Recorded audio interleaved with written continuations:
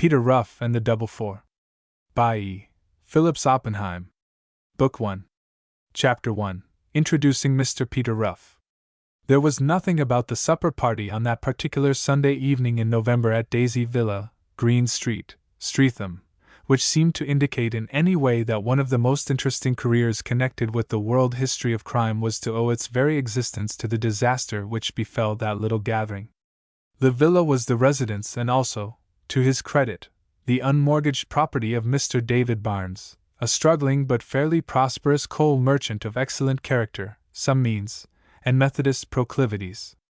His habit of sitting without his coat when carving, although deprecated by his wife and daughter on account of the genteel aspirations of the latter, was a not unusual one in the neighborhood, and coupled with the proximity of a cold joint of beef, his seat at the head of the table, and a carving knife and fork grasped in his hands, established clearly the fact of his position in the household, which a somewhat weak physiognomy might otherwise have led the casual observer to doubt.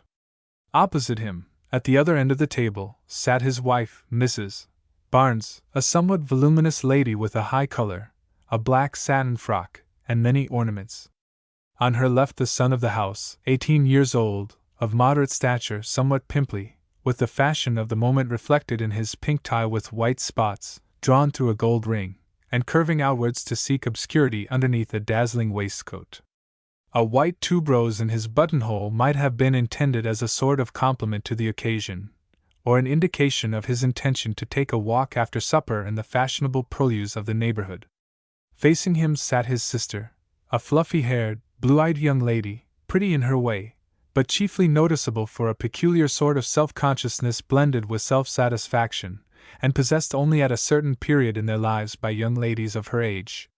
It was almost the air of the cat in whose interior reposes the missing canary, except that in this instance the canary obviously existed in the person of the young man who sat at her side, introduced formally to the household for the first time. That young man's name was, at the moment, Mr. Spencer Fitzgerald. It seems idle to attempt any description of a person who, in the past, had secured a certain amount of fame under a varying personality, and who, in the future, was to become more than ever notorious under a far less aristocratic pseudonym than that by which he was at present known to the inhabitants of Daisy Villa. There are photographs of him in New York and Paris, St. Petersburg and Chicago, Vienna and Cape Town, but there are no two pictures which present to the casual observer the slightest likeness to one another. To allude to him by the name under which he had won some part, at least, of the affections of Miss Maud Barnes, Mr. Spencer Fitzgerald, as he sat there, a suitor on probation for her hand, was a young man of modest and genteel appearance. He wore a blue serge suit, a little underdressed for the occasion, perhaps, but his tie and collar were neat. His gold-rimmed spectacles, if a little disapproved of by Maud on account of the air of steadiness which they imparted, suggested excellent son-in-law-like qualities to Mr. and Mrs. Barnes.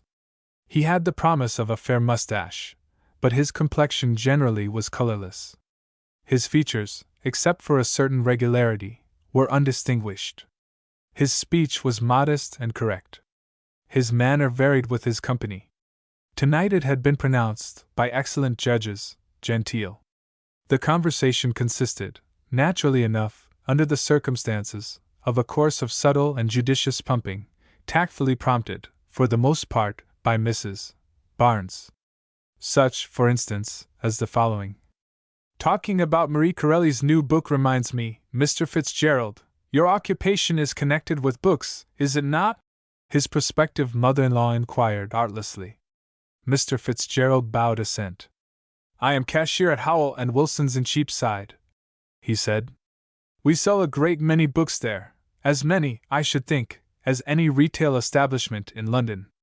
Indeed, Mrs. Barnes purred. Very interesting work, I am sure. So nice and intellectual, too, for, of course, you must be looking inside them sometimes. I know the place well. Mr. Adolphus Barnes, Jr., announced condescendingly. Pass it every day on my way to lunch. So much nicer, Mrs. Barnes continued, than any of the ordinary businesses, grocery or drapery, or anything of that sort. Miss Maud elevated her eyebrows slightly.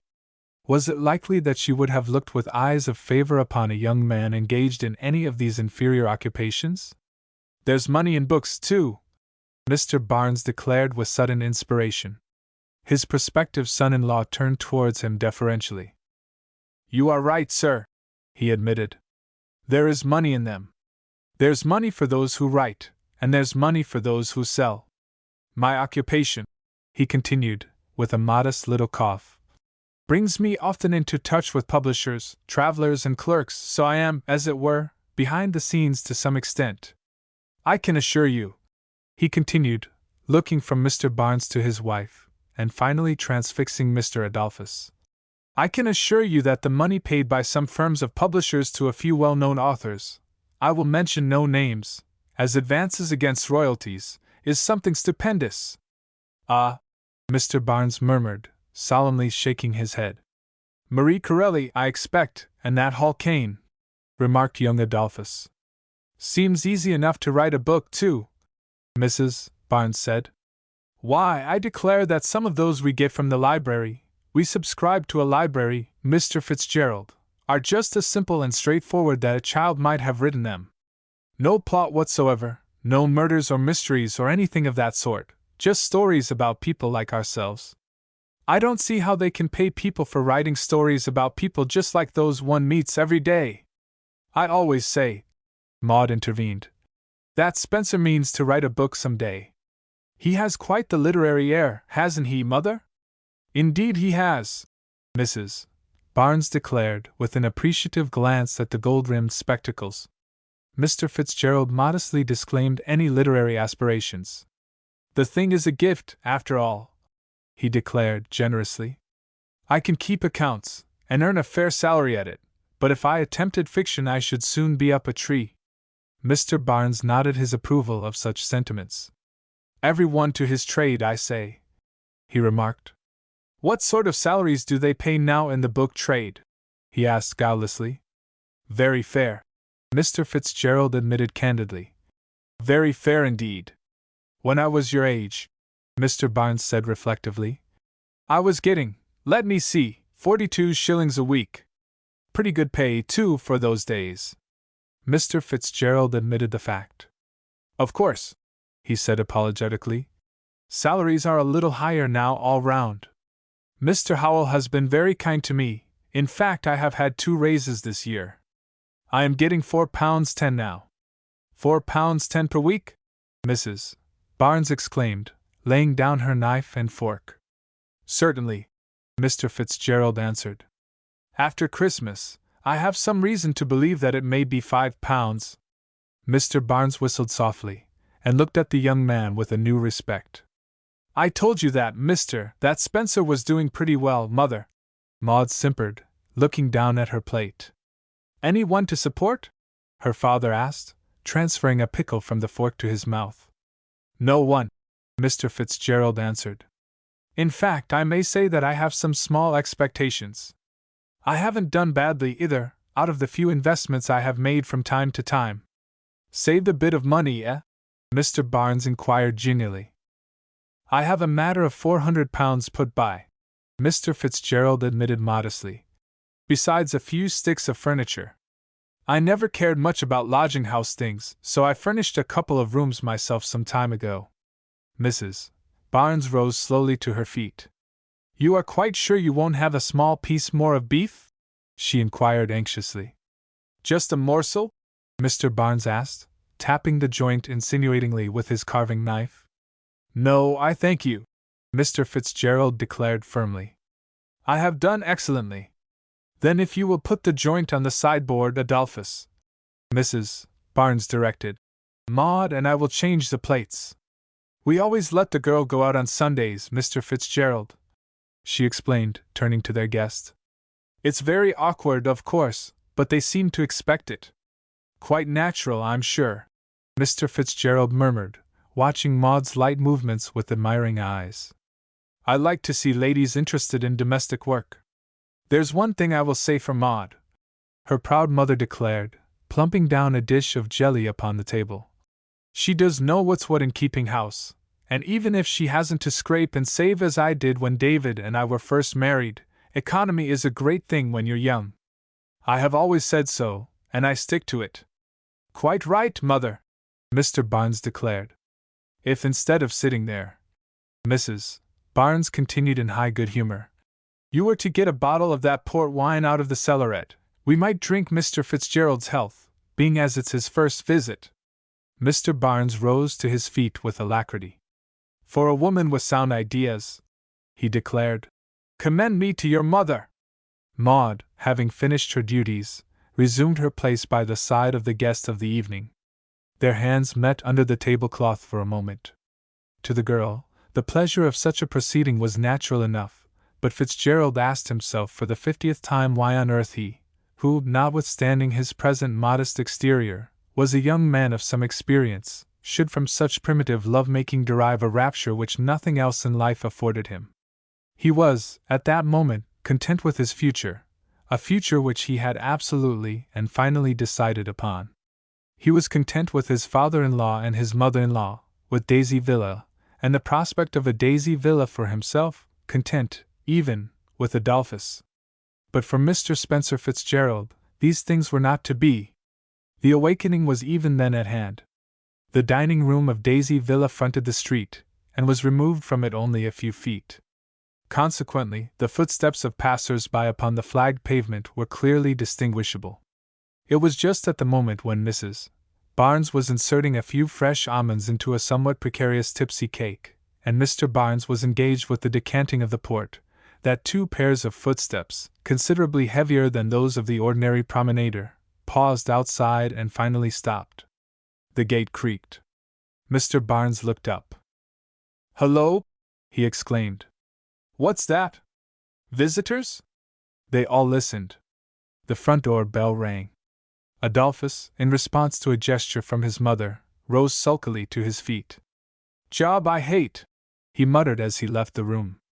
The rest of the family, full of the small curiosity of people of their class, were intent upon listening for voices outside.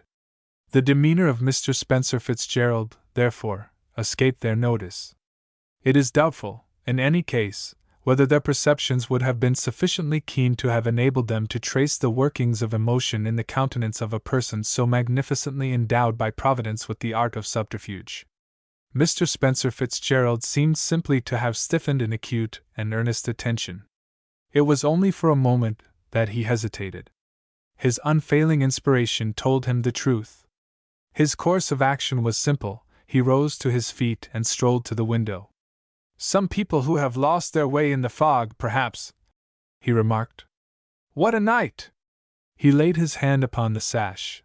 Simultaneously there was a rush of cold air into the room, a half-angry, half-frightened exclamation from Adolphus in the passage, a scream from Miss Maud, and no Mr. Spencer Fitzgerald. No one had time to be more than blankly astonished.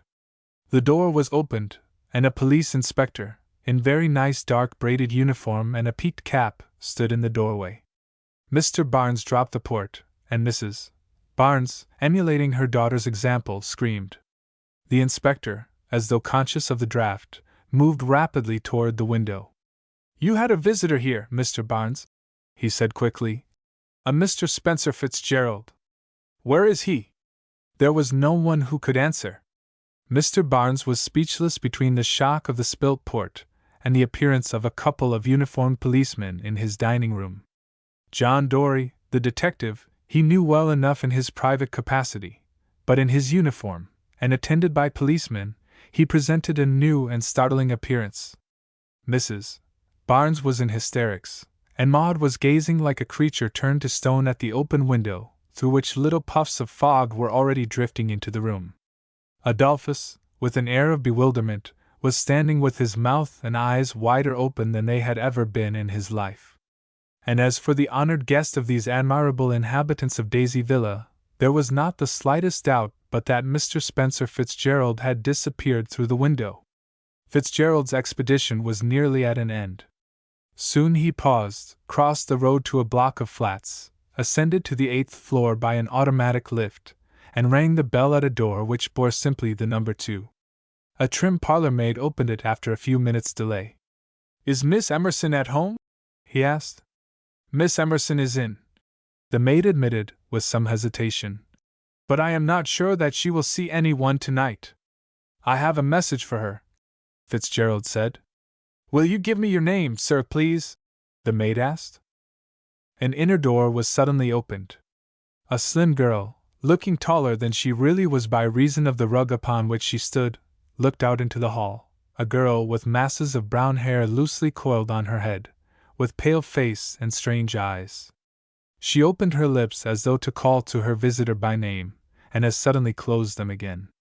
There was not much expression in her face, but there was enough to show that his visit was not unwelcome. You! She exclaimed. Come in.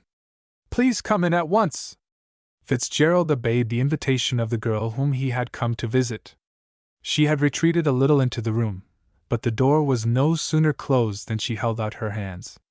Peter! She exclaimed. Peter, you have come to me at last! Her lips were a little parted, her eyes were bright with pleasure, her whole expression was one of absolute delight. Fitzgerald frowned, as though he found her welcome a little too enthusiastic for his taste. Violet, he said, please don't look at me as though I were a prodigal sheep. If you do, I shall be sorry that I came. Her hands fell to her side, the pleasure died out of her face. Only her eyes still questioned him. Fitzgerald carefully laid his hat on a vacant chair. Something has happened? She said. Tell me that all that madness is over, that you are yourself again. So far as regards my engagement with Messrs. Howell and Wilson, he said despondently, you are right. As regards Miss Barnes, there has been no direct misunderstanding between us, but I am afraid, for the present, that I must consider that, well, in abeyance. That is something, she exclaimed, drawing a little breath of relief. Sit down, Peter. Will you have something to eat? I finished dinner an hour ago, but… Thank you, Fitzgerald interrupted. I supped extremely well in Streatham. In Streatham? She repeated. Why, how did you get there? The fog is awful. Fogs do not trouble me, Fitzgerald answered. I walked. I could have done it as well blindfold. I will take a whiskey and soda, if I may. She led him to an easy chair. I will mix it myself, she said. Without being remarkably good-looking, she was certainly a pleasant and attractive-looking young woman. Her cheeks were a little pale. Her hair, perfectly natural, was a wonderful deep shade of soft brown. Her eyes were long and narrow, almost oriental in shape, and they seemed in some queer way to match the room. He could have sworn that in the firelight they flashed green. Her body and limbs, notwithstanding her extreme slightness, were graceful, perhaps, but with the grace of the tigress. She wore a green silk dressing jacket, pulled together with a belt of lizard skin, and her neck was bare. Her skirt was of some thin black material.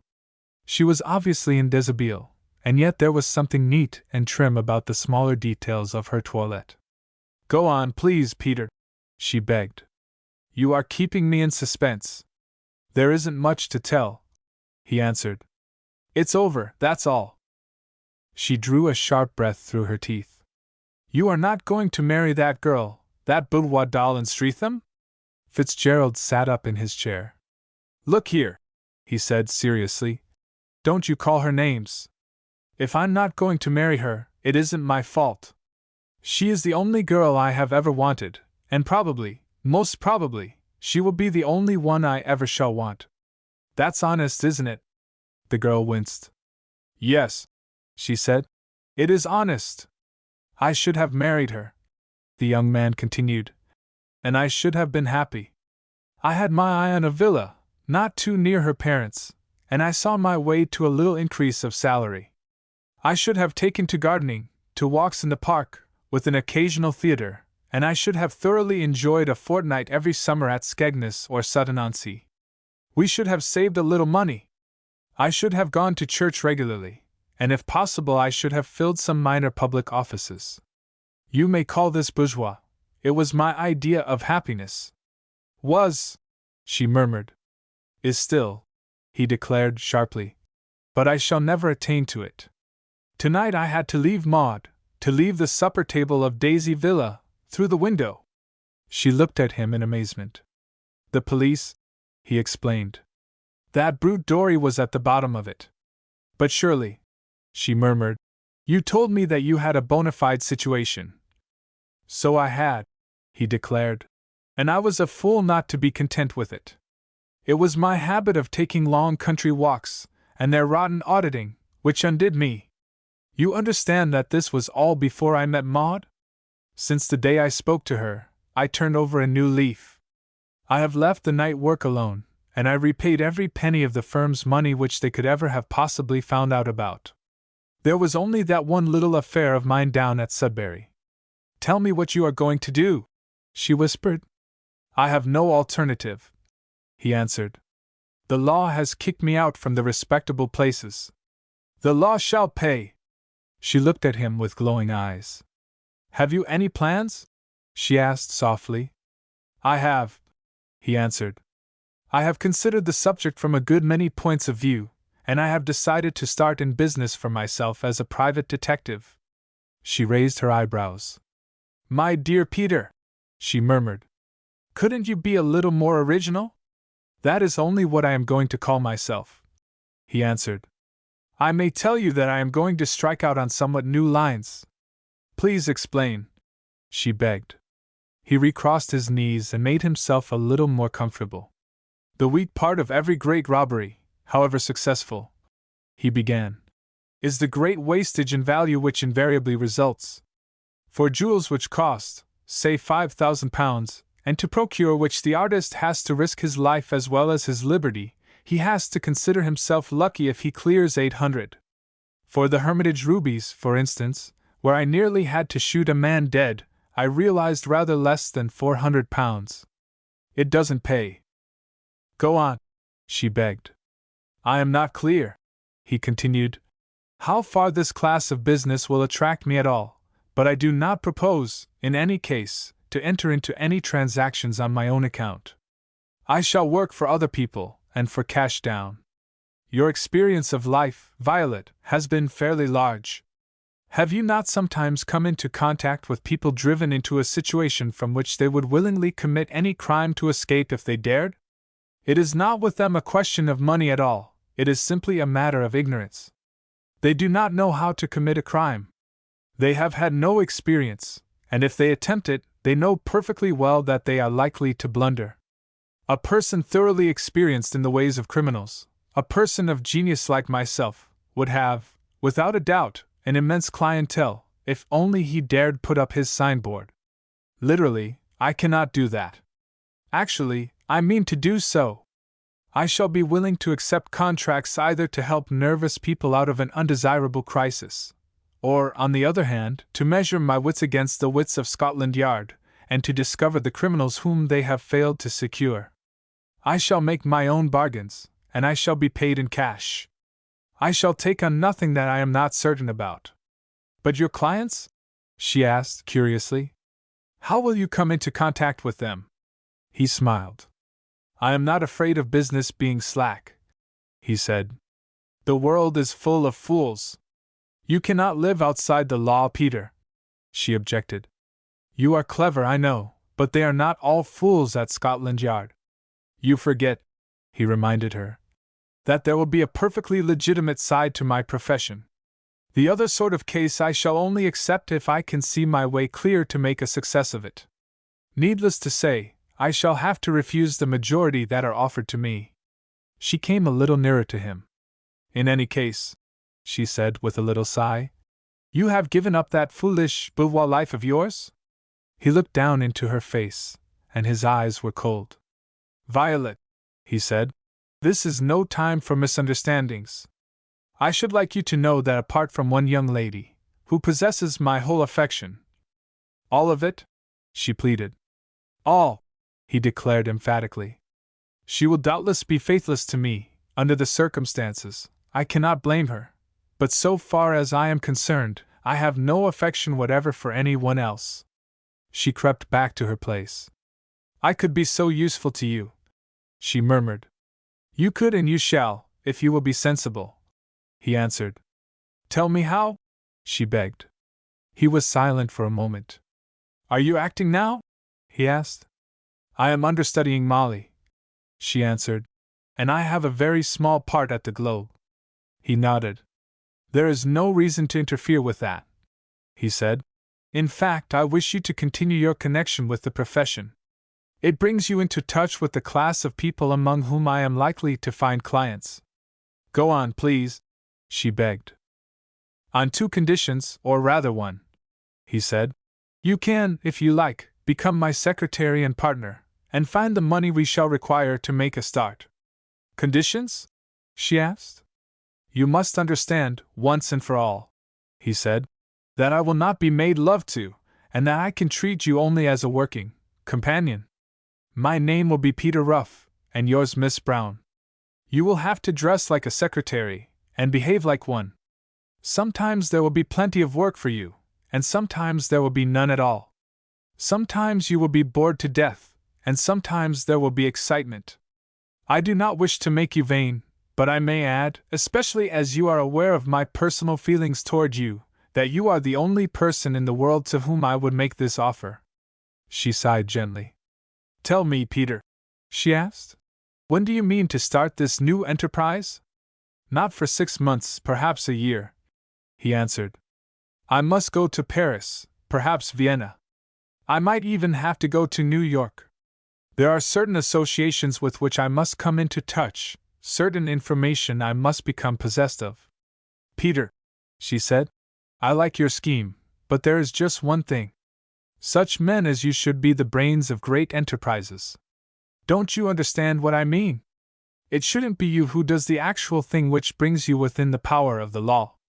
I am not over-scrupulous, you know. I hate wrongdoing, but I have never been able to treat as equal criminals the poor man who steals for a living, and the rich financier who robs right and left out of sheer greed. I agree with you that crime is not an absolute thing. The circumstances connected with every action in life determine its morality or immorality. But Peter, it isn't worthwhile to go outside the law. He nodded. You are a sensible girl, he said. I have always thought that. We'll talk over my cases together, if they seem to run a little too close to the line. Very well, Peter, she said. I accept. Chapter 2. A New Career. About 12 months after the interrupted festivities at Daisy Villa, that particular neighborhood was again the scene of some rejoicing. Standing before the residence of Mr. Barnes were 3 carriages, drawn in each case by a pair of grey horses. The coachmen and their steeds were similarly adorned with white rosettes. It would have been an insult to the intelligence of the most youthful of the loungers-by to have informed them that a wedding was projected. At the neighboring church all was ready. The clerk stood at the door, the red drugget was down, the usual little crowd were standing all agog upon the pavement. There was one unusual feature of the proceedings. Instead of a solitary policeman, there were at least a dozen who kept clear the entrance to the church. Their presence greatly puzzled the little old gentleman who had joined the throng of sightseers. He pushed himself to the front and touched one of them upon the shoulder. Mr. Policeman, he said, will you tell me why there are so many of you to keep such a small crowd in order? Bridegroom's a member of the force, sir, for one reason, the man answered good-humoredly. And the other? The old gentleman persisted. The policeman behaved as though he had not heard, a proceeding which his natural stolidity rendered easy. The little old gentleman, however, was not so easily put off. He tapped the man once more upon the shoulder. And the other reason, Mr. Policeman? He asked insinuatingly. Not allowed to talk about that, sir, was the somewhat gruff reply. The little old gentleman moved away, a trifle hurt. He was a very nicely dressed old gentleman indeed, and everything about him seemed to savor of prosperity. But he was certainly garrulous. An obviously invited guest was standing upon the edge of the pavement stroking a pair of lavender kid gloves. The little old gentleman sidled up to him. I beg your pardon, sir, he said, raising his hat. I am just back from Australia. Haven't seen a wedding in England for 50 years. Do you think that they would let me into the church? The invited guest looked down at his questioner and approved of him. Furthermore, he seemed exceedingly glad to be interrupted in his somewhat nervous task of waiting for the wedding party. Certainly, sir, he replied cheerfully. Come along in with me, and I'll find you a seat." Down the scarlet drugget they went, the big best man with the red hands and the lavender kid gloves, and the opulent-looking old gentleman with the gold-rimmed spectacles and the handsome walking stick. "Dear me, this is very interesting," the latter remarked. "Is it the custom, sir, always, may I ask, in this country, to have so many policemen at a wedding?" The big man looked downward and shook his head. "Special reason," he said mysteriously. "Fact is, young lady was engaged once to a very bad character, a burglar whom the police have been wanting for years. He had to leave the country, but he has written her once or twice since in a mysterious sort of way, wanted her to be true to him, and all that sort of thing. Dory, that's the bridegroom, has got a sort of an idea that he may turn up today. This is very exciting, very," the little old gentleman remarked. "Reminds me of our younger days out in Australia. You sit down here," the best man directed, ushering his companion into an empty pew. "I must get back again outside, or I shall have the bridegroom arriving." "Good day to you, sir, and many thanks," the little old gentleman said politely. Soon the bridegroom arrived, a smart young officer, well thought of at Scotland Yard, well set up, wearing a long tail coat, a lilac and white tie, and shaking in every limb. He walked up the aisle accompanied by the best man, and the little old gentleman from Australia watched him genially from behind those gold-rimmed glasses. And then, scarcely was he at the altar rails when through the open church door one heard the sounds of horses' feet, one heard a rustle, the murmur of voices, caught a glimpse of a waiting group arranging themselves finally in the porch of the church. Maud, on the arm of her father, came slowly up the aisle. The little old gentleman turned his head as though this was something upon which he feared to look. He saw nothing of Mr. Barnes, in a new coat, with tuberose and spray of maidenhair in his coat, and exceedingly tight patent leather boots on his feet. He saw nothing of Mrs. Barnes, clad in a gown of the lightest magenta, with a bonnet smothered with violets. It was in the vestry that the only untoward incident of that highly successful wedding took place. The ceremony was over. Bride, bridegroom, and parents trooped in. And when the register was opened, one witness had already signed. In the clear, precise writing his name stood out upon the virgin page. Spencer Fitzgerald. The bridegroom swore, the bride nearly collapsed. The clerk pressed into the hands of the latter an envelope. "From the little old gentleman," he announced, "who was fussing round the church this morning." Mrs. Dory tore it open and gave a cry of delight. A diamond cross, worth all the rest of her presents put together, flashed soft lights from a background of dull velvet. Her husband had looked over her shoulder, and with a scowl seized the morocco case and threw it far from him. It was the only disturbing incident of a highly successful function. At precisely the same moment when the wedding guests were seated around the hospitable board of Daisy Villa, a celebration of a somewhat different nature was taking place in the more aristocratic neighborhood of Curzon Street. Here, however, the little party was a much smaller one, and the innocent gaiety of the gathering at Daisy Villa was entirely lacking. The luncheon table around which the four men were seated presented all the unlovely signs of a meal where self-restraint had been abandoned, where conviviality has passed the bounds of license. Edibles were represented only by a single dish of fruit. The tablecloth, stained with wine and cigar ash, seemed crowded with every sort of bottle and every sort of glass. A magnum of champagne, empty, another half full, stood in the middle of the table. Whiskey, brandy, liqueurs of various sorts were all represented. Glasses, some full, some empty, some filled with cigar ash and cigarette stumps. An ugly sight. The guest-in-chief arose. Short, thick-set, red-faced, with bulbous eyes and veins about his temples which just now were unpleasantly prominent, he seemed, indeed, a very fitting person to have been the recipient of such hospitality. He stood clutching a little at the tablecloth and swaying upon his feet. He spoke as a drunken man, but such words as he pronounced clearly showed him to be possessed of a voice naturally thick and raspy. It was obvious that he was a person of entirely different class from his three companions. "Gentlemen," he said, "I must be off. I thank you very much for this hospitality. Honored, I'm sure, to have sat down in such company. Good afternoon, all." He lurched a little toward the door, but his neighbor at the table, who was also his host, caught hold of his coat tail and pulled him back into his chair. "No hurry, Masters," he said. "One more liqueur, eh? It's a raw afternoon." "And not another drop, Sir Richard," the man declared. "Not another drop to drink. I am very much obliged to you all, but I must be off." "Must be off," he repeated, making another effort to rise. His host held him by the arm. The man resented it. He showed signs of anger. "D-n it all! I'm not a prisoner, am I?" he exclaimed angrily. "Tell you I've got appointment, club. Can't you see it's past 5 o'clock? That's all right, Masters," the man whom he had addressed as Sir Richard declared soothingly. "We want just a word with you on business first, before you go, Colonel Dickinson, Lord Marys and myself." Masters shook his head. "See you tomorrow," he declared. "No time to talk business now. Let me go." He made another attempt to rise, which his host also prevented. "Masters, don't be a fool," the latter said firmly. "You've got to hear what we want to say to you. Sit down and listen." Masters relapsed sullenly into his chair.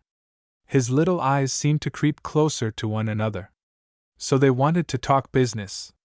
Perhaps it was for that reason that they had bidden him sit at their table, had entertained him so well. The very thought cleared his brain. "Go on," he said shortly. Sir Richard lit a cigarette and leaned further back in his chair. He was a man apparently about 50 years of age, tall, well-dressed, with good features save for his mouth, which resembled more than anything a rat trap. He was perfectly bald, and he had the air of a man who was a careful liver. His eyes were bright, almost bead-like, his fingers long and a trifle over-manicured. One would have judged him to be what he was, a man of fashion and a patron of the turf. "Masters," he said, "we are all old friends here. We want to speak to you plainly. We three have had a try, as you know, Marys, Dickinson and myself, to make the coup of our lives. We failed, and we're up against it hard. Very hard indeed," Lord Marys murmured softly. "Deuced hard," Colonel Dickinson echoed. Masters was sitting tight, breathing a little hard, looking fixedly at his host. "Take my own case first," the latter continued. "I am Sir Richard Dyson, 9th Baronet, with estates in Wiltshire and Scotland, and a town house in Cleveland Place. I belong to the proper clubs for a man in my position, and somehow or other, we won't say how, I have managed to pay my way.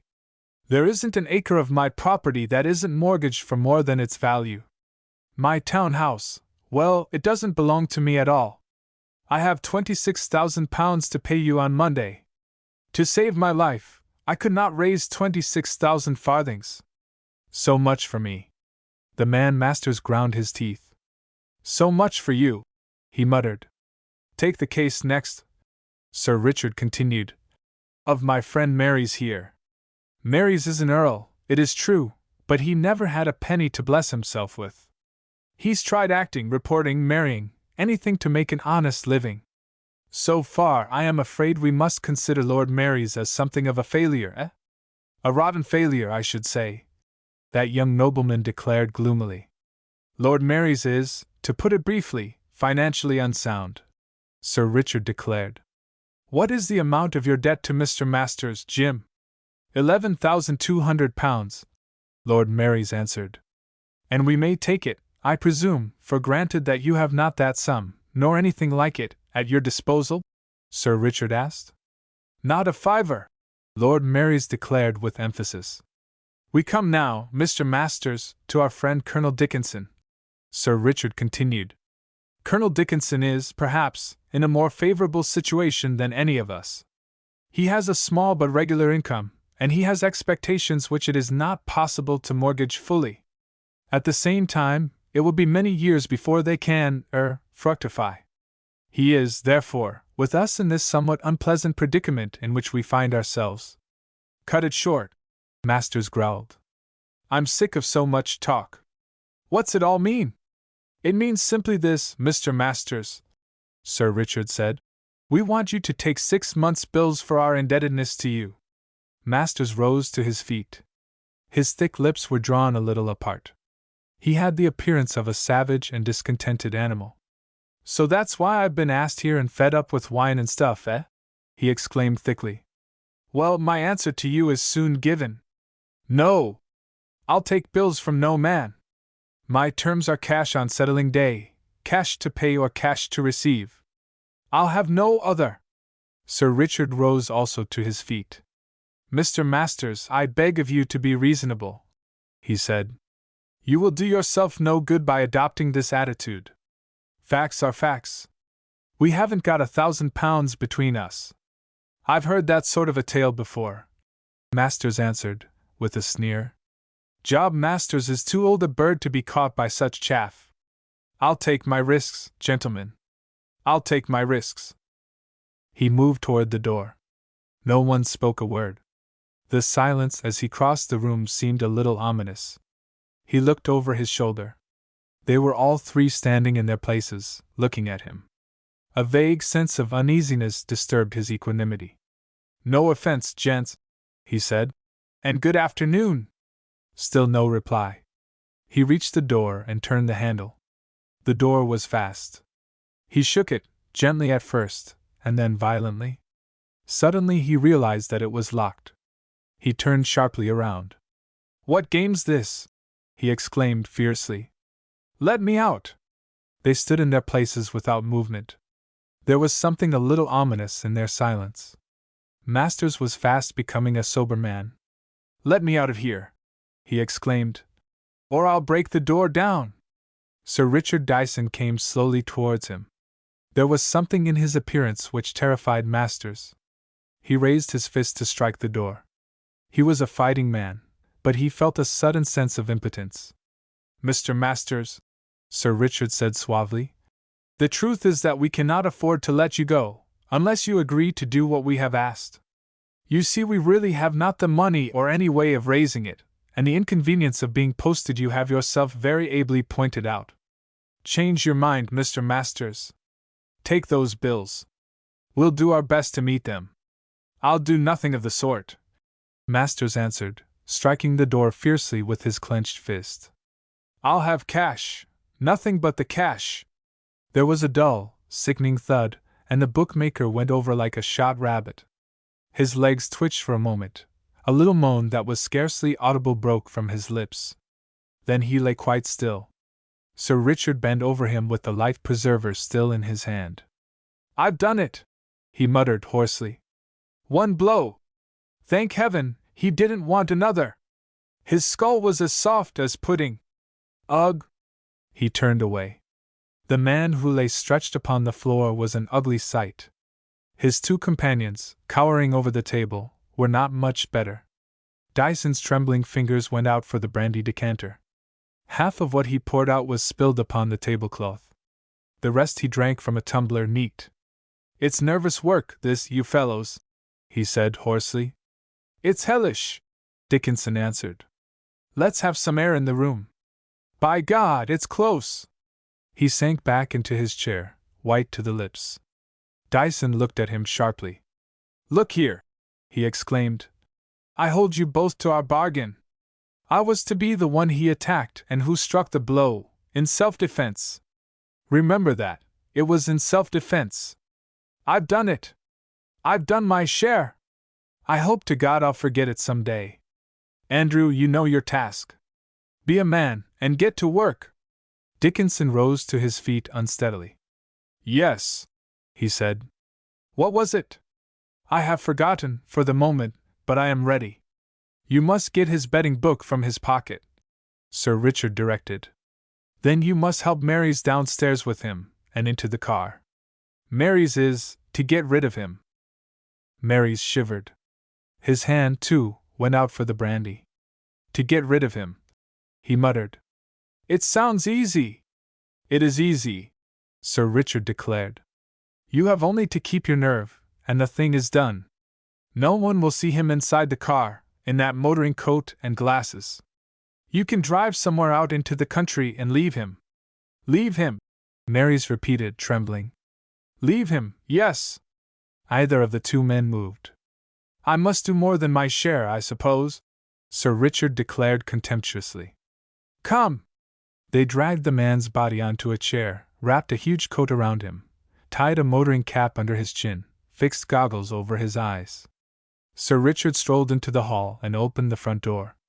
He stood there for a moment, looking up and down the street. When he gave the signal, they dragged him out, supported between them, across the pavement, into the car. Ugh! His attitude was so natural as to be absolutely ghastly. Mary started the car and sprang into the driver's seat. There were people in the square now, but the figure reclining in the dark, cushioned interior looked perfectly natural. So long, Jimmy, Sir Richard called out. See you this evening. Right-o, Mary's replied, with a brave effort. Peter Ruff, summoned by telephone from his sitting room, slipped down the stairs like a cat, noiseless, swift. The voice which had summoned him had been the voice of his secretary, a voice almost unrecognizable, a voice shaken with fear. Fear? No, it had been terror. On the landing below, exactly underneath the room from which he had descended, there was a door upon which his name was written upon a small brass plate, Mr. Peter Ruff. He opened and closed it behind him with a swift movement which he had practiced in his idle moments. He found himself looking in upon a curious scene. Miss Brown, with the radiance of her hair effectually concealed, in plain black skirt and simple blouse, the ideal secretary, had risen from the seat in front of her typewriter, and was standing facing the door through which he had entered, with a small revolver, which he had given her for a birthday present only the day before, clasped in her outstretched hand. The object of her solicitude was, it seemed to Peter Ruff, the most pitiful-looking object upon which he had ever looked. The hours had dwelt with Mary's as the years with some people, and worse. He had lost his cap. His hair hung over his forehead in wild confusion. His eyes were red, bloodshot, and absolutely aflame with the terrors through which he had lived. Underneath them the black marks might have been traced with a charcoal pencil. His cheeks were livid save for one burning spot. His clothes, too, were in disorder. The starch had gone from his collar, his tie hung loosely outside his waistcoat. He was cowering back against the wall. And between him and the girl, stretched upon the floor, was the body of a man in a huge motor coat, a limp, inert mass which neither moved nor seemed to have any sign of life. No wonder that Peter Ruff looked around his office, whose serenity had been so tragically disturbed, with an air of mild surprise. "Dear me!" he exclaimed. "Something seems to have happened. My dear Violet, you can put that revolver away. I have secured the door." Her hand fell to her side. She gave a little shiver of relief. Peter Ruff nodded. "That is more comfortable," he declared. "Now, perhaps, you will explain." "That young man," she interrupted, "or lunatic, whatever he calls himself, burst in here a few minutes ago, dragging that." She pointed to the motionless figure upon the floor. "If I had not stopped him, he would have bolted off without a word of explanation." Peter Ruff, with his back against the door, shook his head gravely. "My dear Lord Marys," he said, "my office is not a mortuary." Marys gasped. "You know me, then?" he muttered hoarsely. "Of course," Ruff answered. "It is my profession to know everybody. Go and sit down upon that easy chair, and drink the brandy and soda which Miss Brown is about to mix for you. That's right." Mary staggered across the room and half fell into an easy chair. He leaned over the side with his face buried in his hands, unable still to face the horror which lay upon the floor. A few seconds later, the tumbler of brandy and soda was in his hands. He drank it like a man who drains fresh life into his veins. "Perhaps now," Peter Ruff suggested, pointing to the motionless figure, "you can give me some explanation as to this." Mary's looked away from him all the time he was speaking. His voice was thick and nervous. "There were 3 of us lunching together," he began. "4 in all. There was a dispute, and this man threatened us. Afterwards there was a fight. It fell to my lot to take him away, and I can't get rid of him. I can't get rid of him," he repeated, with something that sounded like a sob. "I still do not see." Peter Ruff argued. Why, you should have brought him here and deposited him upon my perfectly new carpet. You are Peter Ruff, Marys declared. Crime investigator and private detective, you call yourself. You are used to this sort of thing. You will know what to do with it. It is part of your business. I can assure you, Peter Ruff answered, that you are under a delusion as to the details of my profession. I am Peter Ruff, he admitted, and I call myself a crime investigator. In fact, I am the only one worth speaking of in the world. But I certainly deny that I am used to having dead bodies deposited upon my carpet, and that I make a habit of disposing of them, especially gratis. Marys tore open his coat. Listen, he said, his voice shaking hysterically. I must get rid of it or go mad. For 2 hours I have been driving about in a motor car with it for a passenger. I drove to a quiet spot and I tried to lift it out. A policeman rode up. I tried again. A man rushed by on a motorcycle and turned to look at me. I tried a few minutes later. The policeman came back. It was always the same. The night seemed to have eyes. I was watched everywhere. The face began to mock me. I'll swear that I heard it chuckle once. Peter Ruff moved a little further away. I don't think I'll have anything to do with it, he declared. I don't like your description at all. It'll be all right with you, Marys declared eagerly. It's my nerves, that's all. You see, I was there when the accident happened. See here, he added, tearing a pocketbook from his coat. I have £370 saved up in case I had to bolt. I'll keep 300 for you, to dispose of it. Ruff leaned over the motionless body, looked into its face, and nodded. Masters, the bookmaker, he remarked. I did hear that he had a lot of money coming to him over the Cambridgeshire. Marys shuddered. May I go? He pleaded. There's the 300 on the table. For God's sake, let me go! Peter Ruff nodded. I wish you'd saved a little more, he said. However, he turned the lock and Marys rushed out of the room. Ruff looked across the room towards his secretary. Ring up 1535 Central, he ordered sharply.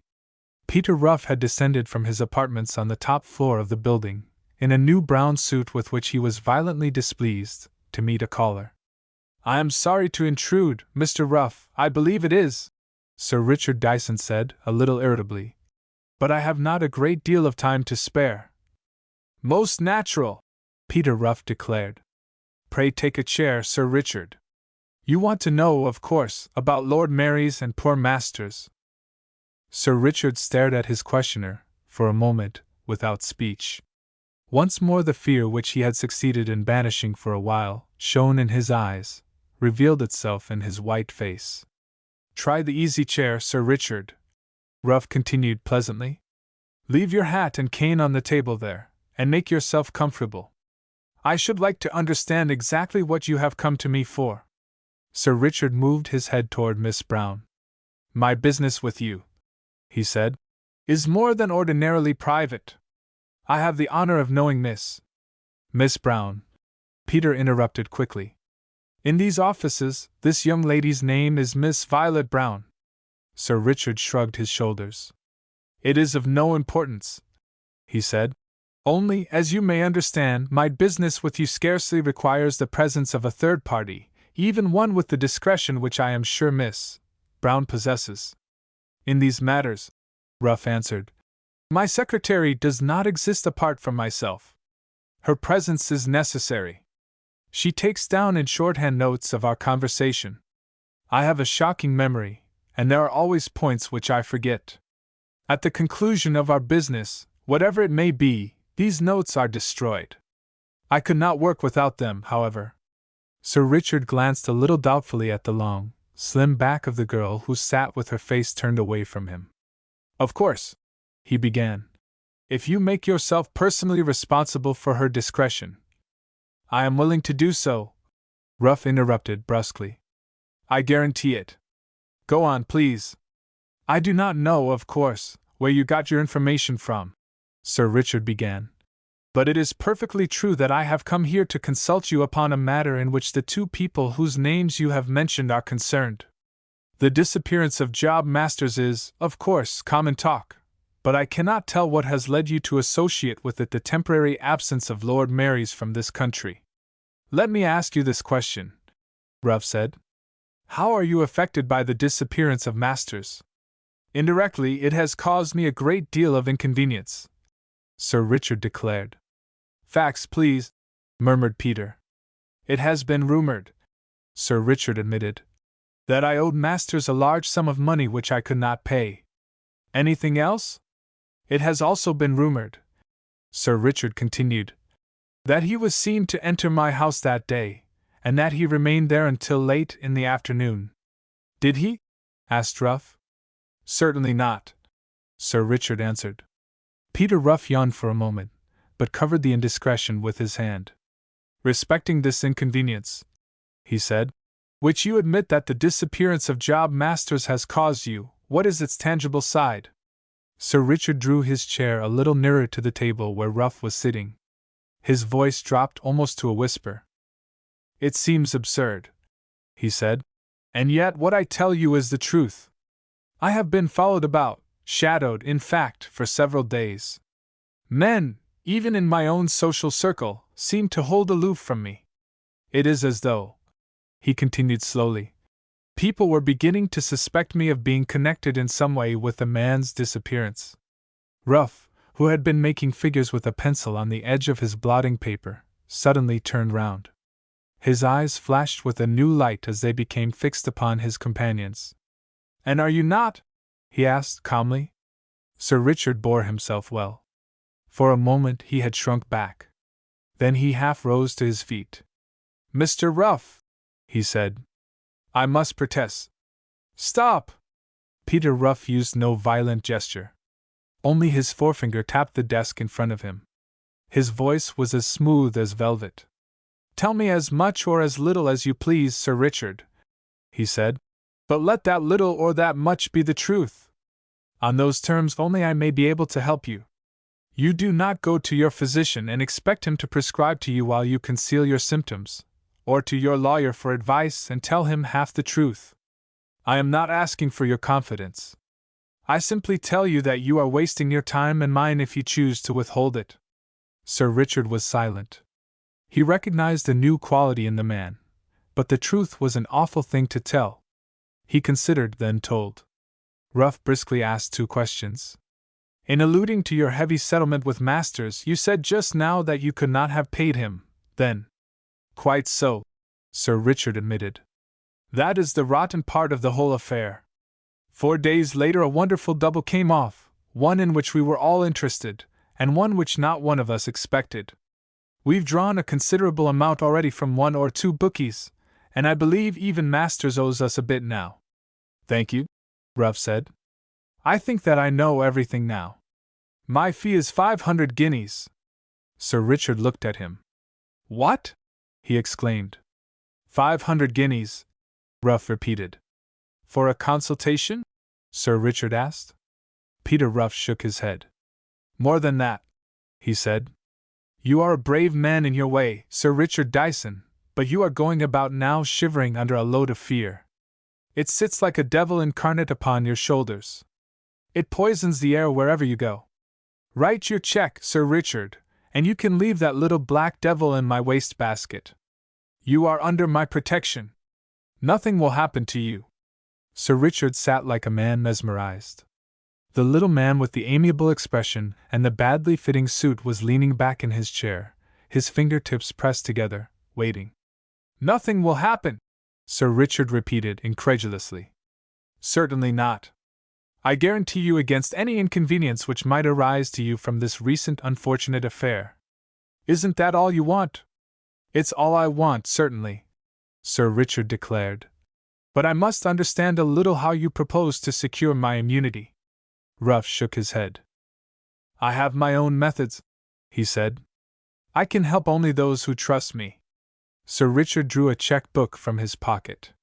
I don't know why I should believe in you, he said, as he wrote the check. But you do, Peter Ruff said, smiling. Fortunately for you, you do. It was not so easy to impart a similar confidence into the breast of Colonel Dickinson, with whom Sir Richard dined that night tete-a-tete. Dickinson was inclined to think that Sir Richard had. You've paid a ridiculous fee, he argued, and all that you have in return is the fellow's promise to see you through. It isn't like you to part with money so easily, Richard. Did he hypnotize you?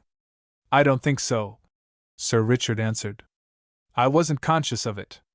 What sort of a fellow is he? Dickinson asked. Sir Richard looked reflectively into his glass. He's a vulgar sort of little Johnny, he said. Looks as though he were always dressed in new clothes and couldn't get used to them.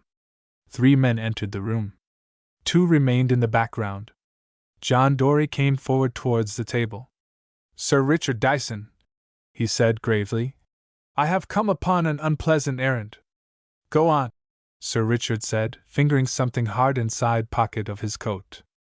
I have a warrant for your arrest, Dory continued, in connection with the disappearance of Job Masters on Saturday, the 10th of November last. I will read the terms of the warrant, if you choose. It is my duty to warn you that anything you may now say can be used in evidence against you. This gentleman, I believe, is Colonel Dickinson? That is my name, sir, Dickinson answered, with unexpected fortitude. I regret to say, the detective continued, that I have also a warrant for your arrest in connection with the same matter. Sir Richard had hold of the butt end of his revolver then. Like grisly phantoms, the thoughts chased one another through his brain. Should he shoot and end it, pass into black nothingness, escape disgrace, but die like a rat in a corner? His finger was upon the trigger. Then suddenly his heart gave a great leap. He raised his head as though listening. Something flashed in his eyes, something that was almost like hope. There was no mistaking that voice which he had heard in the hall. He made a great rally. I can only conclude, he said, turning to the detective, that you have made some absurd blunder. If you really possess the warrants you speak of, however, Colonel Dickinson and I will accompany you wherever you choose. Then the door opened and Peter Ruff walked in, followed by Job Masters, whose head was still bandaged, and who seemed to have lost a little flesh and a lot of color. Peter Ruff looked round apologetically. He seemed surprised not to find Sir Richard Dyson and Colonel Dickinson alone. He seemed more than ever surprised to recognize Dory. I trust, he said smoothly, that our visit is not inopportune. Sir Richard Dyson, I believe? He continued, bowing. My friend, Mr. Masters here, has consulted me as to the loss of a betting book, and we ventured to call to ask you, sir, if by any chance on his recent visit to your house. God in heaven, it's Masters! Dyson exclaimed. It's Job Masters! That's me, sir, Masters admitted. Mr. Ruff thought you might be able to help me find that book. Sir Richard swayed upon his feet. Then the blood rushed once more through his veins. Your book's here in my cabinet, safe enough, he said. You left it here after our luncheon that day. Where on earth have you been to, man? He continued. We want some money from you over myopia. I'll pay all right, sir, Masters answered. Fact is, after our luncheon party I'm afraid I got a bit fuddled. I don't seem to remember much. He sat down a little heavily. Peter Ruff hastened to the table and took up a glass. You will excuse me if I give him a little brandy, won't you, sir? He said. He's really not quite fit for getting about yet, but he was worrying about his book. Give him all the brandy he can drink, Sir Richard answered. The detective's face had been a study. He knew Masters well enough by sight. There was no doubt about his identity.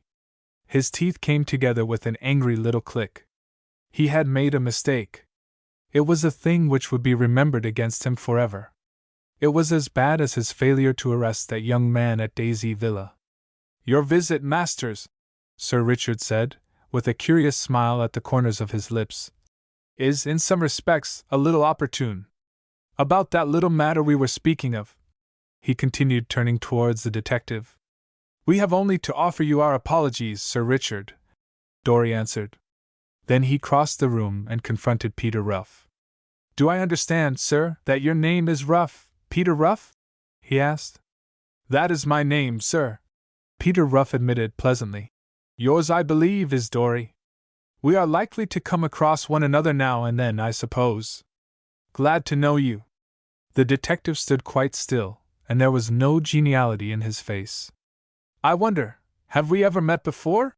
He asked, without removing his eyes from the other's face. Peter Ruff smiled. Not professionally, at any rate, he answered. I know that Scotland Yard you don't think much of us small fry, but we find out things sometimes. Why didn't you contradict all those rumors as to his disappearance? The detective asked, pointing to where Job Masters was contentedly sipping his brandy and water. I was acting for my client, and in my own interests, replied Peter. It was surely no part of my duty to save you gentlemen at Scotland Yard from hunting up mares' nests. John Dory went out, followed by his men. Sir Richard took Peter Ruff by the arm, and, leading him to the sideboard, mixed him a drink. Peter Ruff, he said, you're a clever scoundrel, but you've earned your 500 guineas. Hang it, you're welcome to them. Is there anything else I can do for you? Peter Ruff raised his glass and set it down again. Once more he eyed with admiration his client's well-turned-out figure. You might give me a letter to your tailors, Sir Richard, he begged. Sir Richard laughed outright. It was some time since he had laughed. You shall have it, Peter Ruff, he declared, raising his glass. And here's to you. Chapter 3. Vincent Cotter, Commission Agent. For the second time since their new association, Peter Ruff had surprised that look upon his secretary's face. This time he wheeled around in his chair and addressed her. My dear Violet, he said, be frank with me. What is wrong? Miss Brown turned to face her employer. Save for a greater demureness of expression and the extreme simplicity of her attire, she had changed very little since she had given up her life of comparative luxury to become Peter Ruff's secretary. There was a sort of personal elegance which clung to her, notwithstanding her strenuous attempts to dress for her part, except for which she looked precisely as a private secretary and typist should look. She even wore a black bow at the back of her hair. I have not complained, have I? She asked. Do not waste time, Peter Ruff said coldly. Proceed. I have not enough to do, she said. I do not understand why you refuse so many cases. Peter Ruff nodded. I did not bring my talents into this business, he said, to watch flirting wives, to ascertain the haunts of gay husbands, or to detect the pilferings of servants. Anything is better than sitting still, she protested. I do not agree with you, Peter Ruff said. I like sitting still very much indeed. One has time to think. Is there anything else? Shall I really go on? She asked. By all means, he answered. I have idea, she continued, that you are subordinating your general interests to your secret enmity, to one man. You are waiting until you can find another case in which you are pitted against him. Sometimes, Peter Ruff said, your intelligence surprises me. I came to you, she continued, looking at him earnestly, for two reasons. The personal one I will not touch upon. The other was my love of excitement. I have tried many things in life, as you know, Peter, but I have seemed to carry always with me the heritage of weariness. I thought that my position here would help me to fight against it. You have seen me bring a corpse to life, Peter Ruff reminded her, a little aggrieved. She smiled. It was a month ago, she reminded him. I can't do that sort of thing every day, he declared. Naturally, she answered. But you have refused 4 cases within the last 5 days. Peter Ruff whistled softly to himself for several moments. Seen anything of our new neighbor in the flat above? He asked, with apparent irrelevance. Miss Brown looked across at him with upraised eyebrows. I have been in the lift with him twice, she answered. Fancy his appearance? Ruff asked, casually. Not in the least, Violet answered. I thought him a vulgar, offensive person. Peter Ruff chuckled. He seemed immensely delighted. Mr. Vincent Cotter he calls himself, I believe, he remarked. I have no idea, Miss Brown declared. The subject did not appeal to her. His name is on a small copper plate just over the letterbox, Ruff said. Rather neat idea, by the by. He calls himself a commission agent, I believe. Violet was suddenly interested. She realized, after all, that Mr. Vincent Carter might be a person of some importance. What is a commission agent? She asked. Peter Ruff shook his head. It might mean anything, he declared. Never trust anyone who is not a little more explicit as to his profession. I am afraid that this Mr. Vincent Carter, for instance, is a bad lot. I am sure he is, Miss Brown declared. Looks after a pretty girl, coughs in the lift, all that sort of thing, eh? Peter Ruff asked. She nodded. Disgusting, she exclaimed, with emphasis. Peter Ruff sighed and glanced at the clock. The existence of Mr. Vincent Carter seemed to pass out of his mind. It is nearly 1 o'clock, he said. Where do you usually lunch, Violet? It depends upon my appetite, she answered carelessly. Most often at an ABC. Today, Peter Ruff said, you will be extravagant, at my expense. I had a poor breakfast, Miss Brown remarked complacently. You will leave at once, Peter Ruff said, and you will go to the French cafe at the Milan. Get a table facing the courtyard, and towards the hotel side of the room. Keep your eyes open and tell me exactly what you see. She looked at him with parted lips. Her eyes were full of eager questioning. Mere skirmishing, Peter Ruff continued. But I think that it may lead to something. Whom am I to watch? She asked. Anyone who looks interesting, Peter Ruff answered. For instance, if this person Vincent Carter should be about. He would recognize me, she declared. Peter Ruff shrugged his shoulders. One must hold the candle, he remarked. I decline to flirt with him, she declared. Nothing would induce me to be pleasant to such an odious creature. He will be too busy to attempt anything of the sort. Of course he may not be there. It may be the merest fancy on my part. At any rate, you may rely upon it that he will not make any overtures in a public place like the Milan. Mr. Vincent Carter may be a curious sort of person, but I do not fancy that he is a fool. Very well, Miss Brown said. I will go. Be back soon after 3, Peter Ruff said. I am going up to my room to do my exercises. And afterwards? She asked. I shall have my lunch sent in, he answered. Don't hurry back, though. I shall not expect you till 3:15. It was a few minutes past that time when Miss Brown returned. Peter Ruff was sitting at his desk, looking as though he had never moved. He was absorbed by a book of patterns sent in by his new tailor, and he only glanced up when she entered the room. Violet, he said earnestly, come in and sit down. I want to consult you. There is a new material here, a sort of mouse-colored cheviot. I wonder whether it would suit me? Violet was looking very handsome and a little flushed. She raised her veil and came over to his side. Put that stupid book away, Peter, she said. I want to tell you about the Milan. He leaned back in his chair. Ah, he said. I had forgotten. Was Mr. Vincent Carter there? Yes, she answered, still a little breathless. There was someone else there, too, in whom you are still more interested. He nodded. Go on, he said. Mr. Vincent Carter, she continued, came in alone. He looked just as objectionable as ever, and he stared at me till I nearly threw my wine glass at him. He did not speak to you? Peter Ruff asked. I was afraid that he was going to, Miss Brown said, but fortunately he met a friend who came to his table and lunched with him. A friend, Ruff remarked. Good. What was he like? Fair, slight, Teutonic, Miss Brown answered. He wore thick spectacles, and his mustache was positively yellow. Ruff nodded. Go on, he said. Towards the end of luncheon, she continued, an American came up to them. An American? Peter Ruff interrupted. How do you know that? Miss Brown smiled. He was clean-shaven and he wore neat clothes, she said.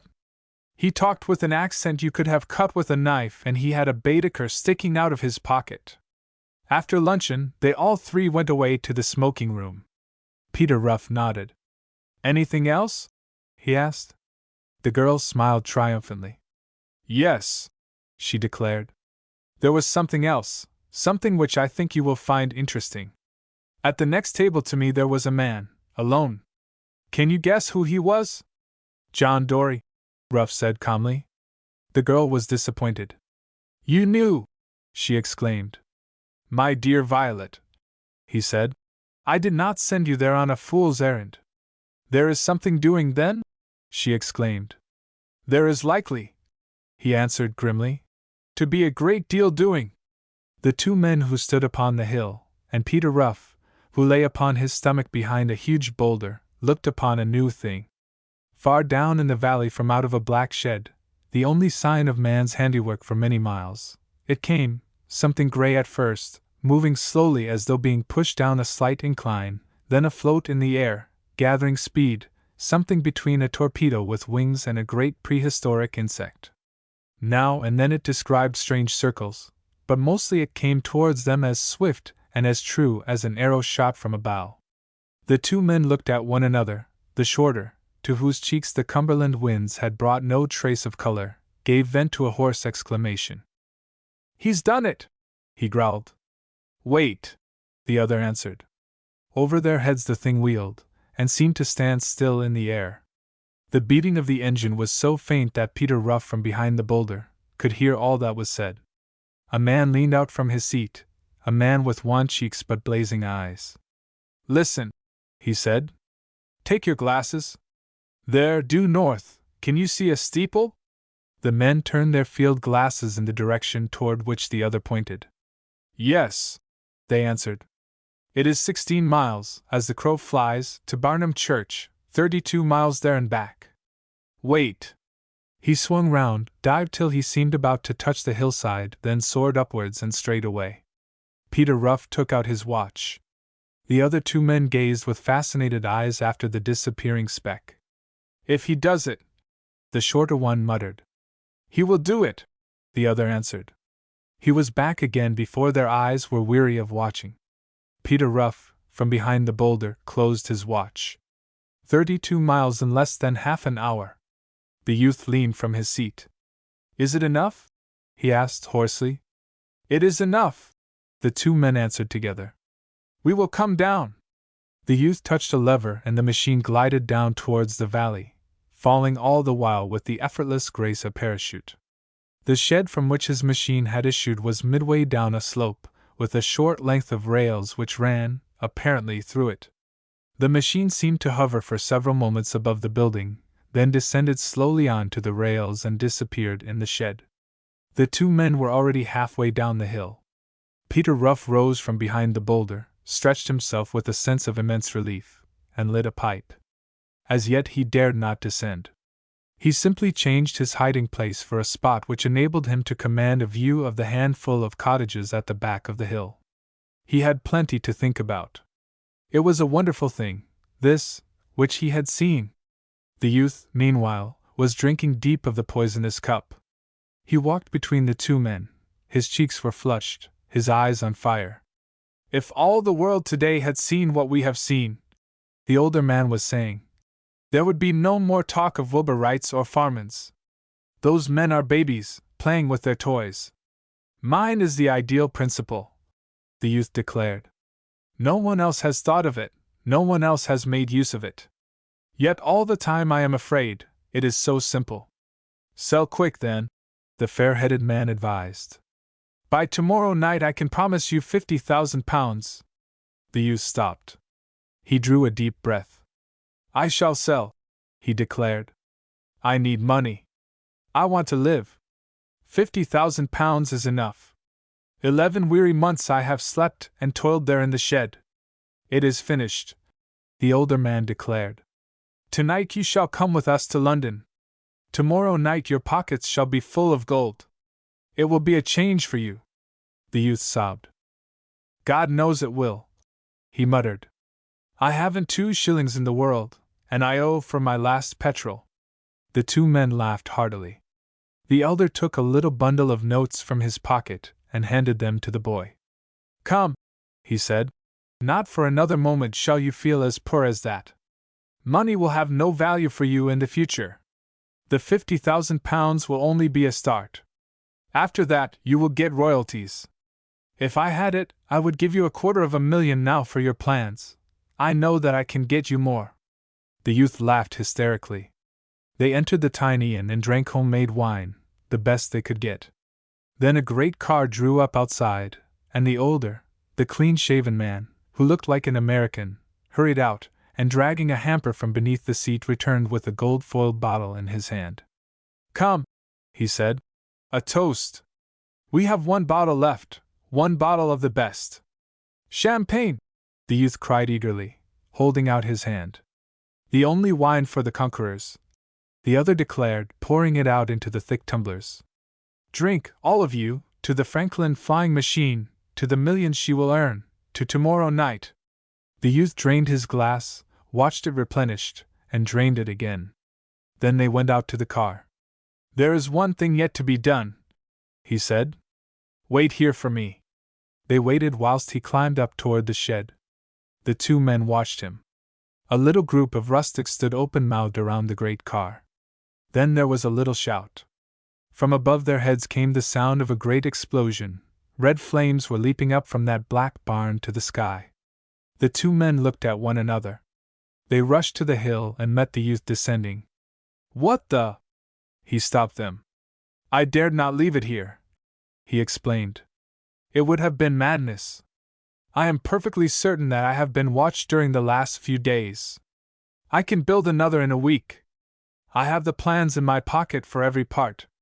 The older man wiped the perspiration from his forehead. You are sure that you have the plans? He asked. The youth struck himself on the chest. They are here, he answered. Every one of them. Perhaps you are right then, the other man answered. It gave me a turn, though. You are sure that you can make it again in the time you say? Of course, the youth answered impatiently. Besides, the thing is so simple. It speaks for itself. They climbed into the car, and in a few minutes were rushing away southwards. Tomorrow night it all begins, the youth continued. I must start with ready-made clothes. I'll get the best I can, eat the best I can, drink wine, go to the music halls. Tomorrow night. His speech ended in a wail, a strange, half-stifled cry which rang out with a chill, ghostly sound upon the black silence. His face was covered with a wet towel, a ghastly odor was in his nostrils, his lips refused to utter any further sound. He lay back among the cushions, senseless. The car slowed down. Get the papers, quick! The elder man muttered, opening the youth's coat. Here they are. Catch hold, Dick! My God! What's that? He shook from head to foot. The little fair man looked at him with contempt. A sheep bell on the moor, he said. Are you sure you have everything? Yes, the other muttered. They both stood up and raised the prostrate form between them. Below them were the black waters of the lake. Over with him, the younger said. Quick! Once more his companion shrank away. Listen, he muttered hoarsely. They both held their breaths. From somewhere along the road behind came a faint sound like the beating of an engine. It's a car, the elder man exclaimed. Quick! Over with him! They lifted the body of the boy, whose lips were white and speechless now, and threw him into the water. With a great splash he disappeared. They watched for a moment. Only the ripples flowed away from the place where he had sunk. They jumped back to their seats. There's something close behind, the older man muttered. Get on! Fast! Fast!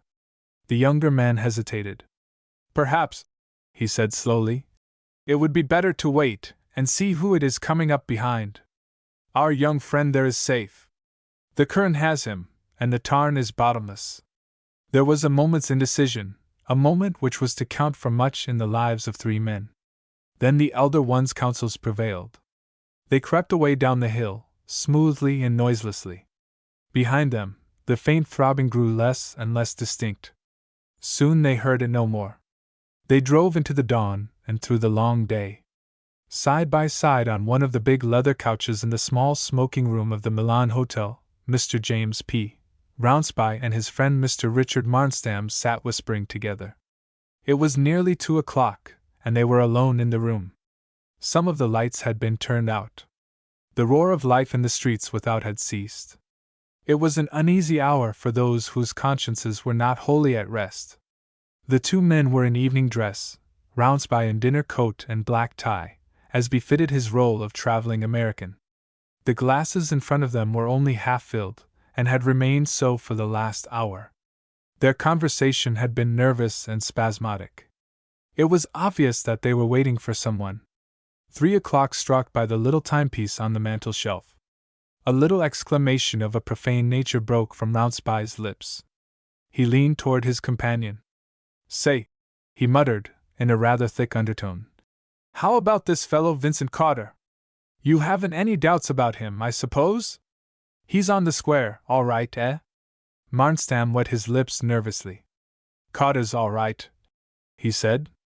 "I had it direct from headquarters at Paris. What are you uneasy about, eh?" Rounspy pointed towards the clock. "Do you see the time?" he asked. "He said he'd be late," Marnstam answered. Rounspy put his hand to his forehead and found it moist. "It's been a silly game, all along," he muttered. "We'd better have brought the young ass up here and jostled him." "Not so easy," Marnstam answered. "These young fools have a way of turning obstinate. He'd have chucked us, sure. Anyhow, he's safer where he is." They relapsed once more into silence. A storm of rain beat upon the window. Rounspy glanced up. It was as black out there as were the waters of that silent tarn. The man shivered as the thought struck him. Marnstam, who had no nerves, twirled his mustache and watched his companion with wonder. "You look as though you saw a ghost," he remarked. "Perhaps I do," Rounspy growled. "You had better finish your drink, my dear fellow," Marnstam advised. "Afterwards." Suddenly he stiffened into attention. He laid his hand upon his companion's knee. "Listen," he said. "There is someone coming." They leaned a little forward. The swing doors were opened. A girl's musical laugh rang out from the corridor. Tall and elegant, with her black lace skirt trailing upon the floor, her left hand resting upon the shoulder of the man into whose ear she was whispering, and whom she led straight to one of the writing tables, Miss Violet Brown swept into the room. On her right, and nearest to the two men, was Mr. Vincent Cotter. "Now you can go and talk to your friends," she exclaimed lightly. "I am going to make Victor listen to me." Cotter left his two companions and sank onto the couch by Rounspy's side. The young man, with his opera hat still on his head, and the light overcoat which he had been carrying on the floor by his side, was seated before the writing table with his back to them. Miss Brown was leaning over him, with her hand upon the back of his chair. They were out of hearing of the other three men. "Well, Rounspy, my friend," Mr. Vincent Cotter remarked, cheerfully, "you're having a late sitting, eh?" "We've been waiting for you, you fool," Rounspy answered. "What on earth are you thinking about, bringing a crowd like this about with you, eh?" Cotter smiled, reassuringly. "Don't you worry," he said in a lower tone. "I know my way in and out of the ropes here better than you can teach me. A big hotel like this is the safest and the most dangerous place in the world, just how you choose to make it. You've got to bluff 'em all the time. That's why I brought the young lady, particular friend of mine, real nice girl, too." "And the young man?" Rounspy asked suspiciously. Cotter grew more serious. "That's Captain Lowther," he said softly. "Private secretary to Colonel Dean, who's the chief of the aeronaut department at Aldershot. He has a draft in his pocket for £20,000. It is yours if he is satisfied with the plans." £20,000, Marnstam said thoughtfully. "It is very little indeed for the risks which we have run." Cotter moved his place and sat between the men. He laid a hand upon Marnstam's shoulder, another on Rounspy's knee. "My dear friends," he said impressively, "if you could have built a model, or conducted these negotiations in the usual way, you might have asked $1 million. As it is, I think I am the only man in England who could have dealt with this matter, so satisfactorily. Roundspy glanced suspiciously at the young man to whom Miss Brown was still devoting the whole of her attention. "Why don't he come out and talk like a man?" he asked. "What's the idea of his sitting over there with his back to us? I want him never to see your faces, to deal only with me," Cotter explained. "Remember that he is in an official position. The money he is going to part with is Secret Service money." The two men were beginning to be more reassured. Roundspy slowly produced a roll of oilskin from his pocket. "He'll look at them as he sits there," he insisted. "There must be no copying or making notes, mind." Cotter smiled in a superior fashion. "My dear fellow," he said, "you are dealing with the emissary of a government, not one of your own sort." Roundspy glanced at his companion, who nodded. Then he handed over the plans. "Tell him to look sharp," he said. "It's not so late but that there may be people in here yet." Cotter crossed the room with the plans, and laid them down before the writing table. Roundspy rose to his feet and lit a cigar. Marnstam walked to the further window and back again. They stood side by side. Roundspy's whole frame seemed to have stiffened with some new emotion. "There's something wrong, Jim," Marnstam whispered softly in his ear. "You've got the old lady in your pocket?" "Yes," Roundspy answered thickly. "And, by heavens, I'm going to use it." "Don't shoot unless it's the worst," Marnstam counseled. "I shall go out of that window, into the tree, and run for the river. But bluff first, Jim, bluff for your life." There were swinging doors leading into the room from the hotel side, and a small door exactly opposite which led to the residential part of the place. Both of these doors were opened at precisely the same moment. Through the former stepped two strong-looking men in long overcoats, and with the unmistakable appearance of policemen in plain clothes. Through the latter came John Dory. He walked straight up to the two men. It spoke volumes for his courage that, knowing their characters and believing them to be in desperate straits, he came unarmed. "Gentlemen," he said, "I hold warrants for your arrest. I will not trouble you with your aliases. You are known today, I believe, as James Roundspy and Richard Marnstam. Will you come quietly?" Marnstam's expression was one of bland and beautiful surprise. "My dear sir," he said, edging, however, a little toward the window. "You must be joking. What is the charge?" "You are charged with the willful murder of a young man named Victor Franklin," answered Dory. "His body was recovered from Longthorpe Tarn this afternoon. You had better say nothing. Also with the theft of certain papers known to have been in his possession." Now it is possible that at this precise moment Marnstam would have made his spring for the window, and Roundspy his running fight for liberty. The hands of both men were upon their revolvers, and John Dory's life was a thing of no account. But at this juncture a thing happened. There were in the room the two policemen guarding the swing doors, and behind them the pale faces of a couple of night porters looking anxiously in. Vincent Cotter and Miss Brown were standing side by side, a little in the background, and the young man who had been their companion had risen also to his feet. As though with some intention of intervening, he moved a step forward, almost in line with Dory. Roundspy saw him, and a new fear gripped him by the heart. He shrank back, his fingers relaxed their hold of his weapon, the sweat was hot upon his forehead. Marnstam, though he seemed for a moment stupefied, realized the miracle which had happened and struck boldly for his own. "If this is a joke," he said, "it strikes me as being a particularly bad one. I should like to know, sir, how you dared to come into this room and charge me and my friend, Mr. Roundspy, with being concerned in the murder of a young man who is even now actually standing by your side." John Dory started back.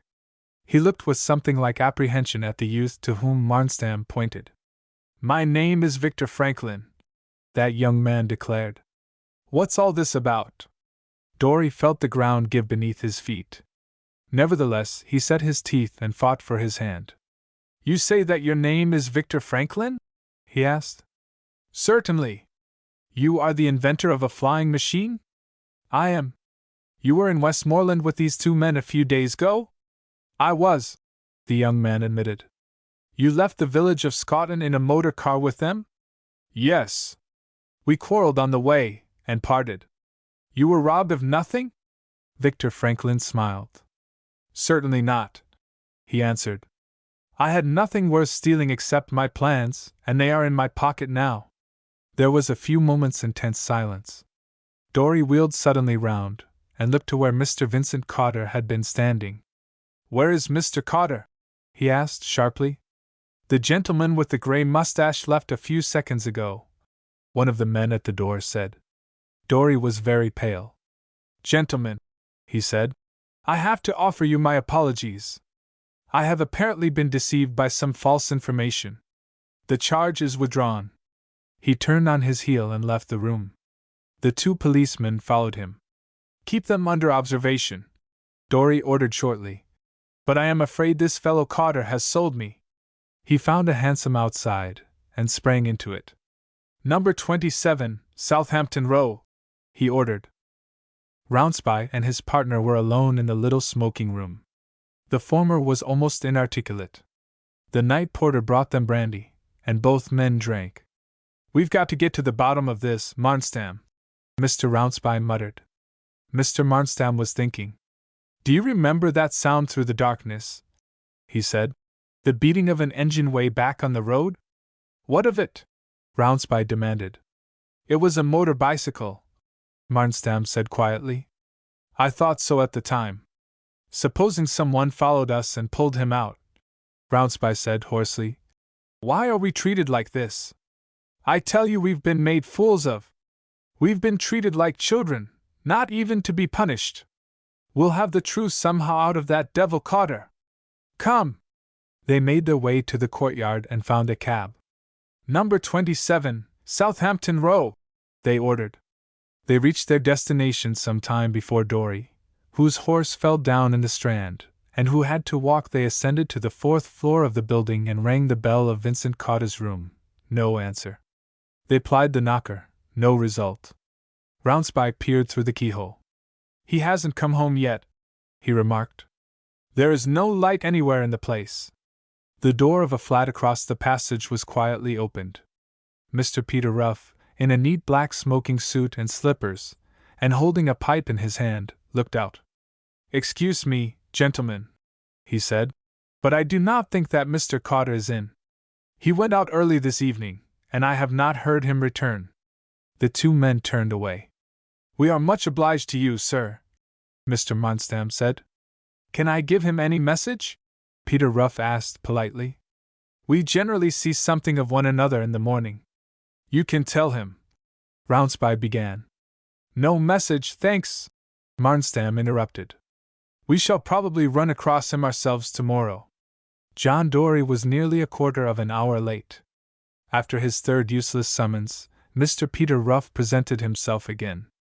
I am afraid, he said, you will not find my neighbor at home. There have been several people inquiring for him tonight, without any result. John Dory came slowly across the landing. Good evening, Mr. Ruff, he said. Why, it's Mr. Dory, Peter Ruff declared. Come in, do, and have a drink.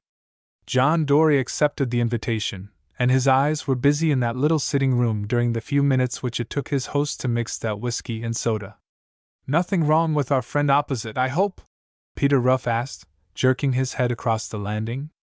I hope not, Mr. Ruff, John Dory said. No doubt in the morning he will be able to explain everything. I must say that I should like to see him tonight, though. He may turn up yet, Peter Ruff remarked cheerfully. He's like myself, a late bird. I fear not, Dory answered drily. Nice rooms you have here, sir. Just a sitting room and bedroom, eh? Peter Ruff stood up and threw open the door of the inner apartment. That's so, he answered. Care to have a look round? The detective did look round, and pretty thoroughly. As soon as he was sure that there was no one concealed upon the premises, he drank his whiskey and soda and went. I'll look in again to see Cotter, he remarked. Tomorrow, perhaps, or the next day. I'll let him know if I see him about, Peter Ruff declared. Sorry the lift stopped. 3 steps to the left and straight on. Good night. Miss Brown arrived early the following morning, and was disposed to be inquisitive. I should like to know, she said. Exactly what has become of Mr. Vincent Cotter? Peter Ruff took her upstairs. There was a little mound of ashes in the grate. She nodded. I imagined that, she said. But why did you send me out to watch yourself? My dear Violet, Peter Ruff answered, there is no man in the world today who is my equal in the art of disguising himself. At the same time, I wanted to know whether I could deceive you. I wanted to be quite sure that my study of Mr. Vincent Cotter was a safe one.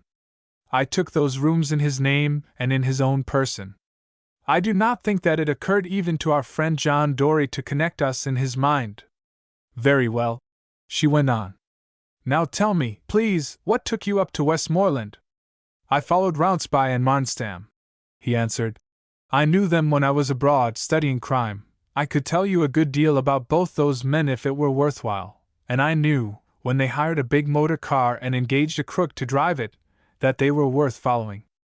I saw the trial of the flying machine, and when they started off with young Franklin, I followed on a motor bicycle. I fished him out of the tarn where they left him for dead, brought him on to London, and made my own terms with him. What about the body which was found in the Longthorpe tarn? She asked. I had that telegram sent myself, Peter Ruff answered. She looked at him severely. You went out of your way to make a fool of John Dory, she said, frowning at him. That I admit, he answered.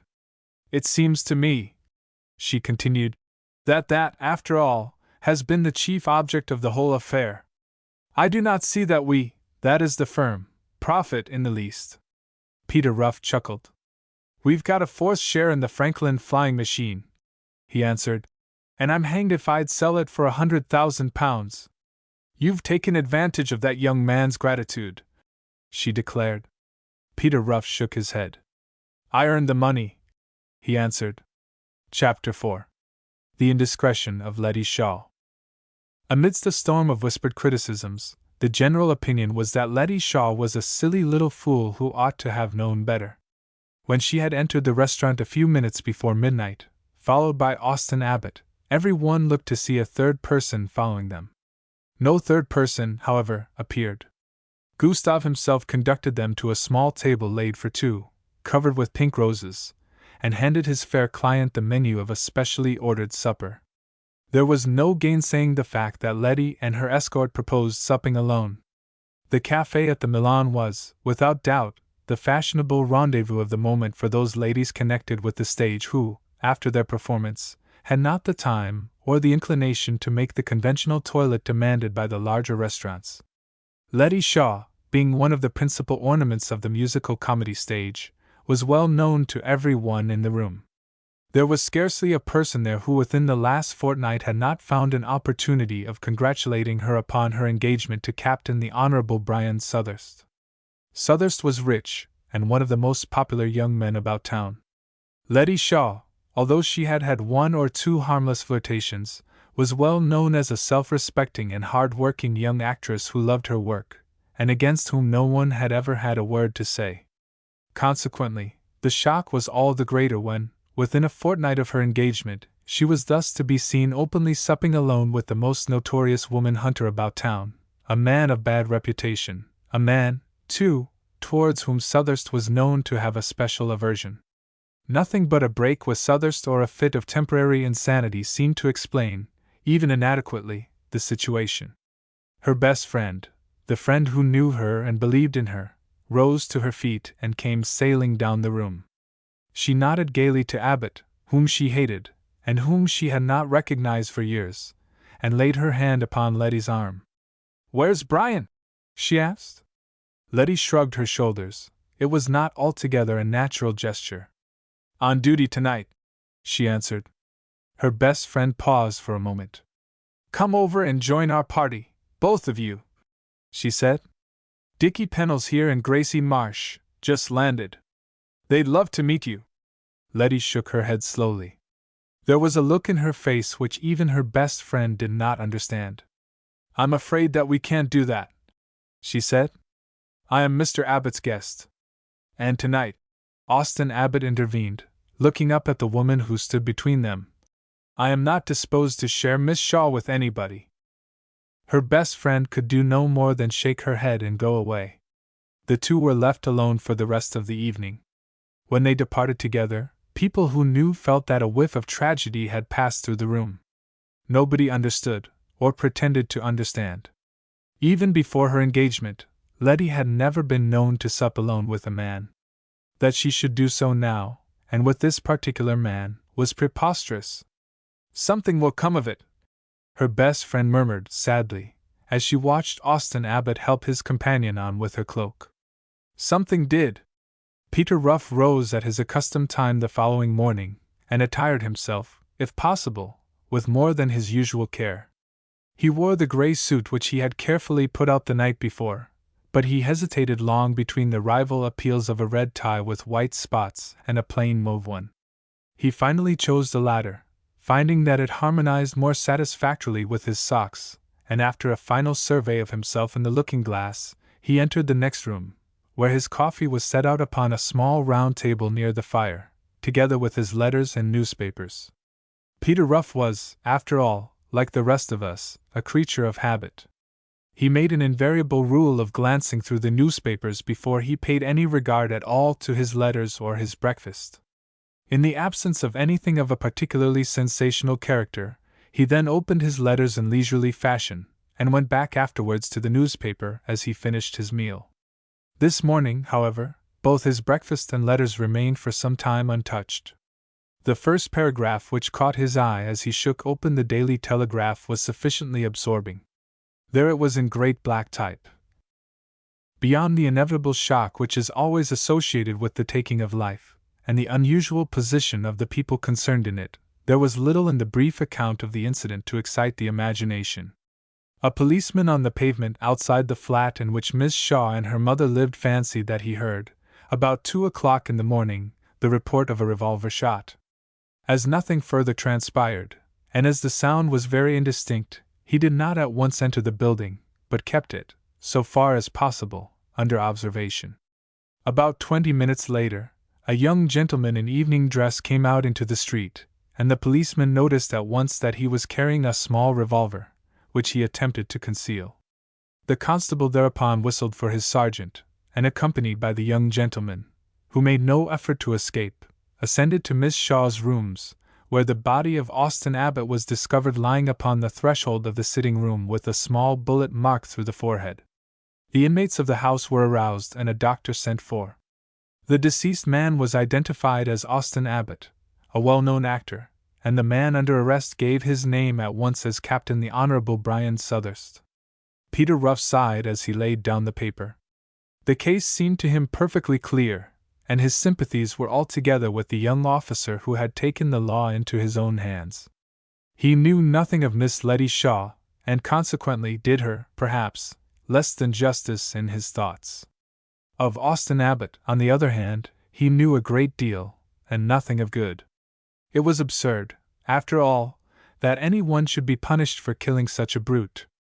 He descended, a few minutes later, to his office, and found Miss Brown busy arranging a bowl of violets upon his desk. "Isn't it horrible?"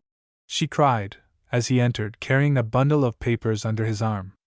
"I never have had such a shock." "Do you know any of them, then?" Peter Ruff asked, straightening his tie in the mirror. "Of course," she answered. "Why, I was in the same company as Letty Shaw for a year. I was at the Milan, too, last night. Letty was there having supper alone with Austin Abbott. We all said that there'd be trouble, but of course we never dreamed of this. Isn't there any chance for him, Peter? Can't he get off?" Peter Ruff shook his head.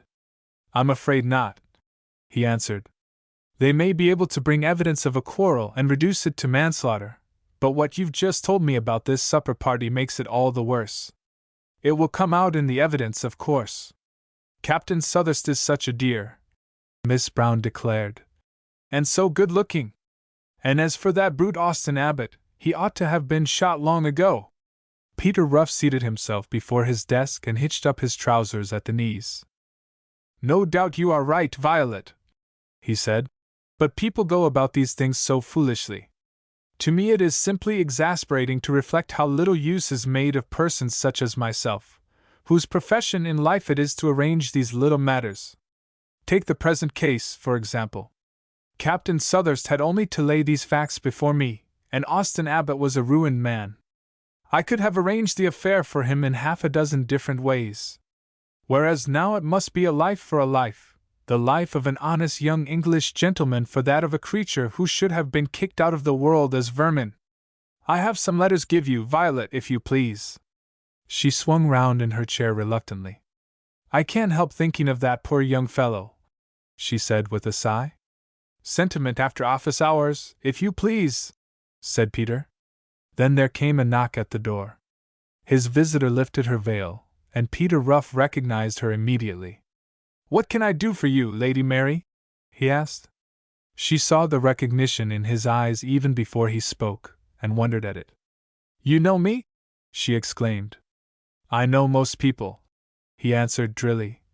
It is part of my profession. Tell me, you are Mr. Peter Ruff, she said, the famous specialist in the detection of crime?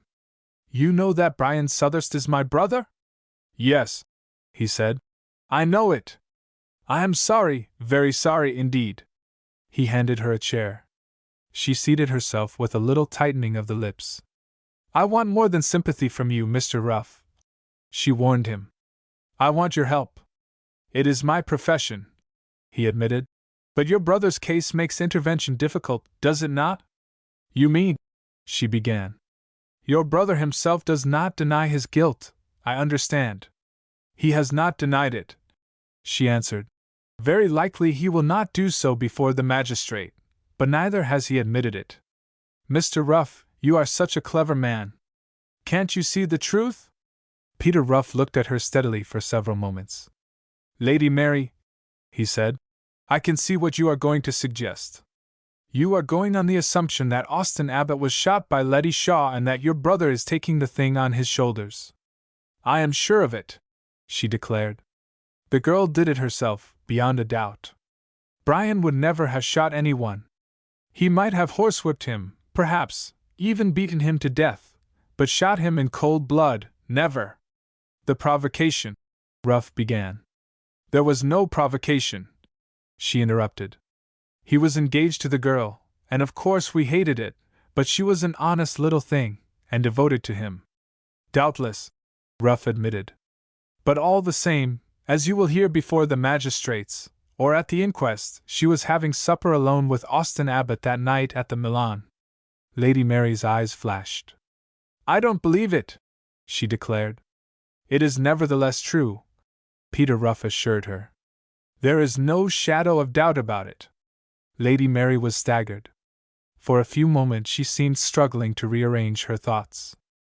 You see, Ruff continued, the fact that Miss Shaw was willing to sup with Austin Abbot tete-a-tete renders it more improbable that she should shoot him in her sitting room, an hour or so later, and then go calmly up to her mother's room as though nothing had happened.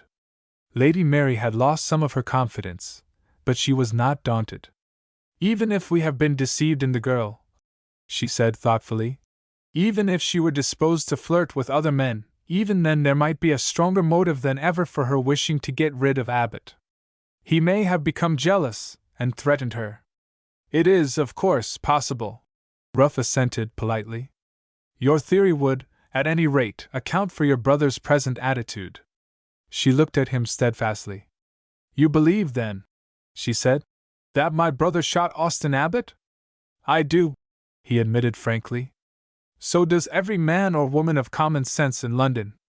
On the facts as they are stated in the newspapers, with the addition of which I have told you, no other conclusion is possible. Lady Mary rose. Then I may as well go, she said tearfully.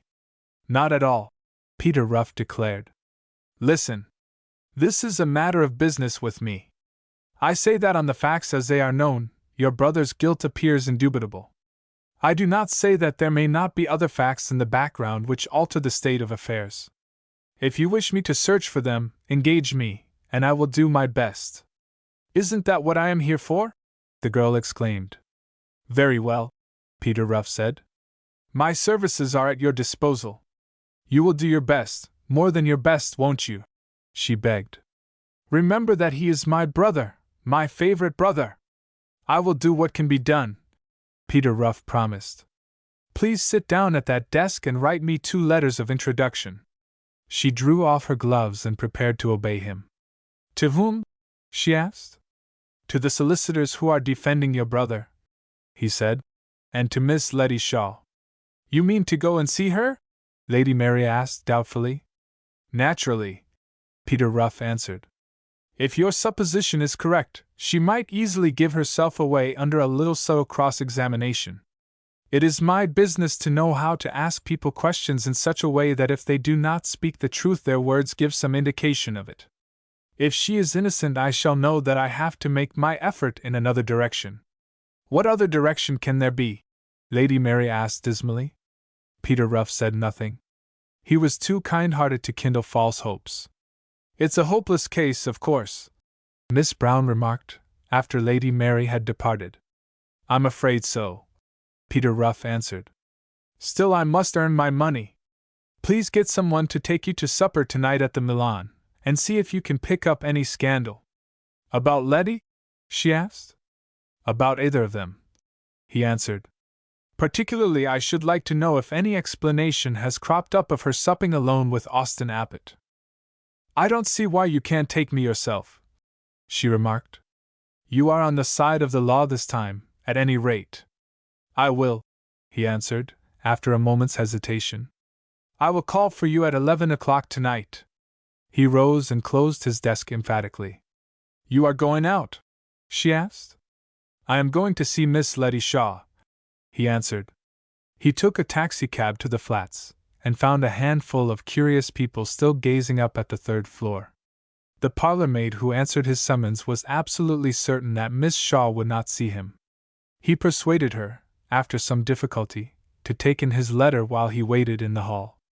When she returned, she showed him into a small sitting room and pulled down the blinds.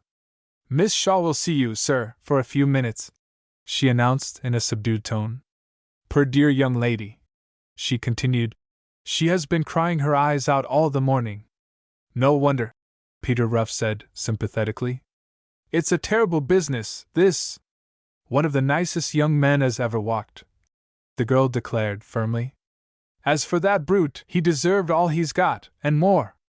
Peter Ruff was left alone for nearly a quarter of an hour. Then the door was softly opened and Letty Shaw entered. There was no doubt whatever about her suffering. Ruff, who had seen her only lately at the theater, was shocked. Under her eyes were blacker lines than her pencil had ever traced. Not only was she ghastly pale, but her face seemed wan and shrunken. She spoke to him the moment she entered, leaning with one hand upon the sideboard. Lady Mary writes that you want to help us, she said. How can you? How is it possible? Even her voice had gone. She spoke hoarsely, and as though short of breath. Her eyes searched his face feverishly. It seemed cruelty not to answer her at once, and Peter Ruff was not a cruel man. Nevertheless, he remained silent, and it seemed to her that his eyes were like points of fire upon her face. What is the matter? She cried, with breaking voice. What have you come for? Why don't you speak to me? Madam, Peter Ruff said, I should like to help you, and I will do what I can. But in order that I may do so, it is necessary that you should answer me 2 questions, truthfully. Her eyes grew wider. It was the face of a terrified child. Why not? She exclaimed. What have I to conceal? Peter Ruff's expression never changed. There was nothing about him, as he stood there with his hands behind him, his head thrown a little forward, in the least inspiring, nothing calculated to terrify the most timid person. Yet the girl looked at him with the eyes of a frightened bird. Remember, then, he continued smoothly, that what you say to me is sacred. You and I are alone without witnesses or eavesdroppers. Was it Brian Sutherst who shot Abbott, or was it you? She gave a little cry. Her hands clasped the sides of her head in horror. I, she exclaimed. I. God help me! He waited. In a moment she looked up. You cannot believe that, she said, with a calmness for which he was scarcely prepared. It is absurd. I left the room by the inner door as he took up his hat to step out into the hall. Incidentally, he asked, this is not my other question, mind, why did you not let him out yourself? We had disagreed, she answered curtly. Peter Ruff bent his head in assent. I see, he remarked. You had disagreed. Abbott probably hoped that you would relent, so he waited for a few minutes. Brian Sutherst, who had escaped from his engagement in time, he thought, to come and wish you good night, must have walked in and found him there. By the by, how would Captain Sutherst get in? He had a key, the girl answered. My mother lives here with me, and we have only one maid. It was more convenient. I gave him one washed in gold for a birthday present only a few days ago. Thank you, Peter Ruff said. The revolver, I understand, was your property? She nodded. It was a present from Brian, she said. He gave it to me in a joke, and I had it on the table with some other curiosities. The first question, Peter Ruff said, is disposed of. May I proceed to the second? The girl moistened her lips. Yes, she answered. Why did you sup alone with Austin Abbott last night? She shrank a little away. Why should I not? She asked. You have been on the stage, my dear Miss Shaw, Peter Ruff continued, for between 4 and 5 years. During the whole of that time, it has been your very wise habit to join supper parties, of course, when the company was agreeable to you, but to sup alone with no man. Am I not right? You seem to know a great deal about me, she faltered. Am I not right? He repeated. Yes. You break your rule for the first time, Peter Ruff continued. In favor of a man of notoriously bad character, a few weeks after the announcement of your engagement to an honorable young English gentleman. You know very well the construction likely to be put upon your behavior. You, of all people, would be the most likely to appreciate the risk you ran. Why did you run it? In other words, I repeat my question. Why did you sup alone with Austin Abbott last night? All this time she had been standing. She came a little forward now, and threw herself into an easy chair. It doesn't help, she exclaimed. All this doesn't help. Nor can I help you then, Peter Ruff said, stretching out his hand for his hat. She waved to him to put it down. I will tell you, she said. It has nothing to do with the case, but since you ask, you shall know.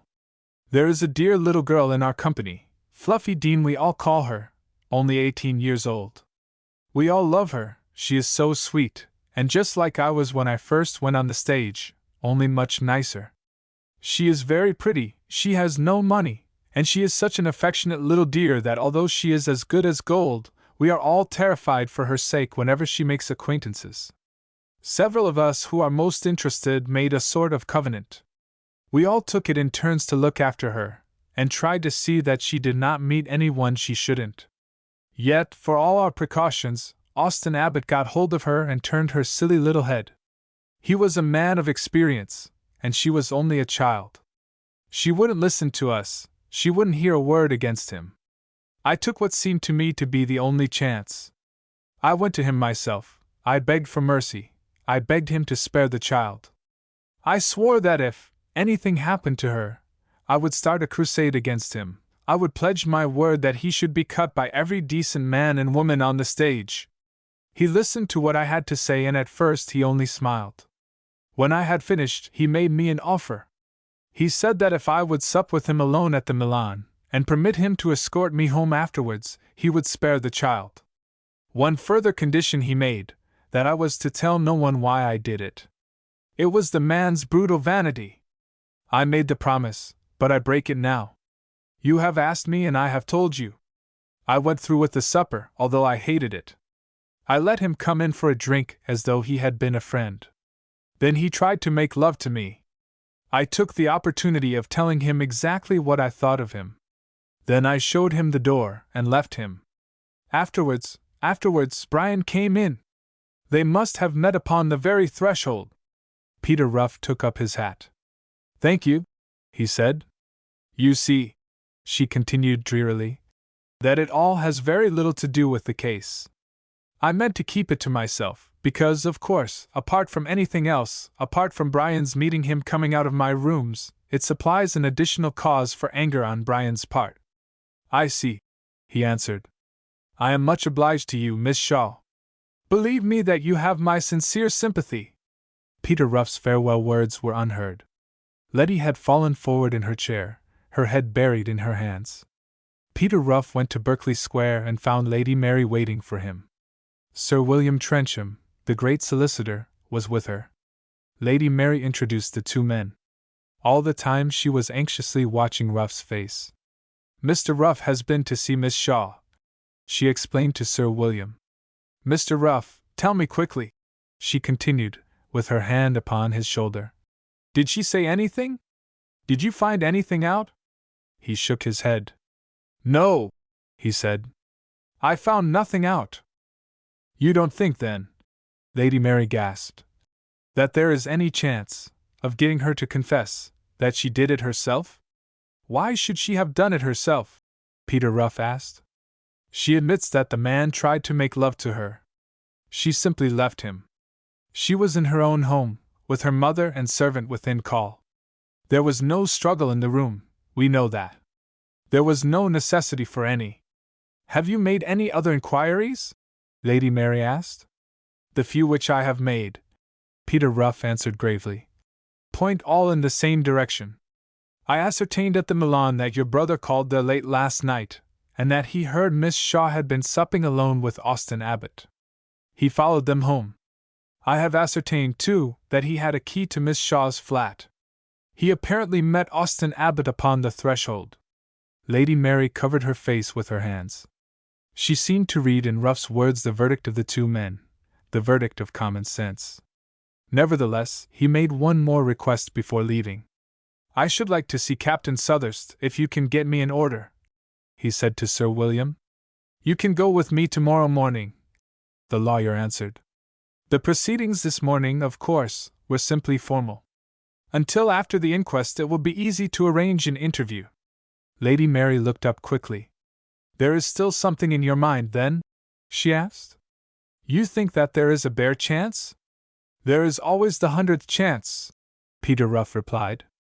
Peter Ruff and Miss Brown supped at the Milan that night as they had arranged, but it was not a cheerful evening. Brian Sutherst had been very popular among Letty Shaw's little circle of friends, and the general feeling was one of horror and consternation at this thing which had befallen him. Austin Abbott, too, was known to all of them, and although a good many of the men, and even the women, were outspoken enough to declare at once that it served him right, nevertheless, the shock of death without a second's warning, had a paralyzing effect even upon those who were his severest critics. Violet Brown spoke to a few of her friends, introduced Peter Ruff here and there, but nothing was said which could throw in any way even the glimmerings of a new light upon the tragedy. It all seemed too hopelessly and fatally obvious. About 20 minutes before closing time, the habitués of the place were provided with something in the nature of a sensation. A little party entered who seemed altogether free from the general air of gloom. Foremost among them was a very young and exceedingly pretty girl, with light golden hair waved in front of her forehead, deep blue eyes, and the slight, airy figure of a child. She was accompanied by another young woman, whose appearance was a little too obvious to be prepossessing, and 3 or 4 young men, dark, clean-shaven, dressed with the irritating exactness of their class, young stockbrokers or boys about town. Miss Brown's eyes grew very wide open. "What a little beast!" she exclaimed. "Who?" Peter Ruff asked.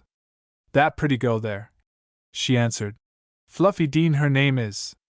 She is Letty Shaw's protégée, and she wouldn't have dreamed of allowing her to come out with a crowd like that. Tonight of all nights," she continued indignantly, "when Letty is away." Peter Ruff was interested. "So that is Miss Fluffy Dean," he remarked, looking at her curiously. "She seems a little excited." "She's a horrid little wretch," Miss Brown declared. "I hope that someone will tell Letty, and that she will drop her now. A girl who would do such a thing as that when Letty is in such trouble isn't worth taking care of. Just listen to them all." They were certainly becoming a little boisterous. A magnum of champagne was being opened. Fluffy Dean's cheeks were already flushed, and her eyes glittering. Everyone at the table was talking a great deal and drinking toasts. "This is the end of Fluffy Dean," Violet Brown said severely. "I hate to be uncharitable, but it serves her right." Peter Ruff paid his bill. "Let us go," he said. In the taxicab, on their way back to Miss Brown's rooms, Ruff was unusually silent, but just before he said good night to her, on the pavement, in fact, outside her front door, he asked a question. "Violet," he said, "would you like to play detective for an hour or two?" She looked at him in some surprise. "You know I always like to help in anything that's going," she said. "Letty Shaw was an Australian, wasn't she?" he asked. "Yes. She was born there, and lived there till she was nearly 18, is that true?" he asked again. "Quite true," Miss Brown answered. "You know the offices of the P&O line of steamers in Pall Mall?" he asked. She nodded. "Well, get a sailing list to Australia. There should be a boat going Thursday. Present yourself as a prospective passenger. See how many young women alone there are going out, and ask their names. Incidentally, put in a little spare time watching The Office." She looked at him with parted lips and wide-open eyes. "Do you think—" she began. He shook her hand warmly and stepped back into the taxicab. "Good night," he said. "No questions, please. I shan't expect you at the office at the usual time tomorrow, at any rate. Telephone or run around if you've anything to tell me." The taxicab disappeared round the corner of the street. Miss Brown was standing still upon the pavement with the latchkey in her hand. It was afternoon before the inquest on the body of Austin Abbott, and there was gathered together in Letty Shaw's parlor a curiously assorted little group of people. There was Miss Shaw herself, or rather what seemed to be the ghost of herself, and her mother, Lady Mary and Sir William Trencham, Peter Ruff and Violet Brown, and Mr. John Dorry. The eyes of all of them were fixed upon Peter Ruff, who was the latest arrival. He stood in the middle of the room, calmly taking off his gloves, and glancing complacently down at his well-creased trousers. "Lady Mary," he said, "and Miss Shaw, I know that you are both anxious for me to explain why I asked you to meet me here this afternoon, and why I also requested my friend Mr. Dorry from Scotland Yard, who has charge of the case against Captain Sutherst, to be present. I will tell you." Mr. Dorry nodded, a little impatiently. "Unless you have something very definite to say," he remarked, "I think it would be as well to postpone any general discussion of this matter until after the inquest. I must warn you that so far as I, personally, am concerned, I must absolutely decline to allude to the subject at all. It would be most unprofessional. I have something definite to say," Peter Ruff declared mildly. Lady Mary's eyes flashed with hope. Letty Shaw leaned forward in her chair with white, drawn face. "Let it be understood," Peter Ruff said, with a slight note of gravity creeping into his tone, "that I am here solely as the agent of Lady Mary Sutherst. I am paid and employed by her. My sole object is on her behalf, therefore, to discover proof of the innocence of Captain Sutherst. I take it, however," he added, turning towards the drooping figure in the easy-chair, "that Miss Shaw is as anxious to have the truth known." Of course," she murmured. "In France," Peter Ruff continued, "there is a somewhat curious custom, which, despite a certain theatricality, yet has its points. The scene of a crime is visited, and its events, so far as may be, reconstructed. Let us suppose for a moment that we are now engaged upon something of the sort." Letty Shaw shrank back in her chair. Her thin white fingers were gripping its sides. Her eyes seemed to look upon terrible things. "It is too awful," she faltered. "Madam," Peter Ruff said firmly, "we seek the truth. Be so good as to humor me in this. Dorry, will you go to the front door, stand upon the mat, so? You are Captain Sutherst, you have just entered. I am Austin Abbott. You, Miss Shaw, have just ordered me from the room. You see, I move toward the door. I open it, so. Miss Shaw," he added, turning swiftly towards her, "once more will you assure me that every one who was in the flat that night, with the exception of your domestic servant, is present now? Yes, she murmured. Good. Then who? He asked, suddenly pointing to a door on the left. Who is in that room? They had all crowded after him to the threshold, thronging around him as he stood face to face with John Dory. His finger never wavered, it was pointing steadily towards that closed door a few feet to the left.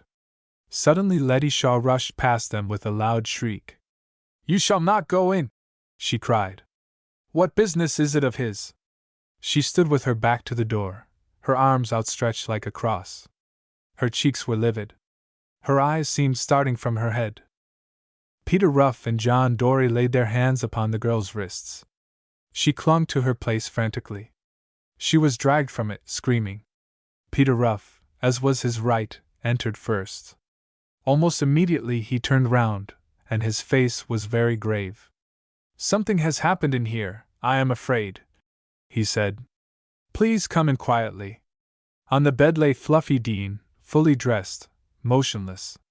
One hand hung down toward the floor. From the lifeless fingers a little file had slipped. The room was full of trunks addressed to. Peter Ruff moved over toward the bed and took up a piece of paper, upon which were scribbled a few lines in pencil. I think, he said, that I must read these aloud. You all have a right to hear them. No one spoke. He continued. Forgive me, Letty, but I cannot go to Australia. They would only bring me back. When I remember that awful moment, my brain burns. I feel that I am going mad. Some day I should do this, better now. Give my love to the girls. Fluffy. They sent for a doctor, and John Dory rang up Scotland Yard. Letty Shaw had fainted, and had been carried to her room. While they waited about in strange, half-benumbed excitement, Peter Ruff once more spoke to them. The reconstruction is easy enough now, he remarked. The partition between this sitting room and that little bedroom is only an artificial one, something almost as flimsy as a screen. You see, he continued, tapping with his knuckles, you can almost put your hand through it. If you look a little lower down, you will see where an opening has been made. Fluffy Dean was being taken care of by Miss Shaw, staying with her here, even. Miss Dean hears her lover's voice in this room, hears him pleading with Miss Shaw on the night of the murder. She has been sent home early from the theater, and it is just possible that she saw or had been told that Austin Abbott had fetched Miss Shaw after the performance, and had taken her to supper. She was mad with anger and jealousy. The revolver was there upon the table, with a silver box of cartridges. She possessed herself of it, and waited in her room. What she heard proved, at least, her lover's infidelity. She stood there at her door, waiting. When Austin Abbott comes out, she shoots, throws the revolver at him, closes her door, and goes off into a faint. Perhaps she hears footsteps, a key in the door. At any rate, Captain Southurst arrives a few minutes later. He finds, half in the hall, half on the threshold of the sitting room, Austin Abbott dead, and Miss Shaw's revolver by the side of him. If he had been a wise young man, he would have aroused the household. Why he did not do so, we can perhaps guess. He put two and two together a little too quickly. It is certain that he believed that the dead man had been shot by his fiancée. His first thought was to get rid of the revolver. At any rate, he walked down to the street with it in his hand, and was promptly arrested by the policeman who had heard the shot. Naturally, he refused to plead, because he believed that Miss Shaw had killed the man, probably in self-defense. She, at first, believed her lover guilty, and when afterwards Fluffy Dean confessed, she, with feminine lack of common sense, was trying to get the girl out of the country before telling the truth. A visit of hers to the office of the steamship company gave me the clue I required. Lady Mary grasped both his hands. And Scotland Yard, she exclaimed, with a withering glance at Dory, have done their best to hang my brother. Peter Ruff raised his eyebrows. Dear Lady Mary, he said, remember that it is the business of Scotland Yard to find a man guilty. It is mine, when I am employed for that purpose, to find him innocent. You must not be too hard upon my friend Mr. Dory.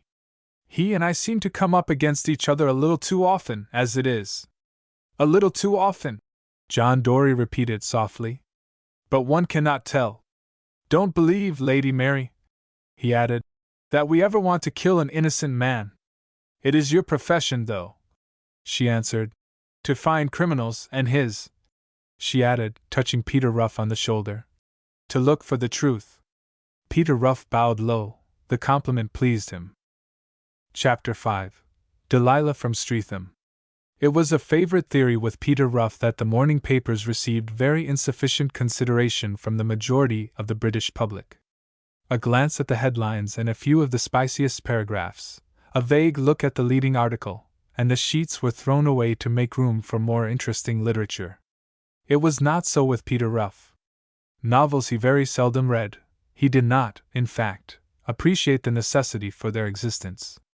The whole epitome of modern life was, he argued, to be found among the columns of the daily press. The police news, perhaps, was his favorite study, but he did not neglect the advertisements. It followed, therefore, as a matter of course, that the appeal of M in the personal column of the Daily Mail was read by him on the morning of its appearance, read not once only nor twice. It was a paragraph which had its own peculiar interest for him. Mr. Spencer Fitzgerald, if still in England, is requested to communicate with M. at Vigali's Library, Cook's Alley, Letham Street, Soho. Peter Ruff laid the paper down upon his desk and looked steadily at a box of india rubber bands. Almost his fingers, as he parted with the newspaper, had seemed to be shaking. His eyes were certainly set in an unusually retrospective stare. Who was this who sought to probe his past, to renew an acquaintance with a dead personality? M could be but one person. What did she want of him? Was it possible that, after all, a little flame of sentiment had been kept alight in her bosom, too, that in the quiet moments her thoughts had turned towards him as his had so often done to her? Then a sudden idea, an ugly thought, drove the tenderness from his face. She was no longer Maud Barnes, she was Mrs. John Dory, and John Dory was his enemy. Could there be treachery lurking beneath those simple lines? Things had not gone well with John Dory lately. Somehow or other, his cases seemed to have crumpled into dust. He was no longer held in the same esteem at headquarters. Yet could even John Dory stoop to such means as these? He turned in his chair. "Miss Brown," he said, "please take your pencil." "I am quite ready, sir," she answered. He marked the advertisement with a ring and passed it to her. "Reply to that as follows," he said. "Dear Sir, I notice in the Daily Mail of this morning that you are inquiring through the personal column for the whereabouts of Mr. Spencer Fitzgerald. That gentleman has been a client of mine, and I have been in occasional communication with him. If you will inform me of the nature of your business, I may, perhaps, be able to put you in touch with Mr. Fitzgerald.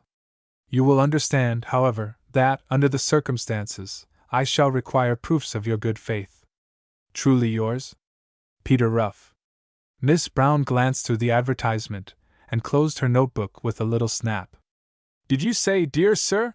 she asked. "Certainly," Peter Ruff answered. "And you really mean," she continued, with obvious disapproval, "that I am to send this? I do not usually waste my time," Peter Ruff reminded her, mildly, "by giving you down communications destined for the waste paper basket." She turned unwillingly to her machine. "Mr. Fitzgerald is very much better where he is," she remarked. "That depends," he answered. She adjusted a sheet of paper into her typewriter. "Who do you suppose M is?" she asked. "With your assistance," Peter Ruff remarked, a little sarcastically. "With your very kind assistance, I propose to find out." Miss Brown sniffed, and banged at the keys of her typewriter. "That coal dealer's girl from Streatham," she murmured to herself. A few politely worded letters were exchanged. M declined to reveal her identity, but made an appointment to visit Mr. Ruff at his office. The morning she was expected, he wore an entirely new suit of clothes and was palpably nervous. Miss Brown, who had arrived a little late, sat with her back turned upon him, and ignored even his usual morning greeting. The atmosphere of the office was decidedly chilly. Fortunately, the expected visitor arrived early. Peter Ruff rose to receive his former sweetheart with an agitation perforce concealed, yet to him poignant indeed. For it was indeed Maud who entered the room and came towards him with carefully studied embarrassment and half doubtfully extended hand. He did not see the cheap millinery, the slightly more developed figure, the passing of that insipid prettiness which had once charmed him into the bloom of an over-early maturity. His eyes were blinded with that sort of masculine chivalry, the heritage only of fools and very clever men, which takes no note of such things. It was Miss Brown who, from her place in a corner of the room, ran over the cheap attractions of this unwelcome visitor with an expression of scornful wonder, who understood the tinsel of her jewellery, the cheap shoddiness of her ready-made gown, who appreciated, with merciless judgment, her mincing speech, her cheap, flirtatious method. Maud, with a diffidence not altogether assumed, had accepted the chair which Peter Ruff had placed for her, and sat fidgeting, for a moment, with the imitation gold purse which she was carrying. "I am sure, Mr. Ruff," she said, looking demurely into her lap, "I ought not to have come here. I feel terribly guilty. It's such an uncomfortable sort of position, too, isn't it?" "I am sorry that you find it so," Peter Ruff said. "If there is anything I can do—" "You are very kind," she murmured, half raising her eyes to his and dropping them again. "But you see, we are perfect strangers to one another. You don't know me at all, do you? And I have only heard of you through the newspapers. You might think all sorts of things about my coming here to make inquiries about a gentleman. I can assure you," Peter Ruff said sincerely, "that you need have no fears at all. Just speak to me quite frankly. Mr. Fitzgerald was a friend of yours, was he not?" Maud simpered. "He was more than that," she answered, looking down. "We were engaged to be married." Peter Ruff sighed. "I knew all about it," he declared. "Fitzgerald used to tell me everything." "You were his friend?" she asked, looking him in the face. "I was," Peter Ruff answered fervently. "His best friend. No one was more grieved than I about that little mistake." She sighed. "In some ways," she remarked softly, "you remind me of him." "You could scarcely say anything," Peter Ruff murmured, "which would give me more pleasure." "I am flattered." She shook her head. "It isn't flattery," she said. "It's the truth. You may be a few years older, and Spencer had a very nice mustache, which you haven't, but you are really not unlike. Mr. Ruff, do tell me where he is." Peter Ruff coughed. "You must remember," he said, "that Mr. Fitzgerald's absence was caused by events of a somewhat unfortunate character." "I know all about it," she answered, with a little sigh. "You can appreciate the fact, therefore," Peter Ruff continued, "that as his friend and well-wisher I can scarcely disclose his whereabouts without his permission. Will you tell me exactly why you want to meet him again?" She blushed, looked down and up again, betrayed, in fact, all the signs of confusion which might have been expected from her. "Must I tell you that?" she asked. "You are married, are you not?" Peter Ruff asked, looking down at her wedding ring. She bit her lip with vexation. What a fool she had been not to take it off. "Yes. Well, no, that is to say—" "Never mind," Peter Ruff interrupted. "Please don't think that I want to cross-examine you. I only ask these questions because I have a sincere regard for Fitzgerald. I know how fond he was of you, and I cannot see what there is to be gained, from his point of view, by reopening old wounds. I suppose, then," she remarked, looking at him in such a manner that Miss Brown had to cover her mouth with her hands to prevent her screaming out, "I suppose you are one of those who think it a crime for a woman who is married even to want to see, for a few moments, an old sweetheart?" "On the contrary," Peter Ruff answered, "as a bachelor, I have no convictions of any sort upon the subject." She sighed. "I am glad of that," she said.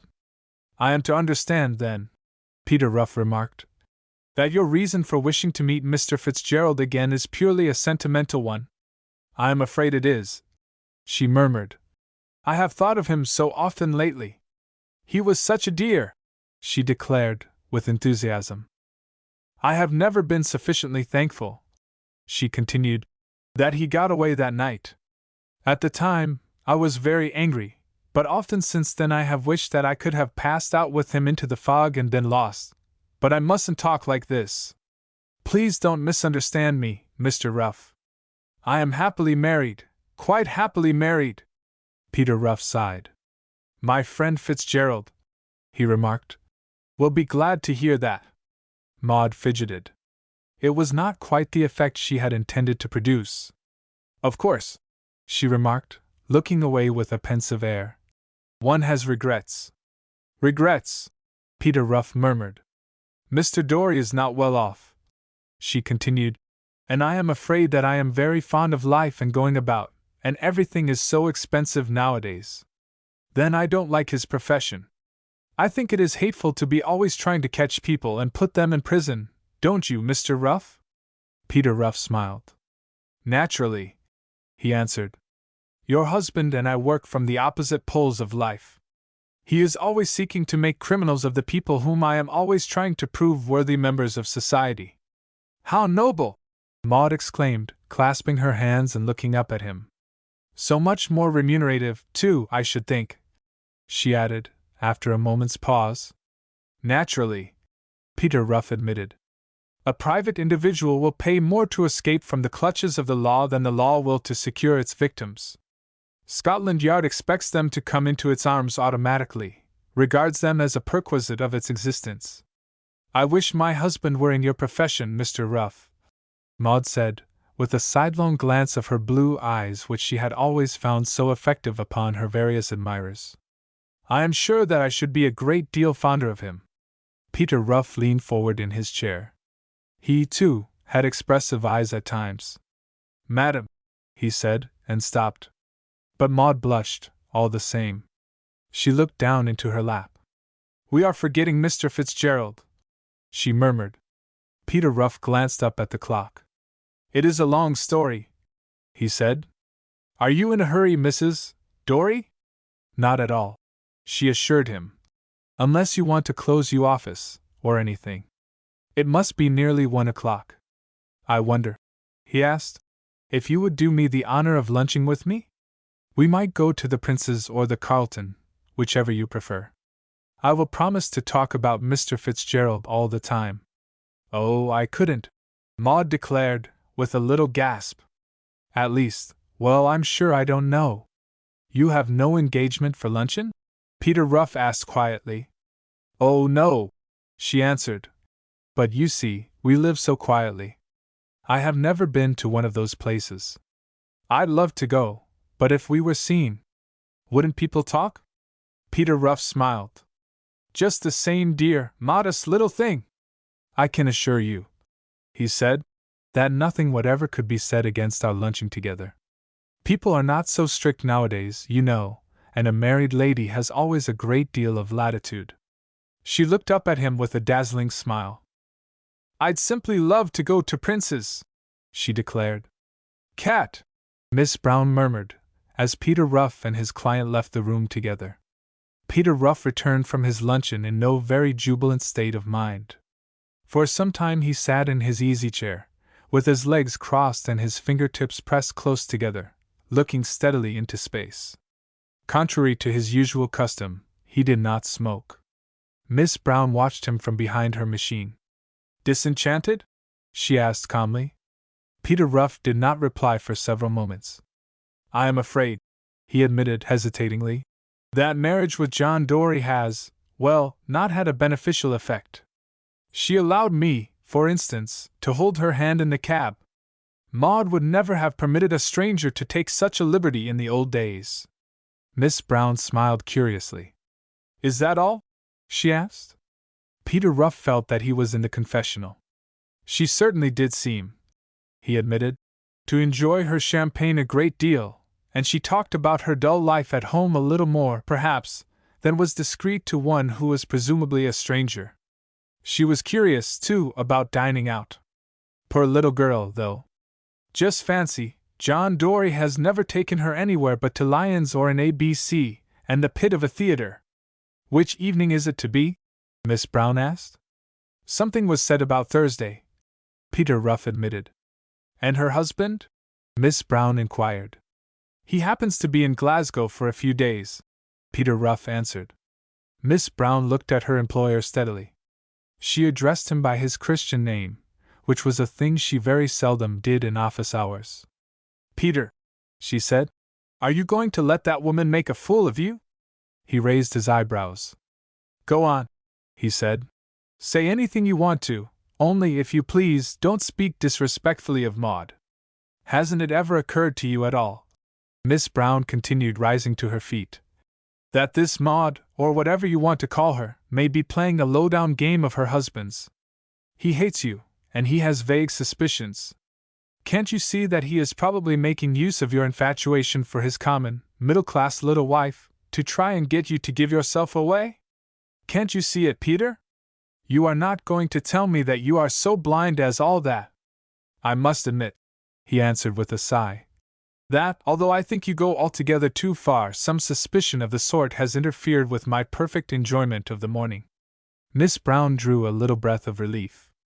After all, then, his folly was not so consummate as it had seemed. What are you going to do about it, then? She asked. Peter Ruff coughed.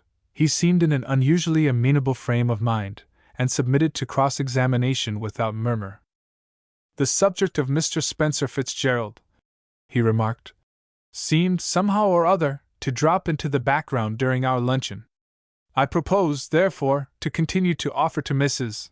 John Dory my most respectful admiration. If she accepts my friendship, and is satisfied with it, so much the better.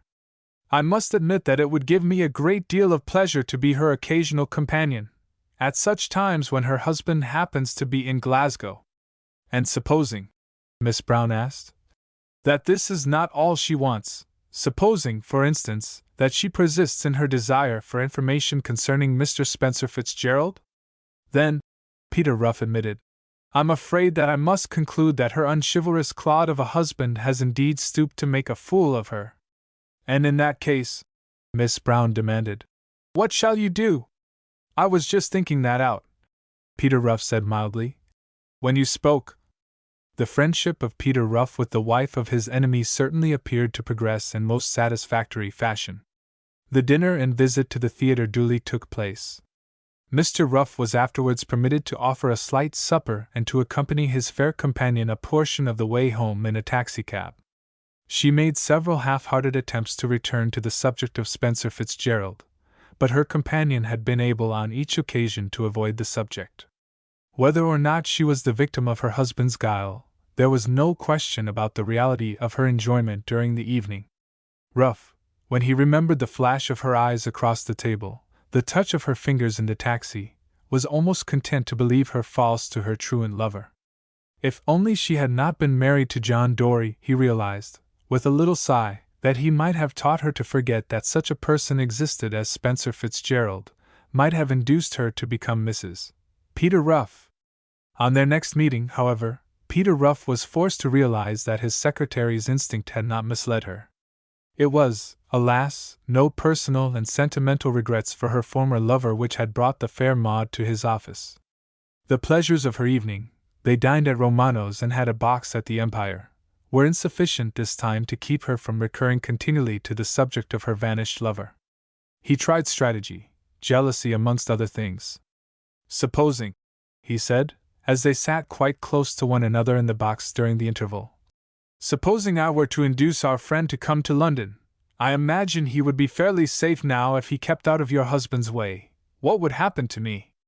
You, she murmured, glancing at him from behind her fan and then dropping her eyes. Certainly, me, he continued. Don't you think that I should be doing myself a very ill turn if I brought you two together? I have very few friends, and I cannot afford to lose one. I am quite sure that you still care for him. She shook her head. Not a scrap, she declared.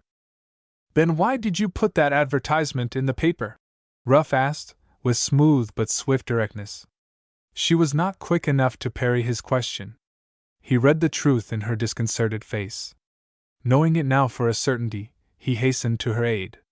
Forgive me, he said, looking away. I should not have asked that question. It is not my business. I will write to Fitzgerald.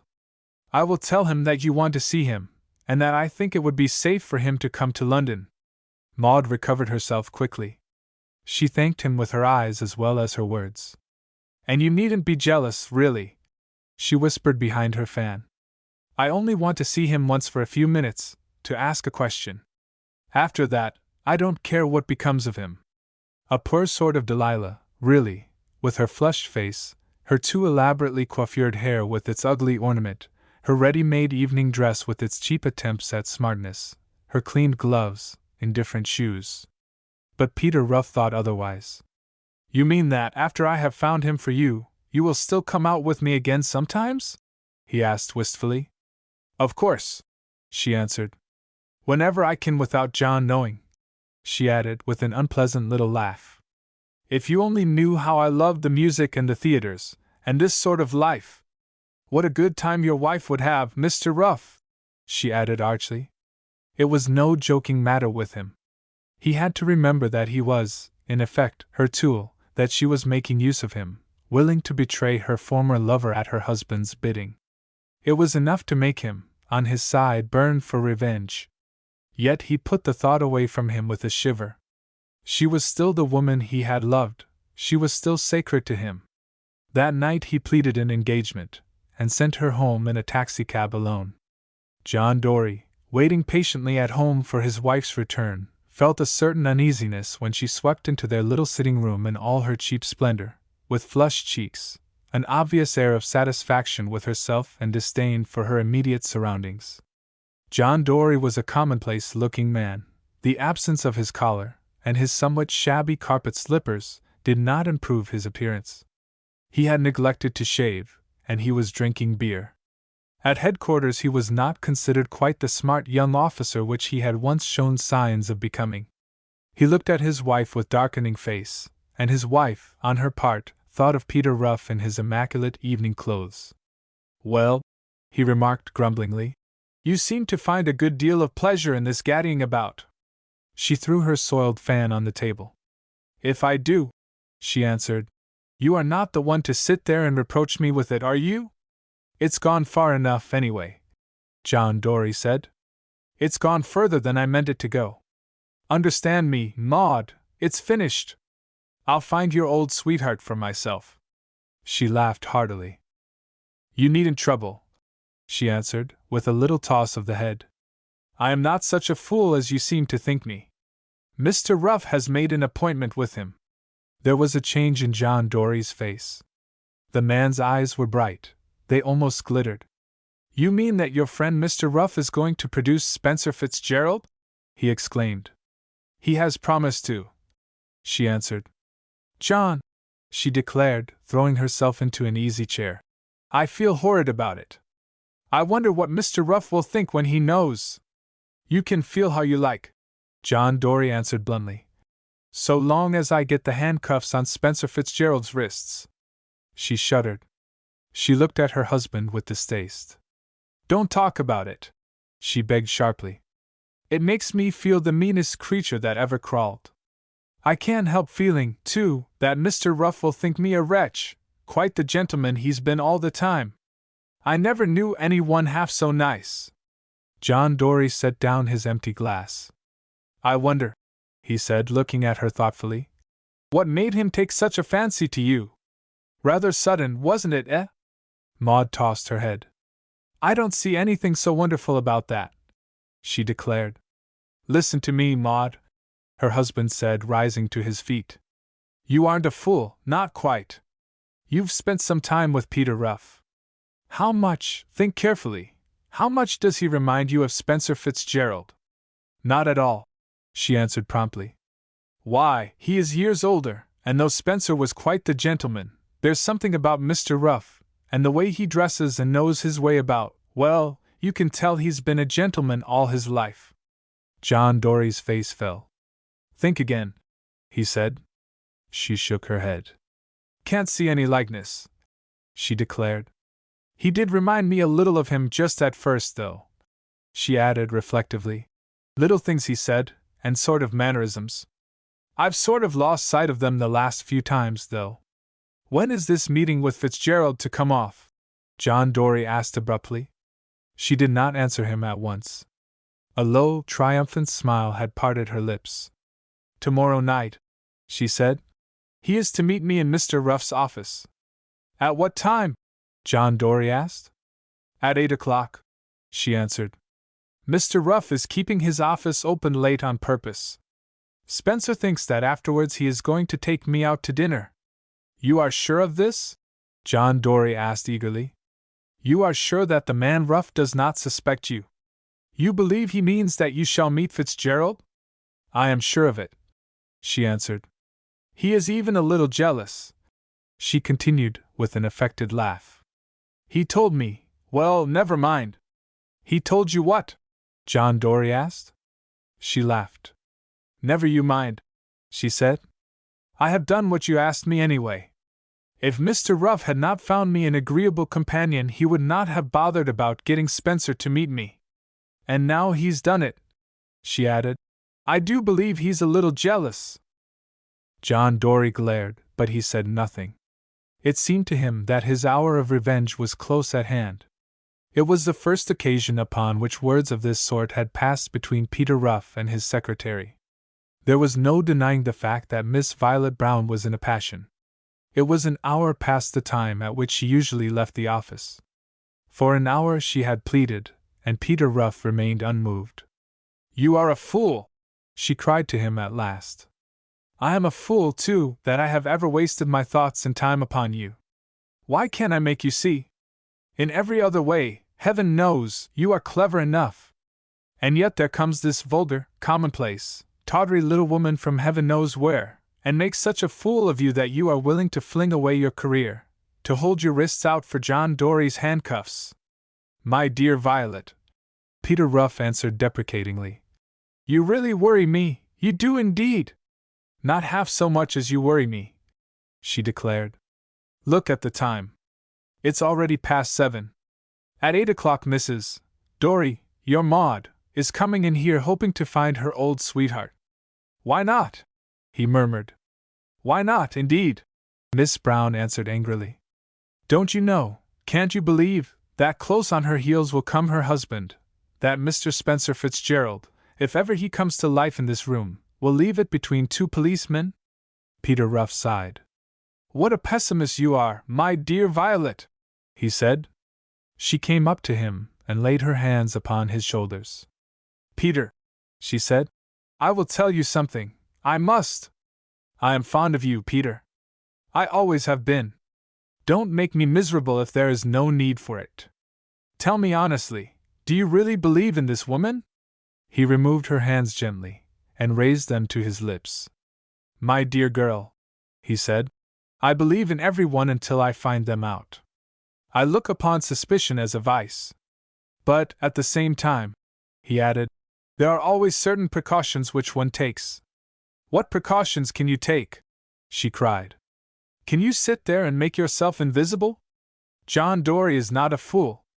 The moment he is in this room with the door closed behind him, it is the end. We must hope not, Peter Ruff said cheerfully. There are other things which may happen, you know. She turned away from him a little drearily. You do not mind if I stay? She said. I am not working tonight. Perhaps, later on, I may be of use. As you will, he answered. You will excuse me for a little time, won't you? I have some preparations to make. She turned her head away from him. He left the room and ascended the stairs to his own apartments. 8 o'clock was striking from St. Martin's Church when the door of Peter Ruff's office was softly opened and closed again. A man in a slouch hat and overcoat entered, and after feeling along the wall for a moment, turned up the electric light. Violet Brown rose from her place with a little sob. She stretched out her hand to him. Peter! She cried. Peter! My name, the newcomer said calmly, is Mr. Spencer Fitzgerald. Oh, listen to me, she begged. There is still time, if you hurry. Think how many clever men before you have been deceived by the woman in whom they trusted. Please, please go. Hurry upstairs and put those things away. Madam, the newcomer said, I am much obliged to you for your interest, but I think that you are making a mistake. I have come here to meet. He stopped short. There was a soft knocking at the door. A stifled scream broke from Violet Brown's lips. It is too late, she cried. Peter! Peter! She sank into her chair and covered her face with her hands. The door was opened and Maud came in. When she saw who it was who sat in Peter Ruff's place, she gave a little cry. Perhaps after all, she had not believed that this thing would happen. Spencer! She cried. Spencer! Have you really come back? He held out his hands. You are glad to see me? He asked. She came slowly forward. The man rose from his place and came towards her with outstretched hands. Then through the door came John Dory, and one caught a glimpse of others behind him. If my wife is not glad to see you, Mr. Spencer Fitzgerald, he added, in a tone from which he vainly tried to keep the note of triumph, I can assure you that I am. You slipped away from me cleverly at Daisy Villa, but this time I think you will not find it so easy. Maud shrank back, and her husband took her place. But Mr. Spencer Fitzgerald looked upon them both as one who looks upon figures in a dream. Miss Brown rose hurriedly from her seat. She came over to him and thrust her arm through his. Peter, she said, taking his hand in hers, don't shoot. It isn't worthwhile. You should have listened to me. The little man in the gold-rimmed spectacles looked at her, looked at Mr. John Dory, looked at the woman who was shrinking back now against the wall. Really, he said, this is the most extraordinary situation in which I ever found myself. We will help you to realize it. John Dory cried, and the triumph in his tone had swelled into a deeper note. I came here to arrest Mr. Fitzgerald, but I hear this young lady call you Peter. Perhaps this may be the solution. The little man struck the table with the flat of his hand. Come, he said. This is getting a bit too thick. First of all, you, he said, turning to Miss Brown. My name is not Peter, and I have no idea of shooting anybody. As for that lady against the wall, I don't know her, never saw her before in my life. As for you, he added, turning to John Dory, you talk about arresting me, what for? Mr. John Dory smiled. There is an old warrant, he said, which I have in my pocket, but I fancy that there are a few little things since then which we may have to inquire into. This beats me, the little man declared. Who do you think I am? Mr. Spencer Fitzgerald, to start with, John Dory said. It seems to me not impossible that we may find another pseudonym for you. You can find as many as you like, the little man answered testily. But my name is James Fitzgerald, and I am an actor employed at the Shaftesbury Theatre, as I can prove with the utmost ease. I never called myself Spencer, nor, to my knowledge, was I ever called by such a name.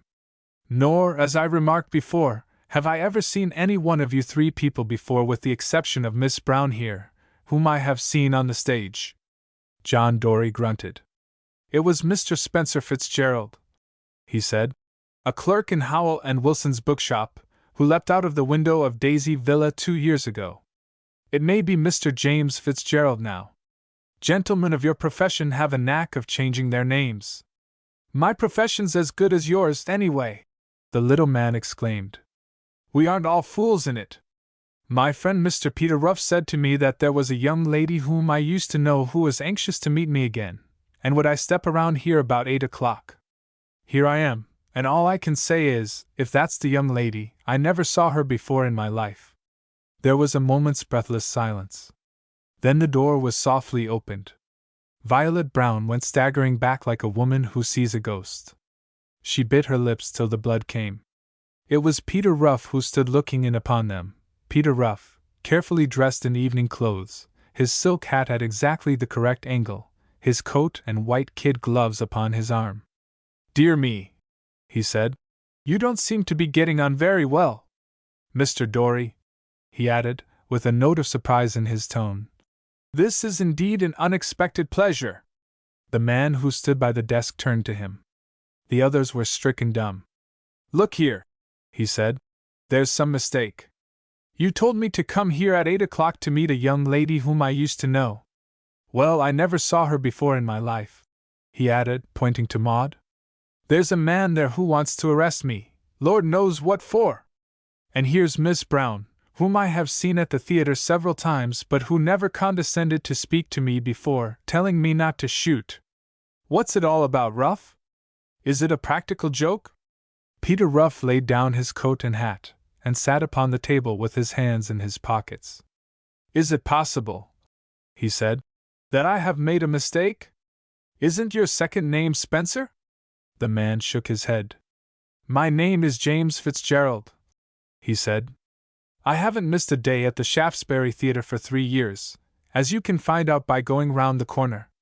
I never called myself Spencer, I was never clerk in a bookshop, and I never saw that lady before in my life." Maud came out from her place against the wall, and leaned eagerly forward. John Dory turned his head slowly towards his wife. A sickening fear had arisen in his heart, gripped him by the throat. Fooled once more, and by Peter Ruff. "It isn't Spencer," Maud said huskily. "Mr. Ruff," she added, turning to him, "you know very well that this is not the Mr. Spencer Fitzgerald whom you promised to bring here tonight, Mr. Spencer Fitzgerald to whom I was once engaged." Peter Ruff pointed to the figure of her husband. "Madam," he said, "my invitation did not include your husband." John Dory took a step forward, and laid his hands upon the shoulders of the man who called himself Mr. James Fitzgerald. He looked into his face long and carefully. Then he turned away, and gripping his wife by the arm, he passed out of the room. The door slammed behind him. The sound of heavy footsteps was heard descending to the floor below. Violet Brown crossed the room to where Peter Ruff was still sitting with a queer look upon his face, and gripping him by the shoulders, shook him. "How dare you!" she exclaimed. "How dare you! Do you know that I have nearly cried my eyes out?" Peter Ruff came back from the world into which, for the moment, his thoughts had taken him. "Violet," he said, "you have known me for some years. You have been my secretary for some months. If you choose still to take me for a fool, I cannot help it. But," she exclaimed, pointing to Mr. James Fitzgerald. Peter Ruff nodded. "I have been practicing on him for some time," he said, with an air of self-satisfaction. "A thin, mobile face, you see, and plenty of experience in the art of making up. It is astonishing what one can do if one tries." Mr. James Fitzgerald picked up his hat and coat. "It was worth more than 5 quid, he growled. "When I saw the handcuffs in that fellow's hand, I felt a cold shiver go down my spine."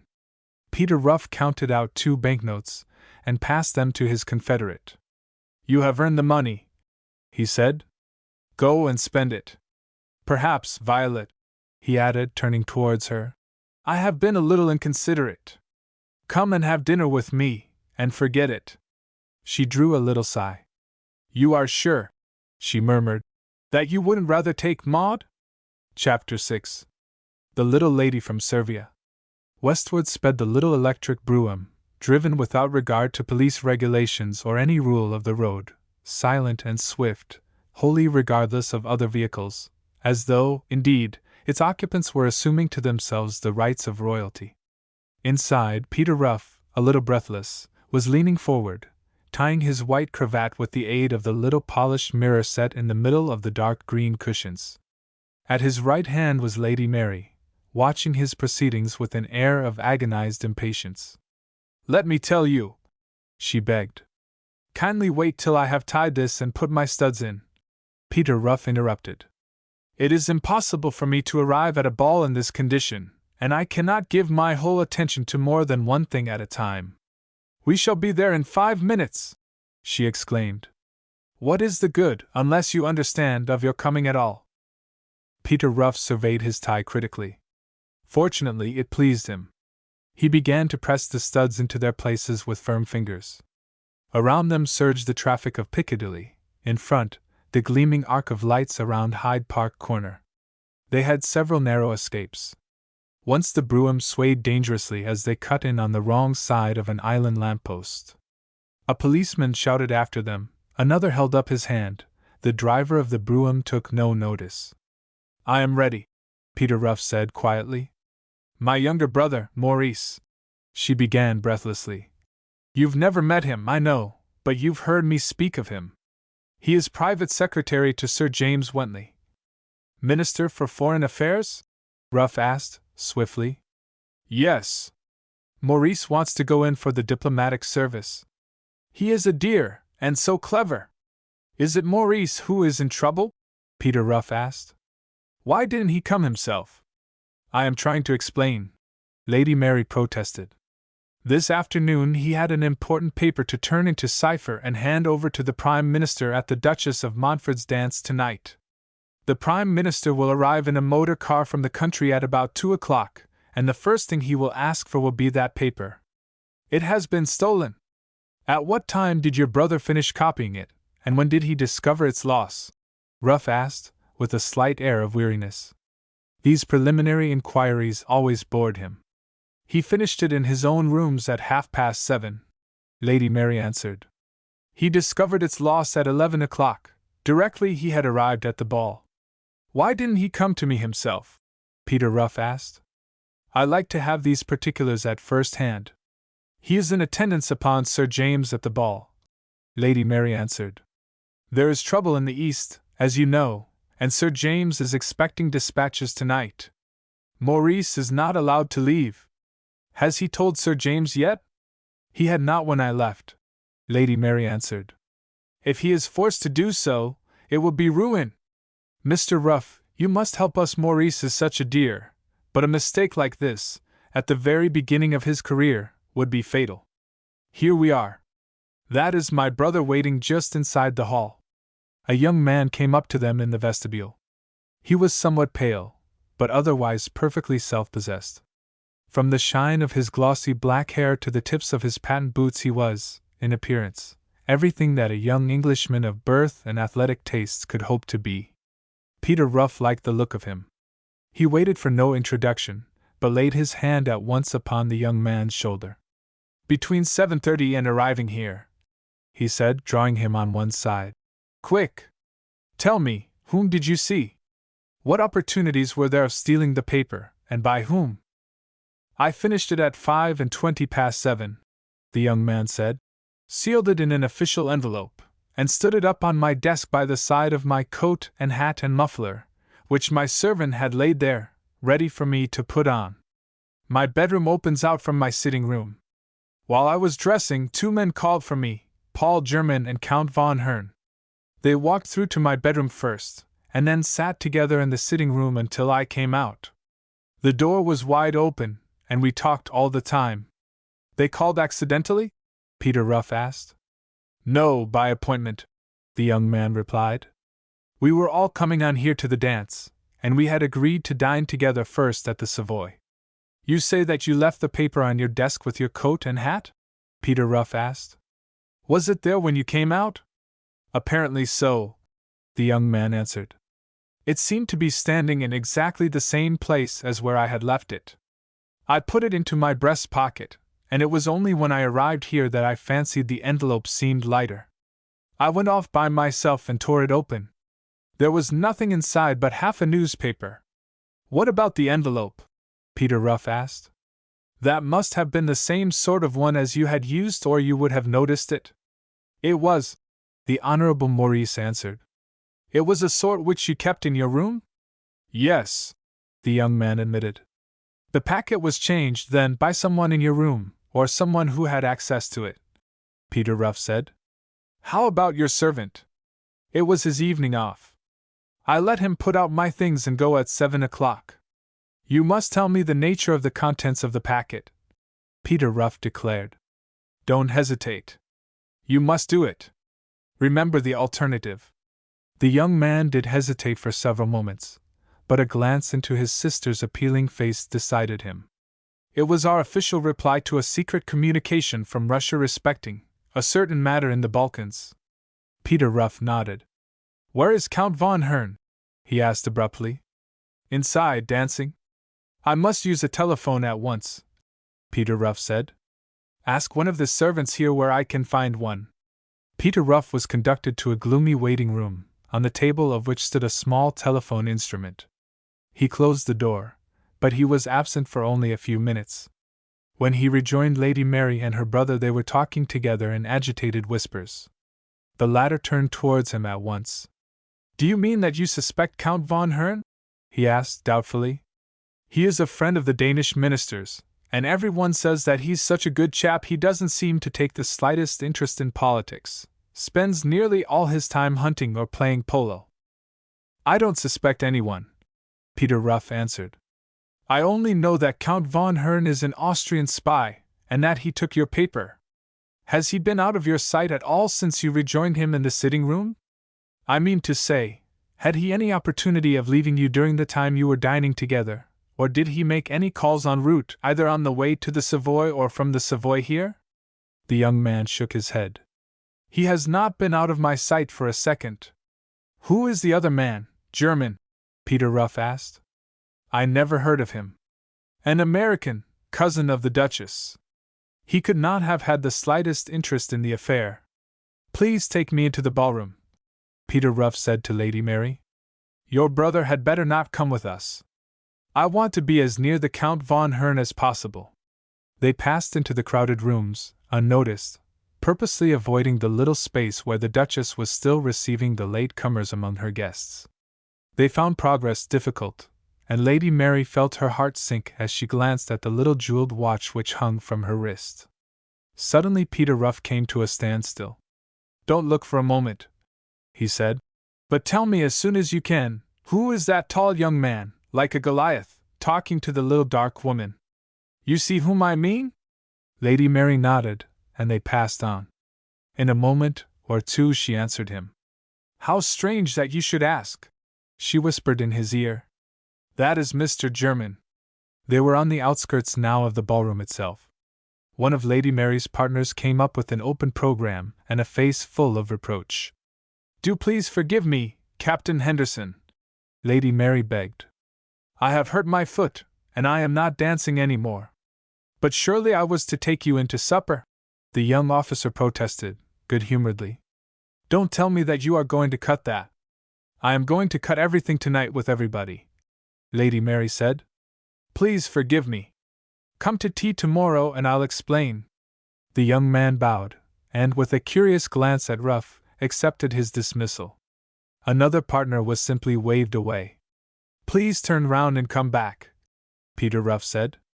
"I want to see those two again."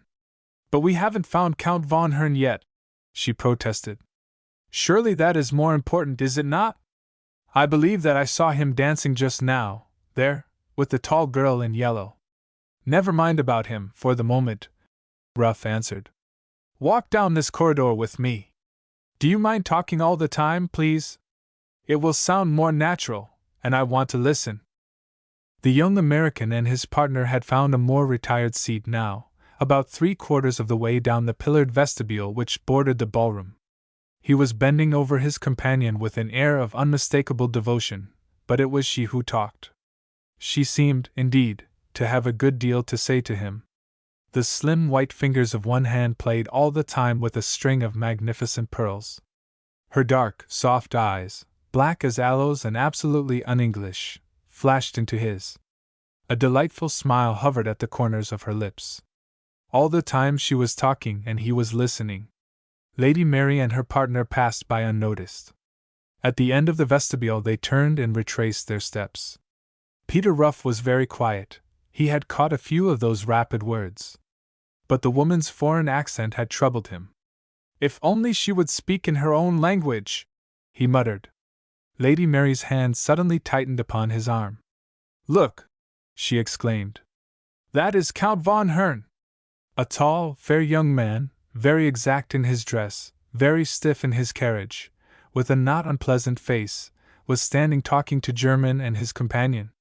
German, who apparently found the intrusion an annoyance, was listening to the conversation between the two, with a frown upon his face and a general attitude of irritation. As Lady Mary and her escort drew near, the reason for the young American's annoyance became clearer. His two companions were talking softly, but with great animation, in a foreign language, which it was obvious that he did not understand. Peter Ruff's elbow pressed against his partner's arm, and their pace slackened. He ventured, even, to pause for a moment, looking into the ballroom as though in search of someone, and he had by no means the appearance of a man likely to understand Hungarian. Then, to Lady Mary's surprise, he touched the Count von Hern on the shoulder and addressed him. "I beg your pardon, sir," he said, "but I fancy that we accidentally exchanged programs, a few minutes ago, at the buffet. I have lost mine and picked up one which does not belong to me. As we were standing side by side, it is possibly yours." "I believe not, sir," he answered, with that pleasant smile which had gone such a long way toward winning him the reputation of being a good fellow amongst a fairly large circle of friends. "I believe, at any rate," he added, glancing at his program, "that this is my own. You mistake me, probably, for someone else." Peter Ruff, without saying a word, was actor enough to suggest that he was unconvinced.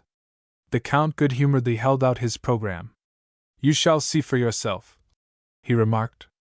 "That is not yours, is it? Besides, I have not been to the buffet at all this evening." Peter Ruff cast a swift glance down the program which the Count had handed him. Then he apologized profusely. "I was mistaken," he admitted. "I am very sorry." The Count bowed. "It is of no consequence, sir," he said, and resumed his conversation. Peter Ruff passed on with Lady Mary. At a safe distance, she glanced at him inquiringly. "It was his program I wanted to see," Peter Ruff explained. "It is as I thought. He has had 4 dances with the Countess." "Who is she?" Lady Mary asked quickly. "The little dark lady with whom he is talking now," Peter Ruff continued. "He seems, too, to be going early. He has no dances reserved after the 12th. We will go downstairs at once, if you please. I must speak to your brother." "Have you been able to think of anything?" she asked, anxiously. "Is there any chance at all, do you think?" "I believe so," Peter Ruff answered. "It is most interesting. Don't be too sanguine, though. The odds are against us, and the time is very short. Is the driver of your electric brougham to be trusted?" "Absolutely," she assured him. "He is an old servant." "Will you lend him to me?" Peter Ruff asked. "And tell him that he is to obey my instructions absolutely?" "Of course," she answered. "You are going away, then?" Peter Ruff nodded. He was a little sparing of words just then. The thoughts were chasing one another through his brain. He was listening, too, for the sweep of a dress behind. "Is there nothing I can do?" Lady Mary begged, eagerly. Peter Ruff shook his head. In the distance he saw the Honorable Maurice come quickly toward them. With a firm but imperceptible gesture he waved him away. "Don't let your brother speak to me," he said. "We can't tell who is behind. What time did you say the Prime Minister was expected?" "At 2 o'clock," Lady Mary said, anxiously. Peter Ruff glanced at his watch. It was already half an hour past midnight. "Very well," he said. "I will do what I can. If my theory is wrong, it will be nothing. If I am right, well, there is a chance, anyhow. In the meantime—" "In the meantime?" she repeated breathlessly. "Take your brother back to the ballroom," Peter Ruff directed. "Make him dance yourself. Don't give yourselves away by looking anxious. When the time is short, say at 1:45, he can come down here and wait for me." "If you don't come," she exclaimed. "Then we shall have lost," Peter Ruff said calmly. "If you don't see me again tonight, you had better read the newspapers carefully for the next few days. You are going to do something dangerous," she protested. "There is danger in interfering at all in such a matter as this," he answered. "But you must remember that it is not only my profession, it is my hobby. Remember, too," he added, with a smile, "that I do not often lose." For 20 minutes Peter Ruff sat in the remote corner of Lady Mary's electric brougham, drawn up at the other side of the square, and waited. At last he pressed a button. They glided off. Before them was a large, closed motor car. They started in discreet chase. Fortunately, however, the chase was not a long one. The car which Peter Ruff had been following was drawn up before a plain, solid-looking house, unlit and of gloomy appearance. The little lady with the wonderful eyes was already halfway up the flag steps. Hastily lifting the flap and looking behind as they passed, her pursuer saw her open the door with a latchkey and disappear. Peter Ruff pulled the check string and descended. For several moments he stood and observed the house into which the lady whom he had been following had disappeared. Then he turned to the driver. "I want you to watch that house," he said. "Never to take your eyes off it. When I reappear from it, if I do at all, I shall probably be in a hurry. Directly you see me, be on your box ready to start. A good deal may depend upon our getting away quickly." "Very good, sir," the man answered. "How long am I to wait here for you?" Peter Ruff's lips twisted into a curious little smile. "Until 2 o'clock," he answered.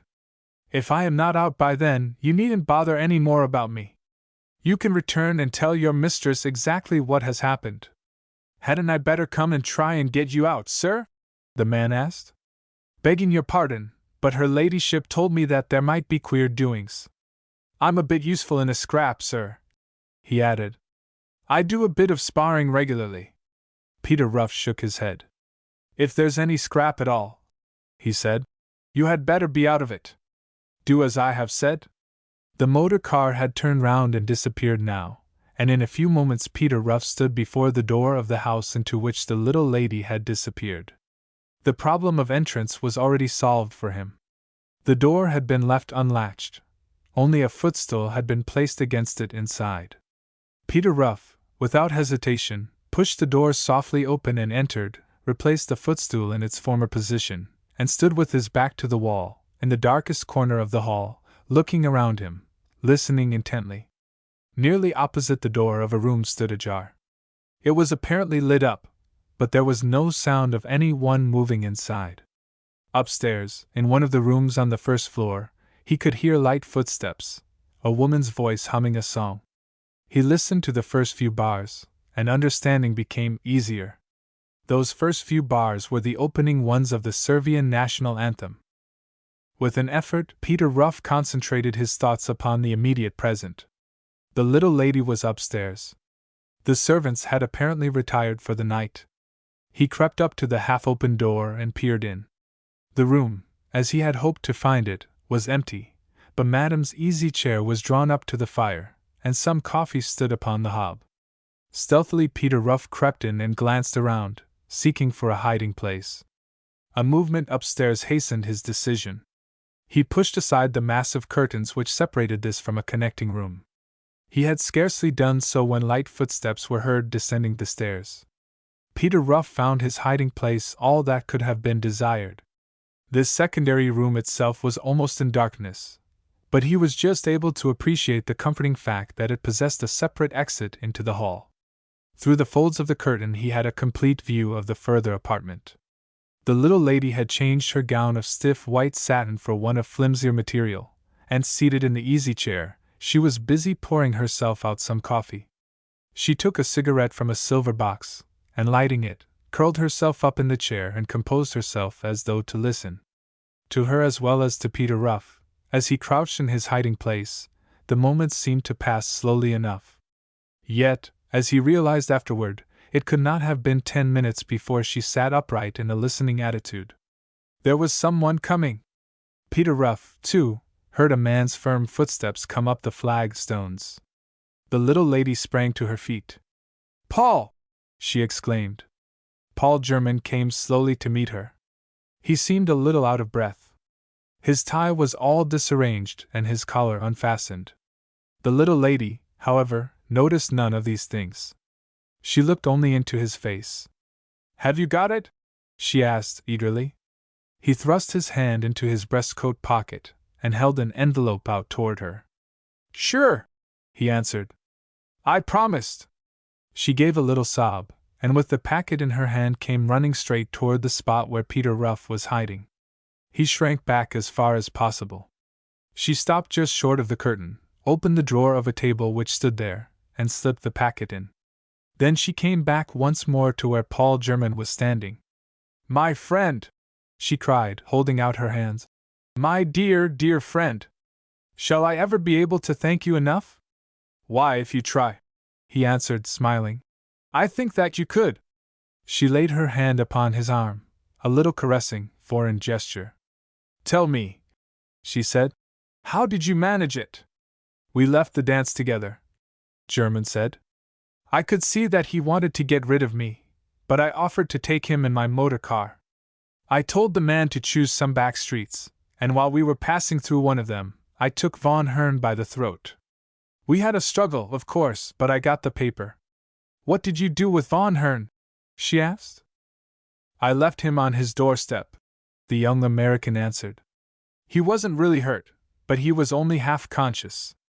I don't think he'll bother anyone tonight. You dear, brave man, she murmured. Paul, what am I to say to you? He laughed.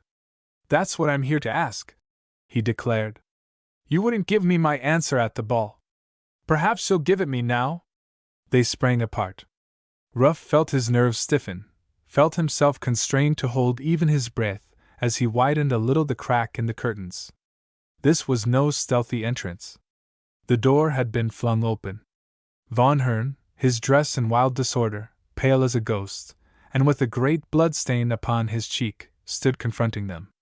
When you have done with your love-making, he called out, I'll trouble you to restore my property. The electric light gleamed upon a small revolver which flashed out toward the young American. Paul German never hesitated for a moment. He seized the chair by his side and flung it at Von Hern. There was a shot, the crash of the falling chair, a cry from German, who never hesitated, however, in his rush. The two men closed. A second shot went harmlessly to the ceiling. The little lady stole softly across the room toward the table. She opened the drawer. Suddenly the blood in her veins was frozen into fear. From nowhere, it seemed to her, came a hand which held her wrists like iron. Madam, Peter Ruff whispered from behind the curtain. I am sorry to deprive you of it, but this is stolen property. Her screams rang through the room.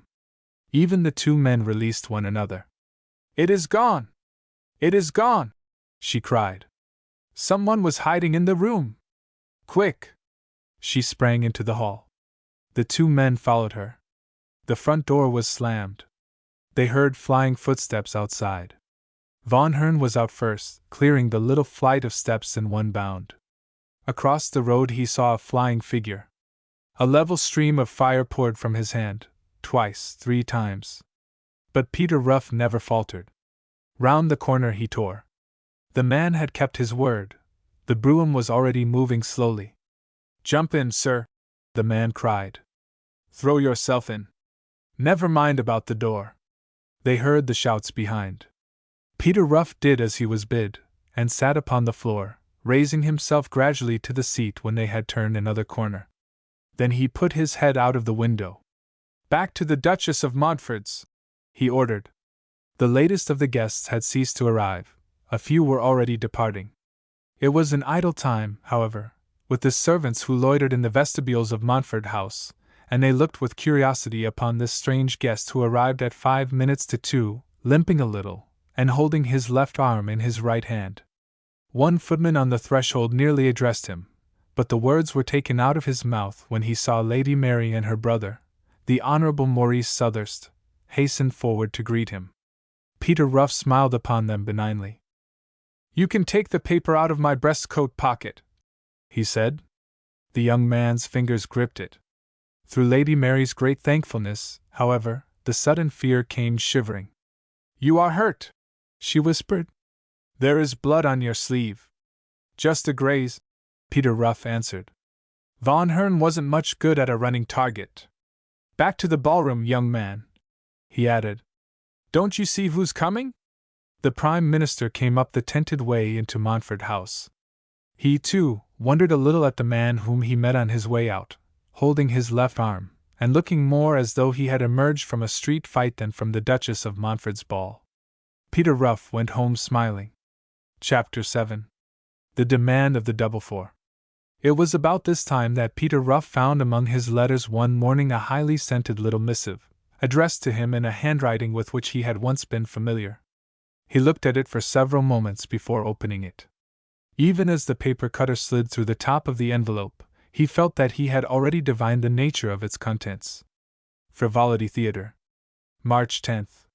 My dear Mr. Ruff, I expect that you will be surprised to hear from me again, but I do hope that you will not be annoyed. I know that I behaved very horridly a little time ago, but it was not altogether my fault, and I have been more sorry for it than I can tell you. In fact, John and I have never been the same since, and for the present, at any rate, I have left him and gone on the stage.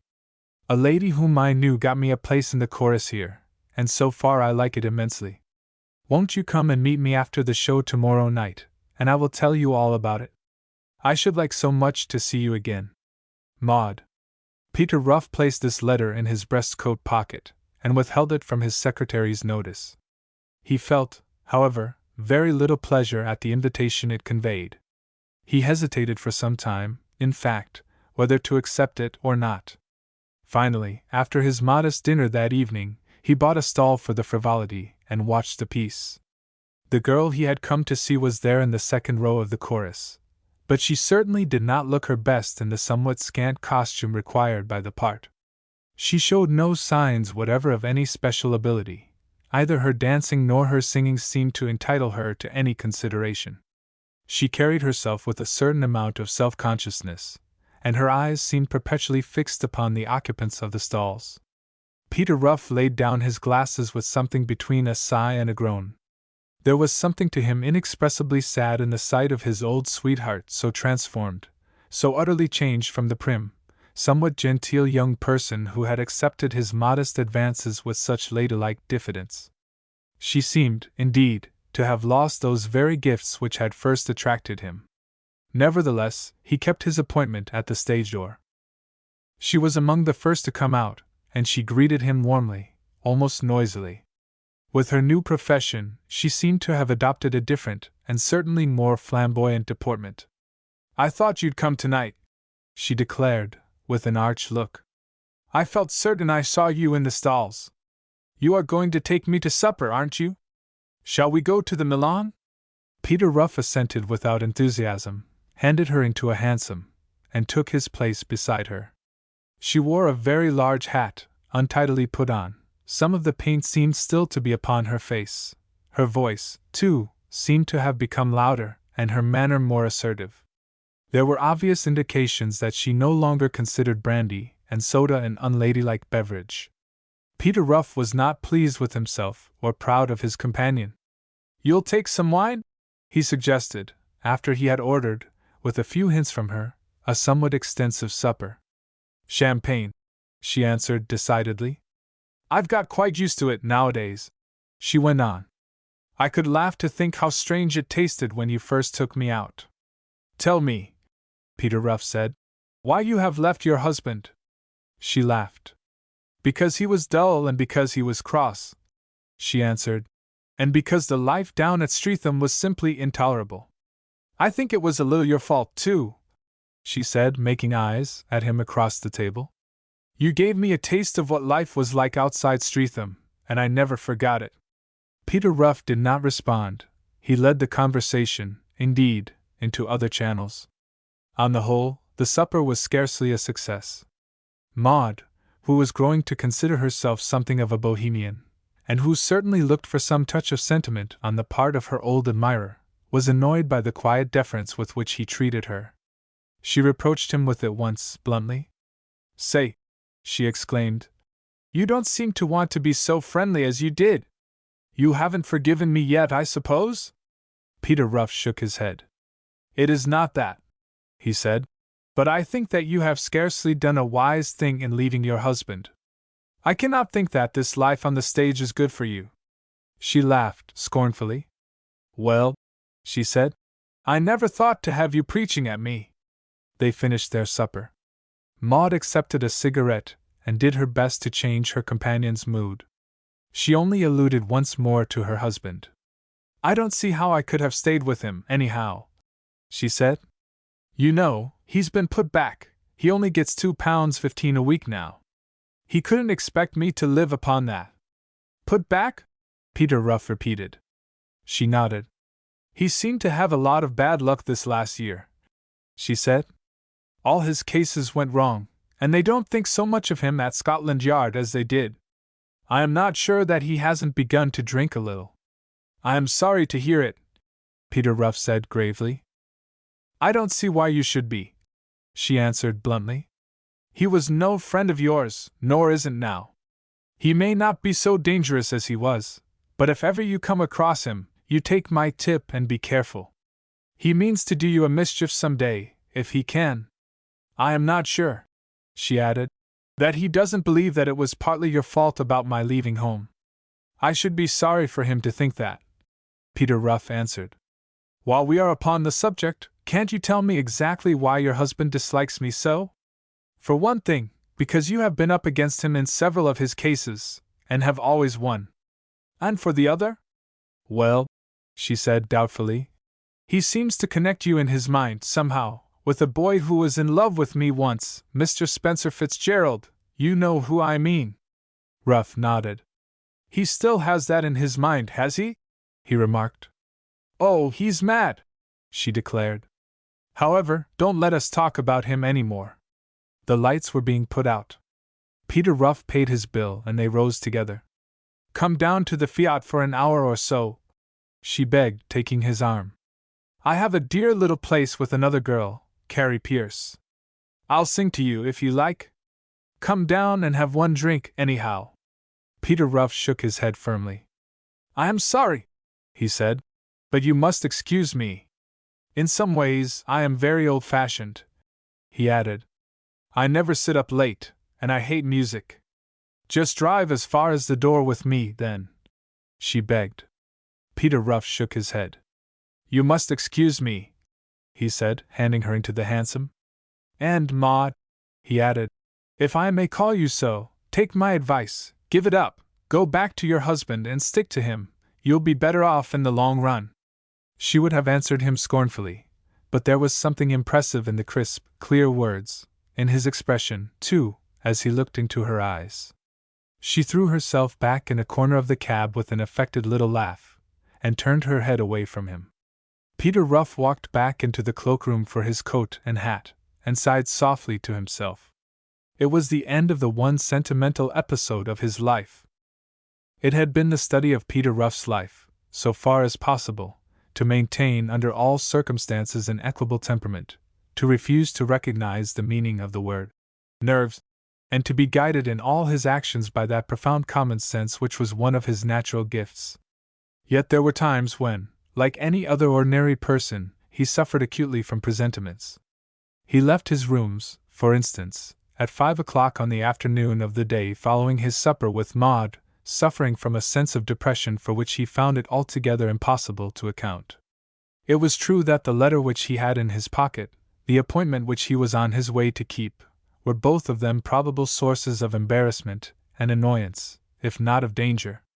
He was being invited, without the option of refusal, to enter upon some risky undertaking which would yield him neither fee nor reward. Yet his common sense told him that it was part of the game. In Paris, he had looked upon his admittance into the Order of the Double Four as one of the stepping stones to success in his career. Through them he had gained knowledge which he could have acquired in no other way.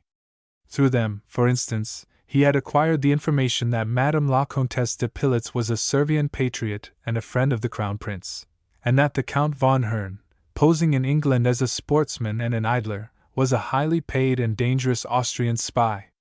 There had been other occasions, too, upon which they had come to his aid. Now they had made an appeal to him, an appeal which must be obeyed. His time, perhaps, even his safety, must be placed entirely at their disposal. It was only in ordinary return a thing expected of him, a thing which he dared not refuse.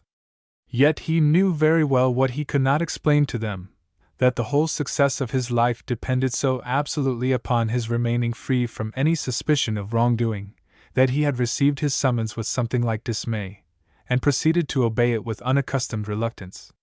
He drove to Surrey's Café in Regent Street, where he dismissed the driver of his hansom and strolled in with the air of an habitué.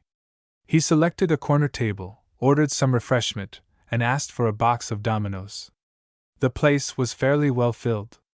A few women were sitting about, a sprinkling of Frenchmen were taking their apéritif, here and there a man of affairs, on his way from the city, had called in for a glass of vermouth. Peter Ruff looked them over, recognizing the type, recognizing, even, some of their faces.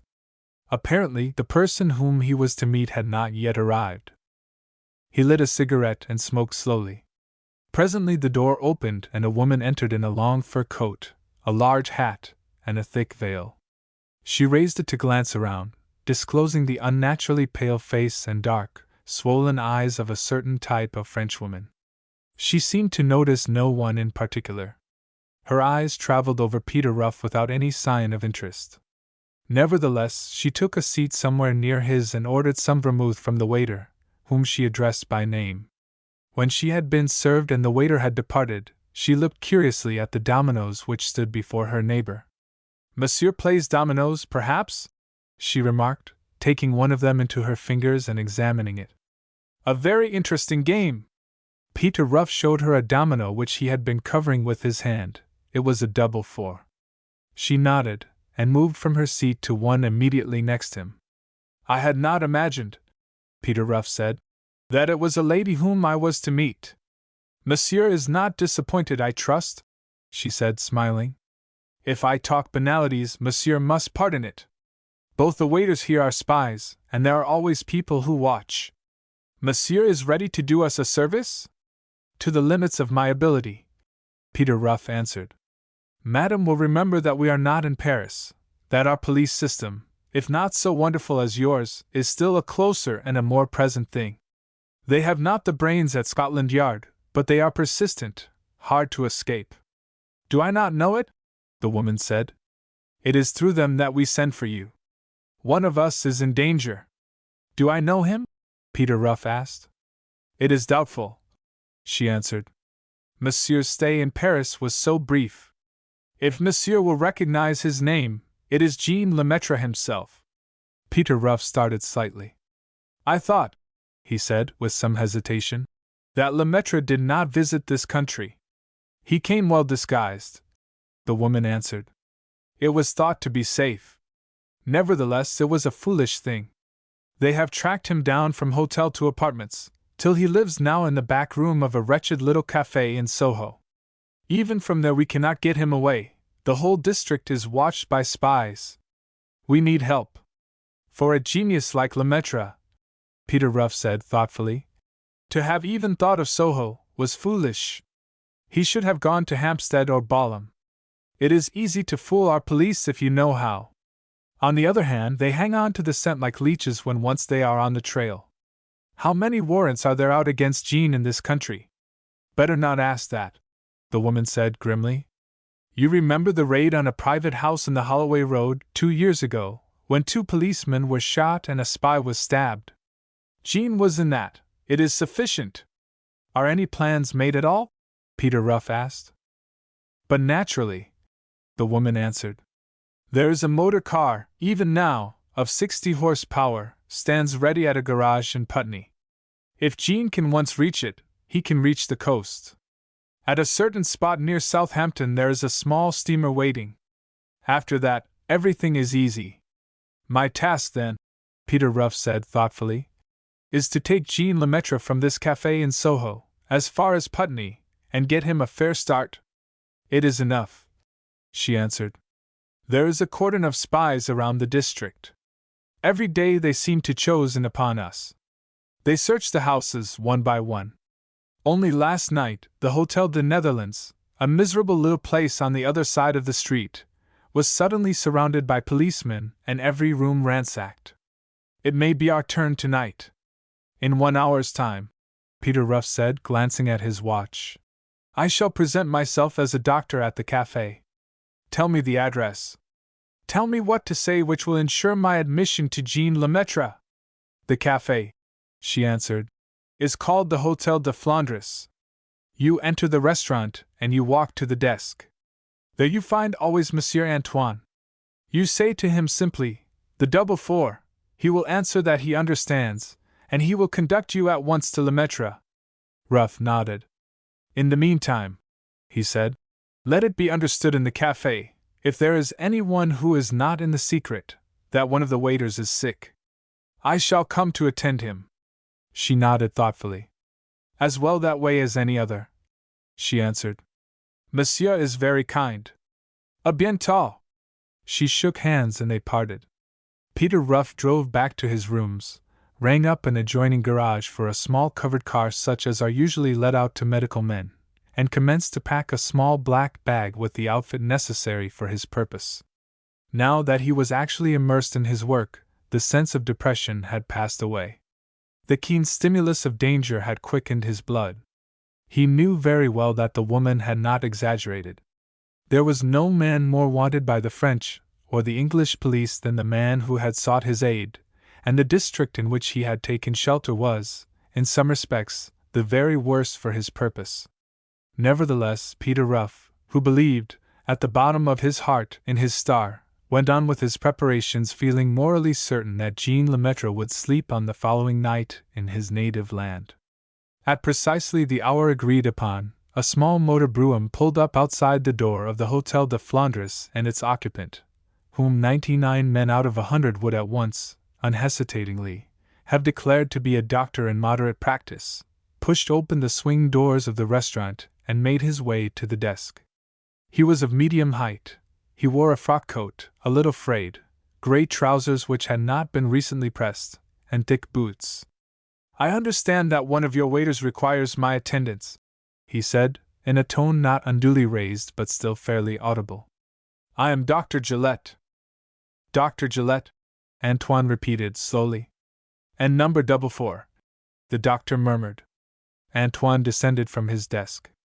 But certainly, monsieur, he said. The poor fellow declares that he suffers. If he is really ill, he must go. It sounds brutal, but what can one do? We have so few rooms here, and so much business. Monsieur will come this way.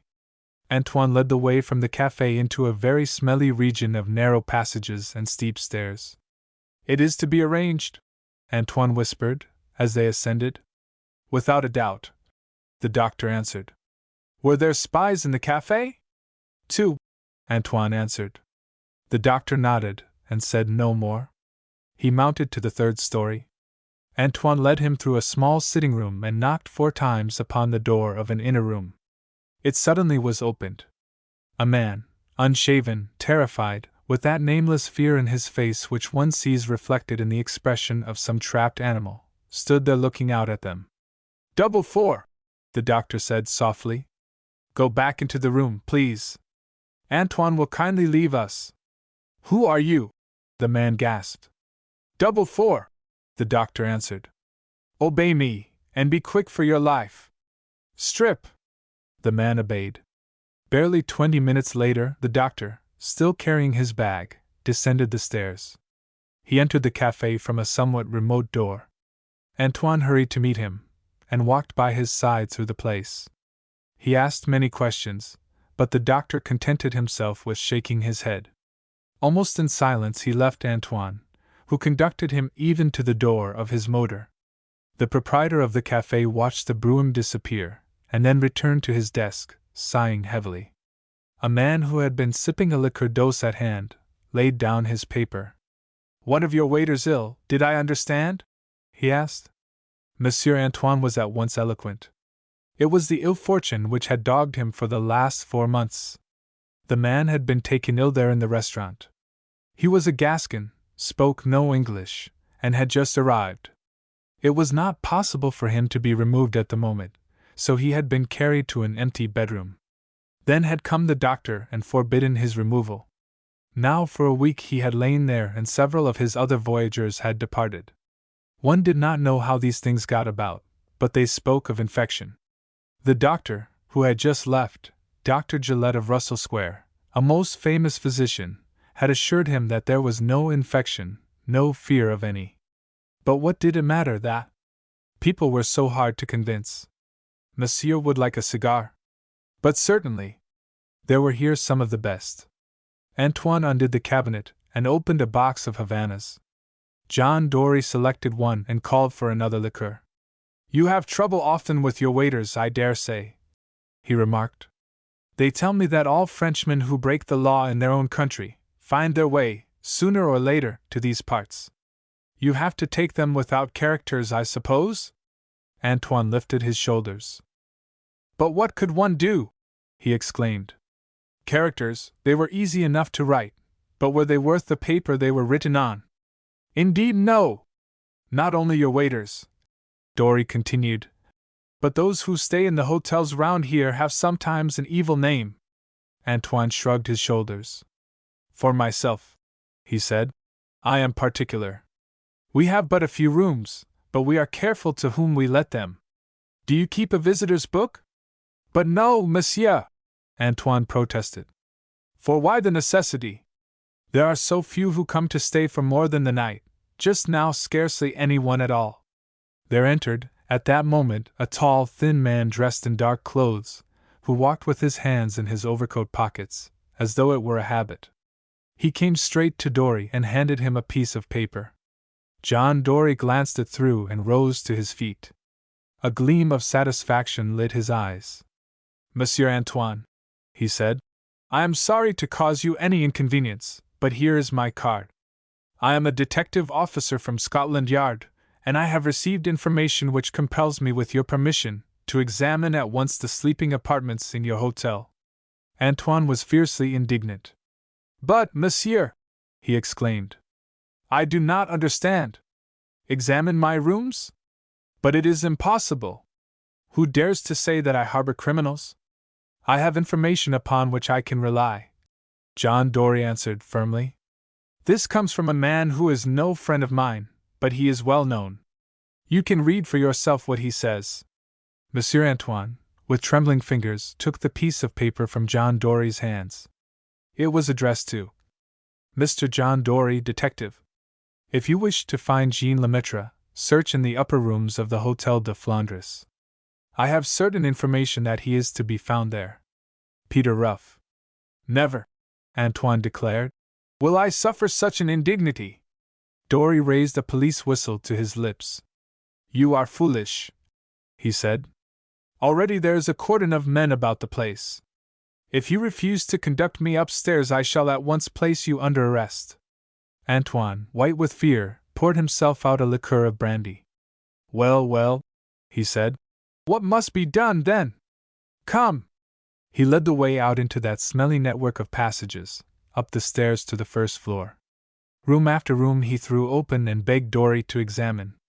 Some of them were garishly furnished with gilt mirrors, cheap lace curtains tied back with blue ribbons. Others were dark, miserable holes, into which the fresh air seemed never to have penetrated. On the third floor they reached the little sitting room, which bore more traces of occupation than some of the rooms below. Antoine would have passed on, but Dory stopped him. There is a door there, he said. We will try that.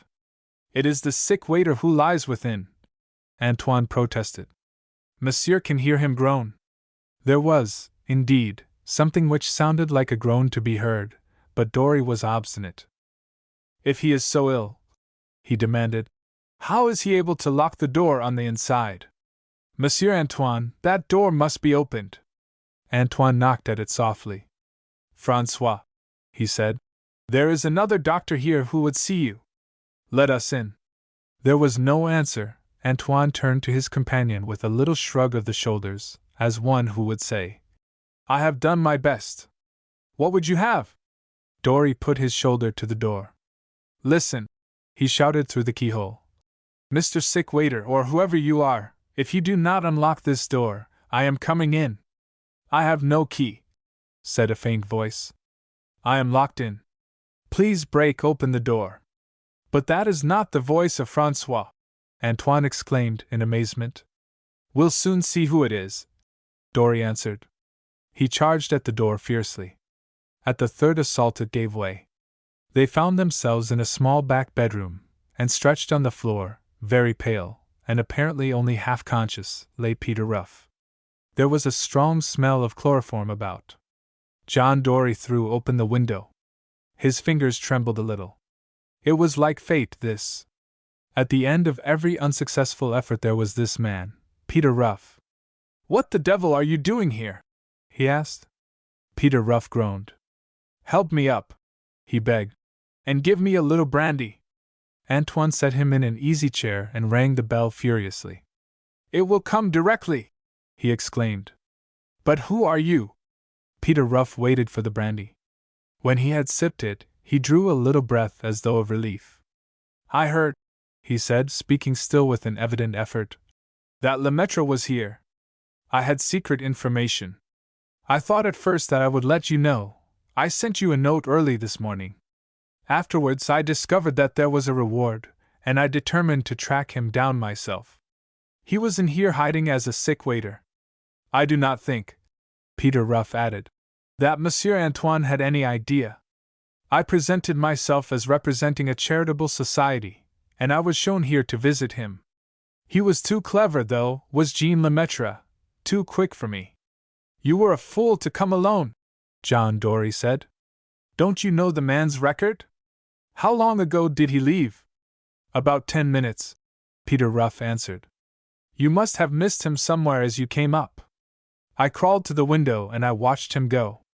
He left the restaurant by the side entrance, and took a taxicab at the corner there. It went northward toward New Oxford Street. Dory turned on his heel. They heard him descending the stairs. Peter Ruff rose to his feet. I am afraid, he said, as he plunged his head into a basin of water, and came into the middle of the room rubbing it vigorously with a small towel. I am afraid that our friend John Dory will get to dislike me soon. He passed out unnoticed, Antoine? Antoine's face wore a look of great relief. There was not a soul who looked, he said. We passed under the nose of the gentleman from Scotland Yard. He sat there reading his paper, and he had no idea. I watched Jean step into the motor. Even by now he is well on his way southwards. Twice he changes from motor to train and back. They will never trace him. Peter Ruff, who was looking amazingly better, sipped a further glass of liqueur. Together he and Antoine descended to the street. Mine, Peter Ruff whispered. I consider that accounts are squared between me and Double Four now. Let them know that. This sort of thing isn't in my line. For an amateur, Antoine said, bowing low, Monsieur commands my heartfelt congratulations. Chapter 8. Mrs. Bogner's Star Boarder. In these days, the duties of Miss Brown as Peter Ruff's secretary had become multifarious. Together with the transcribing of a vast number of notes concerning cases, some of which he undertook and some of which he refused, she had also to keep his cash book, a note of his investments, and a record of his social engagements. Notwithstanding all these demands upon her time, however, there were occasions when she found herself, of necessity, idle. In one of these she broached the subject which had often been in her mind. They were alone, and not expecting callers. Consequently, she sat upon the hearth-rug and addressed her employer by his Christian name. Peter, she said softly, do you remember the night when you came through the fog and burst into my little flat? Quite well, he answered, but it is a subject to which I prefer that you do not allude. I will be careful, she answered. I only spoke of it for this reason. Before you left, when we were sitting together, you sketched out the career which you proposed for yourself. In many respects, I suppose, you have been highly successful, but I wonder if it has ever occurred to you that your work has not proceeded upon the lines which you first indicated. He nodded. I think I know what you mean, he said. Go on. That night, she murmured softly. You spoke as a hunted man. You spoke as one at war with society. You spoke as one who proposes almost a campaign against it. When you took your rooms here and called yourself Peter Ruff, it was rather in your mind to aid the criminal than to detect the crime. Fate seems to have decreed otherwise. Why, I wonder? Things have gone that way, Peter Ruff remarked. I will tell you why, she continued. It is because, at the bottom of your heart, there lurks a strong and unconquerable desire for respectability. In your heart you are on the side of the law and established things. You do not like crime, you do not like criminals. You do not like the idea of associating with them.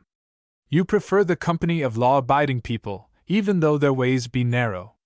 It was part of that sentiment, Peter, which led you to fall in love with a coal merchant's daughter. I can see that you will end your days in the halo of respectability. Peter Ruff was a little thoughtful. He scratched his chin and contemplated the tip of his faultless patent boot.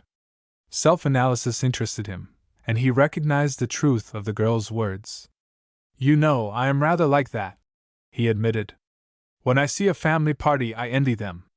When I hear of a man who has brothers and sisters and aunts and cousins, and gives family dinner parties to family friends, I envy him.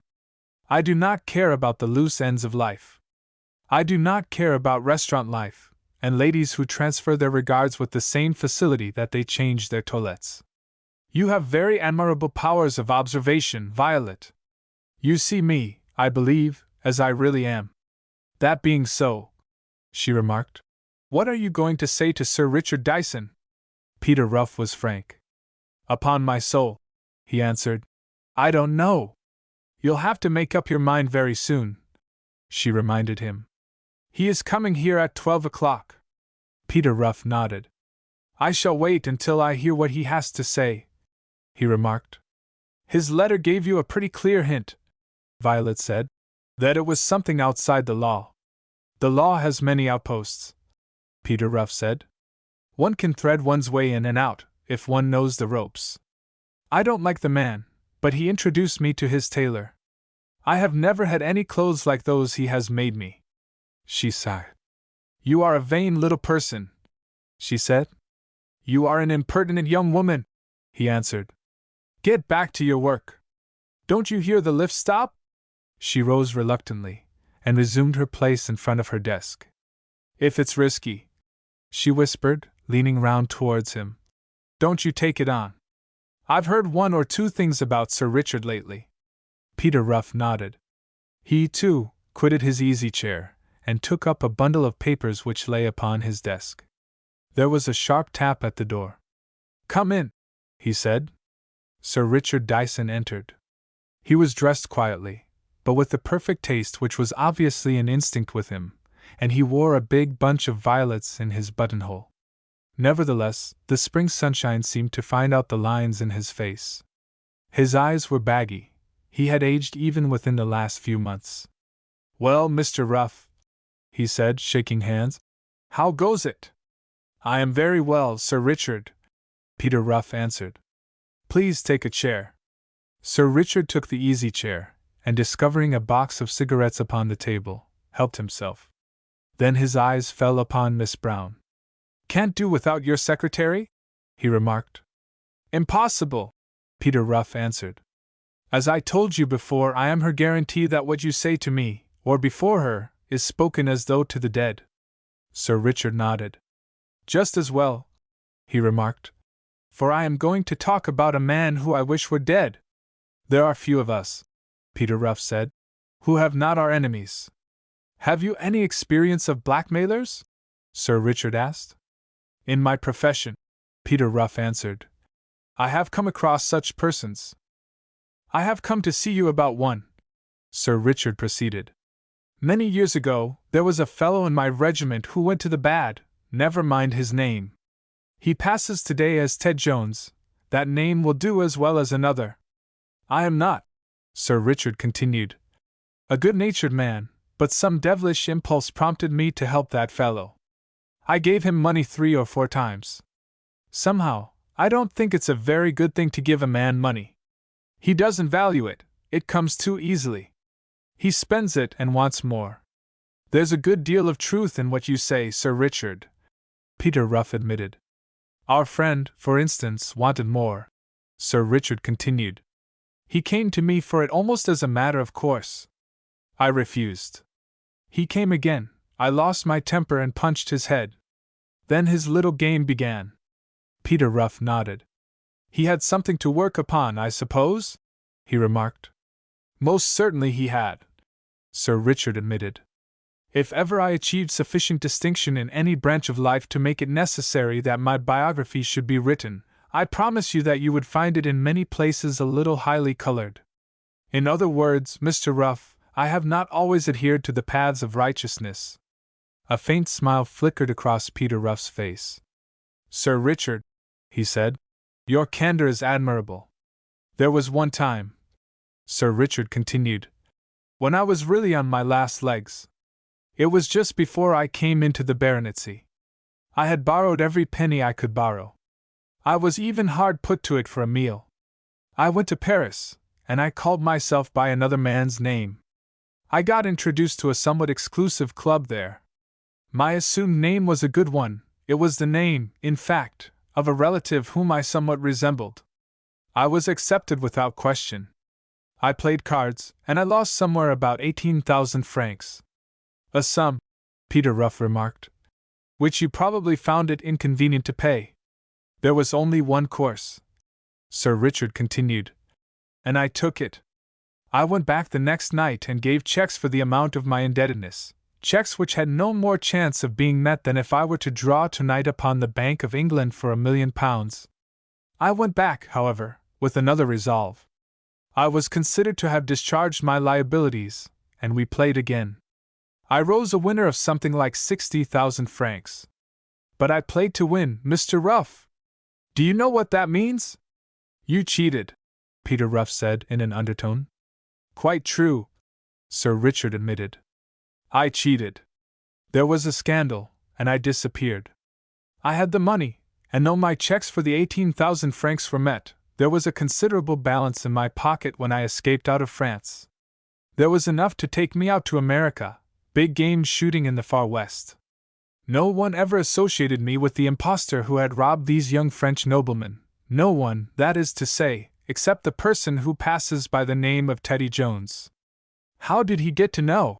Peter Ruff asked. The story wouldn't interest you, Sir Richard answered. He was in Paris at the time. We came across one another twice.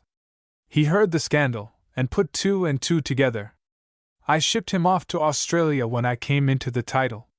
He has come back. Lately, I can tell you, he has pretty well drained me dry. He has become a regular parasite, a cold-blooded leech. He doesn't get drunk now. He looks after his health. I believe he even saves his money. There's scarcely a week I don't hear from him. He keeps me a pauper. He has brought me at last to that state when I feel that there must be an ending. You have come to seek my help, Peter Ruff said slowly. From what you say about this man, I presume that he is not to be frightened. Not for a single moment, Sir Richard answered. The law has no terrors for him. He is as slippery as an eel. He has his story pat. He even has his witnesses ready. I can assure you that Mr. Teddy Jones isn't by any means an ordinary sort of person. He is not to be bluffed, Peter Ruff said slowly. He is not to be bribed. What remains? I have come here, Sir Richard said, for your advice, Mr. Ruff. The blackmailer, Peter Ruff said, is a criminal. He is a scoundrel, Sir Richard assented. He is not fit to live, Peter Ruff repeated. He contaminates the world with every breath he draws, Sir Richard assented. Perhaps, Peter Ruff said, you had better give me his address, and the name he goes under. He lives at a boarding house in Russell Street, Bloomsbury, Sir Richard said. It is Mrs. Bogner's boarding house. She calls it, I believe, the American Home from Home. The number is 17. A boarding house, Peter Ruff repeated thoughtfully. Makes it a little hard to get at him privately, doesn't it? Fling him a bait and he will come to you, Sir Richard answered. He is an adventurer pure and simple, though perhaps you wouldn't believe it to look at him now. He has grown fat on the money he has wrung from me. You had better leave the matter in my hands for a few days, Peter Ruff said. I will have a talk with this gentleman and see whether he is really so unmanageable. If he is, there is, of course, only one way, and for that way, Sir Richard, you would have to pay a little high. If I were to hear tomorrow, Sir Richard said quietly, that Teddy Jones was dead, I would give £5,000 to the man who brought me the information. Peter Ruff nodded. It would be worth that, he said. Quite. I will drop you a line in the course of the next few days. Sir Richard took up his hat, lit another of Peter Ruff's cigarettes, and departed. They heard the rattle of the lift as it descended. Then Miss Brown turned round in her chair. Don't you do it, Peter, she said solemnly. The time has gone by for that sort of thing. The man may be unfit to live, but you don't need to risk as much as that for a matter of £5,000. Peter Ruff nodded. "Quite right," he said. "Quite right, Violet. At the same time, £5,000 is an excellent sum. We must see what can be done." Peter Ruff's method of seeing what could be done was at first the very obvious one of seeking to discover any incidents in the past of the person known as Teddy Jones likely to reflect present discredit upon him if brought to light. From the first, it was quite clear that the career of this gentleman had been far from immaculate. His researches proved, beyond a doubt, that the gentleman in question had resorted, during the last 10 or 15 years, to many and very questionable methods of obtaining a living.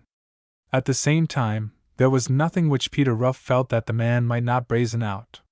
His present mode of life seemed, on the surface, at any rate, to be beyond reproach. There was only one association which was distinctly questionable, and it was in this one direction, therefore, that Peter Ruff concentrated himself. The case, for some reason, interested him so much that he took a close and personal interest in it, and he was rewarded one day by discovering this enemy of Sir Richard sitting, toward 5 o'clock in the afternoon, in a cafe in Regent Street, engrossed in conversation with a person whom Peter Ruff knew to be a very black sheep indeed, a man who had been tried for murder, and concerning whom there were still many unpleasant rumors. From behind his paper in a corner of the cafe, Peter Ruff watched these two men. Teddy Jones, or Major Edward Jones, as it seemed he was now called, was a person whose appearance no longer suggested the poverty against which he had been struggling most of his life. He was well dressed and tolerably well turned out. His face was a little puffy, and he had put on flesh during these days of his ease. His eyes, too, had a somewhat furtive expression, although his general deportment was one of braggadocio. Peter Ruff, quick always in his likes or dislikes, found the man repulsive from the start. He felt that he would have a genuine pleasure, apart from the matter of the £5,000, in accelerating Major Jones's departure from a world which he certainly did not adorn. The two men conducted their conversation in a subdued tone, which made it quite impossible for Peter Ruff, in his somewhat distant corner, to overhear a single word of it. It was obvious, however, that they were not on the best of terms.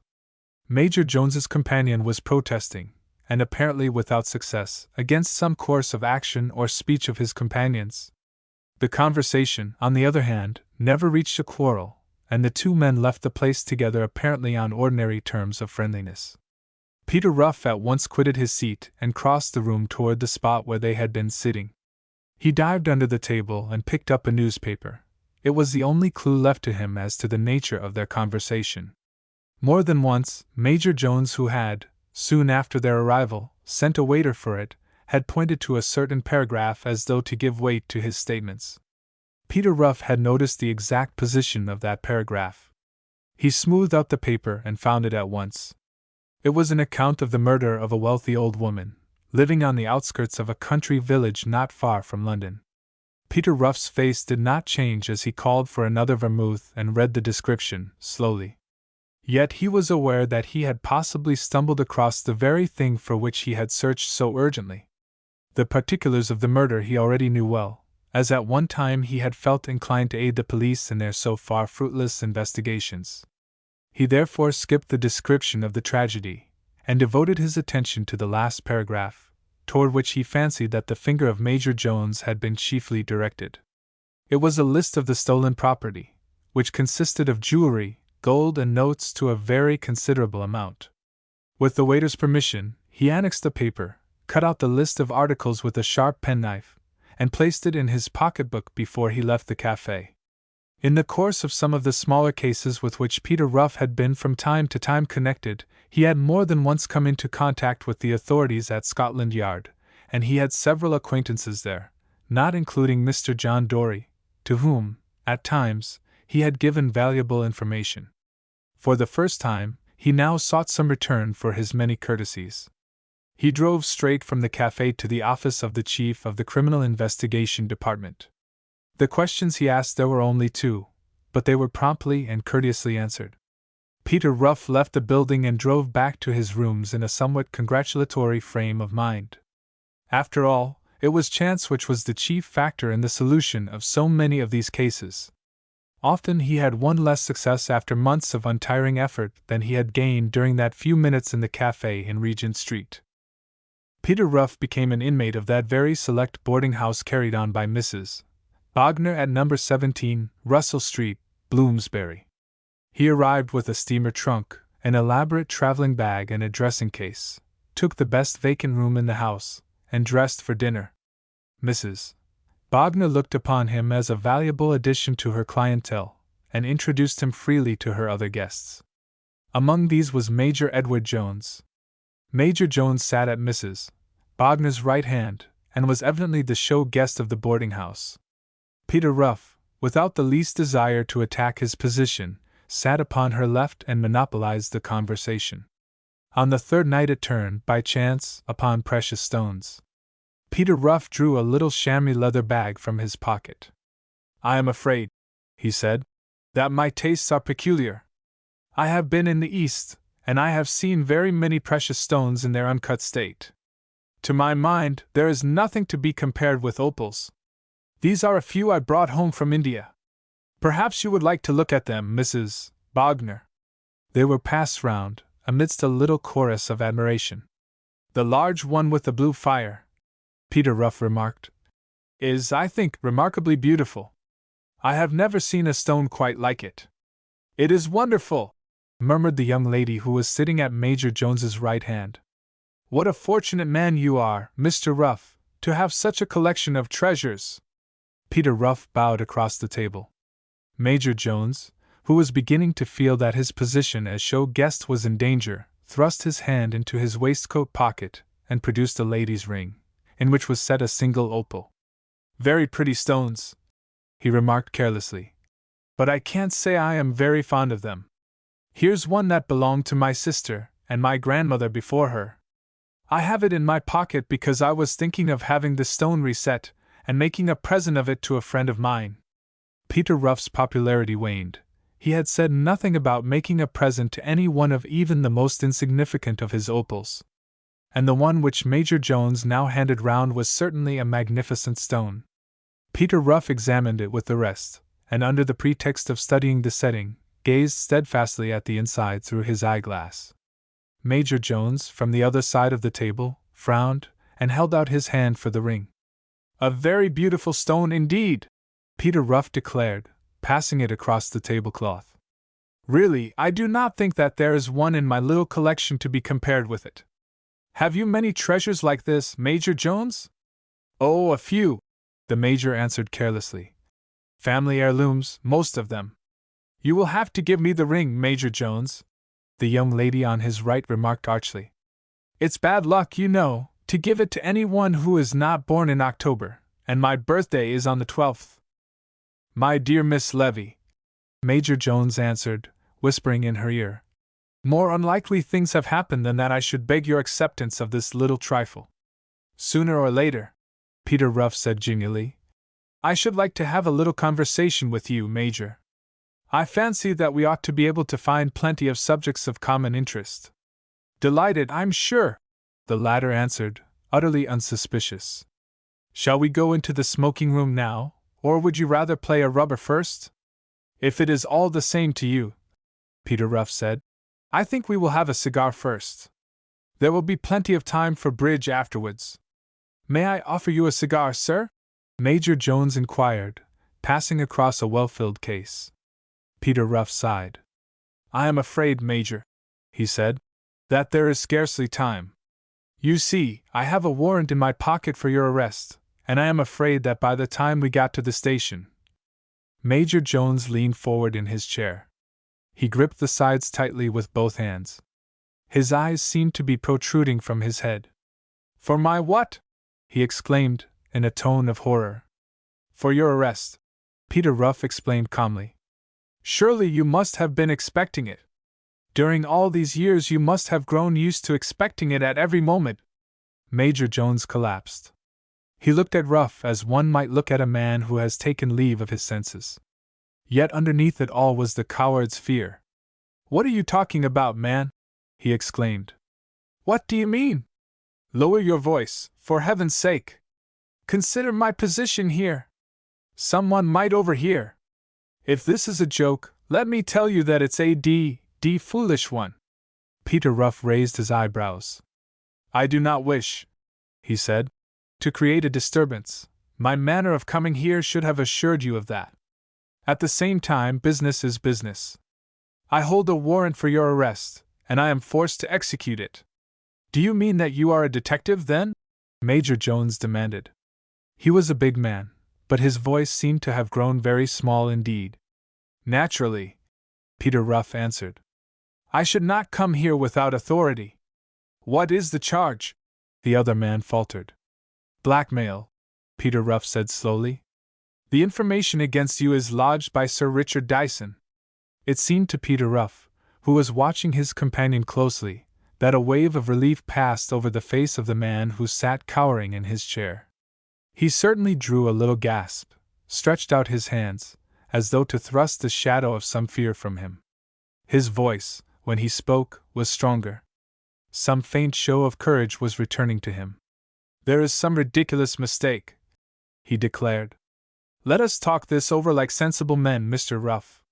If you will wait until I have spoken to Sir Richard, I can promise you that the warrant shall be withdrawn, and that you shall not be the loser. I am afraid it is too late for anything of that sort, Peter Ruff said. Sir Richard's patience has been completely exhausted by your repeated demands. He never told me so, Major Jones whined. I quite thought that he was always glad to help an old friend. As a matter of fact, I had not meant to ask him for anything else. The last few hundreds I had from him was to have closed the thing up. It was the end. Peter Ruff shook his head. No, he said. It was not the end. It never would have been the end. Sir Richard sought my advice, and I gave it him without hesitation. Sooner or later, I told him, he would have to adopt different measures. I convinced him. I represent those measures. But the matter can be arranged, Major Jones insisted, with a little shudder. I am perfectly certain it can be arranged.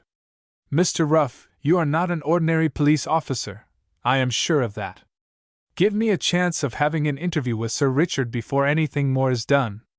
I will satisfy him, I promise you that. Why, if we leave the place together like this, everyone here will get to know about it. Be reasonable, Peter Ruff answered. Of course everyone will get to know about it. Blackmailing cases always excite a considerable amount of interest. Your photograph will probably be in the Daily Mirror tomorrow or the next day. In the meantime, I must trouble you to pay your respects to Mrs. Bogner and to come with me. To Sir Richard's house? Major Jones asked, eagerly. To the police stations, Peter Ruff answered.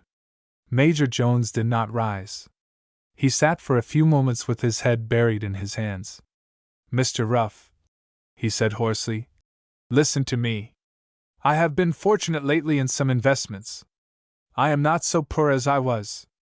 I have my checkbook in my pocket, and a larger balance in the bank now than I have ever had before. If I write you a check for, say, 100, no, 5, he cried desperately, watching Peter Ruff's unchanging face. £500, will you come round with me to Sir Richard's house in a hansom at once? Peter Ruff shook his head. £5,000 would not buy your liberty from me, Major Jones, he said. The man became abject. Have pity, then, he pleaded. My health is not good, I couldn't stand imprisonment. Think of what it means to a man of my age suddenly to leave everything worth having in life just because he may have imposed a little on the generosity of a friend. Think how you would feel, and be merciful. Peter Ruff shook his head slowly. His face was immovable, but there was a look in his eyes from which the other man shrank. Major Jones, he said, you asked me be merciful. You appealed to my pity. For such as you I have no pity, nor have I ever shown any mercy. You know very well, and I know, that when once the hand of the law touches your shoulder, it will not be only a charge of blackmail which the police will bring against you. There is nothing else, he cried. Take half my fortune, Mr. Ruff. Let me get away. Give me a chance, just a sporting chance. I wonder, Peter Ruff said, what chance that poor old lady in Weston had. No, I am not saying you murdered her. You never had the pluck. Your confederate did that, and you handled the booty. What were the initials inside that ring you showed us tonight, Major Jones? Let me go to my bedroom, he said in a strange, faraway tone. You can come with me and stand outside. Peter Ruff assented. To save scandal, he said. Yes. 3 flights of stairs they climbed. When at last they reached the door, the trembling man made one last appeal. Mr. Ruff, he said, have a little mercy. Give me an hour's start, just a chance for my life. Peter Ruff pushed him in the door. I am not a hard man, he said, but I keep my mercy for men. He took the key from the inside of the door, locked it, and with the key in his pocket descended to the drawing room. The young lady who had sat on Major Jones's right was singing a ballad. Suddenly she paused in the middle of her song. The 4 people who were playing bridge looked up. Mrs. Bogner screamed. What was that? She asked quickly. It sounded, Peter Ruff said, very much like revolver shot. I see, Sir Richard remarked, with a queer look in his eyes, as he handed over a roll of notes to Peter Ruff. The jury brought it in suicide. What I can't understand is… Don't try, Peter Ruff interrupted briskly. It isn't in the bond that you should understand. Sir Richard helped himself to a drink. A great burden had passed from his shoulders, but he was not feeling at his best that morning. He could scarcely keep his eyes from Peter Ruff. Ruff, he said, I have known you some time, and I have known you to be a square man. I have known you to do good-natured actions. I came to you in desperation, but I scarcely expected this. Peter Ruff emptied his own tumbler and took up his hat. Sir Richard, he said, you are like a good many other people. Now that the thing is done, you shrink from the thought of it. You even wonder how I could have planned to bring about the death of this man. Listen, Sir Richard. Pity for the deserving, or for those who have in them one single quality, one single grain, of good, is a sentiment which deserves respect. Pity for vermin, who crawl about the world leaving a poisonous trail upon everything they touch, is a false and unnatural sentiment. For every hopelessly corrupt man who is induced to quit this life there is a more deserving one, somewhere or other, for whom the world is a better place. So that, after all, you are a philanthropist, Mr. Ruff, Sir Richard said, with a forced smile. Peter Ruff shook his head. A philosopher, he answered, buttoning up his notes. Chapter 9. The Perfidy of Miss Brown. Peter Ruff came down to his office with a single letter in his hand, bearing a French postmark. He returned his secretary's morning greeting a little absently, and seated himself at his desk. Violet, he asked, have you ever been to Paris? She looked at him compassionately. More times than you, I think, Peter, she answered. He nodded. That, he exclaimed, is very possible. Could you get ready to leave by the 2:20 this afternoon? What, alone? She exclaimed. No, with me, he answered. She shut down her desk with a bang. Of course I can, she exclaimed. What a spree! Then she caught sight of a certain expression on Peter Ruff's face, and she looked at him wonderingly. Is anything wrong, Peter? She asked. No, he answered. I cannot say that anything is wrong. I have had an invitation to present myself before a certain society in Paris of which you have some indirect knowledge. What the summons means I cannot say. Yet you go? She exclaimed. I go, he answered. I have no choice.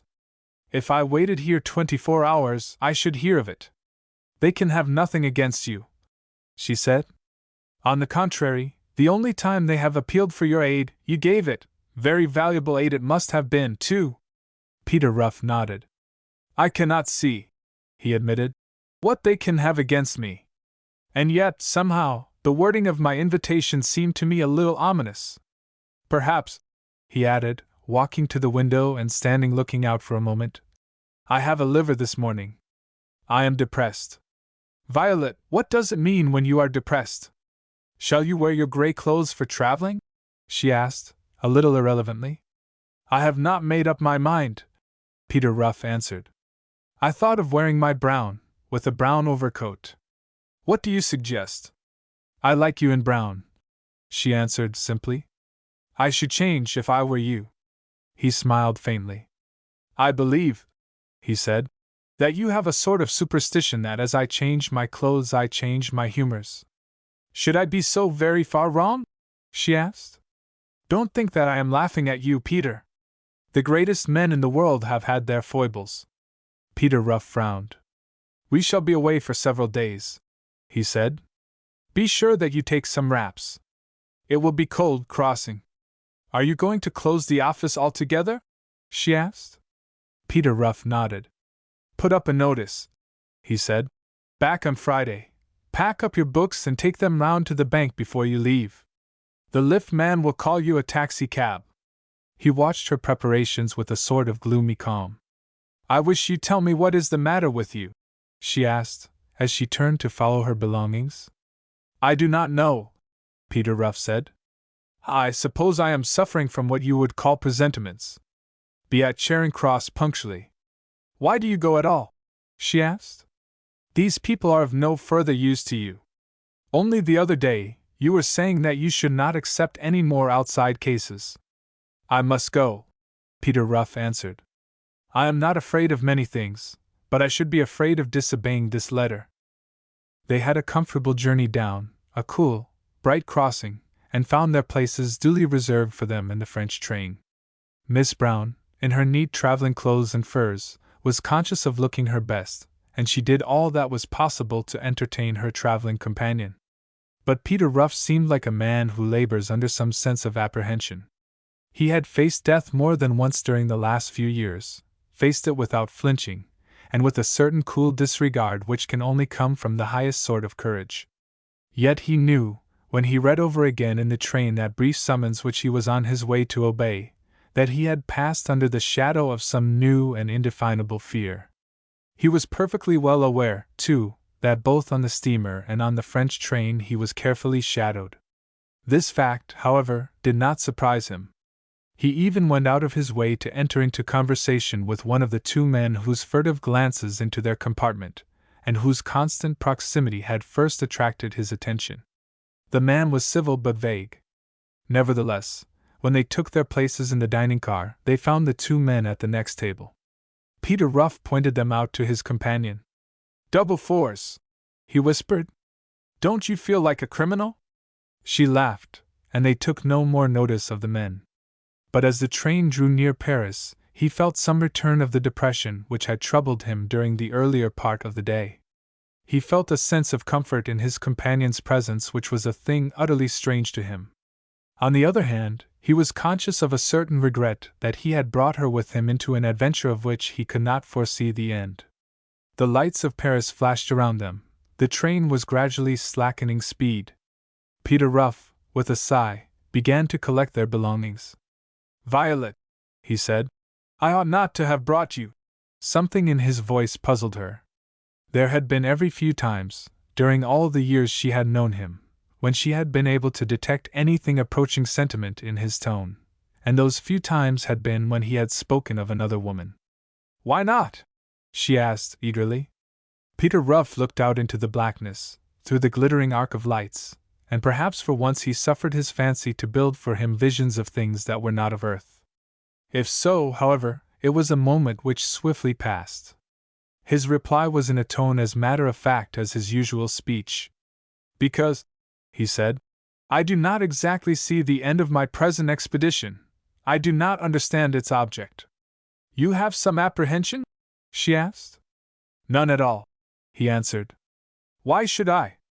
There is an unwritten bargain, he added a little more slowly, to which I subscribed with our friends here, and I have certainly kept it. In fact, the balance is on my side. There is nothing for me to fear. The train crept into the Gare du Nord, and they passed through the usual routine of the customs house. Then, in an omnibus, they rumbled slowly over the cobblestones, through the region of barely lit streets and untidy cafes, down the Rue Lafayette, across the famous square and into the Rue de Rivoli. Our movements, Peter Ruff remarked dryly, are too well known for us to attempt to conceal them. We may as well stop at one of the large hotels. It will be more cheerful for you while I am away. They engaged rooms at the Continental. Miss Brown, whose apartments were in the wing of the hotel overlooking the gardens, ascended at once to her room. Peter Ruff, who had chosen a small suite on the other side, went into the bar for a whiskey and soda. A man touched him on the elbow. "For monsieur," he murmured, and vanished. Peter Ruff turned and opened the note. It bore a faint perfume, it had a coronet upon the flap of the envelope, and it was written in a delicate feminine handwriting. "Dear Mr. Ruff, if you are not too tired with your journey, will you call soon after 1 o'clock to meet some old friends? Blanche de Maupassant." Peter Ruff drank his whiskey and soda, went up to his rooms, and made a careful toilet. Then he sent a page up for Violet, who came down within a few minutes.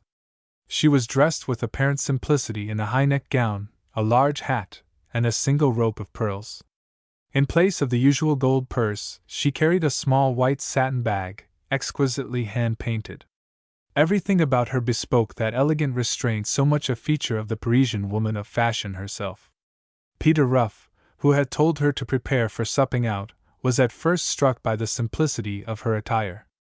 Afterwards, he came to appreciate its perfection. They went to the Café de Paris, where they were the first arrivals.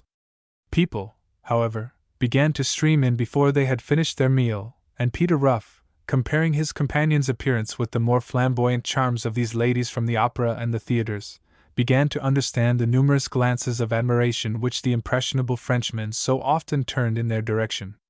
There was between them, toward the end of the meal, something which amounted almost to nervousness. "You are going to keep your appointment tonight, Peter?" his companion asked. Peter Ruff nodded. "As soon as I have taken you home," he said. "I shall probably return late, so we will breakfast here tomorrow morning, if you like, at 12:30. I will send a note to your room when I am ready." She looked him in the eyes. "Peter," she said, "supposing that note doesn't come?" He shrugged his shoulders. "My dear Violet," he said, "you and I, or rather I, for you are not concerned in this, live a life which is a little different from the lives of most of the people around us. The million pay their taxes, and they expect police protection in times of danger. For me there is no such resource. My life has its own splendid compensations. I have weapons with which to fight any ordinary danger. What I want to explain to you is this, that if you hear no more of me, you can do nothing. If that note does not come to you in the morning, you can do nothing. Wait here for 3 days, and after that go back to England. You will find a letter on your desk, telling you there exactly what to do. You have something in your mind," she said, "of which you have not told me." "I have nothing," he answered firmly. "Upon my honor, I know of no possible cause of offense which our friends could have against me. Their summons is, I will admit, somewhat extraordinary, but I go to obey it absolutely without fear. You can sleep well, Violet. We lunch here tomorrow, without a doubt." They drove back to the hotel almost in silence. Violet was looking fixedly out of the window of the taxicab, as though interested in watching the crowds upon the street. Peter Ruff appeared to be absorbed in his own thoughts. Yet perhaps they were both of them nearer to one another than either surmised. Their parting in the hall of the Continental Hotel was unemotional enough. For a moment Peter Ruff had hesitated while her hand had lain in his. He had opened his lips as though he had something to say. Her eyes grew suddenly softer, seemed to seek his as though begging for those unspoken words. But Peter Ruff did not say them then. "I shall be back all right," he said. "Good night, Violet. Sleep well." He turned back towards the waiting taxicab. "Number 16, Rue de St. Quentin," he told the man. It was not a long ride. In less than a quarter of an hour, Peter Ruff presented himself before a handsome white house in a quiet, aristocratic-looking street. At his summons, the postern door flew open, and a manservant in plain livery stood at the second entrance. "Madame la Marquise?" Peter Ruff asked. The man bowed in silence, and took the visitor's hat and overcoat. He passed along a spacious hall and into a delightfully furnished reception room, where an old lady with gray hair sat in the midst of a little circle of men. Peter Ruff stood for a moment upon the threshold, looking around him. She held out her hands. "It is Monsieur Peter Ruff, is it not? At last, then, I am gratified. I have wished for so long to see one who has become so famous." Peter Ruff took her hands in his and raised them gallantly to his lips. "Madam," he said, "this is a pleasure indeed. At my last visit here, you were in Italy." "I grow old," she answered. "I leave Paris but little now. Where one has lived, one should at least be content to die." "Madam speaks a philosophy," Peter Ruff answered, "which as yet she has no need to learn." The old lady turned to a man who stood upon her right. "And this from an Englishman!" she exclaimed. There were others who took Peter Ruff by the hand then. The servants were handing round coffee in little silver cups. On the sideboard was a choice of liqueurs and bottles of wine. Peter Ruff found himself hospitably entertained with both small talk and refreshments. But every now and then his eyes wandered back to where Madame sat in her chair, her hair as white as snow, beautiful still, in spite of the cruel mouth and the narrow eyes. "She is wonderful," he murmured to a man who stood by his side. "She is 86, was the answer in a whisper. "And she knows everything." As the clock struck 2, a tall footman entered the room and wheeled Madame's chair away. Several of the guests left at the same time. Ruff, when the door was closed, counted those who remained. As he had imagined would be the case, he found that there were 8. A tall, gray-bearded man, who from the first had attached himself to Ruff, and who seemed to act as a sort of master of ceremonies, now approached him once more and laid his hand upon his shoulder.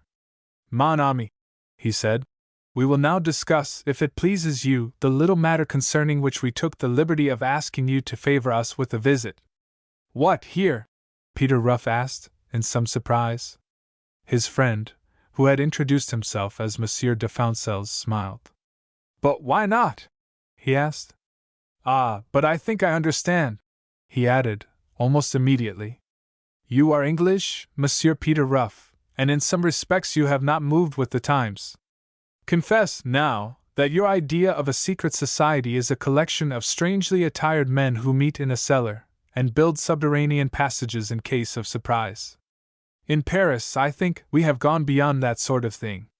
We of the Double Four have no headquarters save the drawing-room of Madame, no hiding-places whatsoever, no meeting-places save the fashionable cafés or our own reception rooms. The police follow us. What can they discover? Nothing. What is there to discover? Nothing. Our lives are lived before the eyes of all Paris. There is never any suspicion of mystery about any of our movements. We have our hobbies, and we indulge in them. Monsieur the Marquis de Saubrange here is a great sportsman. Monsieur le Comte owns many racehorses. I myself am an authority on pictures, and own a collection which I have bequeathed to the state. Paris knows us well as men of fashion and mark. Paris does not guess that we have perfected an organization so wonderful that the whole criminal world pays toll to us." "Dear me," Peter Ruff said, "this is very interesting." "We have a trained army at our disposal," Monsieur de Founcelles continued, "who numerically, as well as in intelligence, outnumber the whole force of gendarmes in Paris. No criminal from any other country can settle down here and hope for success, unless he joins us. An exploit which is inspired by us cannot fail. Our agents may count on our protection, and receive it without question." "I am bewildered," Peter Ruff said frankly. "I do not understand how you gentlemen, whom one knows by name so well as patrons of sport and society, can spare the time for affairs of such importance." Monsieur de Founcelles nodded. "We have very valuable aid," he said.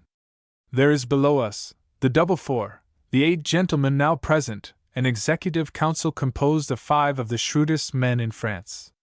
They take their orders from us. We plan, and they obey.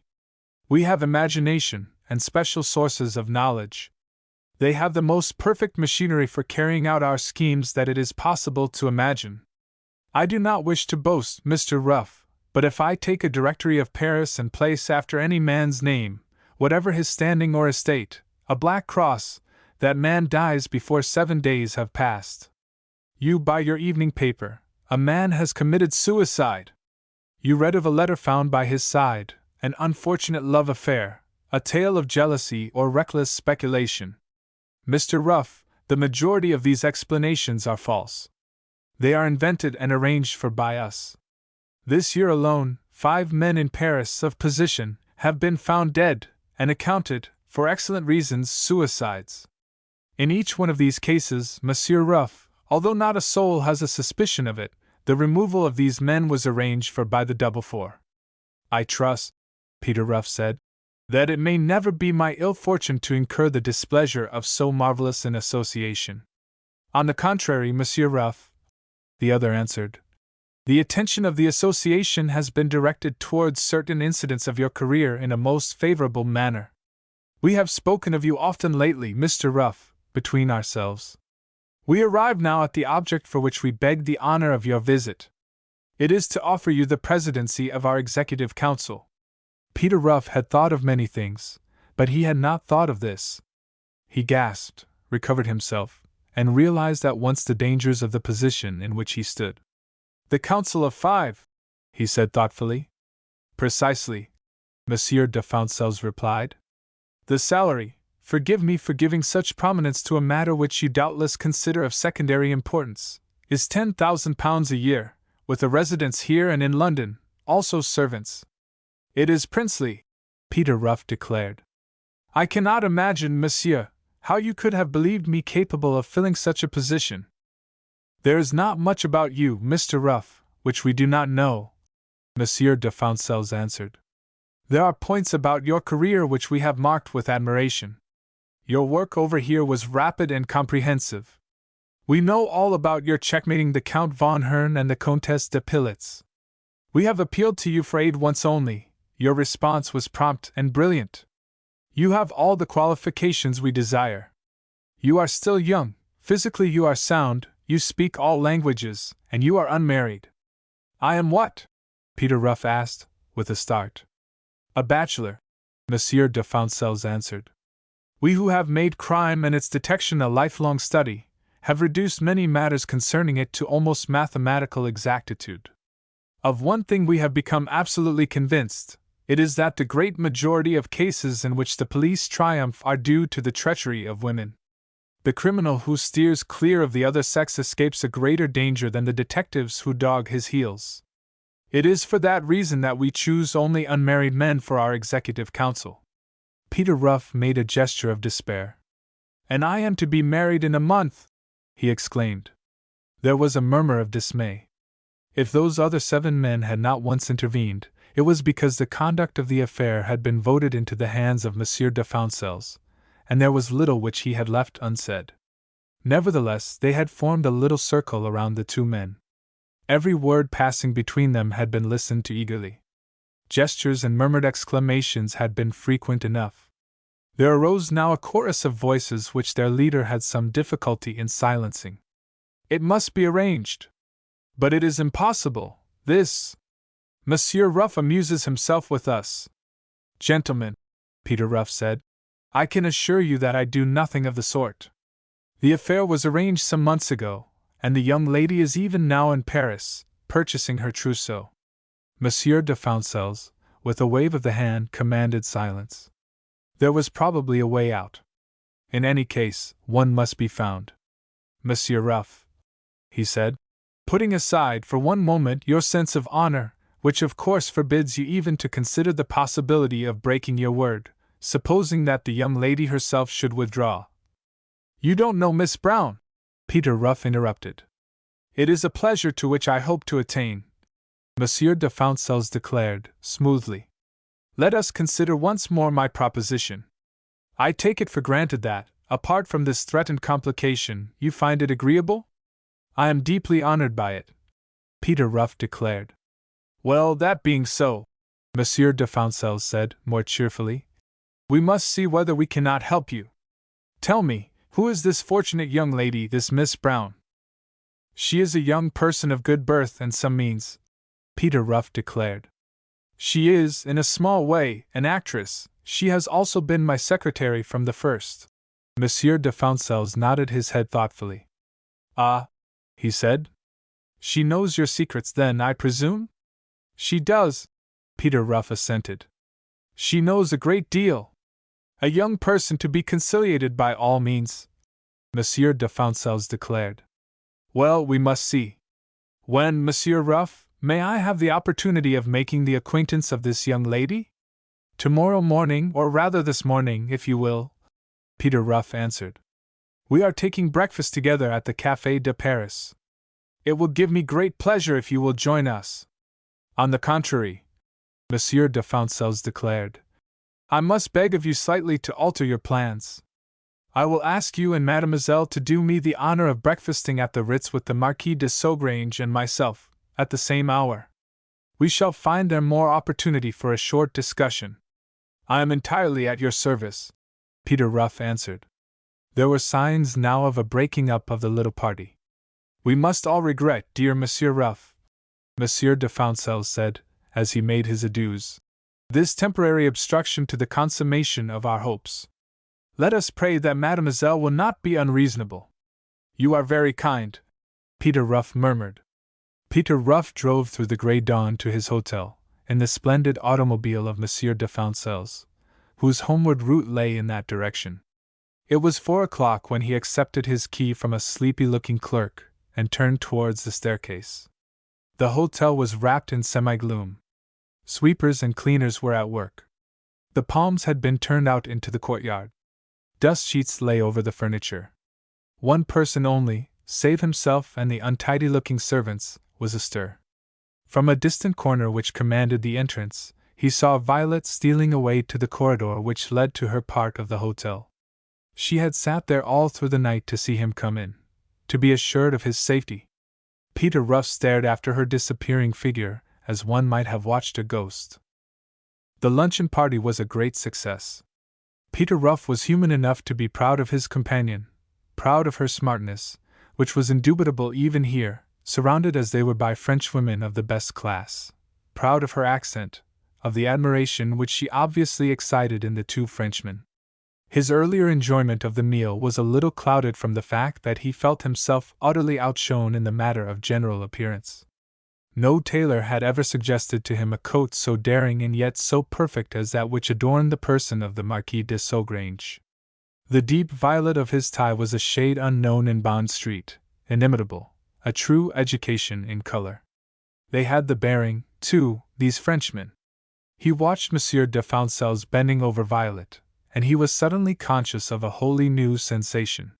He did not recognize, could not even classify it. He only knew that it was not altogether pleasant, and that it set the warm blood tingling through his veins. It was not until they were sitting out in the winter garden, taking their coffee and liqueurs, that the object of their meeting was referred to. Then Monsieur de Foncelles drew Violet a little away from the others, and the Marquis, with a meaning smile, took Peter Ruff's arm and led him on one side. Monsieur de Foncelles wasted no words at all. Mademoiselle, he said, Monsieur Ruff has doubtless told you that last night I made him the offer of a great position among us. She looked at him with twinkling eyes. Go on, please, she said. I offered him a position of great dignity, of great responsibility. Monsieur de Foncelles continued. I cannot explain to you its exact nature, but it is in connection with the most wonderful organization of its sort which the world has ever known. The double four, she murmured. Attached to the post is a princely salary and but one condition, Monsieur de Foncelles said, watching the girl's face. The condition is that Mr. Ruff remains a bachelor. Violet nodded. Peter's told me all this, she remarked. He wants me to give him up. Monsieur de Foncelles drew a little closer to his companion. There was a peculiar smile upon his lips.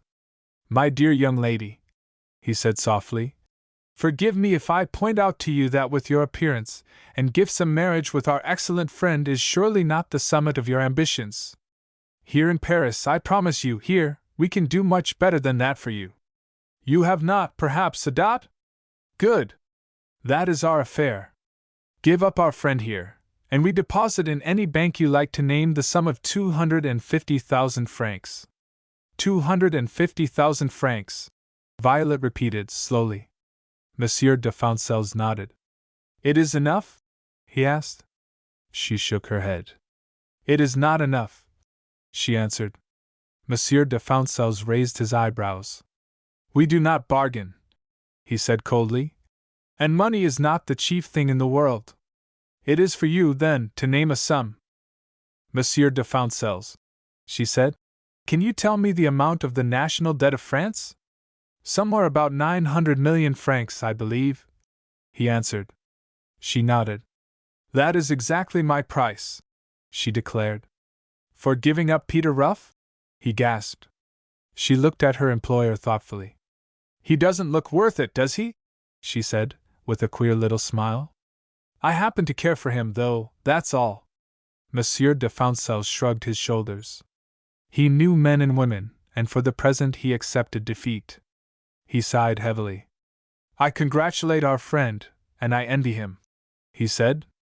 If ever you should change your mind, mademoiselle. It is our privilege, isn't it? She remarked, with a brilliant smile. If I do, I shall certainly let you know. On the way home, Peter Ruff was genial, Miss Brown silent.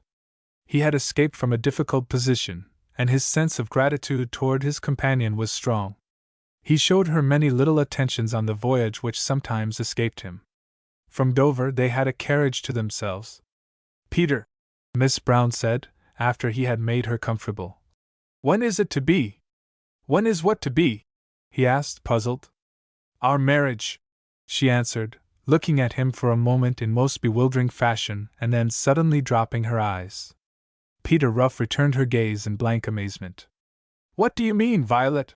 He exclaimed. Just what I say, she answered composedly. When are we going to be married? Peter Ruff frowned. What nonsense, he said. We are not going to be married. You know that quite well. Oh, no, I don't, she declared, smiling at him in a heavenly fashion.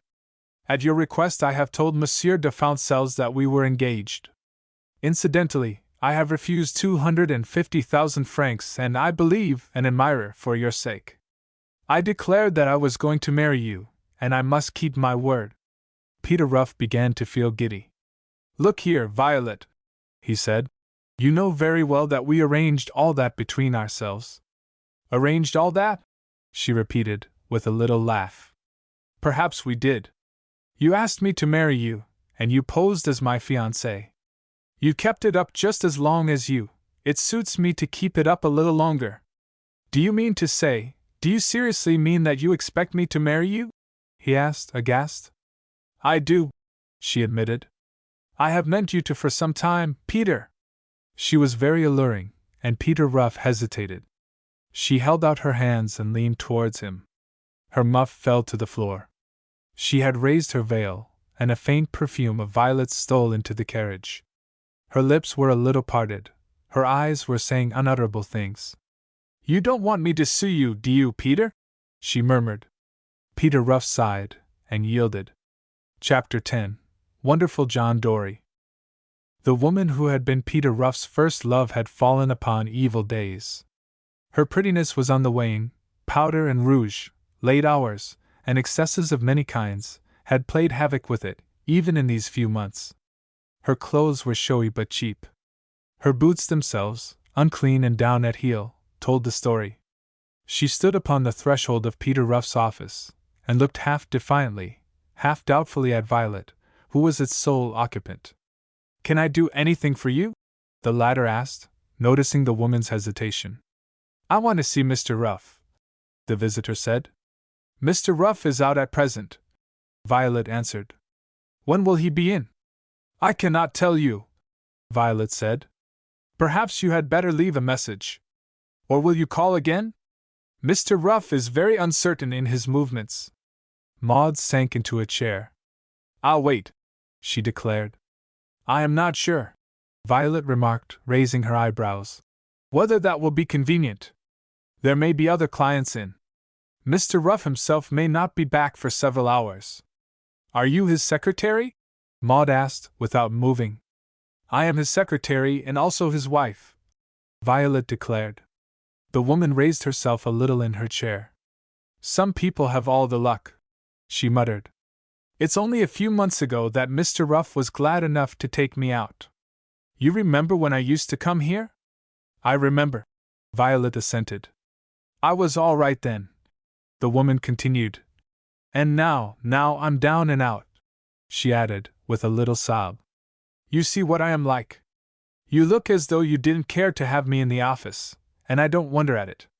You look as though you were afraid I'd come to beg, and you are right, I have come to beg. I am sure Mr. Ruff will do what he can for you, Violet said. Although, I see you know all about it, Maud interrupted, with a hard little laugh. I came once to wheedle information out of him. I came to try and betray the only man who ever really cared for me. Mr. Ruff was too clever, and I am thankful for it. I have been as big a fool as a woman can be, but I am paying for it right enough.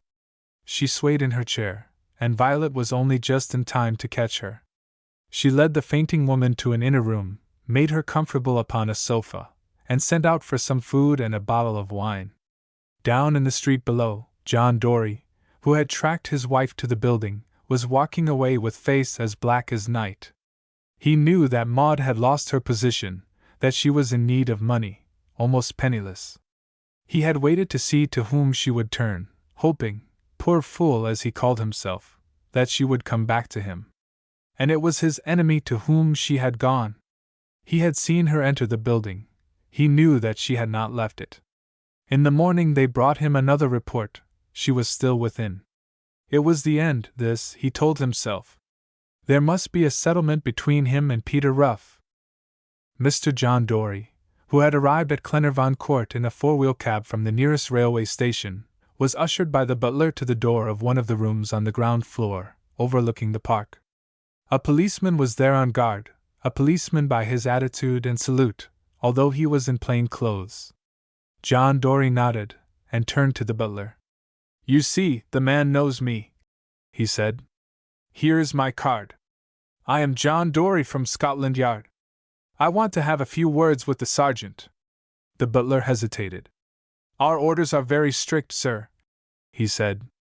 I am afraid that I cannot allow you to enter the room without a special permit from his lordship. You see, we have had no advice of your coming. John Dory nodded. Quite right, he answered. If everyone were to obey his orders as literally, there would be fewer robberies. However, you see that this man recognizes me.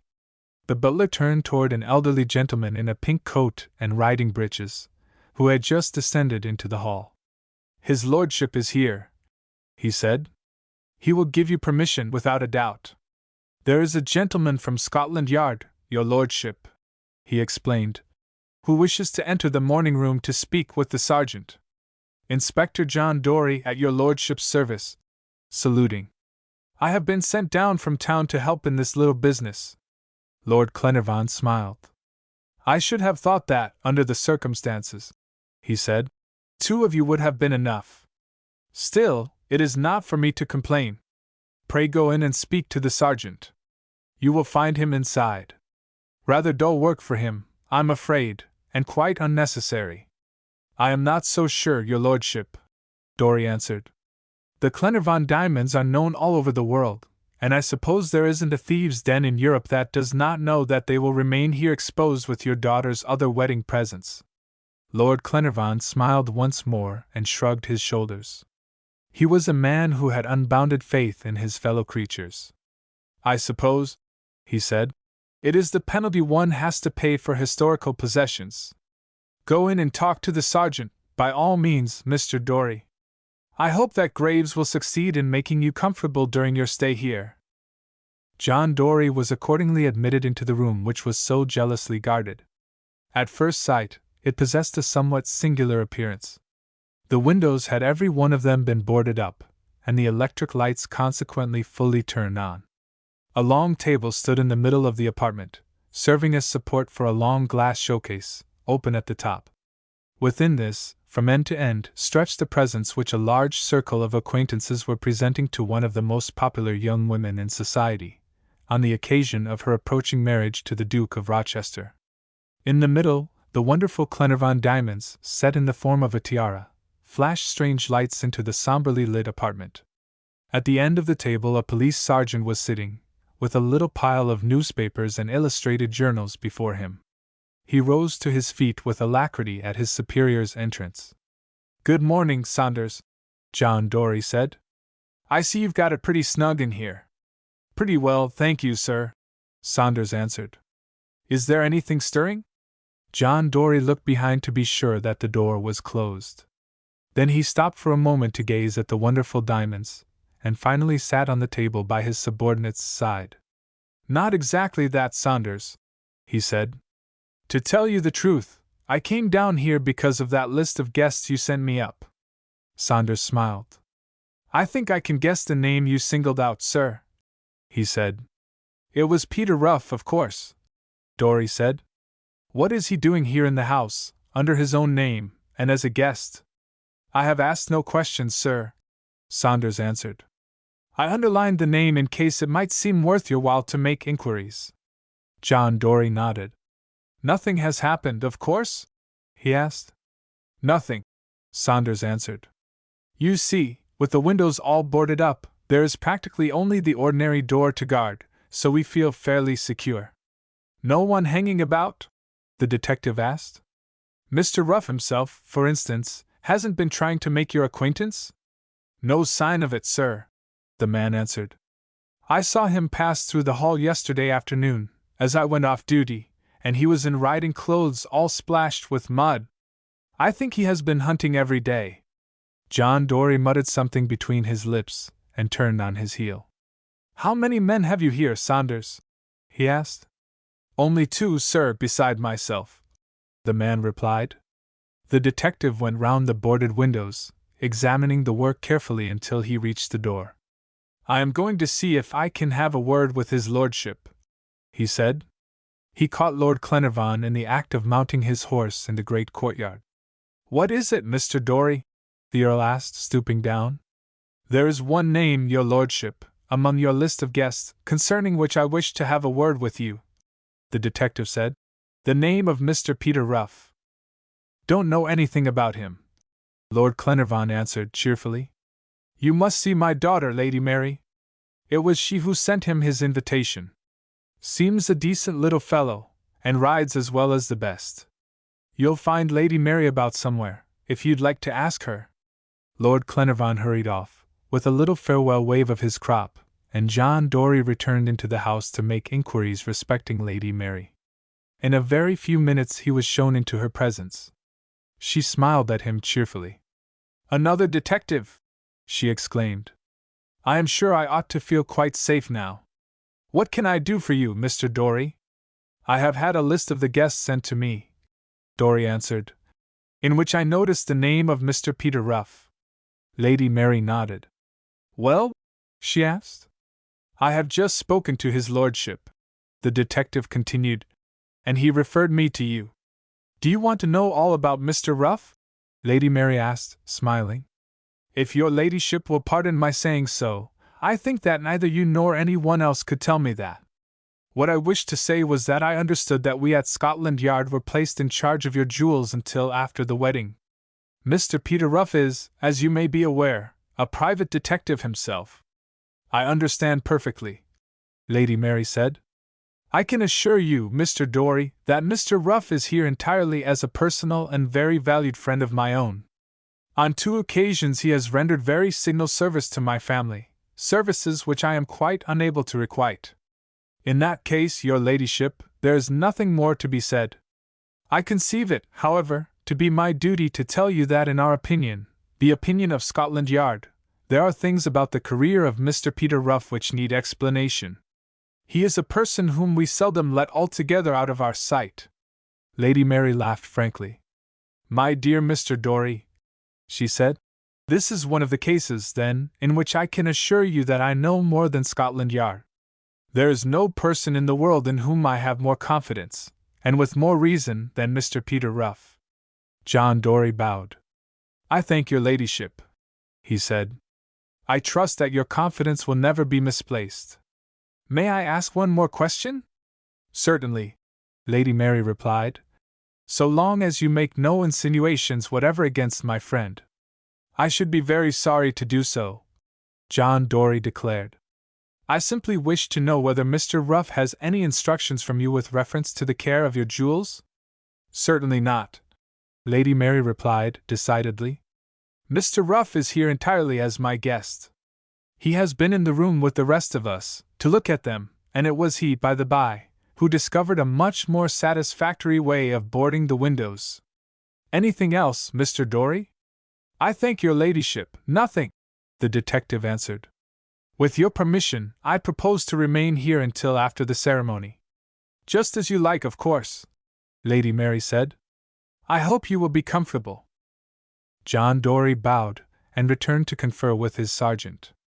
Afterwards, finding the morning still fine, he took his hat and went for a walk in the park.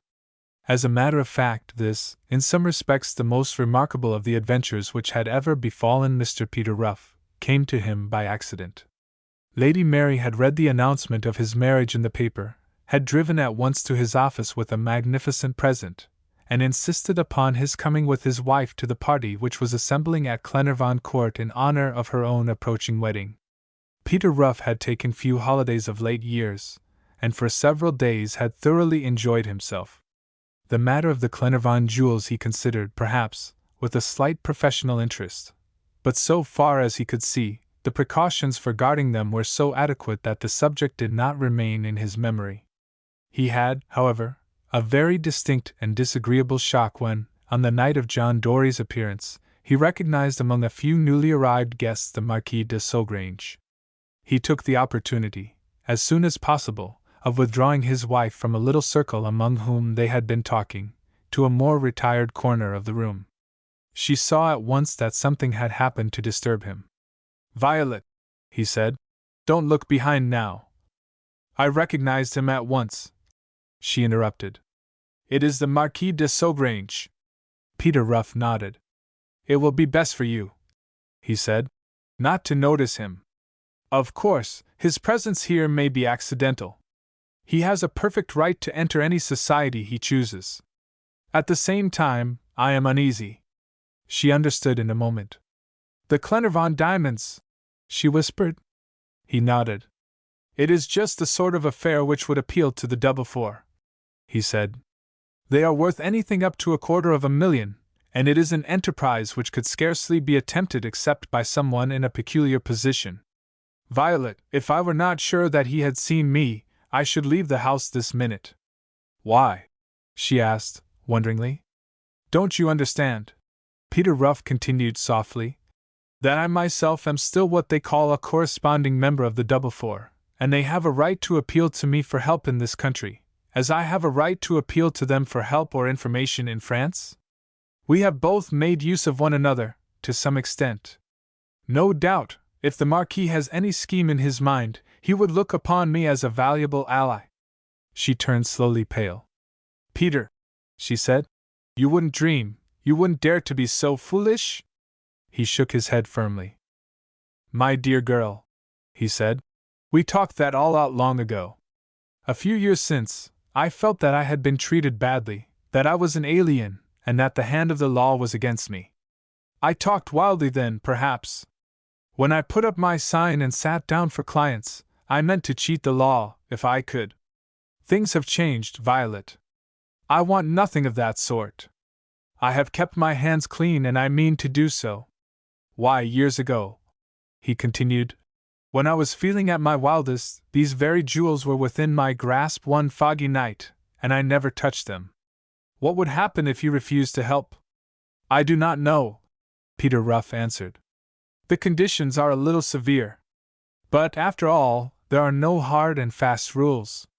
It rests with the Marquis himself to shrug his shoulders and appreciate my position.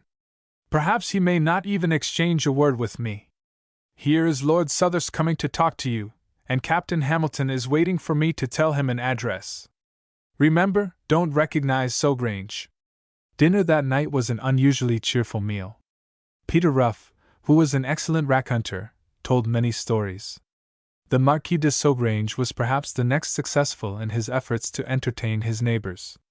Violet found him upon her left hand, and although he showed not the slightest signs of having ever seen her before, they were very soon excellent friends. After dinner, Sogrange and Peter Ruff drifted together on their way to the billiard room. Sogrange, however, continued to talk courteously of trifles until, having decided to watch the first game, they found themselves alone on the leather divan surrounding the room. "This is an unexpected pleasure, my friend," Sogrange said, watching the ash of his cigar. "Professional?" Peter Ruff shook his head. "Not in the least," he answered. "I have had the good fortune to render Lady Mary and her brother, at different times, services which they are pleased to value highly. We are here as ordinary guests, my wife and I." The Marquis sighed. "Ah, that wife of yours, Ruff," he said. "She is charming, I admit, and you are a lucky man, but it was a price, a very great price to pay." "You, perhaps, are ambitious, Marquis," Peter Ruff answered. "I have not done so badly. A little contents me." Sogrange looked at him as though he were some strange creature. "I see," he murmured. "I see. With you, of course, the commercial side comes uppermost. Mr. Ruff, what do you suppose the income from my estate amounts to?"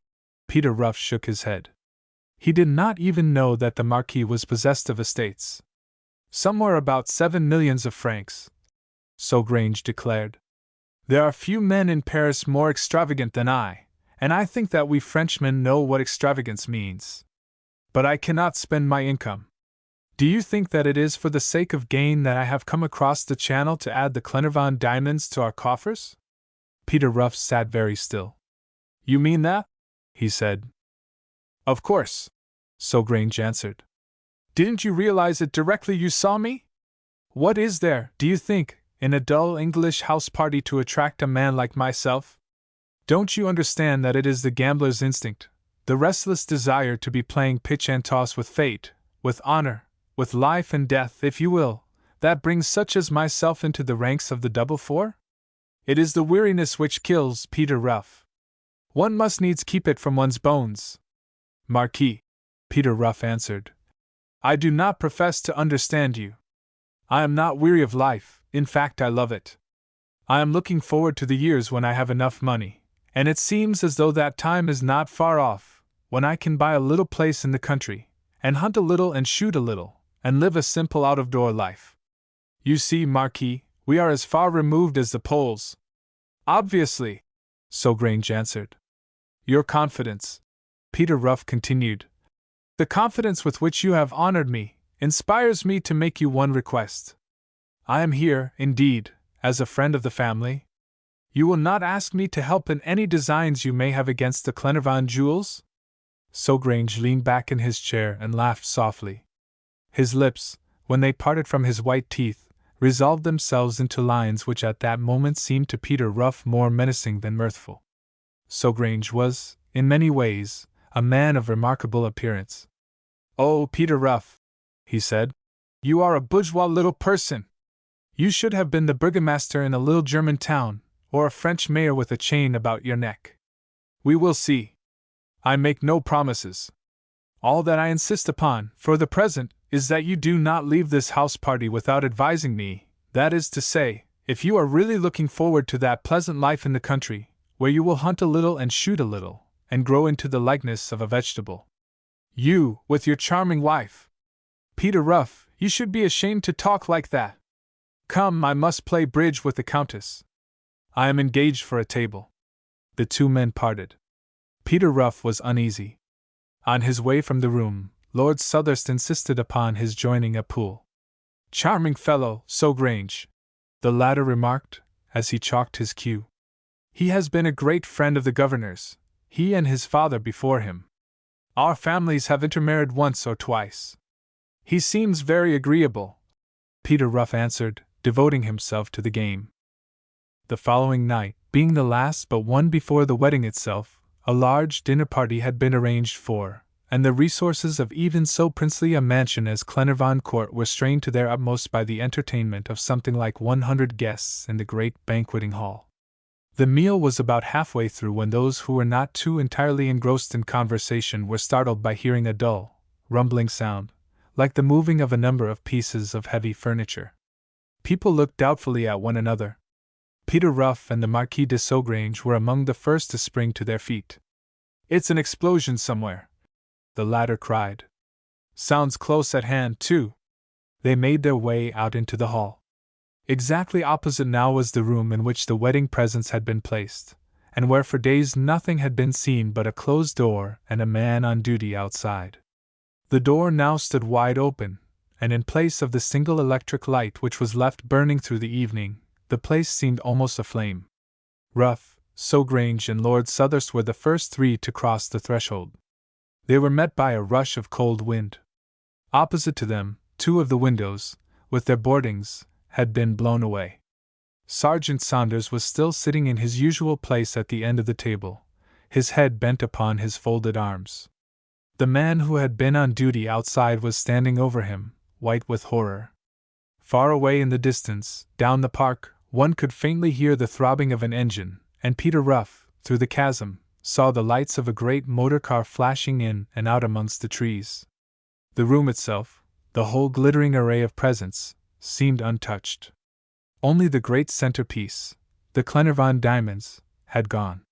Even as they stood there, the rest of the guests crowding into the open door, John Dory tore through, his face white with excitement. Peter Ruff's calm voice penetrated the din of tongues. "Lord Southurst," he said, "you have telephones in the keepers' lodges. There is a motor car being driven southwards at full speed. Telephone down, and have your gates secured. Dory, I should keep everyone out of the room. Someone must telephone for a doctor. I suppose your man has been hurt." The guests were wild with curiosity, but Lord Glenarvan, with an insistent gesture, led the way back to the dining room. "Whatever has happened," he said, "the people who are in charge there know best how to deal with the situation. There is a detective from Scotland Yard and his subordinates, and a gentleman in whom I also have most implicit confidence. We will resume our dinner, if you please, ladies and gentlemen." Unwillingly, the people were led away. John Dory was already in his greatcoat, ready to spring into the powerful motor car which had been ordered out from the garage. A doctor, who had been among the guests, was examining the man Saunders, who sat in that still, unnatural position at the head of the table. "The poor fellow has been shot in the back of the head with some peculiar implement," he said. "The bullet is very long, almost like a needle, and it seems to have penetrated very nearly to the base of the brain." "Is he dead?" Peter Ruff asked. The doctor shook his head. "No," he answered. "An inch higher up and he must have died at once. I want some of the men servants to help me carry him to a bedroom, and plenty of hot water. Someone else must go for my instrument case." Lord Southurst took these things in charge, and John Dory turned to the man whom they had found standing over him. "Tell us exactly what happened," he said briefly. "I was standing outside the door," the man answered. "I heard no sound inside, there was nothing to excite suspicion in any way. Suddenly there was this explosion. It took me, perhaps, 30 or 40 seconds to get the key out of my pocket and unlock the door. When I entered, the side of the room was blown in like that, the diamonds were gone, Saunders was leaning forward just in the position he is in now, and there wasn't another soul in sight. Then you and the others came." John Dory rushed from the room. They had brought him word that the car was waiting. At such a moment, he was ready even to forget his ancient enmity. He turned towards Peter Ruff, whose calm bearing somehow or other impressed even the detective with a sense of power. "Will you come along?" he asked. Peter Ruff shook his head. "Thank you, Dory, no," he said. "I am glad you have asked me, but I think you had better go alone." A few seconds later, the pursuit was started. Saunders was carried out of the room, followed by the doctor. There remained only Peter Ruff and the man who had been on duty outside. Peter Ruff seated himself where Saunders had been sitting, and seemed to be closely examining the table all round for some moments. Once he took up something from between the pages of the book which the sergeant had apparently been reading, and put it carefully into his own pocketbook. Then he leaned back in the chair, with his hands clasped behind his head and his eyes fixed upon the ceiling, as though thinking intently. "Hastings," he said to the policeman, who all the time was pursuing a stream of garrulous, inconsequent remarks, "I wonder whether you'd step outside and see Mr. Richards, the butler." Ask him if he would be so good as to spare me a moment. I'll do it, sir, the man answered, with one more glance through the open space. Lord, he added, they must have been in through there and out again like cats.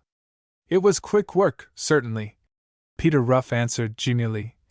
But then, an enterprise like this would, of course, only be attempted by experts. Peter Ruff was not left alone long. Mr. Richards came hurrying in. This is a terrible business, sir, he said. His lordship has excused me from superintending the service of the dinner. Anything that I can do for you I am to give my whole attention to. These were my orders. Very good of you, Richards, Peter Ruff answered. Very thoughtful of his lordship. In the first place, then, I think we will have the rest of this jewelry packed in cases at once. Not that anything further is likely to happen, he continued, but still, it would be just as well out of the way. I will remain here and superintend this, if you will send a couple of careful servants. In the meantime, I want you to do something else for me. Certainly, sir, the man answered. I want a plan of the house, Peter Ruff said, with the names of the guests who occupy this wing. The butler nodded gravely.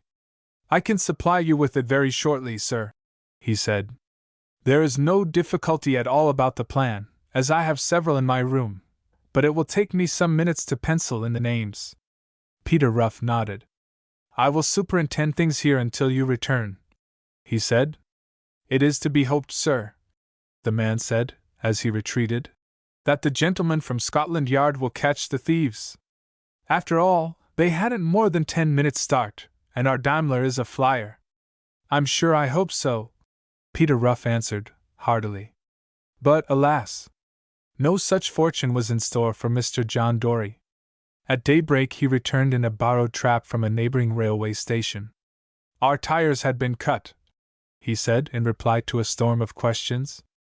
They began to go, one after the other, as soon as we had any speed on. We traced the car to Salisbury, and there isn't a village within 40 miles that isn't looking out for it.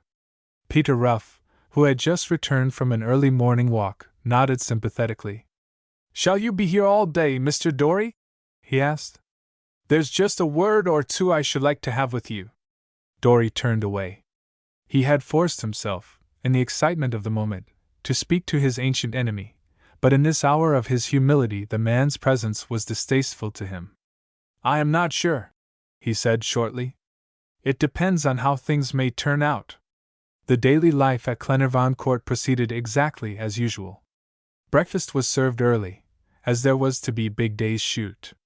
The Marquis de Sogrange and Peter Ruff smoked their cigarettes together afterwards in the great hall.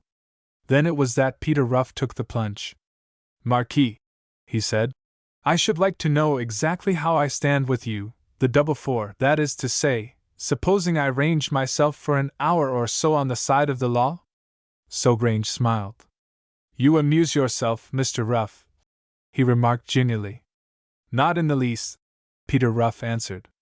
I am serious. Sogrange watched the blue cigarette smoke come down his nose. My dear friend, he said, I am no amateur at this game. When I choose to play it, I am not afraid of Scotland Yard. I am not afraid, he concluded, with a little bow. Even of you. Do you ever bet, Marquis? Peter Ruff asked. 25,000 francs, Sogrange said, smiling. That your efforts to aid Mr. John Dory are unavailing. Peter Ruff entered the amount in his pocketbook. It is a bargain, he declared. Our bet, I presume, carries immunity for me? By all means, Sogrange answered, with a little bow. The Marquis beckoned to Lord Southurst, who was crossing the hall. My dear fellow, he said, do tell me the name of your hatter in London.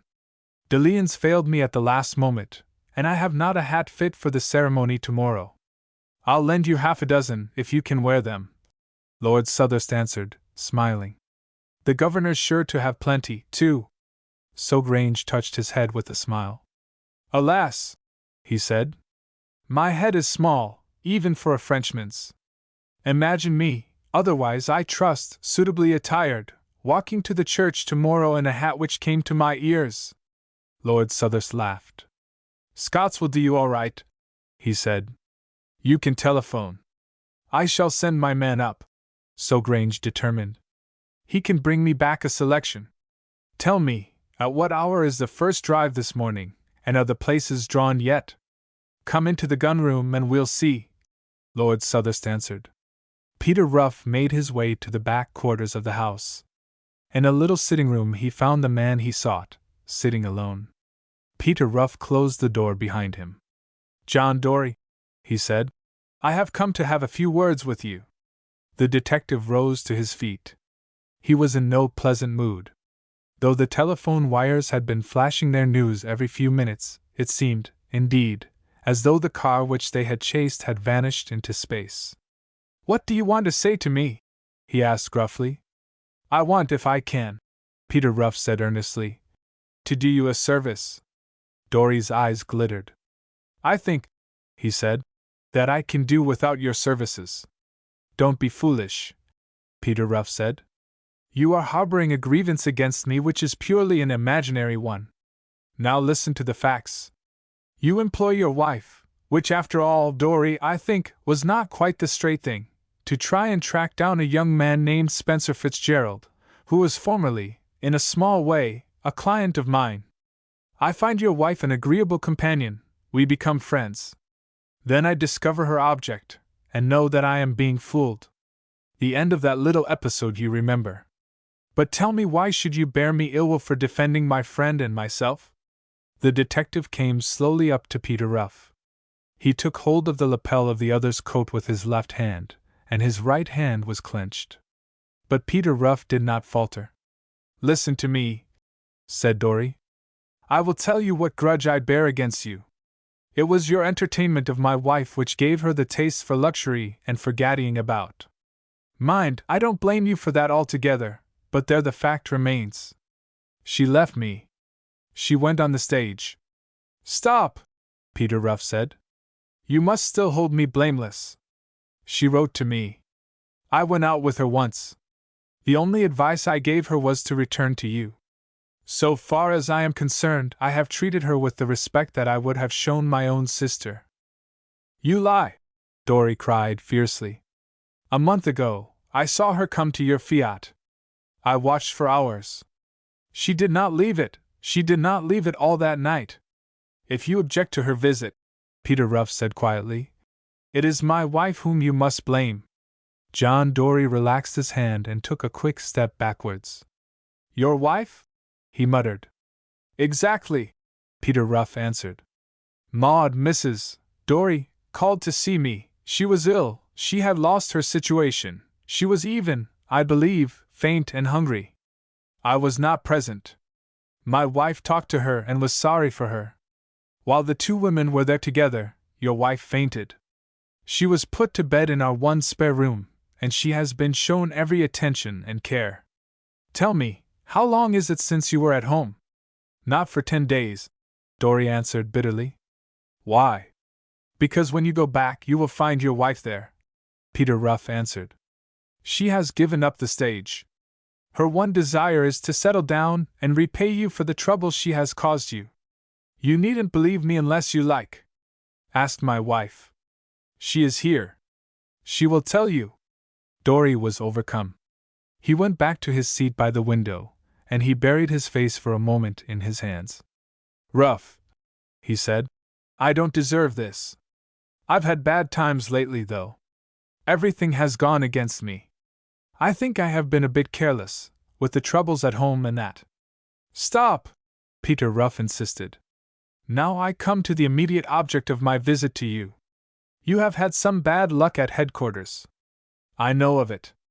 I am going to help you to reinstate yourself brilliantly. With that, let us shake hands and bury all the soreness that there may be between us. John Dory stared at his visitor. Do you mean this? He asked. I do, answered Peter. Please do not think that I mean to make any reflection upon your skill. It is just a chance that I was able to see what you were not able to see. In an hour's time you shall restore the Glenarvan diamonds to Lord Glenarvan. You shall take the reward which he has just offered, of £1,000. And I promise you that the manner in which you shall recover the jewels shall be such that you will be famous for a long time to come." "You are a wonderful man," said Dory hoarsely. "Do you mean, then, that the jewels were not with those men in the motor car?" "Of course not," Peter Ruff answered. "But come along. The story will develop." At 10:30 that morning, a motor car turned out from the garage at Glenarvan Court and made its way down the avenue. In it was a single passenger, the dark-faced Parisian valet of the Marquis de Saugrange. As the car left the avenue and struck into the main road, it was hailed by Peter Ruff and John Dory, who were walking together along the lane. "Say, my man," Peter Ruff said, addressing the chauffeur, "are you going to the station?" "Yes, sir," the man answered. "I am taking down the Marquis de Saugrange's servant to catch the 11 o'clock train to town."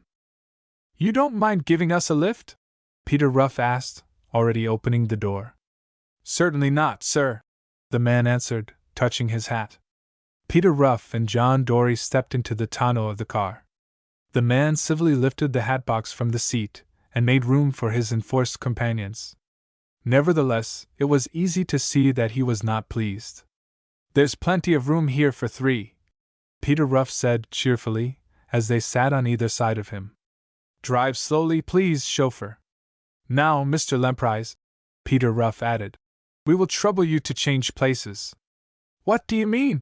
the man called out, suddenly pale as death. He was held as though in a vice. John Dory's arm was through his on one side, and Peter Ruff's on the other. Apart from that, the muzzle of a revolver was pressed to his forehead. "On second thoughts," Peter Ruff said, "I think we will keep you like this. Driver," he called out, "please return to the court at once." The man hesitated.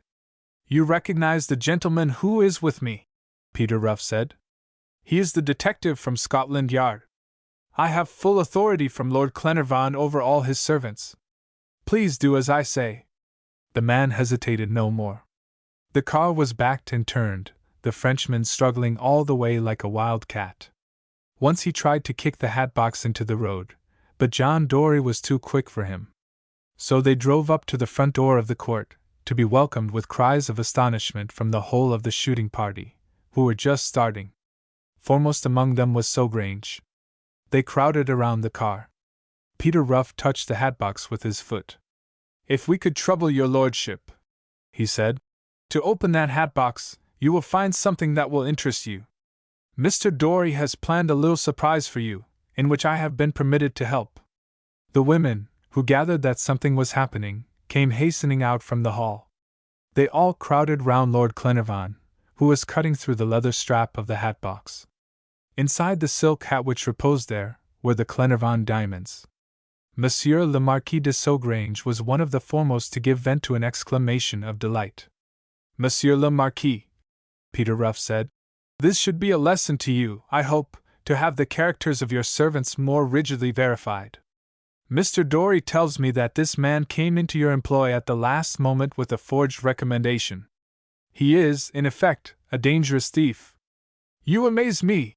Saugrange exclaimed. "We are all interested in this affair," Peter Ruff said, "and my friend John Dory here is, perhaps, too modest properly to explain the matter.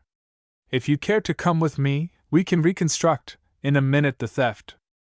John Dory and Peter Ruff first of all handed over their captive, who was now calm and apparently resigned, to the 2 policemen who were still on duty in the court. Afterwards, Peter Ruff led the way up one flight of stairs, and turned the handle of the door of an apartment exactly over the morning room. It was the bedroom of the Marquis de Saugrange. "Mr. Dory's chase in the motor car," he said, "was, as you have doubtless gathered now, merely a blind. It was obvious to his intelligence that the blowing away of the window was merely a ruse to cover the real method of the theft. If you will allow me, I will show you how it was done." The floor was of hardwood, covered with rugs. One of these, near the fireplace, Peter Ruff brushed aside. The 7th square of hardwood from the mantelpiece had evidently been tampered with. With very little difficulty he removed it. "You see," he explained, "the ceiling of the room below is also of paneled wood. Having removed this, it is easy to lift the second one, especially as light screws have been driven in and string threaded about them. There is now a hole through which you can see into the room below. Has Dory returned? Ah, here he is! The detective came hurrying into the room, bearing in his hand a peculiar-shaped weapon, a handful of little darts like those which had been found in the wounded man's head, and an ordinary fishing rod in a linen case. There is the weapon, Peter Ruff said, which it was easy enough to fire from here upon the man who was leaning forward exactly below. Then here, you will see, is a somewhat peculiar instrument, which shows a great deal of ingenuity in its details. He opened the linen case, which was, by the by, secured by a padlock, and drew out what was, to all appearance, an ordinary fishing rod, fitted at the end with something that looked like an iron hand. Peter Ruff dropped it through the hole until it reached the table, moved it backwards and forwards, and turned round with a smile. You see, he said, the theft, after all, was very simple. Personally, I must admit that it took me a great deal by surprise, but my friend Mr. Dory has been on the right track from the first. I congratulate him most heartily. Dory was a little overcome. Lady Mary shook him heartily by the hand, but as they trooped downstairs she stooped and whispered in Peter Ruff's ear. I wonder how much of this was John Dory, she said, smiling. Peter Ruff said nothing. The detective was already on the telephone, wiring his report to London. Everyone was standing about in little knots, discussing this wonderful event. So Grange sought Lord Glenarvan, and walked with him, arm in arm, down the stairs. I cannot tell you, Glenarvan, he said, how sorry I am that I should have been the means of introducing a person like this to the house. I had the most excellent references from the Prince of Strelitz. No doubt they were forged. My own man was taken ill just before I left, and I had to bring someone. My dear Sir Grange, Lord Glenarvan said, don't think of it. What we must be thankful for is that we had so brilliant a detective in the house. As John Dory? Sir Grange remarked, with a smile. Lord Glenarvan nodded. Come, he said, I don't see why we should lose a day's sport because the diamonds have been recovered. I always felt that they would turn up again some day or other. You are keen, I know, Sir Grange. Rather, the Marquis answered. But excuse me for one moment. There is Mrs. Ruff looking charming there in the corner. I must have just a word with her. He crossed the room and bowed before Violet. My dear lady, he said, I have come to congratulate you. You have a clever husband, a little cleverer even than I thought. I have just had the misfortune to lose to him a bet of 25,000 francs. Violet smiled, a little uneasily. Peter doesn't gamble as a rule, she remarked. So Grange sighed. This, alas, was no gamble, he said. He was betting upon certainties, but he won. Will you tell him from me, when you see him, that although I have not the money in my pocket at the moment, I shall pay my debts? Tell him that we are as careful to do that in France as we are to keep our word.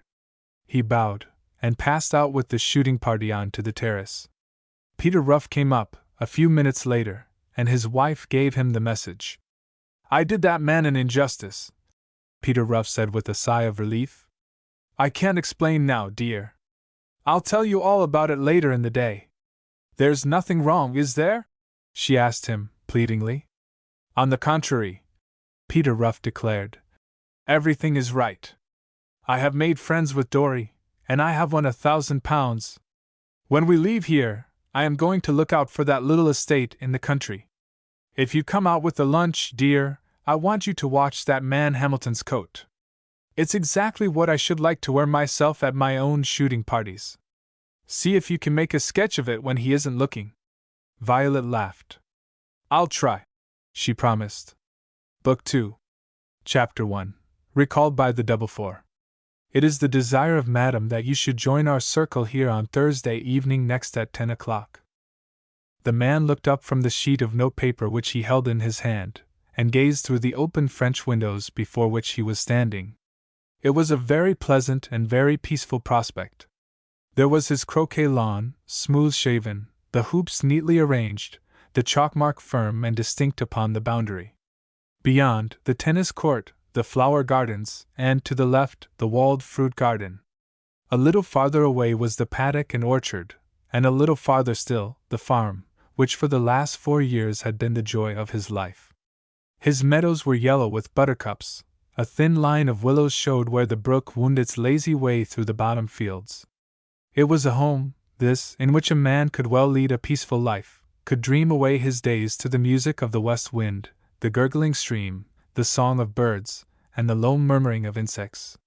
Peter Ruff stood like a man turned to stone, for, even as he looked, these things passed away from before his eyes, the roar of the world beat in his ears, the world of intrigue, of crime, the world where the strong man hewed his way to power, and the weaklings fell like corn before the sickle. "It is the desire of Madame!" Peter Ruff clenched his fists as he stood there. It was a message from a world every memory of which had been deliberately crushed, a world, indeed, in which he had seemed no longer to hold any place. Scarcely yet of middle age, well preserved, upright, with neat figure dressed in the conventional tweeds and gaiters of an English country gentleman, he not only had loved his life, but he looked the part. He was Peter Ruff, Esquire, of Ainsford Manor, in the county of Somerset. It could not be for him, this strange summons. The rustle of a woman's soft draperies broke in upon his reverie. He turned around with his usual morning greeting upon his lips. If country life had agreed with Peter Ruff, it had transformed his wife. Her cheeks were no longer pale, the extreme slimness of her figure was no longer apparent. She was just a little more matronly, perhaps, but without doubt a most beautiful woman. She came smiling across the room, a dream of white muslin and pink ribbons. "Another forage bill, my dear Peter?" she demanded, passing her arm through his. "Put it away and admire my new morning gown. It came straight from Paris, and you will have to pay a great deal of money for it." He pulled himself together. He had no secrets from his wife. "Listen," he said, and read aloud. Rue de St. Quentin, Paris. Dear Mr. Ruff, it is a long time since we had the pleasure of a visit from you. It is the desire of Madame that you should join our circle here on Thursday evening next at 10 o'clock. So Grange. Violet was a little perplexed. She failed, somehow, to recognize the sinister note underlying those few sentences. "It sounds friendly enough," she remarked. "You are not obliged to go, of course." Peter Ruff smiled grimly. "Yes, it sounds all right," he admitted. "They won't expect you to take any notice of it, surely?" she continued. "When you bought this place, Peter, and left your London offices, you gave them definitely to understand that you had retired into private life, that all these things were finished with you. There are some things," Peter Ruff said slowly, "which are never finished." "But you resigned," she reminded him. "I remember your letter distinctly." "From the double four," he answered. "No resignation is recognized save death. I did what I could and they accepted my explanations, gracefully and without comment. Now that the time has come, however, when they think they need my help, you see they do not hesitate to claim it." "You will not go, Peter? You will not think of going?" she begged. He twisted the letter between his fingers and sat down to his breakfast.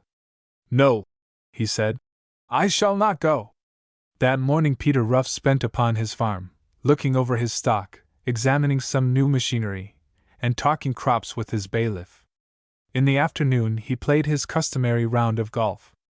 It was the sort of day which, as a rule, he found completely satisfactory, yet, somehow or other, a certain sense of weariness crept in upon him toward its close. 2 days later he received another letter. This time it was couched in different terms. On a square card, at the top of which was stamped a small coronet, he read as follows: Madame de Maupassant at home, Saturday evening, May 2nd, at 10 o'clock. In small letters at the bottom left-hand corner were added the words, "To meet friends." Peter Ruff put the card upon the fire and went out for a morning's rabbit shooting with his keeper. When he returned luncheon was ready, but Violet was absent. He rang the bell.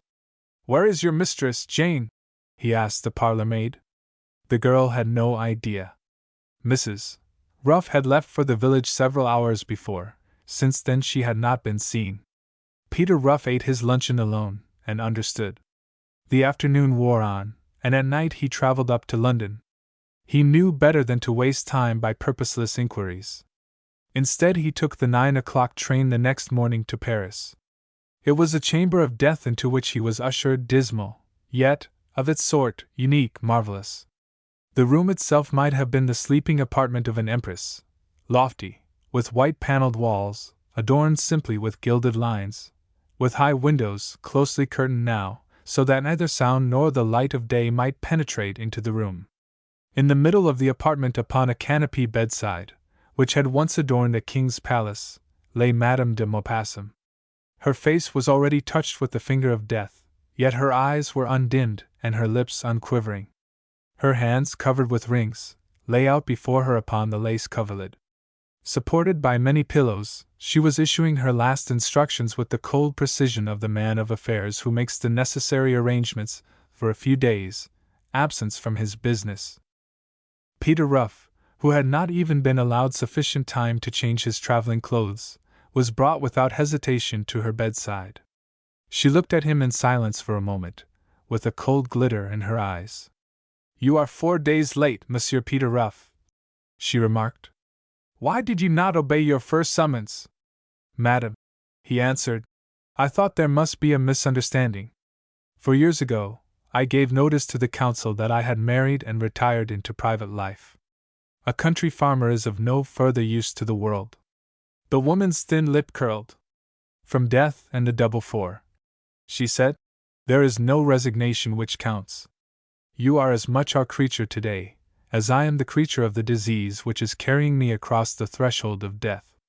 Peter Ruff remained silent. The woman's words seemed full of dread significance. Besides, how was it possible to contradict the dying? "It is upon the unwilling of the world," she continued, speaking slowly, yet with extraordinary distinctness, "that its greatest honors are often conferred. The name of my successor has been balloted for, secretly. It is you, Peter Ruff, who have been chosen." This time he was silent because he was literally bereft of words. This woman was dying and fancying strange things. He looked from one to the other of the stern, pale faces of those who were gathered around her bedside. 7 of them there were, the same 7. At that moment their eyes were all focused upon him. Peter Ruff shrank back. "Madam," he murmured, "this cannot be." Her lips twitched as though she would have smiled. "What we have decided," she said, "we have decided. Nothing can alter that, not even the will of Mr. Peter Ruff. I have been out of the world for 4 years. Peter Ruff protested. "I have no longer ambitions, no longer any desire." "You lie," the woman interrupted. "You lie, or you do yourself an injustice. We gave you 4 years, and looking into your face, I think that it has been enough. I think that the weariness is there already. In any case, the charge which I lay upon you in these my last moments is one which you can escape by death only." A low murmur of voices from those others repeated her words. "By death only." Peter Ruff opened his lips, but closed them again without speech. A wave of emotion seemed passing through the room. Something strange was happening. It was death itself, which had come among them. A morning journalist wrote of the death of Madame eloquently, and with feeling. She had been a broad-minded aristocrat, a woman of brilliant intellect and great friendships, a woman of whose inner life during the last 10 or 15 years little was known, yet who, in happier times, might well have played a great part in the history of her country. Peter Ruff drove back from the cemetery with the Marquis de Saugrange, and for the first time since the death of Madame, serious subjects were spoken of. "I have waited here patiently," he declared, "but there are limits. I want my wife." Saugrange took him by the arm and led him into the library of the house in the Rue de St. Quentin. The 6 men who were already there waiting rose to their feet. "Gentlemen," the Marquis said, "is it your will that I should be spokesman?" There was a murmur of assent. Then Saugrange turned toward his companion, and something new seemed to have crept into his manner, a solemn, almost a threatening note. "Peter Ruff," he continued, "you have trifled with the one organization in this world which has never allowed liberties to be taken with it. Men who have done greater service than you have died, for the disobedience of a day. You have been treated leniently, according to the will of Madam. According to her will, and in deference to the position which you must now take up among us, we will treat you as no other has ever been treated by us. The Double Four admits your leadership and claims you for its own. I am not prepared to discuss anything of the sort, Peter Ruff declared doggedly, until my wife is restored to me. The Marquis smiled. The traditions of your race, Mr. Ruff, he said, are easily manifest in you. Now hear our decision. Your wife shall be restored to you on the day when you take up this position to which you have become entitled. Sit down and listen. Peter Ruff was a rebel at heart, but he felt the grip of iron. During these 4 years when you, my friend, have been growing turnips and shooting your game, events in the great world have marched, new powers have come into being, a new page of history has been opened. As everything which has good at the heart evolves toward the good, so we of the Double Four have lifted our great enterprise onto a higher plane. The world of criminals is still at our beck and call, we still claim the right to draw the line between moral theft and immoral honesty, but today the Double Four is concerned with greater things. Within the 4 walls of this room, within the hearing of these my brothers, whose fidelity is as sure as the stones of Paris, I tell you a great secret. The government of our country has craved for our aid and the aid of our organization. It is no longer the wealth of the world alone, which we may control, but the actual destinies of nations. What I suppose you mean to say is, Peter Ruff remarked, that you've been going in for politics? You put it crudely, my English bulldog, Sogrange answered. But you are right. We are occupied now by affairs of international importance. More than once, during the last few months, ours has been the hand which has changed the policy of an empire. Most interesting, Peter Ruff declared. But so far as I, personally, am concerned. Listen, interrupted the Marquis. Not 100 yards from the French embassy, in London, there is waiting for you a house and servants no less magnificent than the embassy itself. You will become the ambassador in London of the Double Four, titular head of our association, a personage whose power is second to none in your great city. I do not address words of caution to you, my friend, because we have satisfied ourselves as to your character and capacity before we consented that you should occupy your present position. But I ask you to remember this. The will of Madame lives even beyond the grave. The spirit which animated her when alive breathes still in all of us.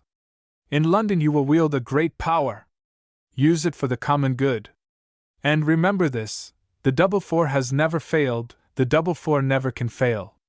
I am glad to hear you are so confident, Peter Ruff said.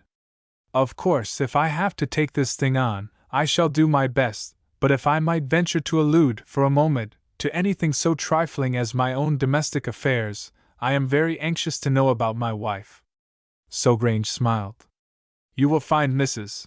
Ruff awaiting you in London, he announced.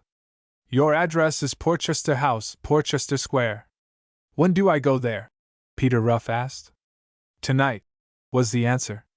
And what do I do when I get there? He persisted. For 3 days, the Marquis told him. You will remain indoors, and give audience to whoever may come to you. At the end of that time, you will understand a little more of our purpose and our objects, perhaps, even, of our power. I see difficulties, Peter Ruff remarked. There will be a good many people who will remember me when I had offices in Southampton Row. My name, you see, is uncommon. Sogrange drew a document from the breast pocket of his coat. When you leave this house tonight, he proclaimed, we bid goodbye forever to Mr. Peter Ruff. You will find in this envelope the title deeds of a small property which is our gift to you. Henceforth you will be known by the name and title of your estates. Title! Peter Ruff gasped. You will reappear in London, Sogrange continued, as the Baron de Grost. Peter Ruff shook his head. It won't do, he declared. People will find me out. There is nothing to be found out. The Marquis went on, a little wearily. Your country life has dulled your wits, Baron. The title and the name are justly yours, they go with the property. For the rest, the history of your family, and of your career up to the moment when you enter Porchester House tonight, will be inside this packet. You can peruse it upon the journey, and remember that we can, at all times, bring 100 witnesses, if necessary, to prove that you are who you declare yourself to be. When you get to Charing Cross, do not forget that it will be the carriage and servants of the Baron de Grost which await you." Peter Ruff shrugged his shoulders. "Well," he said thoughtfully, "I suppose I shall get used to it." "Naturally," Sogrange answered. "For the moment, we are passing through a quiet time, necessitated by the mortal illness of Madame. You will be able to spend the next few weeks in getting used to your new position. You will have a great many callers, inspired by us, who will see that you make the right acquaintances and that you join the right clubs. At the same time, let me warn you always to be ready. There is trouble brewing just now all over Europe. In one way or another, we may become involved at any moment. The whole machinery of our society will be explained to you by your secretary. You will find him already installed at Porchester House. A glass of wine, Baron, before you leave." Peter Ruff glanced at the clock. "There are my things to pack," he began. Sogrange smiled. "Your valet is already on the front seat of the automobile which is waiting," he remarked. "You will find him attentive and trustworthy. The clothes which you brought with you we have taken the liberty of dispensing with. You will find others in your trunk, and at Porchester House you can send for any tailor you choose. One toast, Baron. We drink to the double four, to the great cause." There was a murmur of voices. Sogrange lifted once more his glass. "May Peter Ruff rest in peace," he said. "We drink to his ashes. We drink long life and prosperity to the Baron de Grost." Chapter 2. Prince Albert's Card Debts. It was 12:30, and every table at the Berkeley Bridge Club was occupied. On the threshold of the principal room a visitor, who was being shown around, was asking questions of the secretary. "Is there any gambling here?" he inquired. The secretary shrugged his shoulders. "I am afraid that some of them go a little beyond the club points," he answered. "You see that table against the wall? They are playing shilling auction there." The table near the wall was, perhaps, the most silent. The visitor looked at it last and most curiously. "Who is the dissipated-looking boy playing there?" he asked. "Prince Albert of Trent," the secretary answered. "And who is the little man, rather like Napoleon, who sits in the easy-chair and watches?" "The Baron de Grost." "Never heard of him," the visitor declared. "He is a very rich financier who has recently blossomed out in London," the secretary said. "One sees him everywhere. He has a good-looking wife, who is playing in the other room." "A good-looking wife," the visitor remarked thoughtfully. "But yes. I thank you very much, Mr. Courtledge, for showing me round. I will find my friends now." He turned away, leaving Courtledge alone, for a minute or two, on the threshold of the card room. The secretary's attention was riveted upon the table near the wall, and the frown on his face deepened. Just as he was moving off, the Baron de Grost rose and joined him. "They are playing a little high in here this evening," the latter remarked quietly. Courtledge frowned. "I wish I had been in the club when they started," he said gloomily. "My task is all the more difficult now." The Baron de Grost looked pensively, for a moment, at the cigarette which he was carrying. "By the by, Mr. Courtledge," he asked, with apparent irrelevance, "what was the name of the tall man with whom you were talking just now?" "Count von Hern. He was brought in by one of the attachés at the German embassy." Baron de Grost passed his arm through the secretary's and led him a little way through the corridor. "I thought I recognized our friend," he remarked. "His presence here this evening is quite interesting." "Why this evening?" Baron de Grost avoided the question. "Mr. Courtledge," he said, "I think that you will allow me to ask you something without thinking me impertinent. You know that my wife and I have taken some interest in Prince Albert. It is on his account, is it not, that you look so gloomy tonight, as though you had an execution in front of you?" Courtledge nodded. "I am afraid," he announced, "that we have come to the end of our tether with that young man. It's a pity, too, for he isn't a bad sort, and it will do the club no good if it gets about. But he hasn't settled up for a fortnight, and the matter came before the committee this afternoon." He owes one man over £700. The Baron de Grosse listened gravely. Are you going to speak to him tonight? He asked. I must. I am instructed by the committee to ask him not to come to the club again until he has discharged his obligations. De Grosse smoked thoughtfully for a few moments. Well, he said, I suppose there is no getting out of it. Don't rub it in too thick, though. I mean to have a talk with the boy afterwards, and if I am satisfied with what he says, the money will be all right. Courtledge raised his eyebrows. You know, of course, that he has a very small income and no expectations? I know that, Baron de Grosse answered. At the same time, it is hard to forget that he really is a member of the royal house, even though the kingdom is a small one. Not only is the kingdom a small one, Courtledge remarked, but there are something like 5 lives between him and the succession. However, it's very good-natured of you, Baron, to think of lending him a hand. I'll let him down as lightly as I can. You know him better than anyone. I wonder if you could make an excuse to send him out of the room? I'd rather no one saw me talking to him. Quite easy, said the Baron. I'll manage it. The rubber was just finishing as de Grosse re-entered the room. He touched the young man, who had been the subject of their conversation, upon the shoulder. My wife would like to speak to you for a moment, he said. She is in the other room. Prince Albert rose to his feet. He was looking very pale, and the ashtray in front of him was littered with cigarette ends. I will go and pay my respects to the Baroness, he declared. It will change my luck, perhaps. Au revoir. He passed out of the room and all eyes followed him. Has the prince been losing again tonight? The Baron asked. One of the 3 men at the table shrugged his shoulders.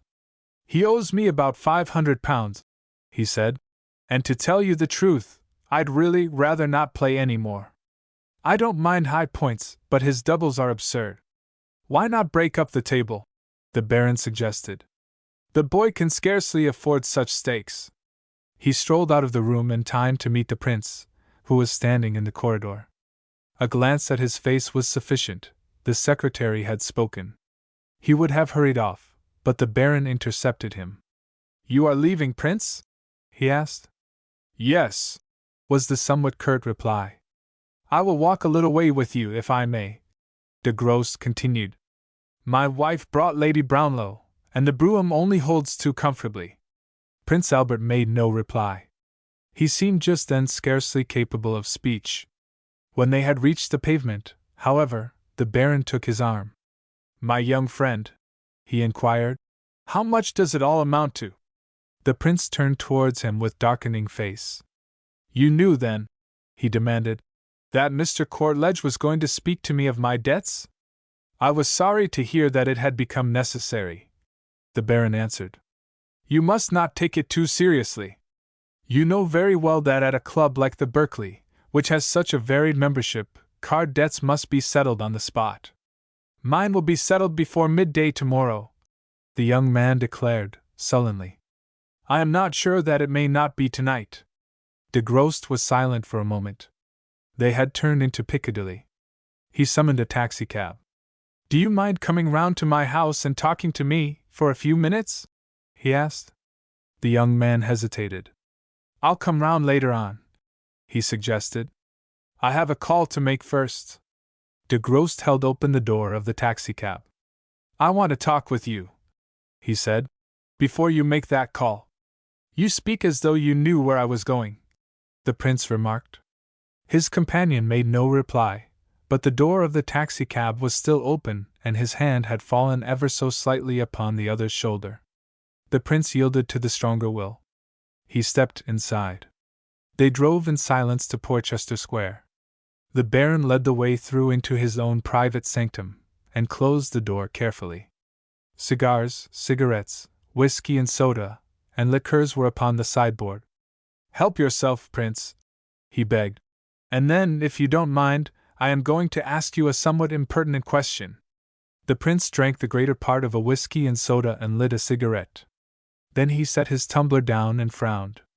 Baron de Grosse, he said, you have been very kind to me since I have had the pleasure of your acquaintance.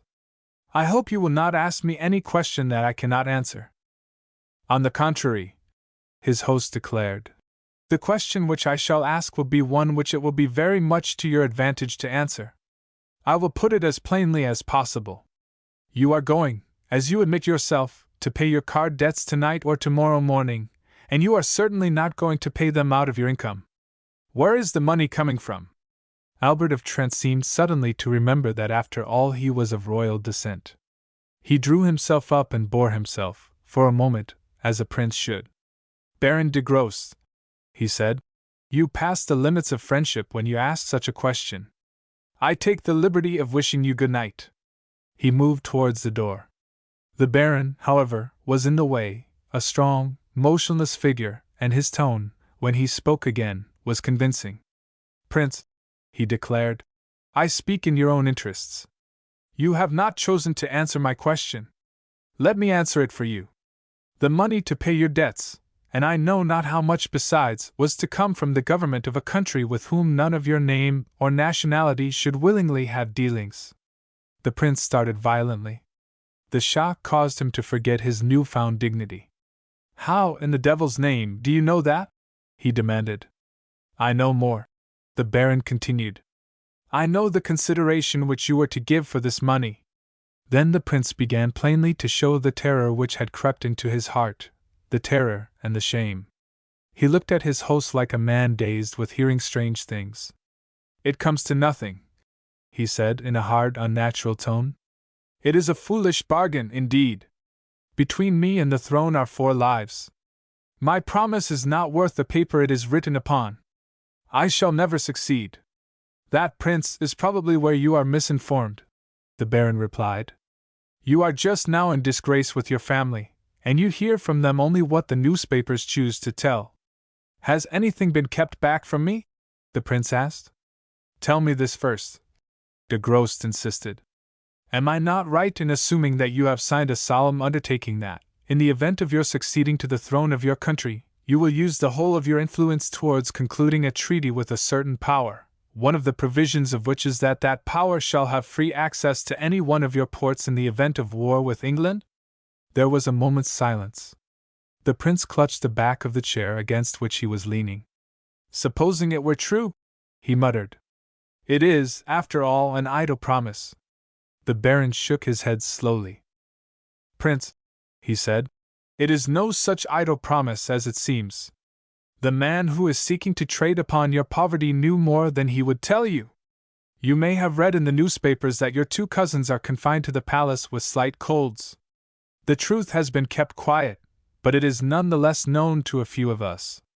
The so-called cold is really a virulent attack of diphtheria, and according to tonight's reports, neither Prince Cyril nor Prince Henry are expected to live. Is this true? The prince gasped. It is true, his host declared. My information can be relied upon. The prince sat down suddenly. He was looking whiter than ever, and very scared. Even then, he murmured, there is John. You have been out of touch with your family for some months, de Grosse reminded his visitor. 1 or 2 of us, however, know what you, probably, will soon hear. Prince John has taken the vows and solemnly resigned, before the Archbishop, his heirship. He will be admitted into the Roman Catholic Church in a week or 2, and will go straight to a monastery. It's likely enough, the prince gasped. He always wanted to be a monk. You see now, the Baron continued, that your friend's generosity was not so wonderful a thing. Count von Hern was watching you tonight at the bridge club. He has gone home. He is waiting now to receive you. Apart from that, the man Nish, with whom you have played so much, is a confederate of his, a political tout, not to say a spy. The brute, Prince Albert muttered. I am obliged to you, Baron, for having warned me, he added, rising slowly to his feet. I shall sign nothing. There is another way. De Grosse shook his head. My young friend, he said, there is another way, indeed, but not the way you have in your mind at this moment. I offer you an alternative. I will give you notes for the full amount you owe tonight, so that you can, if you will, go back to the club direct from here and pay everything, on one condition. Condition? You must promise to put your hand to no document which the Count von Hern may place before you, and pledge your word that you have no further dealings with him." "But why should you do this for me?" the prince exclaimed. "I do not know that I shall ever be able to pay you." "If you succeed to the throne, you will pay me," the Baron de Grosse said.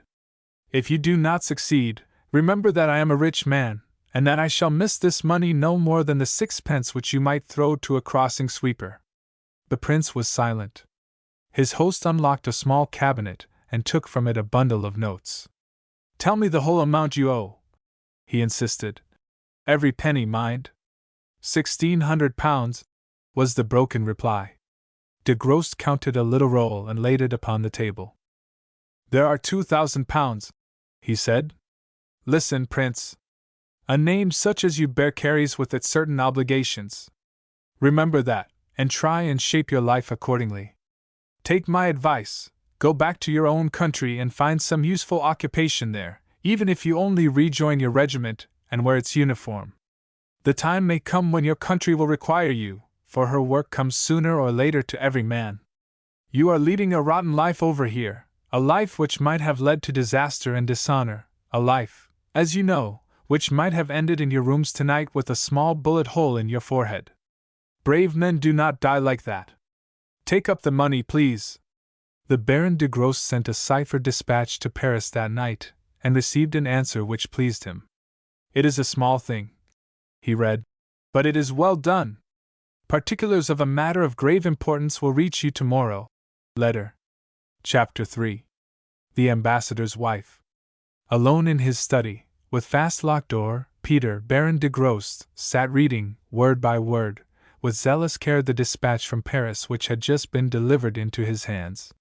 From the splendid suite of reception rooms which occupied the whole of the left-hand side of the hall came the faint sound of music. The street outside was filled with automobiles and carriages setting down their guests. Madame was receiving tonight a gathering of very distinguished men and women, and it was only for a few moments, and on very urgent business indeed, that her husband had dared to leave her side.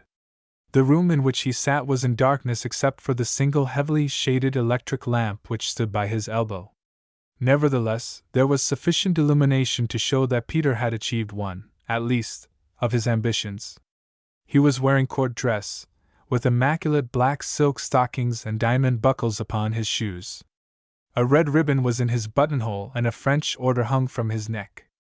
His passion for clothes was certainly amply ministered to by the exigencies of his new position. Once more he read those last few words of this unexpectedly received dispatch, read them with a frown upon his forehead and the light of trouble in his eyes. For 3 months he had done nothing but live the life of an ordinary man of fashion and wealth. His first task, for which, to tell the truth, he had been anxiously waiting, was here before him, and he found it little to his liking. Again, he read slowly to himself the last paragraph of Saugrange's. "As ever, dear friend, one of the greatest sayings which the men of my race have ever perpetrated once more justifies itself. Cherchez la femme! Of monsieur we have no manner of doubt. We have tested him in every way. And to all appearance madame should also be above suspicion. Yet those things of which I have spoken have happened. For 2 hours this morning I was closeted with Pecan here.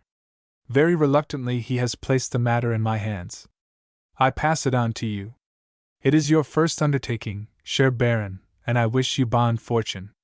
A man of gallantry, as I know you are, you may regret that it should be a woman, and a beautiful woman, too, against whom the finger must be pointed.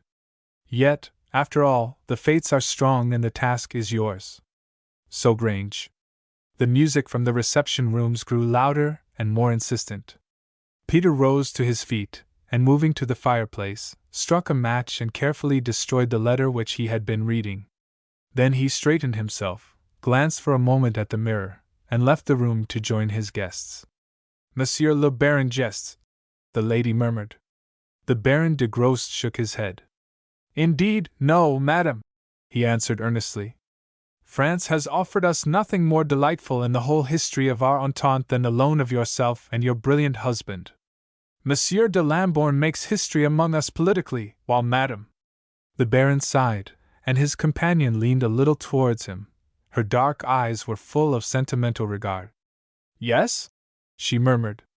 "Continue." "It is my wish. I am the good friend of Monsieur de Lambourne," the Baron said, and in his tone there seemed to lurk some faraway touch of regret. "Yet Madame knows that her conquests here have been many." The ambassador's wife fanned herself and remained silent for a moment, a faint smile playing at the corners of her full, curving lips. She was, indeed, a very beautiful woman, elegant, a Parisienne to the fingertips, with pale cheeks, but eyes dark and soft, eyes trained to her service, whose flash was an inspiration, whose very droop had set beating the hearts of men less susceptible than the Baron de Grost. Her gown was magnificent, of amber satin, a color daring, but splendid. The outline of her figure, as she leaned slightly back in her seat, might indeed have been traced by the inspired finger of some great sculptor. De Grost, whose reputation as a man of gallantry was well established, felt the whole charm of her presence, felt, too, the subtle indications of preference which she seemed inclined to accord to him. There was nothing which eyes could say which hers were not saying during those few minutes. The Baron, indeed, glanced around a little nervously. His wife had still her moments of unreasonableness. It was just as well that she was engaged with some of her guests at the farther end of the apartments. "You are trying to turn my head," his beautiful companion whispered. "You flatter me." "It is not possible," he answered. Again the fan fluttered for a moment before her face. She sighed. "Ah, monsieur," she continued, dropping her voice until it scarcely rose above a whisper, "there are not many men like you. You speak of my husband and his political gifts. Yet what, after all, do they amount to? What is his position, indeed, if one glance behind the scenes compared with yours?" The face of the Baron de Grost became like a mask. It was as though suddenly he had felt the thrill of danger close at hand, danger even in that scented atmosphere wherein he sat. "Alas, madam," he answered, "it is you now who are pleased to jest. Your husband is a great and powerful ambassador. I, unfortunately, have no career, no place in life save the place which the possession of a few millions gives to a successful financier." She laughed very softly, and again her eyes spoke to him. "Monsieur," she murmured, "you and I together could make a great alliance, is it not so?" "Madam," he faltered doubtfully, "if one dared hope." Once more the fire of her eyes, this time not only voluptuous.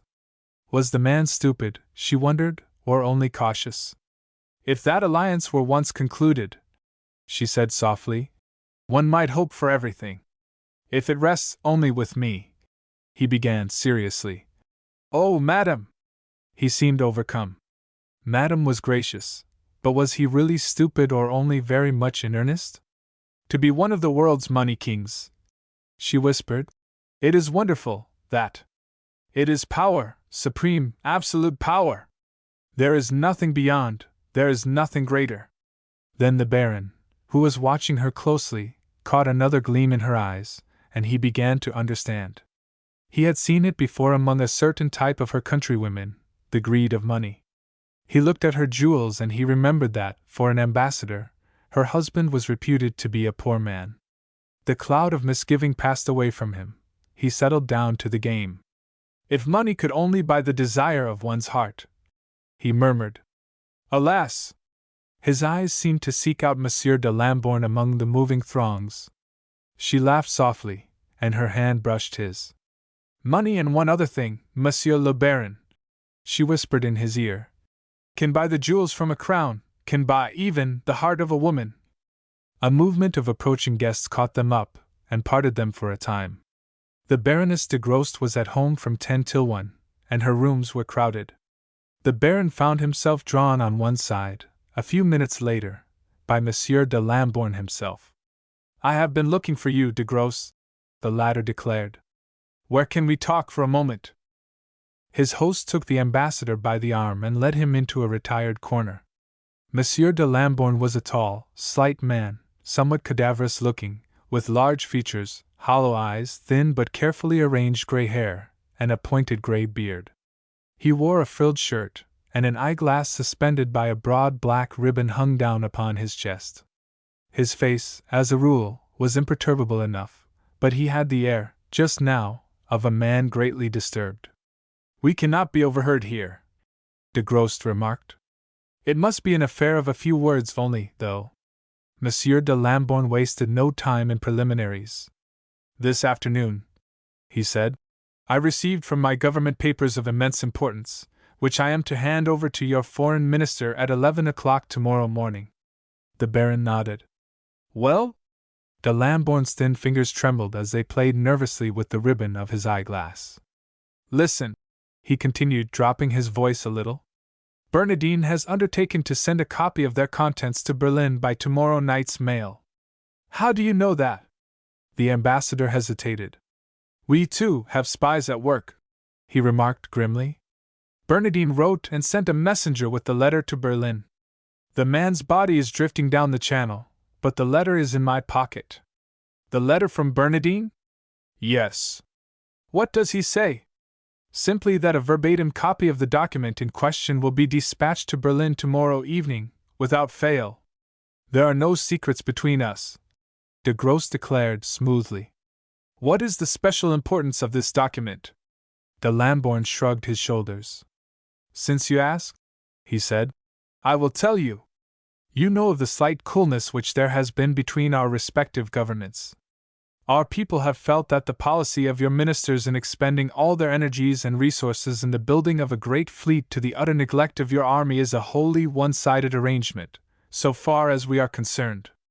In the event of a simultaneous attack by Germany upon France and England, you would be utterly powerless to render us any measure of assistance. If Germany should attack England alone, it is the wish of your government that we should be pledged to occupy Alsace-Lorraine. You, on the other hand, could do nothing for us if Germany's first move were made against France." The Baron was deeply interested, although the matter was no new one to him. "Go on," he directed. "I am waiting for you to tell me the specific contents of this document. The English government has asked us two questions. First, how many complete army corps we consider she ought to place at our disposal in this eventuality, and secondly, at what point should we expect them to be concentrated? The dispatch which I received tonight contains the reply to these questions, which Bernardine has promised to forward to Berlin tomorrow night," the Baron remarked softly. De Lambourne nodded. "You perceive," he said, "the immense importance of the affair. The very existence of that document is almost a casus belli." "At what time did the dispatch arrive?" the Baron asked. "And what has been its history since?" "It arrived at 6 o'clock, and went straight into the inner pocket of my coat. It has not been out of my possession for a single second. Even while I talk to you, I can feel it." "And your plans? How are you intending to dispose of it tonight?" "On my return to the embassy, I shall place it in the safe, lock it up, and remain watching it until morning. There doesn't seem to be much chance for Bernardine," the Baron remarked thoughtfully. "But there must be no chance at all," Monsieur de Lambourne asserted, with a note of passion in his thin voice. "It is incredible, preposterous, that he should even make the attempt. I want you to come home with me and share my vigil. You shall be my witness in case anything happens. We will watch together." De Grost reflected for a moment. "Bernardine makes few mistakes," he said thoughtfully. Monsieur de Lambourne passed his hand across his forehead. "Do I not know it?" he muttered.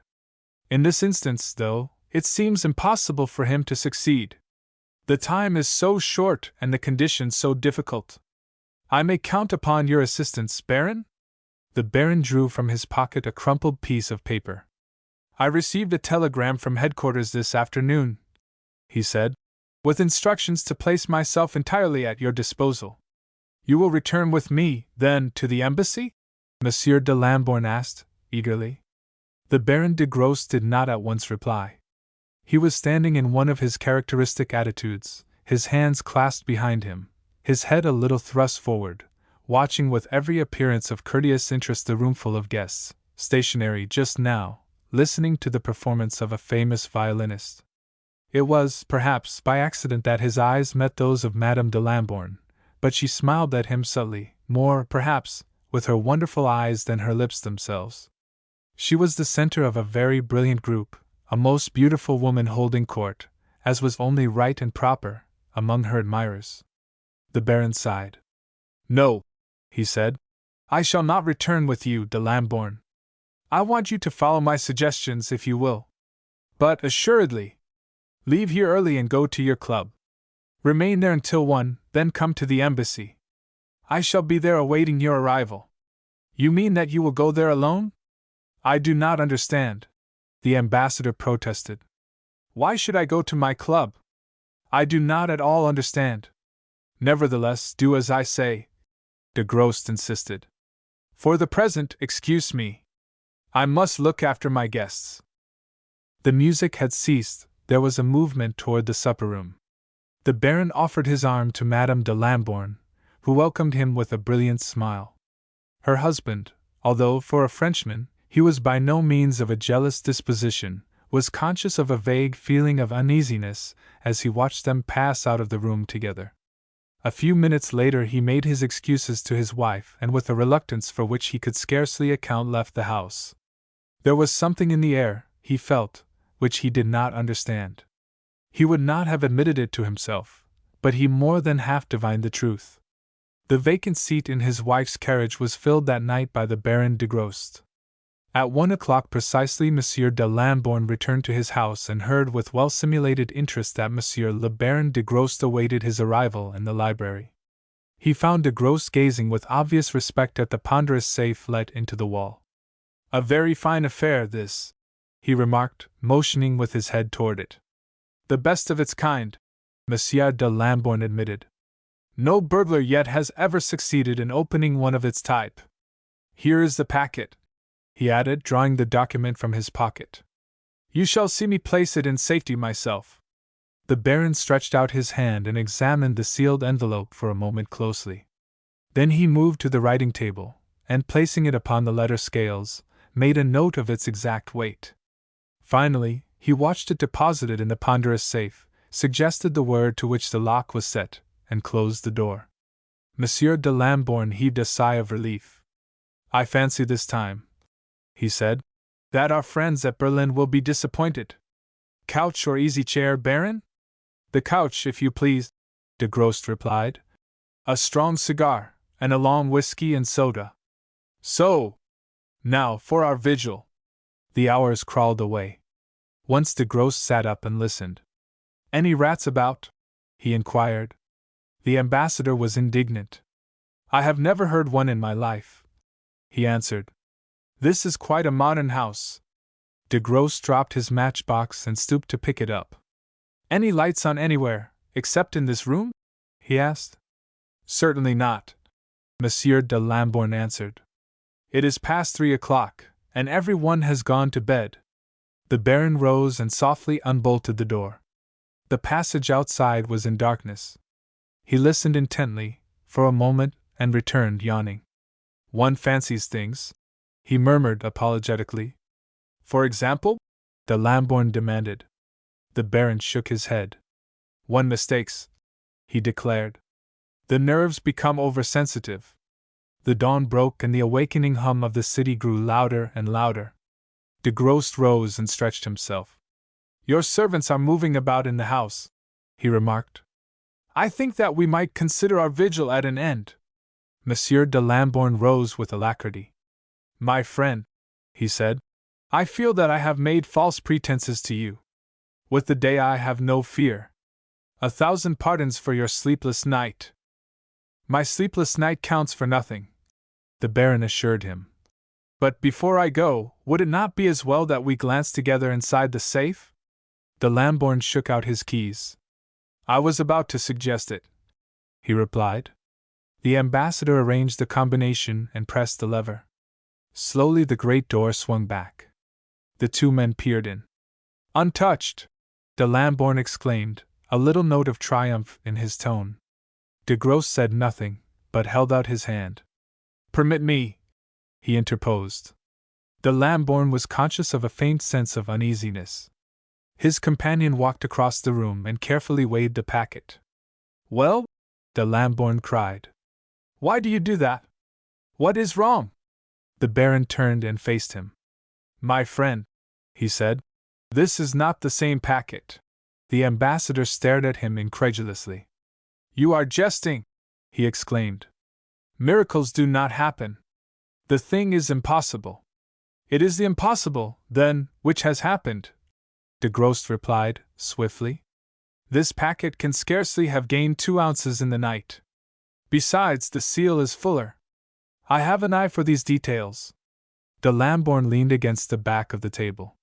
His eyes were a little wild, but he laughed hoarsely. We fight, then, against the creatures of another world, he declared. No human being could have opened that safe last night. The Baron hesitated. Monsieur de Lambourne, he said, the room adjoining is your wife's. It is the salon of Madame, the ambassador admitted. What are the electrical appliances doing there? The Baron demanded. Don't look at me like that, de Lambourne. Remember that I was here before you arrived. My wife takes an electric massage every day, Monsieur de Lambourne answered, in a hard, unnatural voice. In what way is Monsieur le Baron concerned in my wife's doings? I think that there need be no answer to that question, de Grosse said quietly. It is a greater tragedy which we have to face. Quick as lightning, the Frenchman's hand shot out. De Grosse barely avoided the blow. You shall answer to me for this, sir, de Lambourne cried. It is the honor of my wife which you assail. I maintain only, the Baron answered, that your safe was entered from that room. A search will prove it. There will be no search there, de Lambourne declared fiercely. I am the ambassador of France, and my power under this roof is absolute. I say that you shall not cross that threshold. De Grosse's expression did not change. Only his hands were suddenly outstretched with a curious gesture. The 4 fingers were raised, the thumbs depressed. Monsieur de Lambourne collapsed. I submit, he muttered. It is you who are the master. Search where you will. Monsieur has arrived? The woman demanded breathlessly. The proprietor of the restaurant himself bowed a reply. His client was evidently well known to him. He answered her in French, with a very guttural accent. Monsieur has ascended some few minutes ago. Myself, I have not had the pleasure of wishing him bon apéritif, but Fritz announced his coming. The woman drew a little sigh of relief. A vague misgiving had troubled her during the last few hours. She raised her veil as she mounted the narrow staircase which led to the one private room at the Hotel de Lorraine. She entered, without tapping, the room at the head of the stairs, pushing open the ill-varnished door with its white curtain top. At first she thought that the little apartment was empty. Are you there? She exclaimed, advancing a few steps. The figure of a man glided from behind the worn screen close by her side, and stood between her and the door. Madam, de Grosse said, bowing low. Even then she scarcely realized that she was trapped. You! She cried. You, Baron? But I do not understand. You have followed me here? On the contrary, madam, he answered. I have preceded you. Her colossal vanity triumphed over her natural astuteness. The man had employed spies to watch her. He had lost his head. It was an awkward matter, this, but it was to be arranged. She held out her hands. Monsieur, she said, let me beg you now to go away. If you care to, come and see me this evening. I will explain everything. It is a little family affair which brings me here. A family affair, madam, with Bernardine, the enemy of France, de Grosse declared gravely. She collapsed miserably, her fingers grasping at the air, the cry which broke from her lips harsh and unnatural. Before he could tell what was happening, she was on her knees before him. Spare me, she begged, trying to seize his hands. Madam, de Grosse answered, I am not your judge. You will kindly hand over to me the document which you are carrying. She took it from the bosom of her dress. De Grosse glanced at it, and placed it in his breast pocket. And now? She faltered. De Grosse sighed. She was a very beautiful woman. Madam, he said, the career of a spy is, as you have doubtless sometimes realized, a dangerous one. It is finished, she assured him, breathlessly. Monsieur le Baron, you will keep my secret? Never again, I swear it, will I sin like this.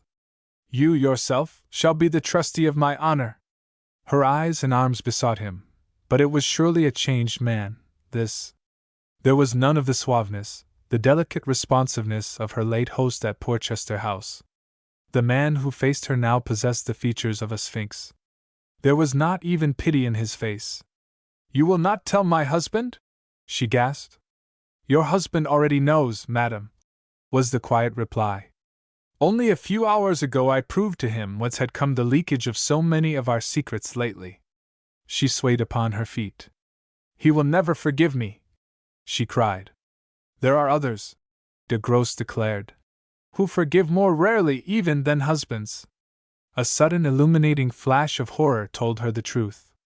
She closed her eyes and tried to run from the room. I will not be told, she screamed. I will not hear.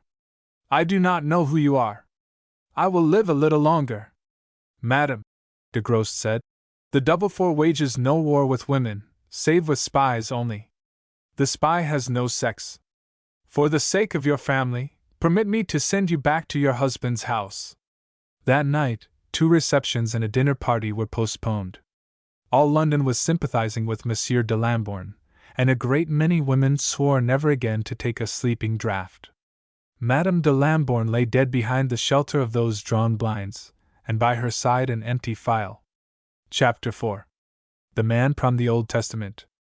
Bernardine, sometimes called the Count von Hern, was lunching at the Savoy with the pretty wife of a cabinet minister, who was just sufficiently conscious of the impropriety of her action to render the situation interesting.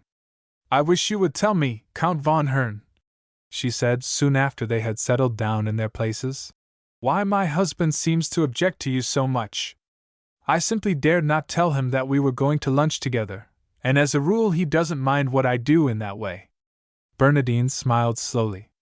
Ah, well, he remarked, your husband is a politician and a very cautious man. I dare say he is like some of those others, who believe that, because I am a foreigner and live in London, therefore I am a spy. You a spy? She laughed. What nonsense! Why nonsense? She shrugged her shoulders. She was certainly a very pretty woman, and her black gown set off to fullest advantage her deep red hair and fair complexion. I suppose because I can't imagine you anything of the sort, she declared. You see, you hunt and play polo, and do everything which the ordinary Englishmen do. Then one meets you everywhere. I think, Count von Hern, that you are much too spoilt, for one thing, to take life seriously. You do me an injustice, he murmured. Of course, she chattered on. I don't really know what spies do. One reads about them in these silly stories, but I have never felt sure that as live people they exist at all. Tell me, Count, what could a foreign spy do in England? Bernardine twirled his fair mustache and shrugged his shoulders. Indeed, my dear lady, he admitted, I scarcely know what a spy could do nowadays. A few years ago, you English people were all so trusting. Your fortifications, your battleships, not to speak of your country itself, were wholly at the disposal of the enterprising foreigner who desired to acquire information. The party who governed Great Britain then seemed to have some strange idea that these things made for peace. Today, however, all that is changed. You seem to know something about it, she remarked. I am afraid that mine is really only the superficial point of view, he answered, but I do know that there is a good deal of information, which seems absolutely insignificant in itself, for which some foreign countries are willing to pay. For instance, there was a cabinet council yesterday, I believe, and someone was going to suggest that a secret, but official, visit be paid to your new harbor works up at Rosyth. An announcement will probably be made in the papers during the next few days as to whether the visit is to be undertaken or not. Yet there are countries who are willing to pay for knowing even such an insignificant item of news as that, a few hours before the rest of the world. Lady Maxwell laughed. Well, I could earn that little sum of money, she declared gaily. For my husband has just made me cancel a dinner party for next Thursday, because he has to go up to the stupid place. Bernardine smiled. It was really a very unimportant matter, but he loved to feel, even in his idle moments, that he was not altogether wasting his time. "I am sorry," he said, "that I am not myself acquainted with one of these mythical personages, that I might return you the value of your marvelous information. If I dared think, however, that it would be in any way acceptable, I could offer you the diversion of a restaurant dinner party for that night. The Duchess of Castleford has kindly offered to act as hostess for me, and we are all going on to the Gaiety afterwards." "Delightful!" Lady Maxwell exclaimed. "I should love to come." Bernardine bowed. "You have, then, dear lady, fulfilled your destiny," he said. "You have given secret information to a foreign person of mysterious identity, and accepted payment." Now, Bernardine was a man of easy manners and unruffled composure. To the natural insouciance of his aristocratic bringing up, he had added the steely reserve of a man moving in the large world, engaged more often than not in some hazardous enterprise. Yet, for once in his life, and in the midst of the idlest of conversations, he gave himself away so utterly that even this woman with whom he was lunching, a very butterfly lady, indeed could not fail to perceive it. She looked at him in something like astonishment. Without the slightest warning his face had become set in a rigid stare, his eyes were filled with the expression of a man who sees into another world. The healthy color faded from his cheeks, he was white even to the parted lips, the wine dripped from his raised glass onto the tablecloth. "Why, whatever is the matter with you?" she demanded. "Is it a ghost that you see?" Bernardine's effort was superb, but he was too clever to deny the shock. "A ghost, indeed," he answered. "The ghost of a man whom every newspaper in Europe has declared to be dead." Her eyes followed his. The two people who were being ushered to a seat in their immediate vicinity were certainly of somewhat unusual appearance. The man was tall, and thin as a lath, and he wore the clothes of the fashionable world without awkwardness, yet with the air of one who was wholly unaccustomed to them. His cheekbones were remarkably high, and receded so quickly towards his pointed chin that his cheeks were little more than hollows. His eyes were dry and burning, flashing here and there as though the man himself were continually oppressed by some furtive fear. His thick black hair was short cropped, his forehead high and intellectual. He was a strange figure, indeed, in such a gathering, and his companion only served to accentuate the anachronisms of his appearance. She was, above all things, a woman of the moment, fair, almost florid, a little thick-set, with tightly laced, yet passable figure. Her eyes were blue, her hair light-colored. She wore magnificent furs, and, as she threw aside her boa, she disclosed a mass of jewelry around her neck and upon her bosom, almost barbaric in its profusion and setting. "What an extraordinary couple!" Lady Maxwell whispered. Bernardine smiled. "The man looks as though he had stepped out of the Old Testament," he murmured. Lady Maxwell's interest was purely feminine, and was riveted now upon the jewelry worn by the woman. Bernardine, under the mask of his habitual indifference, which had easily reassumed, seemed to be looking away out of the restaurant into the great square of a half-savage city, looking at that marvelous crowd, numbered by their thousands, even by their hundreds of thousands, of men and women whose arms flashed out toward the snow-hung heavens, whose lips were parted in one chorus of rapturous acclamation, looking beyond them to the tall, emaciated form of the bareheaded priest in his long robes, his wind-tossed hair and wild eyes, standing alone before that multitude, in danger of death, or worse, at any moment, their idol, their hero. And again, as the memories came flooding into his brain, the scene passed away, and he saw the bare room with its whitewashed walls and blocked-up windows. He felt the darkness, lit only by those flickering candles. He saw the white, passion-wrung faces of the men who clustered together around the rude table, waiting. He heard their murmurs, he saw the fear born in their eyes. It was the night when their leader did not come. Bernardine poured himself out a glass of wine and drank it slowly. The mists were clearing away now. He was in London, at the Savoy restaurant, and within a few yards of him sat the man with whose name all Europe once had rung, the man hailed by some as martyr, and loathed by others as the most fiendish Judas who ever drew breath. Bernardine was not concerned with the moral side of this strange encounter. How best to use his knowledge of this man's identity was the question which beat upon his brain. What use could be made of him, what profit for his country and himself? And then a fear, a sudden, startling fear. Little profit, perhaps, to be made, but the danger of this man alive with such secrets locked in his bosom. The thought itself was terrifying, and even as he realized it, a significant thing happened. He caught the eye of the Baron de Grosse, lunching alone at a small table just inside the restaurant. "You are not at all amusing," his guest declared. "It is nearly 5 minutes since you have spoken." "You, too, have been absorbed," he reminded her. "It is that woman's jewels," she admitted. "I never saw anything more wonderful. The people are not English, of course. I wonder where they come from." "One of the eastern countries, without a doubt," he replied carelessly. Lady Maxwell sighed. "He is a peculiar-looking man," she said, "but one could put up with a good deal for jewels like that. What are you doing this afternoon, picture galleries or your club?" "Neither, unfortunately," Bernardine answered. "I have promised to go with a friend to look at some polo ponies. Do you know," she remarked, "that we have never been to see those Japanese prints yet?" "The gallery is closed until Monday," he assured her, falsely.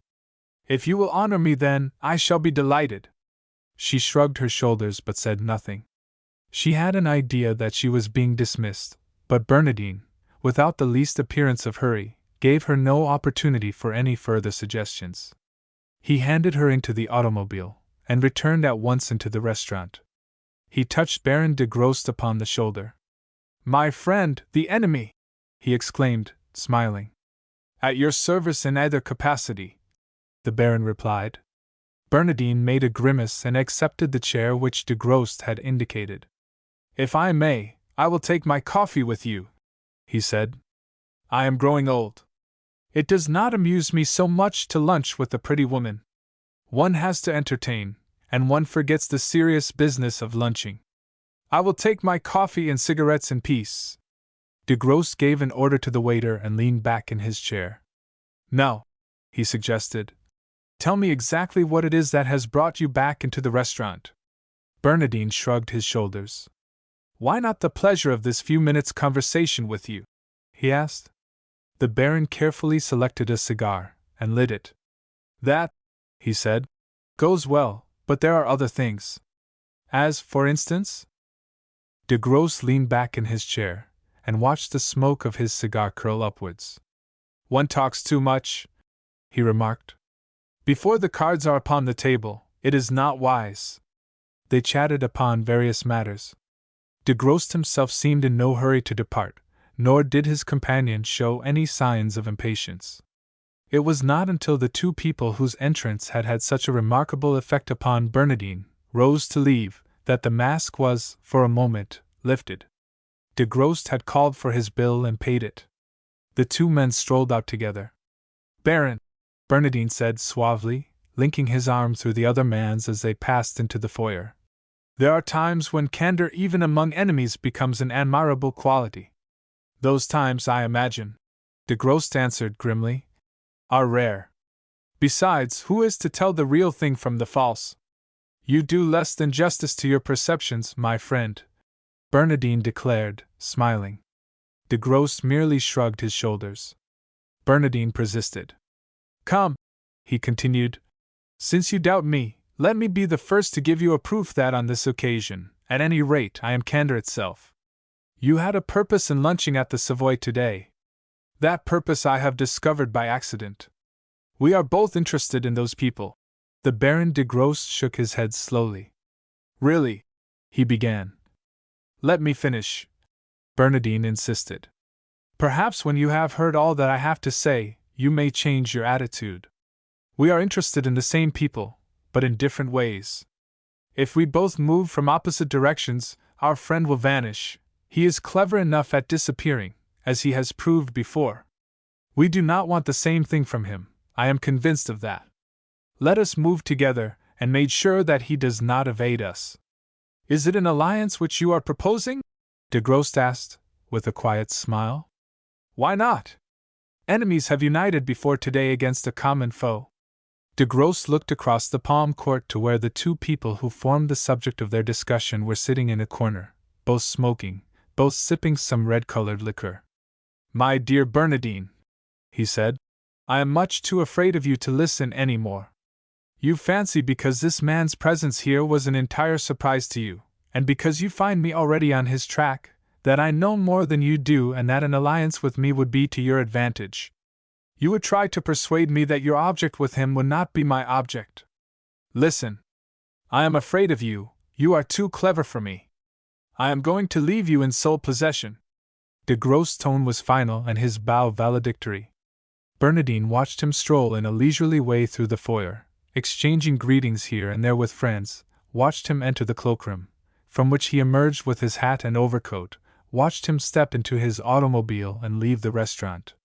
He turned back with a clouded face, and threw himself into an easy chair. 10 minutes passed uneventfully.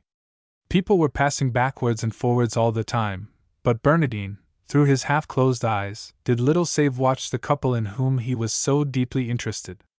At last the man rose, and with a word of farewell to his companion, came out from the lounge, and made his way up the foyer, turning toward the hotel. He walked with quick, nervous strides, glancing now and then restlessly about him. In his eyes, to those who understood, there was the furtive gleam of the hunted man.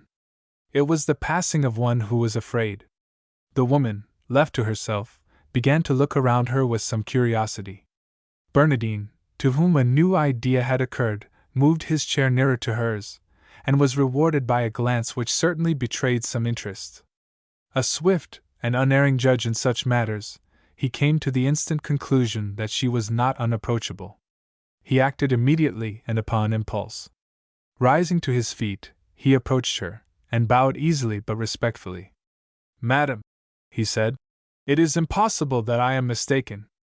I have had the pleasure, have I not, of meeting you in St. Petersburg? Her first reception of his coming was reassuring enough. At his mention of St. Petersburg, however, she frowned. I do not think so, she answered in French. You are mistaken. I do not know St. Petersburg. Then it was in Paris, Bernardine continued, with conviction. Madame is Parisian, without a doubt. She shook her head, smiling. I do not think that I remember meeting you, monsieur, she replied doubtfully. But perhaps. She looked up, and her eyes dropped before his. He was certainly a very personable-looking man, and she had spoken to no one for so many months. Believe me, madam, I could not possibly be mistaken, Bernardine assured her, smoothly. You are staying here for long? She shrugged her shoulders. Heaven knows, she declared. My husband, he has, I think, what you call the wander fever. For myself, I am tired of it. In Rome we settle down, we stay 5 days, all seems pleasant, and suddenly my husband's whim carries us away without an hour's notice. The same thing at Monte Carlo, the same in Paris. Who can tell what will happen here? To tell you the truth, monsieur, she added, a little archly, I think that if he were to come back at this moment, we should probably leave England tonight. Your husband is very jealous?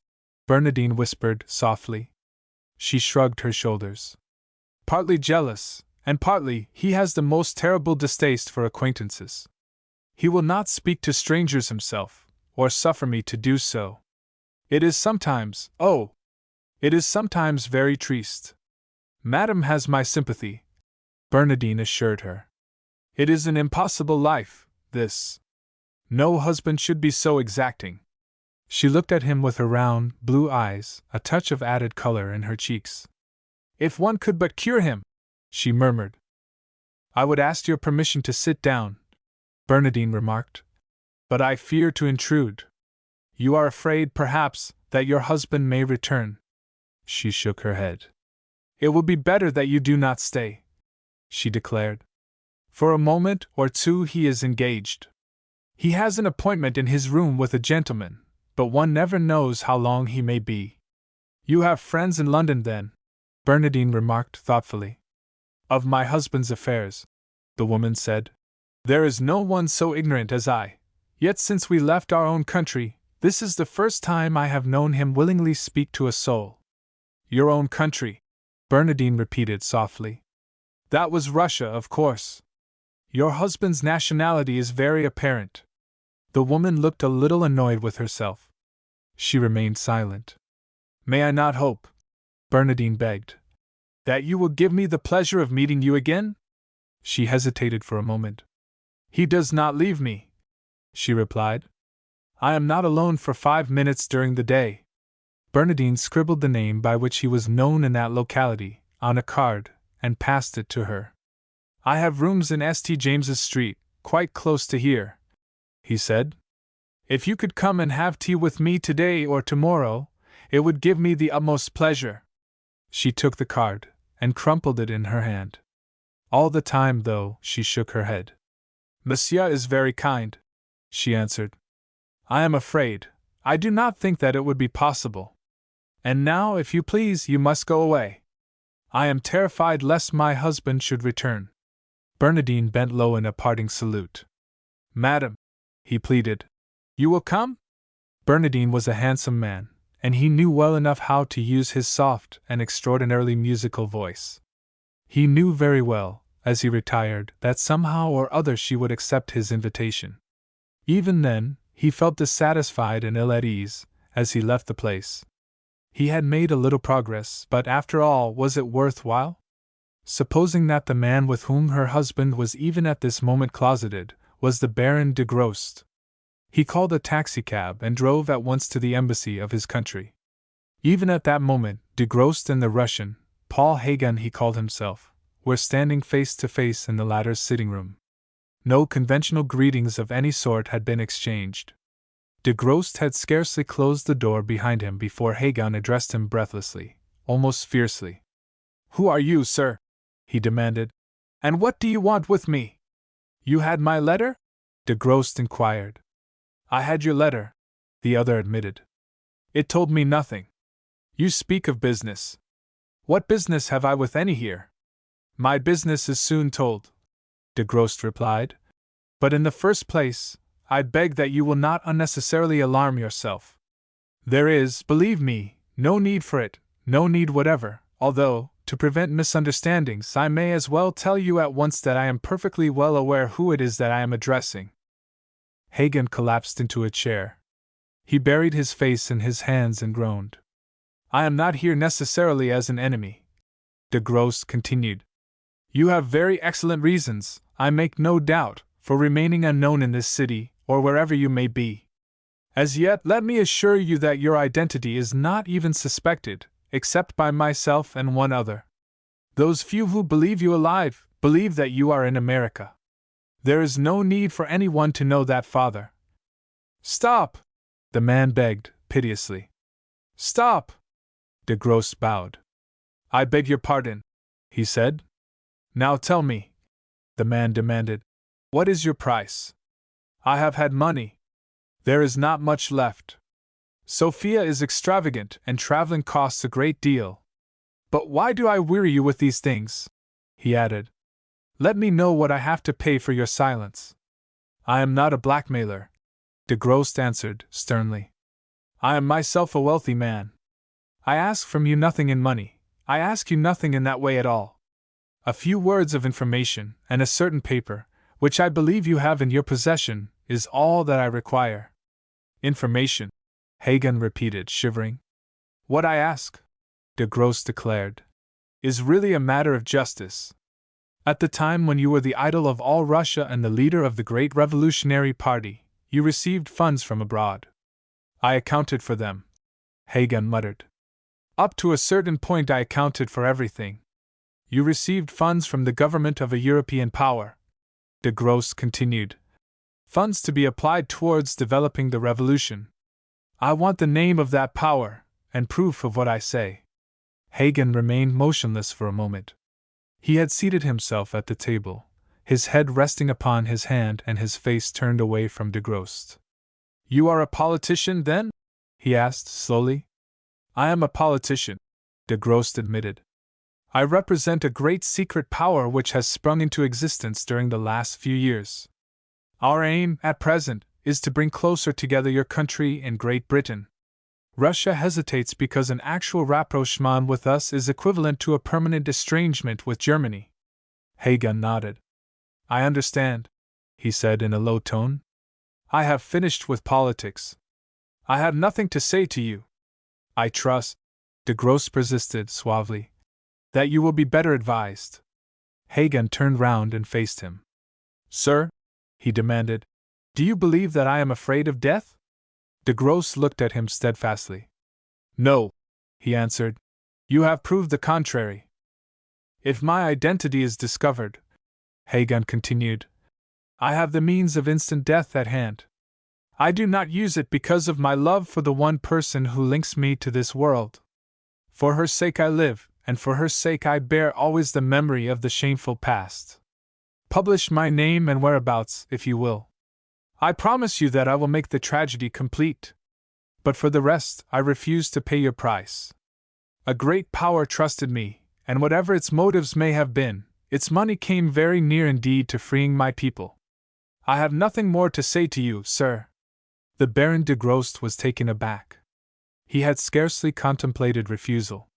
You must understand, he explained, that this is not a personal matter.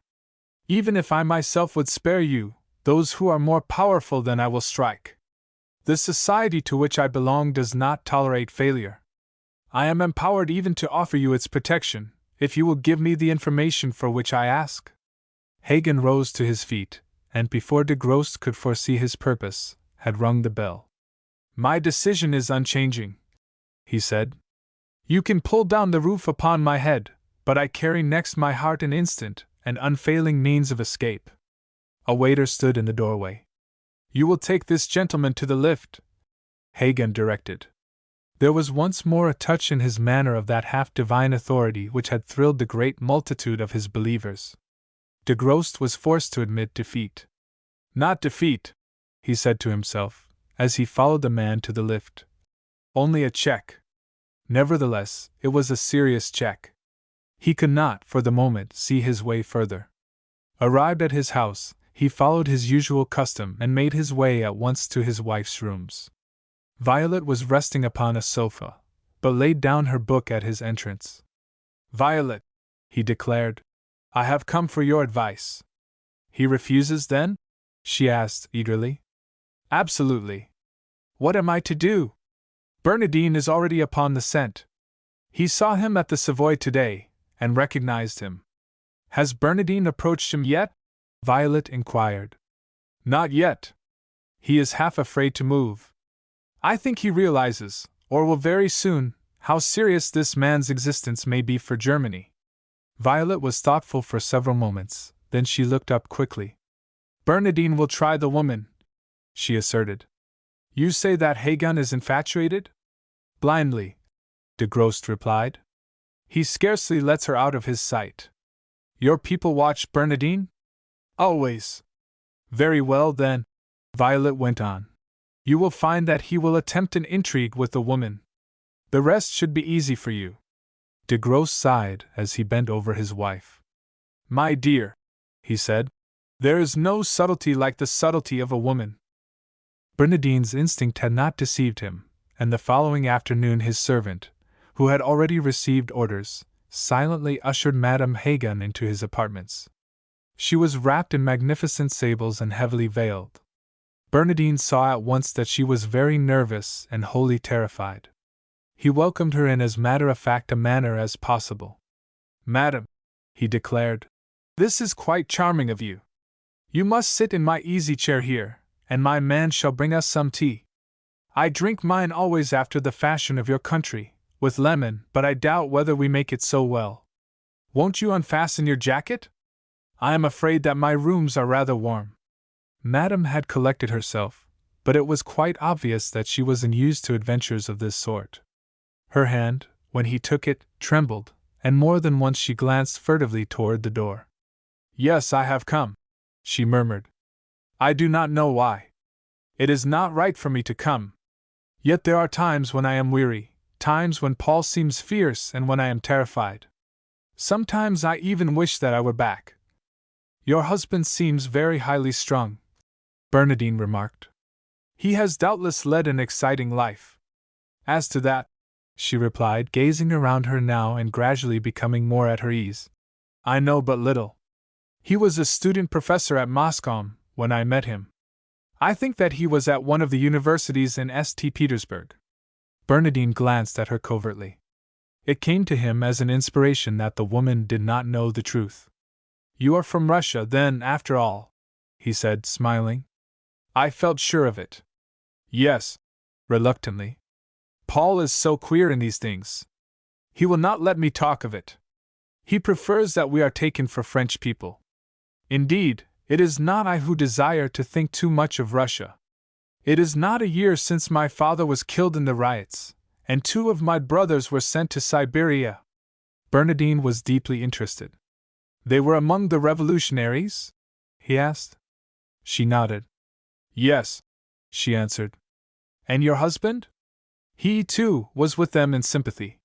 Secretly, too, I believe that he worked among them. Only he had to be careful. You see, his position at the college made it difficult. Bernadine looked into the woman's eyes, and he knew then that she was speaking the truth. This man was, indeed, a great master. He had kept her in ignorance. Always, Bernadine said, a few minutes later, as he passed her tea. I read with the deepest interest of the people's movement in Russia. Tell me, what became eventually of their great leader, the wonderful Father Paul? She set down her cup untasted, and her blue eyes flashed with a fire which turned them almost to the color of steel. Wonderful indeed! She exclaimed. Wonderful Judas! It was he who wrecked the cause. It was he who sold the lives and liberty of all of us for gold. I heard a rumor of that, Bernadine remarked. But I never believed it. It was true, she declared passionately. And where is he now? Bernadine asked. Dead? She answered fiercely. Torn to pieces, we believe, one night in a house near Moscow. May it be so! She was silent for a moment, as though engaged in prayer. Bernadine spoke no more of these things. He talked to her kindly, keeping up always his role of respectful but hopeful admirer. You will come again soon? He begged, when, at last, she insisted upon going. She hesitated. It is so difficult, she murmured. If my husband knew. Bernadine laughed, and touched her fingers caressingly. Need one tell him? He whispered. You see, I trust you. I pray that you will come. Bernadine was a man rarely moved towards emotion of any sort. Yet even he was conscious of a certain sense of excitement, as he stood looking out upon the embankment from the windows of Paul Hagun's sitting room, a few days later. Madame was sitting on the sofa, close at hand. It was for her answer to a certain question that he waited. Monsieur, she said at last, turning slowly towards him. It must be no. Indeed, I am sorry, for you have been very charming to me, and without you I should have been dull. But to come to your rooms and dine alone tonight, it is impossible. Your husband cannot return before the morning, Bernadine reminded her. It makes no difference, she answered. Paul is sometimes fierce and rough, but he is generous, and all his life he has worshipped me.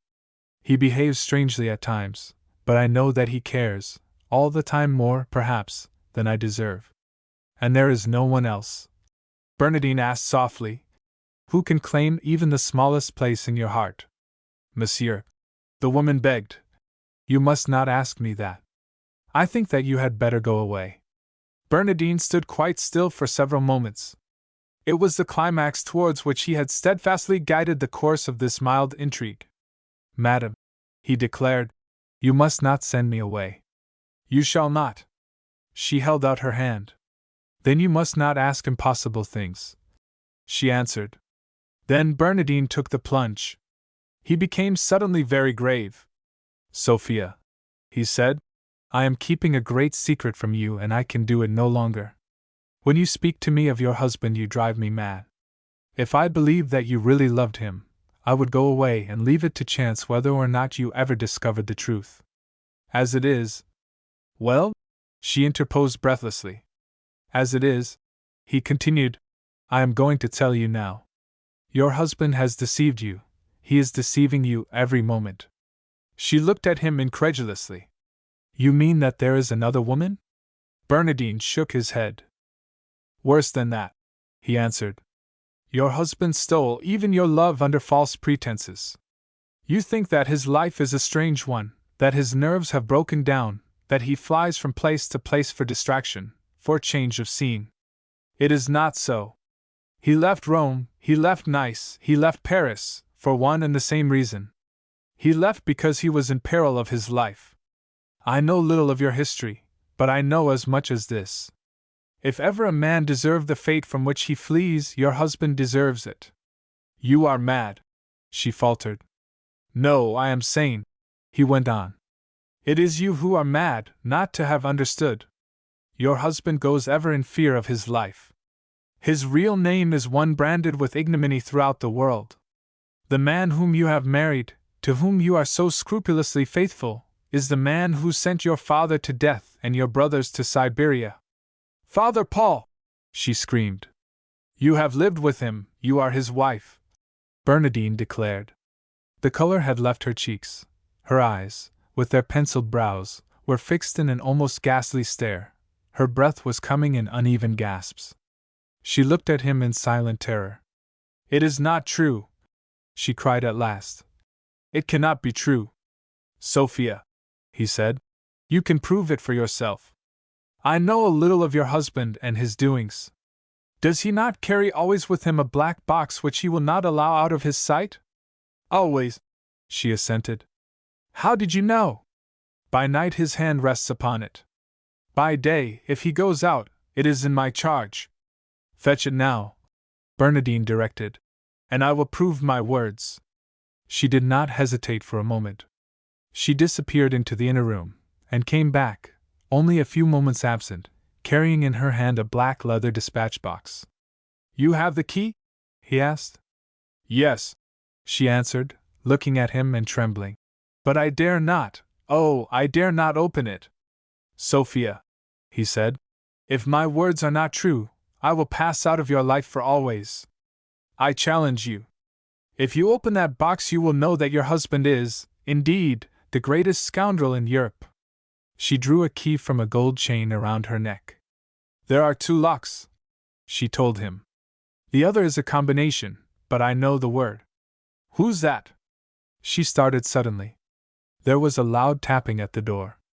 Bernadine threw an antimacassar half over the box, but he was too late. De Grost and Hagon had crossed the threshold. The woman stood like some dumb creature. Hagon, transfixed, stood with his eyes riveted upon Bernadine. His face was distorted with passion, he seemed like a man beside himself with fury. De Grost came slowly forward into the middle of the room. Count von Hern, he said, I think that you had better leave. The woman found words. Not yet, she cried. Not yet! Paul, listen to me. This man has told me a terrible thing. The breath seemed to come through Hagon's teeth like a hiss. He has told you. Listen to me, she continued. It is the truth which you must tell now. He says that you are Father Paul. Hagon did not hesitate for a second. It is true, he admitted. Then there was a silence, short but tragical. Hagon seemed suddenly to have collapsed. He was like a man who has just had a stroke. He stood muttering to himself. It is the end, the end, he said in a low tone. Sophia! She shrank away from him. He drew himself up. Once more the great light flashed in his face. It was for your sake, he said simply. For your sake, Sophia.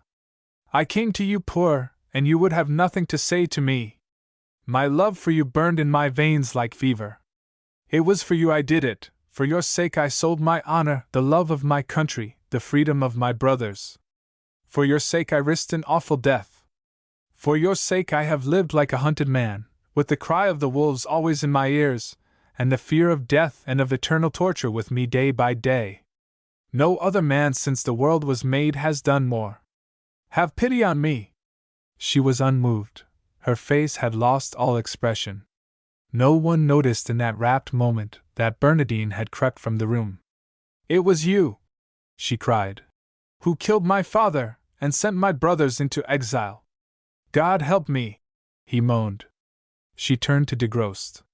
Take him away with you, please, she said. I have finished with him. Sophia, he pleaded. She leaned across the table and struck him heavily upon the cheek. If you stay here, she muttered, I shall kill you myself. That night, the body of an unknown foreigner was found in the attic of a cheap lodging house in Soho. The discovery itself and the verdict at the inquest occupied only a few lines in the morning newspapers. Those few lines were the epitaph of one who was very nearly a Rienzi. The greater part of his papers de Grosse mercifully destroyed, but one in particular he preserved. Within a week the much-delayed treaty was signed at Paris, London and St. Petersburg. Chapter 5. The First Shot. De Grosse and his wife were dining together at the corner table in a fashionable, but somewhat bohemian restaurant. Both had been in the humor for reminiscences, and they had outstayed most of their neighbors. I wonder what people really think of us, Violet remarked pensively. I told Lady Amershel, when she asked us to go there this evening, that we always dined together alone somewhere once a week, and she absolutely refused to believe me. With your own husband, my dear, she kept on repeating.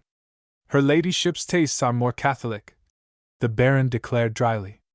Yet, after all, Violet, the real philosophy of married life demands something of this sort. Violet smiled and fingered her pearls for a minute. What the real philosophy of married life may be I do not know, she said, but I am perfectly content with our rendering of it. What a fortunate thing, Peter, with your intensely practical turn of mind, that nature endowed you with so much sentiment. De Grosse gazed reflectively at the cigarette which he had just selected from his case. Well, he remarked, there have been times when I have cursed myself for a fool, but, on the whole, sentiment keeps many fires burning. She leaned towards him and dropped her voice a little. Tell me, she begged, do you ever think of the years we spent together in the country? Do you ever regret? He smiled thoughtfully. It is a hard question, that, he admitted. There were days there which I loved, but there were days, too, when the restlessness came, days when I longed to hear the hum of the city and to hear men speak whose words were of life and death and the great passions. I am not sure, Violet, whether, after all, it is well for one who has lived to withdraw absolutely from the thrill of life. She laughed, softly but gaily. I am with you, she declared. Absolutely. I think that the fairies must have poured into my blood the joy of living for its own sake. I should be an ungrateful woman indeed, if I found anything to complain of, nowadays. Yet there is one thing that troubles me, she went on, after a moment's pause. And that? He asked. The danger, she said slowly. I do not want to lose you, Peter. There are times when I am afraid. De Grosse flicked the ash from his cigarette. The days are passing, he remarked, when men point revolvers at one another and hire assassins to gain their ends. Now it is more a battle of wits. We play chess on the board of life still, but we play with ivory pieces instead of steel and poison. Our brains direct and not our muscles. She sighed. It is only the one man of whom I am afraid. You have outwitted him so often and he does not forgive. De Grosse smiled. It was an immense compliment, this. Bernardine, he murmured softly. Otherwise, our friend the Count von Hern.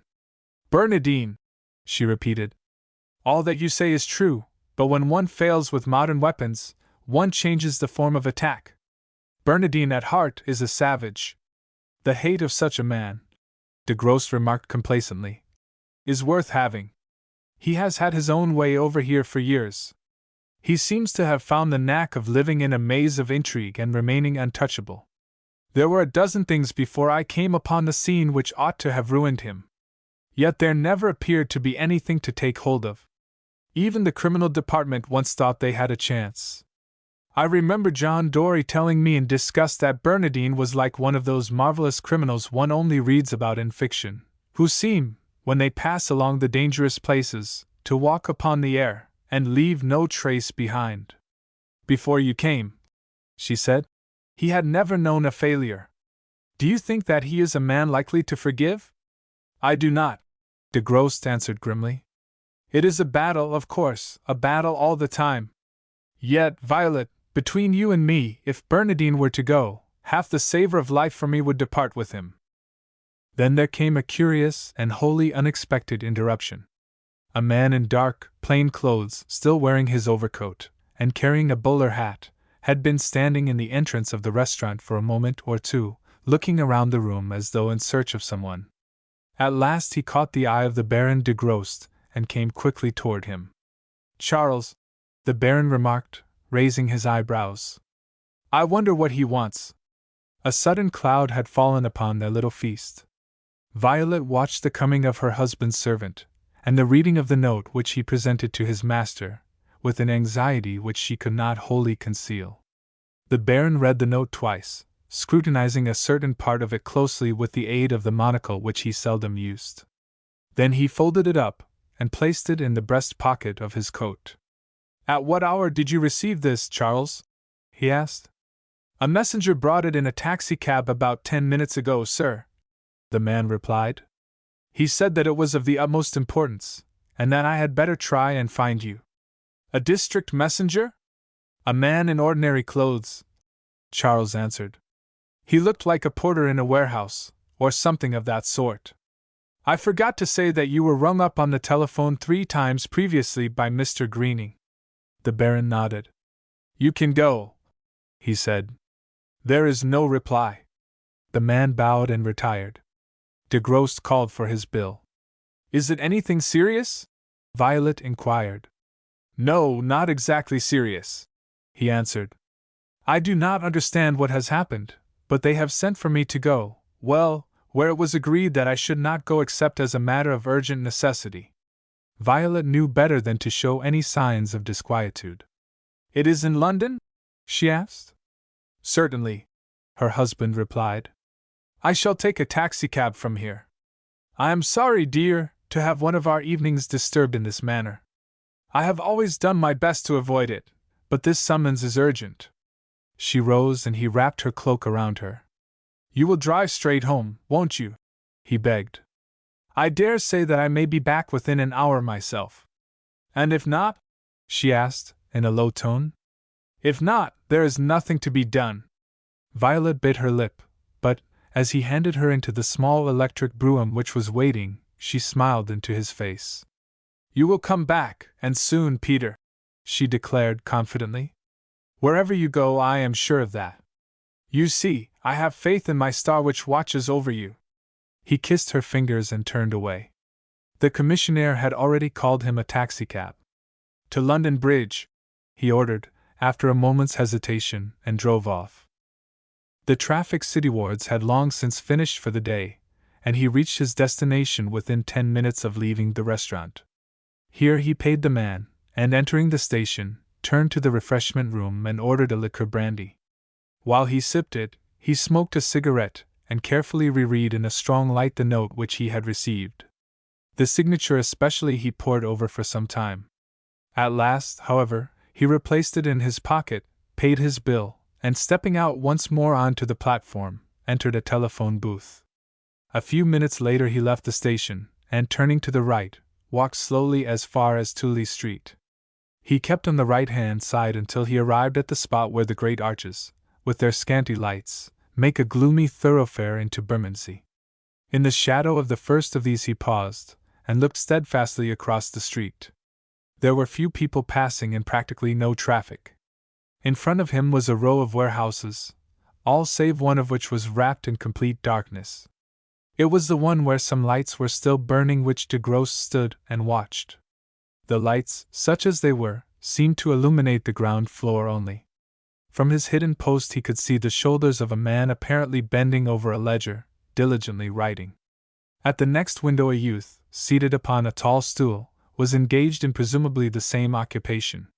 There was nothing about the place in the least mysterious or out of the way. Even the blinds of the offices had been left undrawn. The man and the boy, who were alone visible, seemed, in a sense, to be working under protest.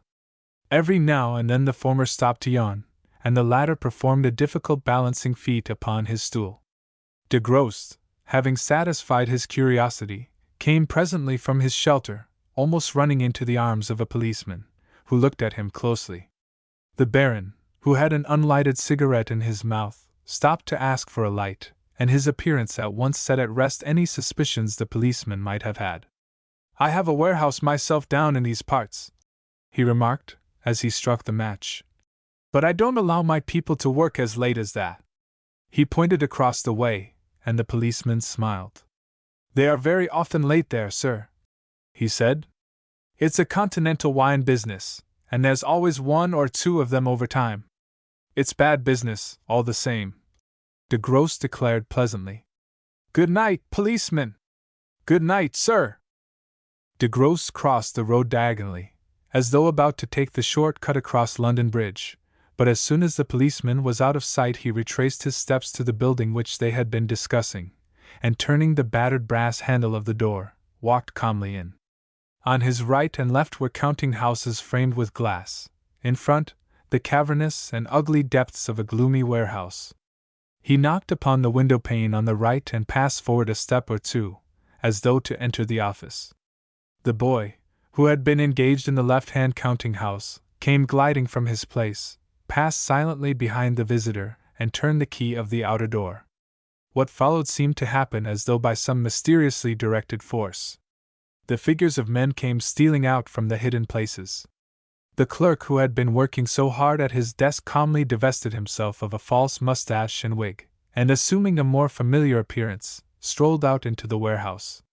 De Grosse looked around him with absolutely unruffled composure.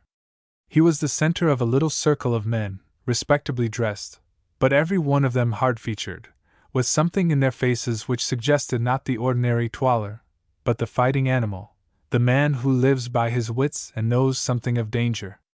On the outskirts of the circle stood Bernardine. "Really," de Grosse declared, "this is most unexpected. In the matter of dramatic surprises, my friend Bernardine, you are certainly in a class by yourself." Bernardine smiled. "You will understand, of course," he said, "that this little entertainment is entirely for your amusement, well stage-managed, perhaps, but my supers are not to be taken seriously. Since you are here, Baron, might I ask you to precede me a few steps to the tasting office?" "By all means," de Grosse answered cheerfully. "It is this way, I believe." He walked with unconcerned footsteps down the warehouse, on either side of which were great bins and a wilderness of racking, until he came to a small, glass-enclosed office, built out from the wall. Without hesitation he entered it, and removing his hat, selected the more comfortable of the two chairs. Bernardine alone of the others followed him inside, closing the door behind. De Grosse, who appeared exceedingly comfortable, stretched out his hand and took a small black bottle from a tiny mahogany racking fixed against the wall by his side. "You will excuse me, my dear Bernardine," he said, "but I see my friend Greening has been tasting a few wines. The XX upon the label here signifies approval. With your permission." He half filled a glass and pushed the bottle toward Bernardine. "Greening's taste is unimpeachable," de Grosse declared, setting down his glass empty. "No use being a director of a city business, you know, unless one interests oneself personally in it. Greening's judgment is simply marvelous. I have never tasted a more beautiful wine. If the boom in sherry does come," he continued complacently, "we shall be in an excellent position to deal with it." Bernardine laughed softly. "Oh, my friend, Peter Ruff, or Baron de Grosse, or whatever you may choose to call yourself," he said, "I am indeed wise to have come to the conclusion that you and I are too big to occupy the same little spot on earth." De Grosse nodded approvingly. "I was beginning to wonder," he remarked, "whether you would not soon arrive at that decision." "Having arrived at it," Bernardine continued, looking intently at his companion, "the logical sequence naturally occurs to you." "Precisely, my dear Bernardine," de Grosse asserted. "You say to yourself, no doubt, one of us two must go. Being yourself, you would naturally conclude that it must be I. To tell you the truth, I have been expecting some sort of enterprise of this description for a considerable time." Bernardine shrugged his shoulders. "Your expectations," he said, "seem scarcely to have provided you with a safe conduct." De Grosse gazed reflectively into his empty glass.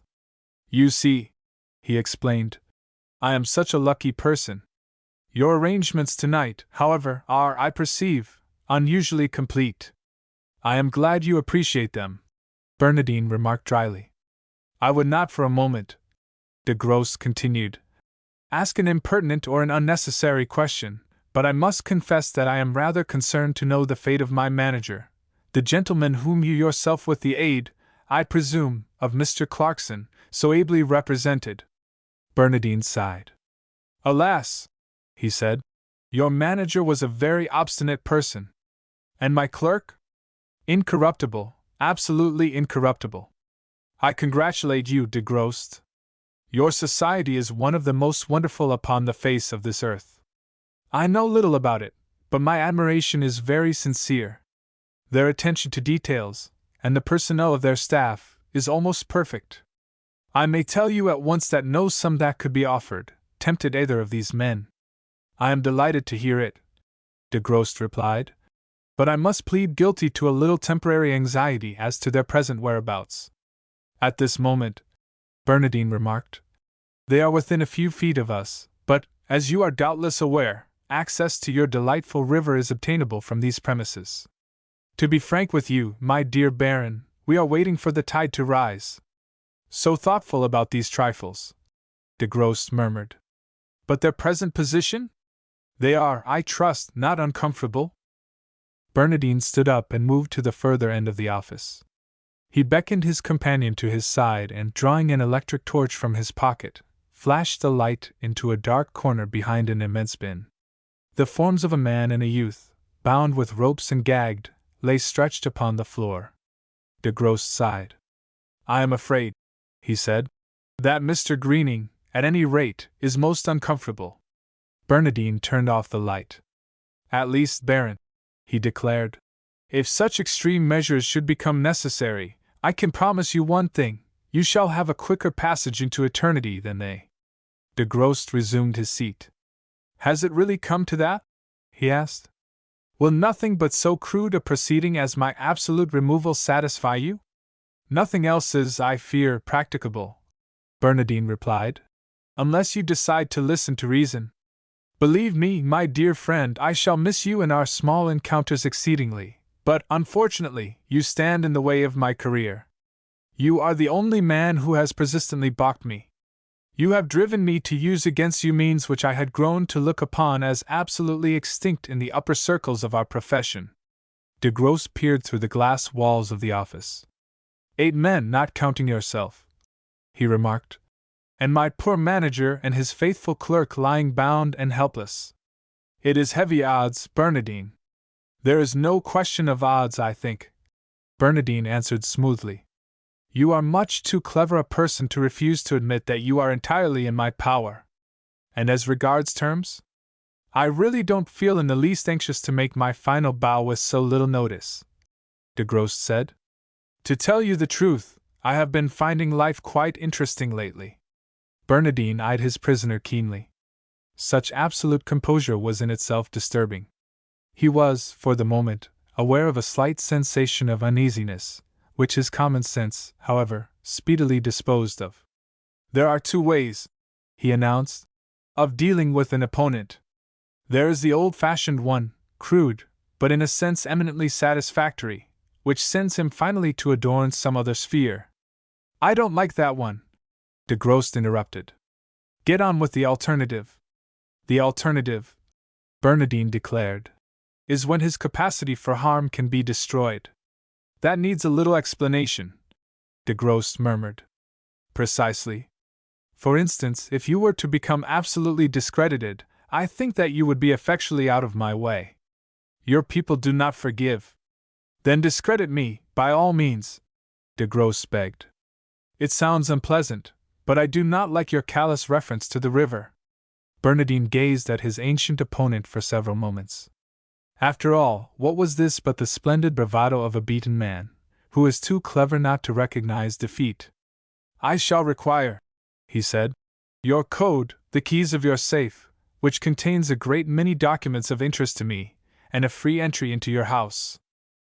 De Grosse drew a bunch of keys reluctantly from his pocket and laid them upon the desk. You will find the code bound in green morocco leather, he announced, on the left-hand side underneath the duplicate of a proposed treaty between Italy and some other power. Between ourselves, Bernadine, I really expect that is what you are after. Bernadine's eyes glistened. What about the safe conduct into your house? He asked. De Grosse drew his case from his pocket and wrote few lines on the back of one of his cards. This will ensure you entrance there, he said, and access to my study. If you see my wife, please reassure her as to my absence. I shall certainly do so, Bernadine agreed, with a faint smile. If I may be pardoned for alluding to a purely personal matter, De Grosse continued, what is to become of me? You will be bound and gagged in the same manner as your manager and his clerk, Bernadine replied smoothly. I regret the necessity, but you see, I can afford to run no risks. At 4 o'clock in the morning, you will be released. It must be part of our agreement that you allow the man who stays behind the others for the purpose of setting you free to depart unmolested. I think I know you better than to imagine you would be guilty of such gaucherie as an appeal to the police. That, unfortunately, De Grosse declared, with a little sigh, is, as you well know, out of the question. You are too clever for me, Bernadine. After all, I shall have to go back to my farm. Bernadine opened the door and called softly to one of his men. In less than 5 minutes De Grosse was bound hand and foot. Bernadine stepped back and eyed his adversary with an air of ill-disguised triumph. I trust, Baron, he said, that you will be as comfortable as possible under the circumstances. De Grosse lay quite still. He was powerless to move or speak.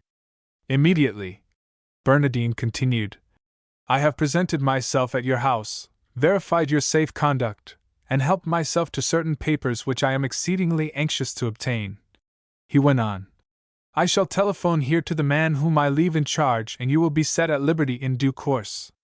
If, for any reason, I meet with treachery and I do not telephone, you will join Mr. Greening and his young companion in a little, shall we call it aquatic recreation? I wish you a pleasant hour and success in the future, Baron, as a farmer. Bernadine withdrew and whispered his orders to his men. Soon the electric light was turned out and the place was in darkness. The front door was opened and closed. The group of Confederates upon the pavement lit cigarettes and wished one another good night with the brisk air of tired employees, released at last from long labors. Then there was silence. It was barely 11 when Bernadine reached the west end of London. His clothes had become a trifle disarranged, and he called for a few minutes at his rooms in St. James's Street. Afterwards he walked to Porchester House and rang the bell. To the servant who answered it, he handed his master's card. Will you show me the way to the library? He asked. I have some papers to collect for the Baron de Grosse. The man hesitated. Even with the card in his hand, it seemed a somewhat unusual proceeding. Will you step inside, sir? He begged. I should like to show this to the Baroness. The master is exceedingly particular about anyone entering his study. Do what you like so long as you do not keep me waiting, Bernadine replied. Your master's instructions are clear enough. Violet came down the great staircase a few moments later, still in her dinner gown, her face a little pale, her eyes luminous. Bernadine smiled as he accepted her eagerly offered hand. She was evidently anxious. A thrill of triumph warmed his blood. Once she had been less kind to him than she seemed now. My husband gave you this, she exclaimed. A few minutes ago, Bernadine answered. He tried to make his instructions as clear as possible. We are jointly interested in a small matter which needs immediate action. She led the way to the study. It seems strange, she remarked, that you and he should be working together. I always thought that you were on opposite sides. It is a matter of chance, Bernadine told her. Your husband is a wise man, Baroness. He knows when to listen to reason. She threw open the door of the study, which was in darkness. If you will wait a moment, she said, closing the door, I will turn on the electric light. She touched the knobs in the wall, and the room was suddenly flooded with illumination. At the further end of the apartment was the great safe. Close to it, in an easy chair, his evening coat changed for a smoking jacket, with a neatly tied black tie replacing his crumpled white cravat, the Baron de Grosse sat awaiting his guest. A fierce oath broke from Bernadine's lips. He turned toward the door only in time to hear the key turn. Violet tossed it lightly in the air across to her husband. "My dear Bernadine," the latter remarked, "on the whole, I do not think that this has been one of your successes." "My keys, if you please." Bernadine stood for a moment, his face dark with passion. He bit his lip till the blood came, and the veins at the back of his clenched hands were swollen and thick. Nevertheless, when he spoke he had recovered in great measure his self-control. "Your keys are here, Baron de Grosse," he said, placing them upon the table. "If a bungling amateur may make such a request of a professor, may I inquire how you escaped from your bonds, passed through the door of a locked warehouse, and reached here before me?" The Baron de Grosse smiled as he pushed the cigarettes across to his visitor. "Really," he said, "you have only to think for yourself for a moment, my dear Bernadine, and you will understand. In the first place, the letter you sent me signed Greening was clearly a forgery. There was no one else anxious to get me into their power, hence I associated it at once with you. Naturally, I telephoned to the chief of my staff. I, too, am obliged to employ some of these ununiformed policemen, my dear Bernadine, as you may be aware. It may interest you to know, further, that there are 7 entrances to the warehouse in Tooley Street. Through one of these something like 20 of my men passed, and were already concealed in the place when I entered. At another of the doors a motor car waited for me. If I had chosen to lift my finger at any time, your men would have been overpowered and I might have had the pleasure of dictating terms to you in my own office. Such a course did not appeal to me. You and I, as you know, dear Count von Hern, conduct our peculiar business under very delicate conditions, and the least thing we either of us desire is notoriety. I managed things, as I thought, for the best. The moment you left the place my men swarmed in. We kindly, but gently, ejected your guard, released Greening and my clerk, and I passed you myself in Fleet Street, a little more comfortable, I think, in my 40-horsepower motor car than you in that very disreputable hansom. As to my presence here, I have an entrance from the street there which makes me independent of my servants. The other details are too absurdly simple. One need not enlarge upon them." Bernadine turned slowly to Violet. "You knew?" he muttered. "You knew when you brought me here?" "Naturally," she answered. "We have telephones in every room in the house." "I am at your service," Bernadine declared calmly. De Grosse laughed. "My dear fellow," he said, "need I say that you are free to come or go, to take a whiskey and soda with me, or to depart at once, exactly as you feel inclined? The door was locked only until you restored to me my keys." He crossed the room, fitted the key in the lock and turned it. "We do not make war as those others," he remarked, smiling. Bernadine drew himself up. "I will not drink with you," he said. "I will not smoke with you. But some day this reckoning shall come." He turned to the door. De Grosse laid his finger upon the bell. "Show Count von Hern out," he directed the astonished servant who appeared a moment or two later. Chapter 6. The 7 Suppers of Andrea Chorist. Peter, Baron de Grosse, was enjoying what he had confidently looked forward to as an evening's relaxation, pure and simple. He sat in one of the front rows of the stalls of the Alhambra, his wife by his side and an excellent cigar in his mouth. An hour or so ago he had been in telephonic communication with Paris, had spoken with Sogrange himself, and received his assurance of a calm in political and criminal affairs amounting almost to stagnation. It was out of season, and though his popularity was as great as ever, neither he nor his wife had any social engagements. Hence this evening at a music hall, which Peter, for his part, was finding thoroughly amusing. The place was packed. Some said owing to the engagement of Andrea Chorist and his brother, others to the presence of Mademoiselle Sophie Solaire and her wonderful Danse d'Apaches. The violinist that night had a great reception. 3 times he was called before the curtain, 3 times he was obliged to reiterate his grateful but immutable resolve never to yield to the nightly storm which demanded more from a man who has given of his best. Slim, with the worn face and hollow eyes of a genius, he stood and bowed his thanks. But when he thought the time had arrived, he disappeared, and though the house shook for minutes afterwards, nothing could persuade him to reappear. Afterwards came the turn which, notwithstanding the furor caused by Andrea Chorist's appearance, was generally considered to be equally responsible for the packed house, the Apache dance of Mademoiselle Sophie Solaire. Peter sat slightly forward in his chair as the curtain went up. For a time he seemed utterly absorbed by the performance. Violet glanced at him once or twice curiously. It began to occur to her that it was not so much the dance as the dancer in whom her husband was interested. "You have seen her before, this Mademoiselle Solaire?" she whispered. "Yes," said Peter, nodding. "I have seen her before." The dance proceeded. It was like many others of its sort, only a little more daring, a little more finished. Mademoiselle Solaire, in her tight-fitting, shabby black frock, with her wild mass of hair, her flashing eyes, her seductive gestures, was, without doubt, a marvelous person. Peter, Baron de Grosse, watched her every movement with absorbed attention. When the curtain went down he forgot to clap. His eyes followed her off the stage. Violet shrugged her shoulders.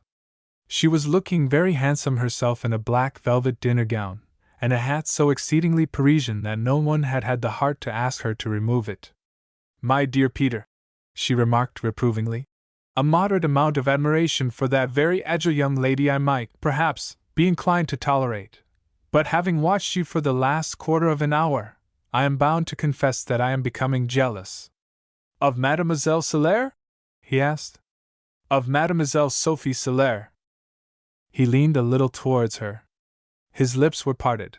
He was about to make a statement, or a confession.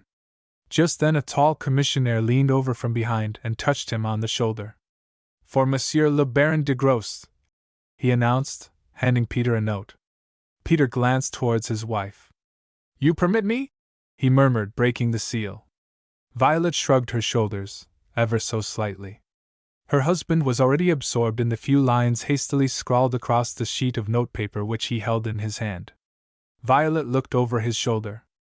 "The hussy!" she exclaimed, indignantly. Her husband raised his eyebrows. With his forefinger he merely tapped the two numerals. "The double 4!" she gasped. He looked around and nodded. The commissionaire was waiting. Peter took up his silk hat from under the seat. "If I am detained, dear," he whispered, "you'll make the best of it, won't you? The car will be here and Frederick will be looking out for you." "Of course," she answered cheerfully. "I shall be quite all right." She nodded brightly and Peter took his departure. He passed through a door on which was painted "Private," and through a maze of scenery and stage hands and ballet ladies by a devious route to the region of the dressing rooms. His guide conducted him to the door of one of these and knocked. "Entrez, monsieur," a shrill feminine voice replied. Peter entered and closed the door behind him. The commissionaire remained outside. Mademoiselle Solaire turned to greet her visitor. "It is a few words I desire with you as quickly as possible, if you please, Monsieur le Baron," she said, advancing towards him. "Listen."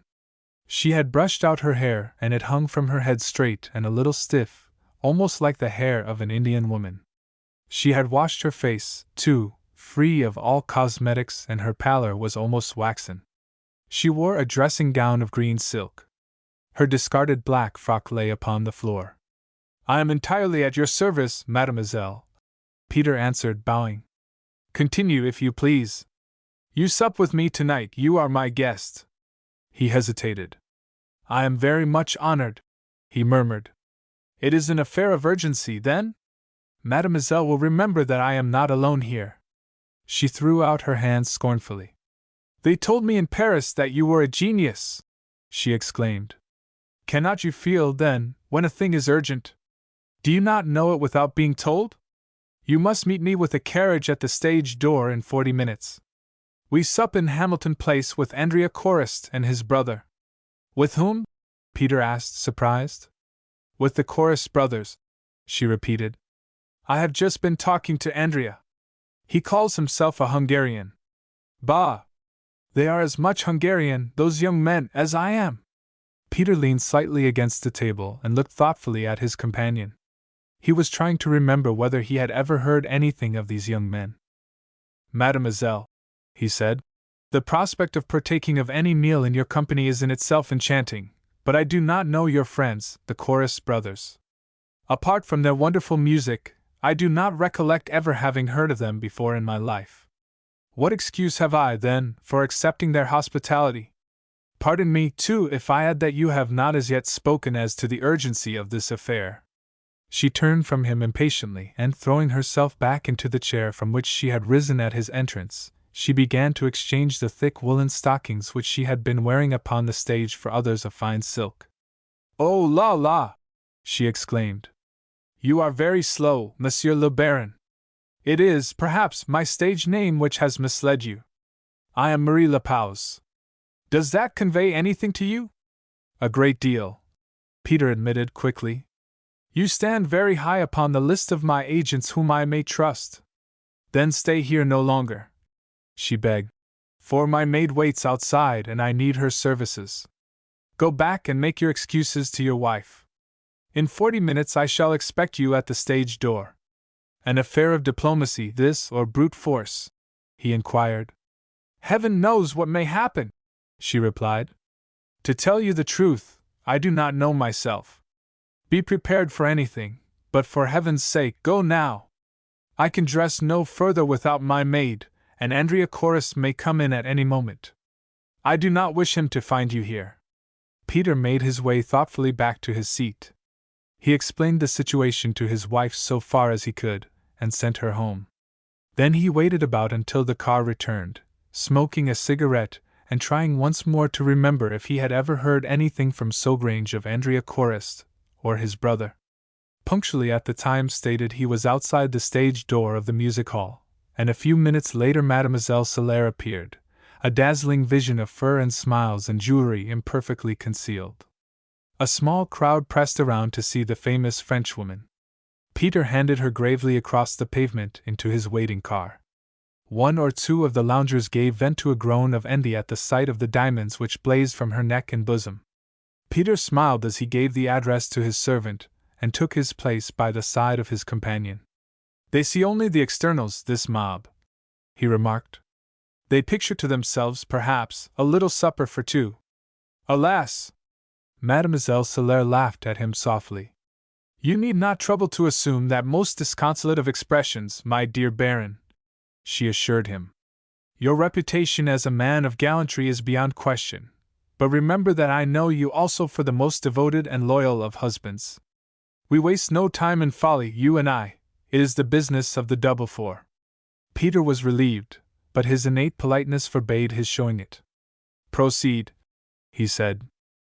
"The brothers Chorus," she went on, leaning towards him, "have a week's engagement at the Alhambra. Their salary is £600. They play very beautifully, of course, but I think that it is as much as they are worth." Peter agreed with her fervently. He had no soul for music. "They have taken the furnished house belonging to one of your dukes, in Hamilton Place, for which we are now bound, taken it, too, at a fabulous rent," Mademoiselle Soler continued. "They have installed there a chef and a whole retinue of servants. They are here for 7 nights. They have issued invitations for 7 supper parties. Hospitable young men they seem to be," Peter murmured. "I read in one of the stage papers that Andrea is a count in his own country, and that they perform in public only for the love of their music and for the sake of the excitement and travel. A paragraph wholly inspired and utterly false," Mademoiselle Soler declared firmly, sitting a little forward in the car, and laying her hand, ablaze with jewels, upon his coat sleeve. "Listen. They call themselves Hungarians. Bah! I know that they are in touch with a great European court, both of them, the court of the country to which they belong. They have plans and schemes connected with their visit here, which I do not understand. I have done my best with Andrea Chorus, but he is not a man to be trusted. I know that there is something more in these 7 supper parties than idle hospitality. I and others like me, artistes and musicians, are invited, to give the assembly a properly bohemian tone, but there are to be other guests, attracted there, no doubt, because the papers have spoken of these gatherings. You have some idea of what it all means in your mind?" Peter suggested. "It is too vague to put into words." she declared, shaking her head. We must both watch. Afterwards we will, if you like, compare notes. The car drew up before the doors of a handsome house in Hamilton Place. A footman received Peter and relieved him of his hat and overcoat. A trim maid performed the same office for Mademoiselle Solaire. They met, a moment or two later, and were ushered into a large drawing-room in which a dozen or two of men and women were already assembled, and from which came a pleasant murmur of voices and laughter. The apartment was hung with pale green satin. The furniture was mostly Chippendale, upholstered in the same shade. A magnificent grand piano stood open in a smaller room, just visible beyond. Only one thing seemed strange to the two newly arrived guests. The room was entirely lit with shaded candles, giving a certain mysterious but not unpleasant air of obscurity to the whole suite of apartments. Through the gloom, the jewels and eyes of the women seemed to shine with a new brilliance. Slight eccentricities of toilette, for a part of the gathering was distinctly bohemian, were softened and subdued. The whole effect was somewhat weird, but also picturesque. Andrea Chorist advanced from a little group to meet his guests. Off the stage he seemed at first sight frilier and slighter than ever. His dress coat had been exchanged for a velvet dinner jacket, and his white tie for a drooping black bow. He had a habit of blinking nearly all the time, as though his large brown eyes, which he seldom wholly opened, were weaker than they appeared to be. Nevertheless, when he came to within a few paces of his newly arrived visitors, they shone with plenty of expression. Without any change of countenance, however, he held out his hand. "Dear Andrea," Mademoiselle Solaire exclaimed, "you permit me that I present to you my dear friend, well known in Paris, alas! Many years ago, Monsieur le Baron de Grost. Monsieur le Baron was kind enough to pay his respects to me this evening, and I have induced him to become my escort here. It was my good fortune," Peter remarked, smiling, "that I saw Mademoiselle Solaire's name upon the bills this evening, my good fortune, since it has procured for me the honor of an acquaintance with a musician so distinguished." "You are very kind, Monsieur le Baron," Chorist replied.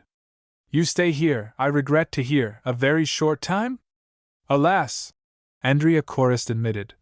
"It is so. For myself I would that it were longer. I find your London so attractive, the people so friendly. They fall in with my whims so charmingly. I have a hatred, you know, of solitude. I like to make acquaintances wherever I go, to have delightful women and interesting men around, to forget that life is not always gay. If I am too much alone, I am miserable, and when I am miserable I am in a very bad way indeed. I cannot then make music." Peter smiled gravely and sympathetically. "And your brother? Does he, too, share your gregarious instincts?" Chorist paused for a moment before replying. His eyes were quite wide open now. If one could judge from his expression, one would certainly have said that the Baron de Grost's attempts to ingratiate himself with his host were distinctly unsuccessful. "My brother has exactly opposite instincts," he said slowly. "He finds no pleasure in society. At the sound of a woman's voice he hides." "He is not here, then?" Peter asked, glancing around. Andrea Chorist shook his head. "It is doubtful whether he joins us this evening at all," he declared. "My sister, however, is wholly of my disposition. Monsieur le Baron will permit that I present him." Peter bowed low before a very handsome young woman with flashing black eyes, and a type of features undoubtedly belonging to one of the countries of Eastern Europe. She was picturesquely dressed in a gown of flaming red silk, made as though in one piece, without trimming or flounces, and she seemed inclined to bestow upon her new acquaintance all the attention that he might desire. She took him at once into a corner and seated herself by his side. It was impossible for Peter not to associate the empressement of her manner with the few words which Andrea Chorist had whispered into her ear at the moment of their introduction. "So you," she murmured, "are the wonderful Baron de Grost. I have heard of you so often." "Wonderful!" Peter repeated, with twinkling eyes. "I have never been called that before. I feel that I have no claims whatever to distinction, especially in a gathering like this." She shrugged her shoulders and glanced carelessly across the room. "They are well enough," she admitted. but one wearies of genius on every side of one. Genius is not the best thing in the world to live with, you know. It has whims and fancies. For instance, look at these rooms, the gloom, the obscurity, and I love so much the light. Peter smiled. It is the privilege of genius, he remarked, to have whims and to indulge in them. She sighed. To do Andrea justice, she said, it is, perhaps, scarcely a whim that he chooses to receive his guests in semi-darkness. He has weak eyes and he is much too vain to wear spectacles. Tell me, you know everyone here? No one, Peter declared. Please enlighten me, if you think it necessary. For myself, he added, dropping his voice a little, I feel that the happiness of my evening is assured, without making any further acquaintances. But you came as the guest of Mademoiselle Solaire, she reminded him, doubtfully, with a faint regretful sigh and a provocative gleam in her eyes. I saw Mademoiselle Solaire tonight for the first time for years, Peter replied. I called to see her in her dressing room, and she claimed me for an escort this evening. I am, alas, a very occasional wanderer in the pleasant paths of Bohemia. If that is really true, she murmured, I suppose I must tell you something about the people, or you will feel that you have wasted your opportunity. Mademoiselle, Peter whispered. She held out her hand and laughed into his face. No, she interrupted. I shall do my duty. Opposite you is Mademoiselle Trezani, the famous singer at Covent Garden. Do I need to tell you that, I wonder? Rudolph May Sterling, the dramatist, stands behind her there in the corner. He is talking to the wonderful Cleo, whom all the world knows. Monsieur Geyer there, he is manager, I believe, of the Alhambra, and talking to him is Marbourg, the great pianist. One of the ladies talking to my brother is Esther Braithwaite, whom, of course, you know by sight. She is leading lady, is she not, at the hilarity? The other is Miss Ransom. They tell me that she is your only really great English actress. Peter nodded appreciatively. It is all most interesting, he declared. Now tell me, please, who is the military person with the stiff figure and sallow complexion, standing by the door? He seems quite alone. The girl made a little grimace. I suppose I ought to be looking after him, she admitted, rising reluctantly to her feet. He is a soldier just back from India, a General Noseworthy, with all sorts of letters after his name. If Mademoiselle Solaire is generous, perhaps we may have a few minutes' conversation later on, she added, with a parting smile. Say rather if Mademoiselle Chorist is kind, de Grost replied, bowing. It depends upon that only. He strolled across the room and rejoined Mademoiselle Solaire a few moments later. They stood apart in a corner. I should like my supper, Peter declared. They wait for one more guest, Mademoiselle Solaire announced. One more guest? Do you know who it is? No idea, she answered. One would imagine that it was someone of importance. Are you any wiser than when you came, dear master? She added under her breath. Not a whit, he replied promptly. She took out her fan and waved it slowly in front of her face. Yet you must discover what it all means tonight, or not at all, she whispered. The dear Andrea has intimated to me most delicately that another escort would be more acceptable if I should honor him again. That helps, he murmured. See, our last guest arrives. A tall, spare-looking man was just being announced. They heard his name as Andrea presented him to a companion. Colonel Mason! Mademoiselle Solaire saw a gleam in her companion's eyes. It is coming, the idea? She whispered. Very vaguely, he admitted. Who is this Colonel Mason? Our only military aeronaut, Peter replied. She raised her eyebrows. Aeronaut, she repeated doubtfully. I see nothing in that. Both my own country and Germany are years ahead of poor England in the air. Is it not so? Peter smiled and held out his arm. See, he said. Supper has been announced. Afterwards, Andrea Chorist will play to us, and I think that Colonel Mason and his distinguished brother officer from India will talk. We shall see. They passed into a room whose existence had suddenly been revealed by the drawing back of some beautiful brocaded curtains. Supper was a delightful meal, charmingly served. Peter, putting everything else out of his head for the moment, thoroughly enjoyed himself, and remembering his duty as a guest, contributed in no small degree towards the success of the entertainment. He sat between Mademoiselle Solaire and his hostess, both of whom demanded much from him in the way of attention. But he still found time to tell stories which were listened to by everyone, and exchanged sallies with the gayest. Only Andrea Chorus, from his place at the head of the table, glanced occasionally towards his popular guest with a curious, half-hidden expression of distaste and suspicion. The more the Baron de Gros shone, the more uneasy he became. The signal to rise from the meal was given almost abruptly. Mademoiselle Chorus hung on to Peter's arm. Her own wishes and her brother's orders seemed absolutely to coincide. She led him towards a retiring corner of the music room. On the way, however, Peter overheard the introduction which he had expected. "General Noseworthy is just returned from India, Colonel Mason," Chorus said, in his usual quiet, tired tone. "You will, perhaps, find it interesting to talk together a little. As for me, I play because all are polite enough to wish it, but conversation disturbs me not in the least." Peter passed, smiling, on to the corner pointed out by his companion, which was the darkest and most secluded in the room. He took her fan and gloves, lit her cigarette, and leaned back by her side. "How does your brother, a stranger to London, find time to make the acquaintance of so many interesting people?" he asked. "He brought many letters," she replied. "He has friends everywhere." "I have an idea," Peter remarked, "that an acquaintance of my own, the Count von Hern, spoke to me once about him." She took her cigarette from her lips and turned her head slightly. Peter's expression was one of amiable reminiscence. His cheeks were a trifle flushed, his appearance was entirely reassuring. She laughed at her brother's caution. She found her companion delightful. "Yes, the Count von Hern is a friend of my brother's," she admitted carelessly. "And of yours?" he whispered, his arm slightly pressed against hers. She laughed at him silently, and their eyes met.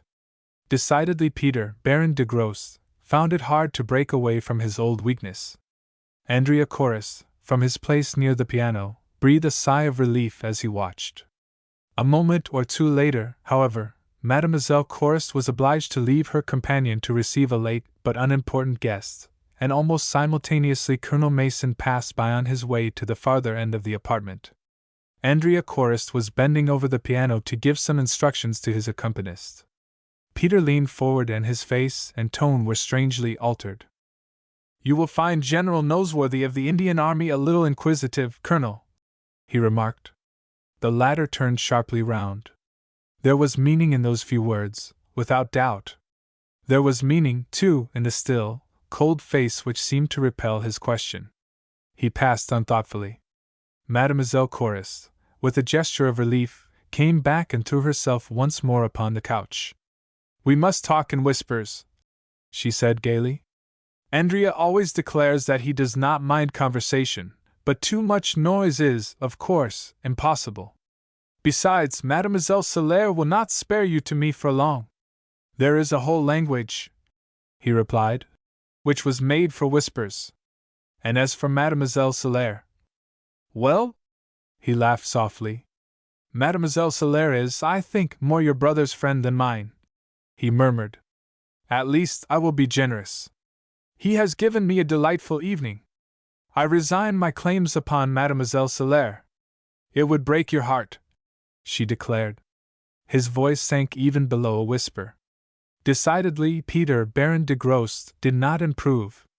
He rose to leave precisely at the right time, either too early nor too late. He had spent altogether a most amusing evening. There were one or two little comedies which had diverted him extremely. At the moment of parting, the beautiful eyes of Mademoiselle Chorus had been raised to his very earnestly. "You will come again very soon, tomorrow night?" she had whispered. "Is it necessary that you bring Mademoiselle Solaire?" "It is altogether unnecessary," Peter replied. "Let me try and entertain you instead, then." It was precisely at that instant that Andrea had sent for his sister. Peter watched their brief conversation with much interest and intense amusement. She was being told not to invite him there again, and she was rebelling. Without a doubt, he had made a conquest. She returned to him flushed and with a dangerous glitter in her eyes.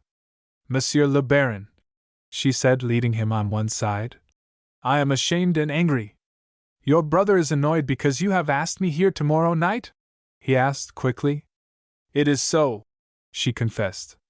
Indeed, I thank you that you have spared me the task of putting my brother's discourtesy into words. Andrea takes violent fancies like that sometimes. I am ashamed, but what can I do? Nothing, mademoiselle, he admitted with a sigh. I obey, of course. Did your brother mention the source of his aversion to me? He is too absurd sometimes, she declared. One must treat him like a great baby. Nevertheless, there must be a reason, Peter persisted gently. He has heard some foolish thing from Count von Hern, she admitted reluctantly. Do not let us think anything more about it. In a few days it will have passed. And meanwhile, she paused. He leaned a little towards her. She was looking intently at a ring upon her finger. If you would really like to see me, she whispered, and if you are sure that Mademoiselle Solaire would not object, could you not ask me to tea tomorrow, or the next day? Tomorrow, Peter insisted, with a becoming show of eagerness. Shall we say at the Canton at 5? She hesitated. Isn't that rather a public place? She objected. Anywhere else you like. She was silent for a moment. She seemed to be waiting for some suggestion from him. None came, however. The Carlton at 5, she murmured. I am angry with Andrea. I feel, even, that I could break his wonderful violin in two. Peter sighed once more. I should like to twist von Hern's neck, he declared. Lucky for him that he's in St. Petersburg. Let us forget this unpleasant matter, mademoiselle. The evening has been too delightful for such memories. Mademoiselle Solaire turned to her escort eagerly as soon as they were alone together in the car. As an escort, let me tell you, my dear Baron, she exclaimed, with some pique, that you are a miserable failure. For the rest, I will admit that I am puzzled, Peter said. I need to think. I have the glimmerings of an idea, no more. You will act? It is an affair for us, for the double four? Without a doubt, an affair and a serious one, Peter assured her.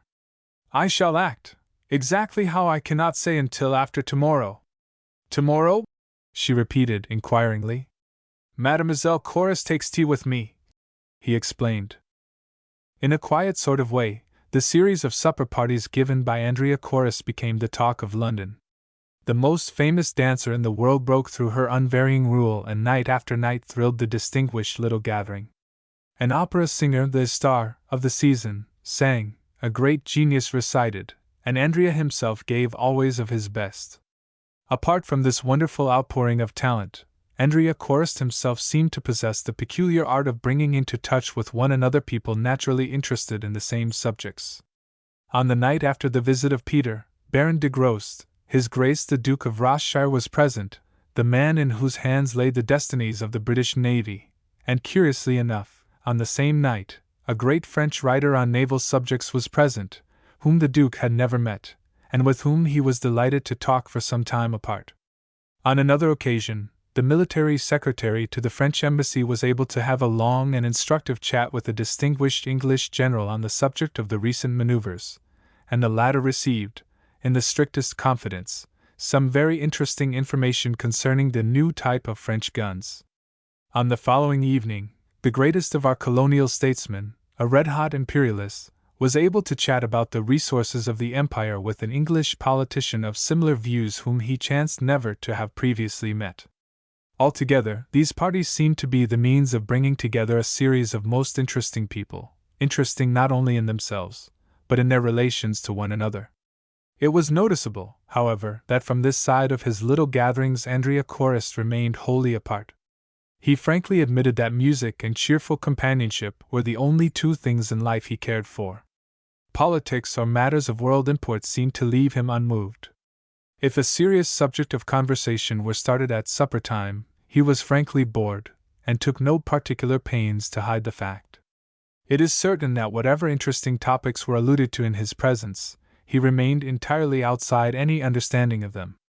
Mademoiselle Solaire, who was present most evenings, although with other escorts, was entirely puzzled. She could see nothing whatever to account for the warning which she had received, and which she had passed on, as was her duty, to the Baron de Grost. She failed, also, to understand the faint but perceptible enlightenment to which Peter himself had admittedly attained after that first evening. Take that important conversation, for instance, between the French military attaché and the English general. Without a doubt it was of interest, and especially so to the country which she was sure claimed his allegiance, but it was equally without doubt that Andrea Chorus neither overheard a word of that conversation nor betrayed the slightest curiosity concerning it.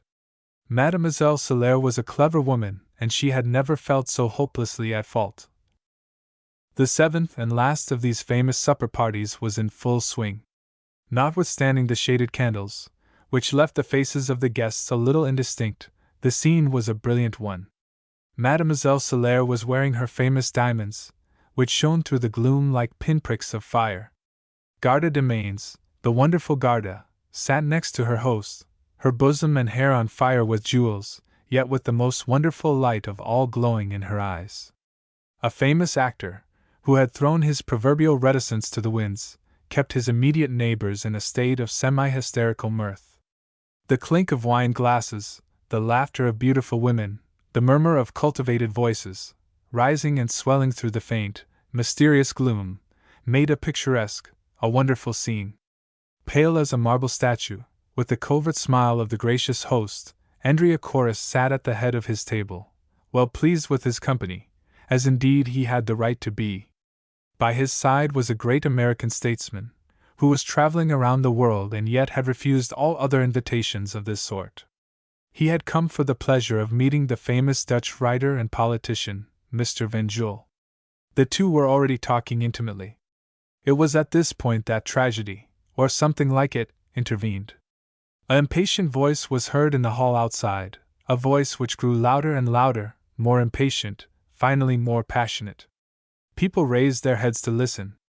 The American statesman, who was, perhaps, the only one to realize exactly what was coming, slipped his hand into his pocket and gripped something cold and hard. Then the door was flung open. An apologetic and much disturbed butler made the announcement which had evidently been demanded of him. "Mr. Von Tassen!" A silence followed, breathless, the silence before the bursting of the storm. Mr. Von Tassen was the name of the American statesman, and the man who rose slowly from his place by his host's side was the exact double of the man who stood now upon the threshold, gazing in upon the room. The expression of the two alone was different. The newcomer was furiously angry, and looked it. The sham Mr. Von Tassen was very much at his ease. It was he who broke the silence, and his voice was curiously free from all trace of emotion. He was looking his double over with an air of professional interest. "On the whole," he said calmly, "very good. A little stouter, I perceive, and the eyebrows a trifle too regular.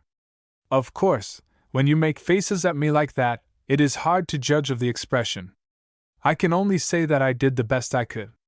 "Who the devil are you, masquerading in my name?" the newcomer demanded, with emphasis. "This man is an impostor," he added, turning to Andrea Chorus. "What is he doing at your table?" Andrea leaned forward and his face was an evil thing to look upon. "Who are you?" he hissed out. The sham Mr. Von Tassen turned away for a moment and stooped down. The trick has been done often enough upon the stage, often in less time, but seldom with more effect. The wonderful wig disappeared, the spectacles, the lines in the face, the make-up of diabolical cleverness. With his back to the wall and his fingers playing with something in his pocket, Peter, Baron de Grost, smiled upon his host.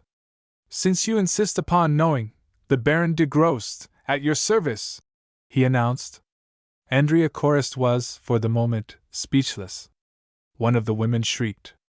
The real Mr. Von Tassen looked around him helplessly. "Will someone be good enough to enlighten me as to the meaning of this?" he begged. "Is it a roast? If so, I only want to catch on. Let me get to the joke, if there is one." If not, I should like a few words of explanation from you, sir," he added, addressing Peter. "Presently," the latter replied. "In the meantime, let me persuade you that I am not the only impostor here." He seized a glass of water and dashed it in the face of Mr. Van Jewel. There was a moment's scuffle, and no more of Mr. Van Jewel.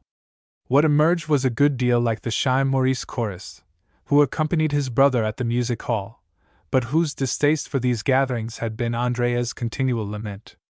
The Baron de Gros stepped back once more against the wall.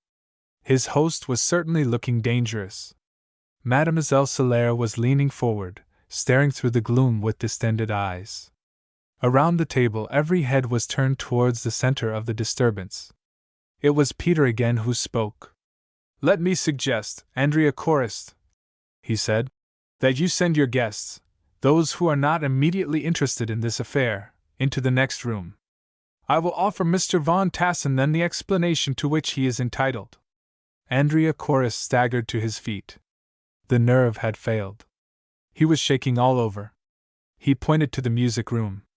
"If you would be so good, ladies and gentlemen," he begged. "We will follow you immediately." They went with obvious reluctance. All their eyes seemed focused upon Peter. He bore their scrutiny with calm cheerfulness. For a moment he had feared Chorus, but that moment had passed. A servant, obeying his master's gesture, pulled back the curtains after the departing crowd. The four men were alone. "Mr. Von Tassen," Peter said easily, "you are a man who loves adventures. Tonight you experience a new sort of one. Over in your great country, such methods are laughed at as the cheap device of sensation mongers. Nevertheless, they exist. Tonight is a proof that they exist. Get on to facts, sir," the American admonished. "You've got to explain to me what you mean by passing yourself off as Thomas Von Tassen before you leave this room." Peter bowed. "With much pleasure, Mr. Von Tassen," he declared. "For your information, I might tell you that you are not the only person in whose guise I have figured. In fact, I have had quite a busy week.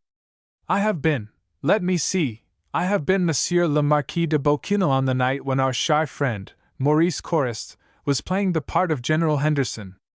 I have also been His Grace the Duke of Rothschild when my friend Maurice here was introduced to me as François de Fayle, known by name to me as one of the greatest writers on naval matters. A little awkward about the figure I found His Grace, but otherwise I think that I should have passed muster wherever he was known. I have also passed as Sir William Lorston, on the evening when my rival artist here sang the praises of Imperial England." Andrea Chorus leaned forward with venomous eyes. "You mean that it was you who was here last night in Sir William Lorston's place?" he almost shrieked. "Most certainly," Peter admitted. "But you must remember that, after all, my performances have been no more difficult than those of your shy but accomplished brother. Whenever I took to myself a strange personality I found him there, equally good as to detail, and with his subject always at his fingertips. We settled that little matter of the canal, didn't we?"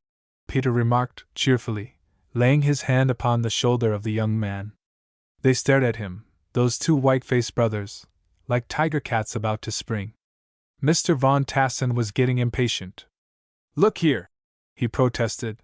"You may be clearing matters up so far as regards Mr. Andrea Chorist and his brother, but I'm as much in the fog as ever. Where do I come in?" "Your pardon, sir," Peter replied. "I am getting nearer things now. These two young men, we will not call them hard names, are suffering from an excess of patriotic zeal. They didn't come and sit down on a camp stool and sketch obsolete forts, as those others of their countrymen do when they want to pose as the bland and really exceedingly ignorant foreigner. They went about the matter with some skill. It occurred to them that it might be interesting to their country to know what Sir William Lorston thought about the strength of the Imperial Navy, and to what extent his country was willing to go in maintaining their allegiance to Great Britain. Then there was the Duke of Rothschild. They thought they'd like to know his views as to the development of the Navy during the next 10 years.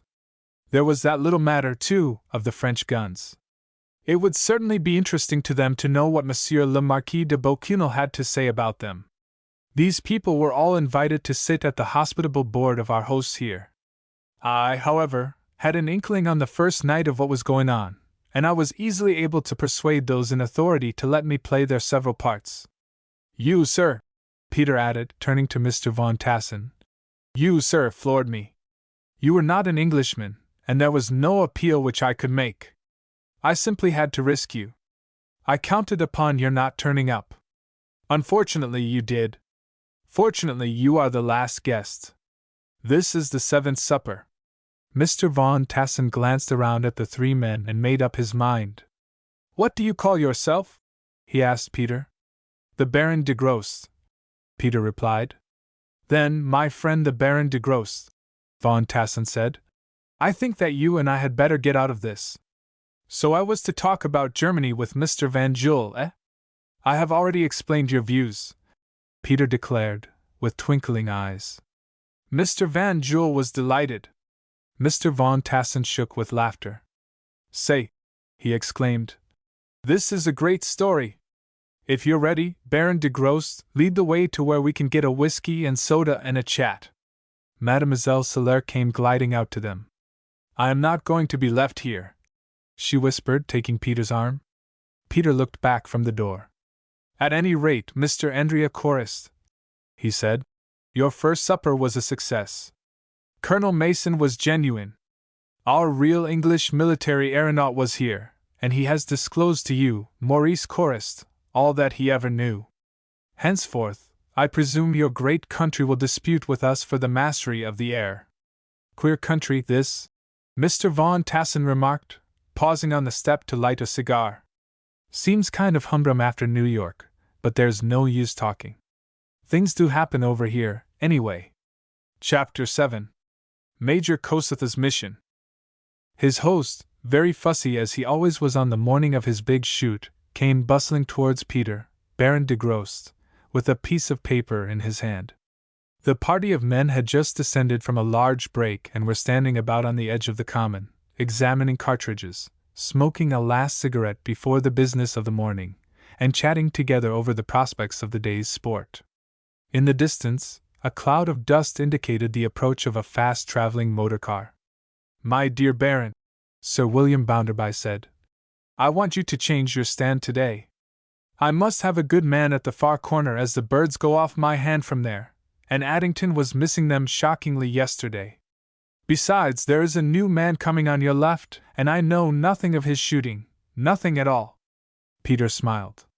Anywhere you choose to put me, Sir William, he assented. They came badly for Addington yesterday, and well for me. However, I'll do my best. I wish people wouldn't bring strangers, especially to the one shoot where I'm keen about the bag. I told Portal he could bring his brother-in-law, and he's bringing this foreign fellow instead. Don't suppose he can shoot for nuts. Did you ever hear of him, I wonder? The Count von Hern, he calls himself. The motor car had come to a standstill by this time. From it descended Mr. Portal himself, a large neighboring landowner, a man of culture and travel. With him was Bernardine, in a very correct shooting suit and Tyrolese hat. On the other side of Mr. Portal was a short, thick-set man, with olive complexion, keen black eyes, black mustache and imperial, who was dressed in city clothes. Sir William's eyebrows were slightly raised as he advanced to greet the party. Peter was at once profoundly interested. Mr. Portal introduced his guests. You will forgive me, I am sure, for bringing a spectator Bounderby, he said. Major Kossuth, whom I have the honor to present, Major Kossuth, Sir William Bounderby, is high up in the diplomatic service of a country with whom we must feel every sympathy, the Young Turks. The Count von Hern, who takes my brother-in-law's place, is probably known to you by name. Sir William welcomed his visitors cordially. You do not shoot, Major Kossuth? He asked. Very seldom, the Turk answered. I come today with my good friend Count von Hern as a spectator, if you permit. Delighted, Sir William replied. We will find you a safe place near your friend. The little party began to move toward the wood. It was just at this moment that Bernardine felt a touch upon his shoulder, and turning around, found Peter by his side. An unexpected pleasure, my dear Count, the latter declared, suavely. I had no idea that you took interest in such simple sports. The manners of Count von Hern were universally quoted as being almost too perfect. It is a regrettable fact, however, that at that moment he swore, softly, perhaps, but with distinct vehemence. A moment later he was exchanging the most cordial of greetings with his old friend. "You have the knack, my dear de Grosse," he remarked, "of turning up in the most surprising places. I certainly did not know that among your many accomplishments was included a love for field sports." Peter smiled quietly. He was a very fine shot, and knew it. "One must amuse oneself these days," he said. "There is little else to do." Bernardine bit his lip. "My absence from this country, I fear, has robbed you of an occupation. It has certainly deprived life of some of its savor," Peter admitted blandly. "By the by, will you not present me to your friend? I have the utmost sympathy with the intrepid political party of which he is a member." Von Hern performed the introduction with a reluctance which he wholly failed to conceal. The Turk, however, had been walking on his other side, and his hat was already lifted. Peter had purposely raised his voice. "It gives me the greatest pleasure, Major Kossuth," Peter said, "to welcome you to this country. In common, I believe, with the majority of my country people, I have the utmost respect and admiration for the movement which you represent." Major Kossuth smiled slowly. His features were heavy and unexpressive. There was something of gloom, however, in the manner of his response.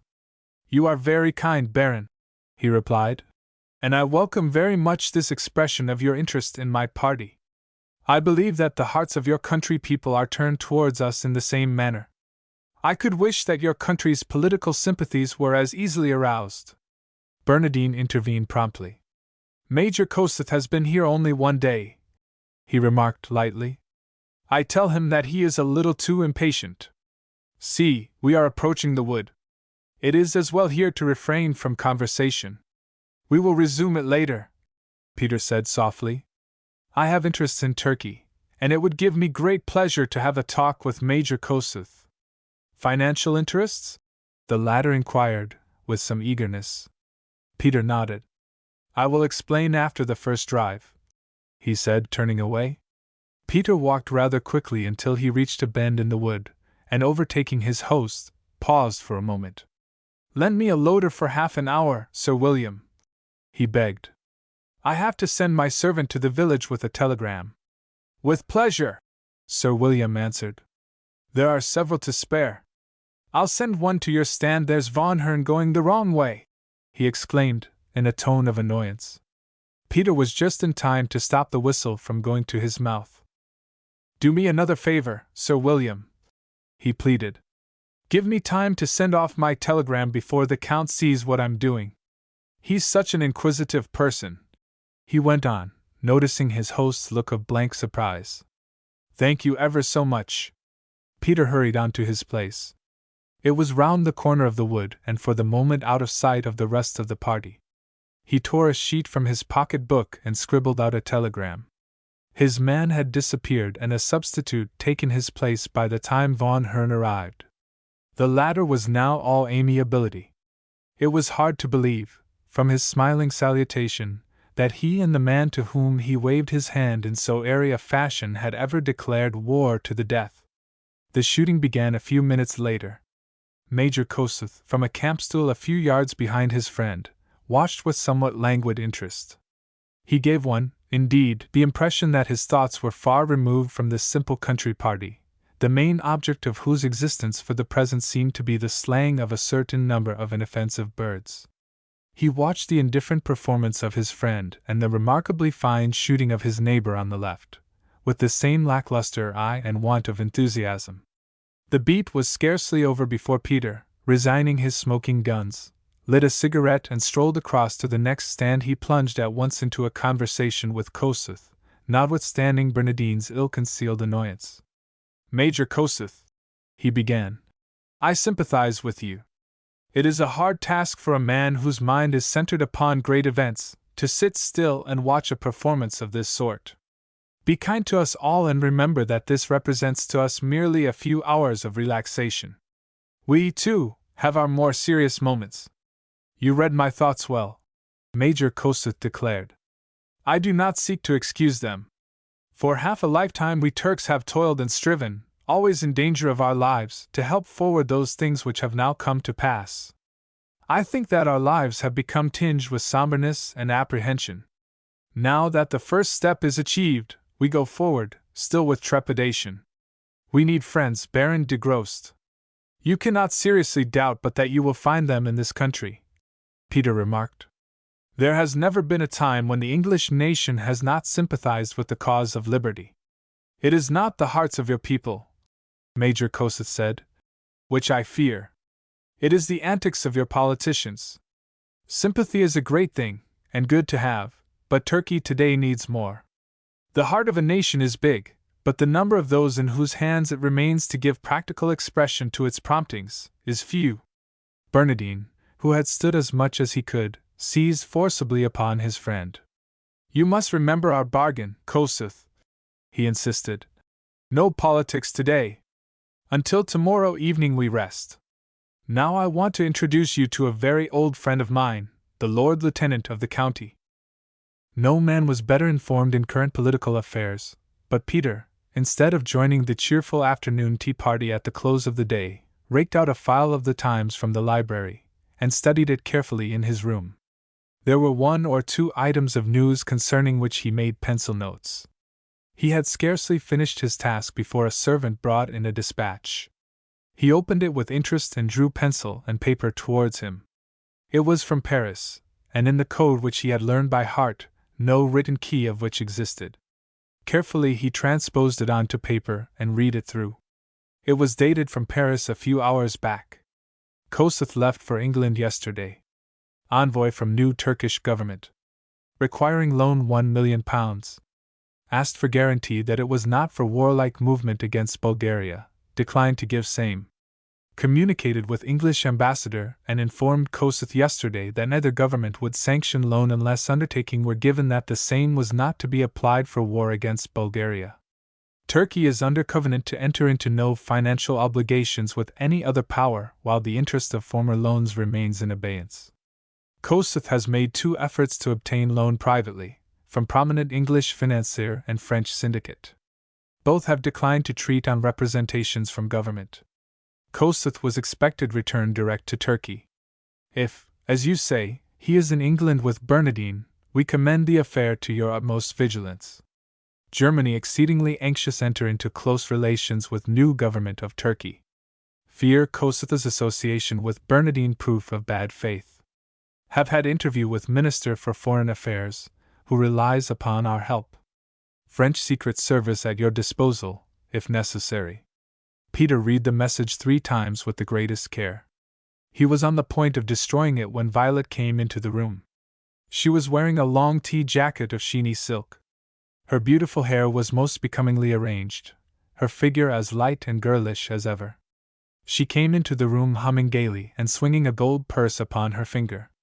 3 rubbers out of 4, Peter, she declared, and a compliment from the Duchess. Am I a pupil to be proud of? She stopped short. Her lips formed themselves into the shape of a whistle. She knew very well the signs.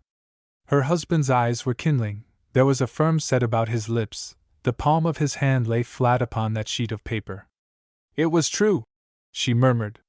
It was Bernardine who was shooting today. Peter nodded. He was on the next stand, he replied. Then there is something doing, of course. Violet continued.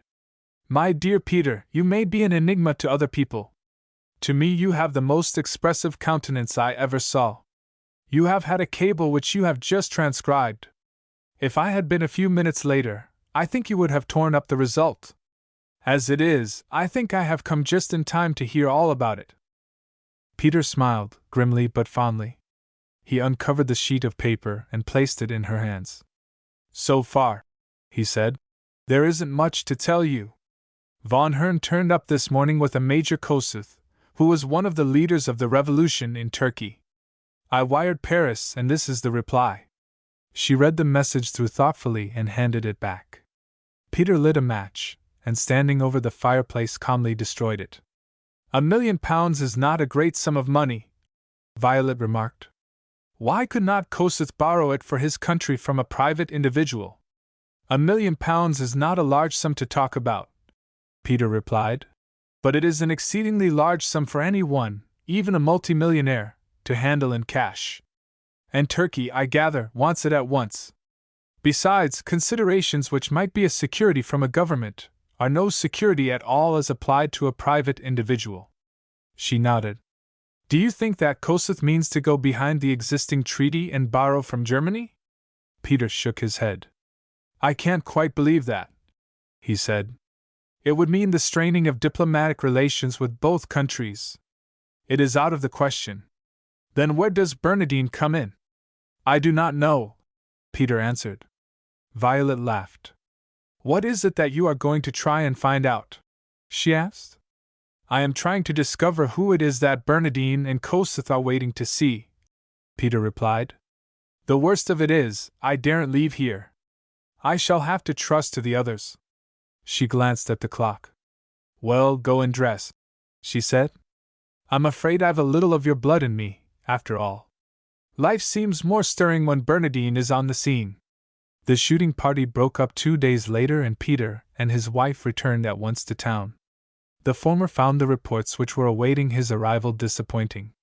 Bernardine and his guest were not in London, or if they were, they had carefully avoided all the usual haunts. Peter read his reports over again, smoked a very long cigar alone in his study, and finally drove down to the city and called upon his stockbroker, who was also a personal friend. Things were flat in the city, and the latter was glad enough to welcome an important client. He began talking the usual market shop until his visitor stopped him. I have come to you, Edwards, more for information than anything, Peter declared, although it may mean that I shall need to sell a lot of stock. Can you tell me of any private financier who could raise a loan of £1,000,000 in cash within the course of a week?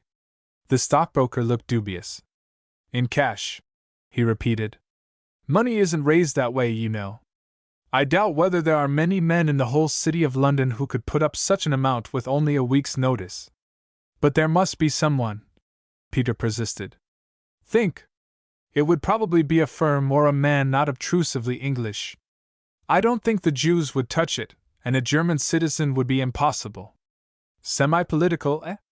Peter nodded. It is rather that way, he admitted.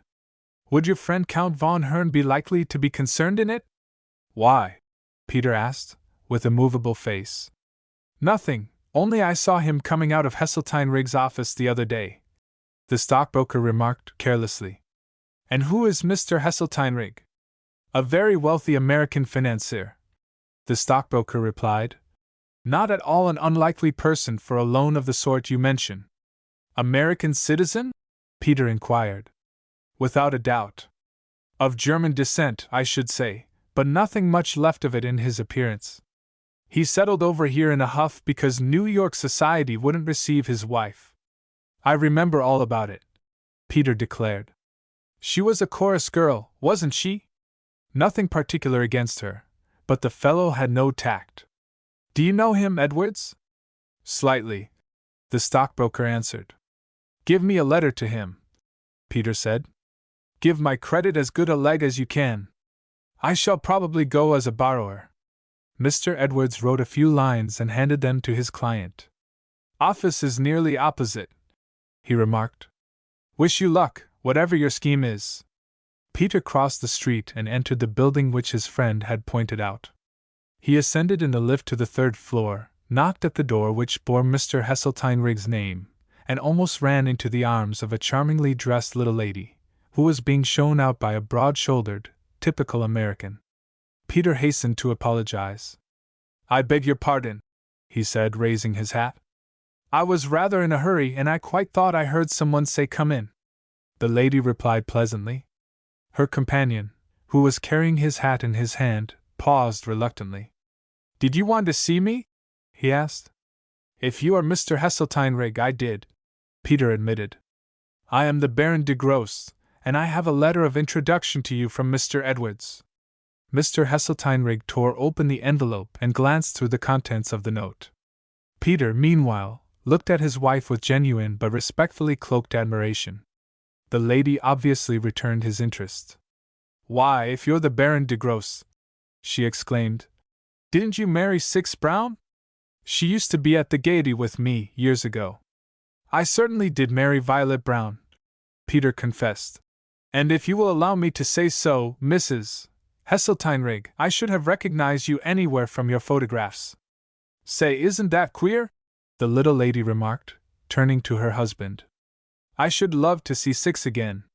If you will give me your address," Peter declared promptly, "my wife will be delighted to call upon you." The man looked up from the note. "Do you want to talk business with me, Baron?" he asked. "For a few moments only," Peter answered. "I am afraid I am a great nuisance, and if you wish it I will come down to the city again." "That's all right," Mr. Heseltine replied. "Myra won't mind waiting a minute or two. Come through here." He turned and led the way into a quiet-looking suite of offices, where one or two clerks were engaged writing at open desks. They all three passed into an inner room. "Any objections to my wife coming in?" Mr. Heseltine asked. "There's scarcely any place for her out there." "Delighted," Peter answered. She glanced at the clock. "Remember, we have to meet the Count von Hern at 1:30 at Prince's, Charles," she reminded him. Her husband nodded. There was nothing in Peter's expression to denote that he had already achieved the first object of his visit. "I shall not detain you," he said. "Your name has been mentioned to me, Mr. Heseltine, as a financier likely to have a large sum of money at his disposal. I have a scheme which needs money. Providing the security is unexceptionable, are you in a position to do a deal?" "How much do you want?" Mr. Heseltine asked. $1 million to $1.5 million, Peter answered. "Dollars?" "Pounds." It was not Mr. Heseltine's pose to appear surprised. Nevertheless, his eyebrows were slightly raised. "Say, what is this scheme?" he inquired. "First of all," Peter replied, "I should like to know whether there's any chance of business if I disclose it." "Not an atom," Mr. Heseltine declared. "I have just committed myself to the biggest financial transaction of my life, and it will clean me out." "Then I won't waste your time," Peter announced, rising. "Sit down for a moment," Mr. Heseltine invited, biting the end off a cigar and passing the box toward Peter. "That's all right. My wife doesn't mind.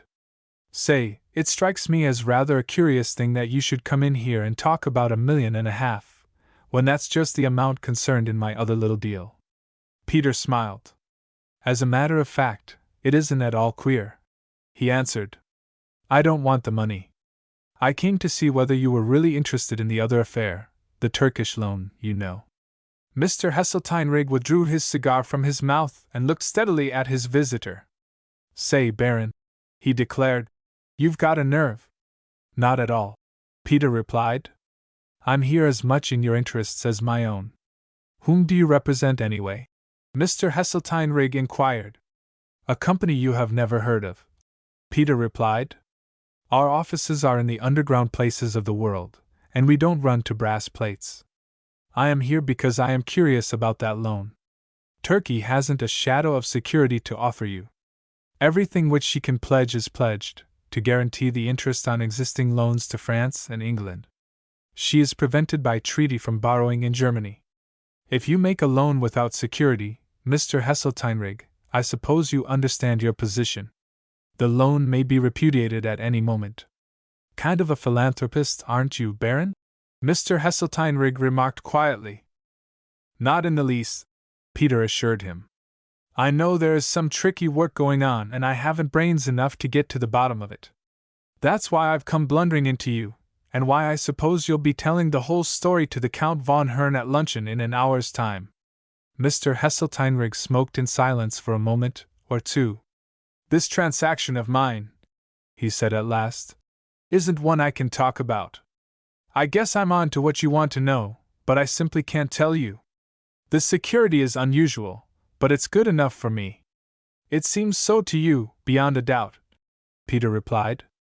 "Still, you have to do with a remarkably clever young man in the Count von Hern. I don't want to ask you any questions you feel I ought not to, but I do wish you'd tell me one thing." Go right ahead, Mr. Heseltine invited. Don't be shy. What day are you concluding this affair? Mr. Heseltine scratched his chin for a moment thoughtfully and glanced at his diary. Well, I'll risk that, he decided. A week today I hand over the coin. Peter drew a little breath of relief. A week was an immense time. He rose to his feet. That ends our business, then, for the present, he said. Now I am going to ask both of you a favor. Perhaps I have no right to, but as a man of honor, Mr. Heseltine, you can take it from me that I ask it in your interests as well as my own. Don't tell the Count von Hern of my visit to you. Mr. Heseltine held out his hand. That's all right, he declared. You hear, Myra? I'll be dumb, Baron, she promised. Say, when do you think Six can come and see me? Peter was guilty of snobbery.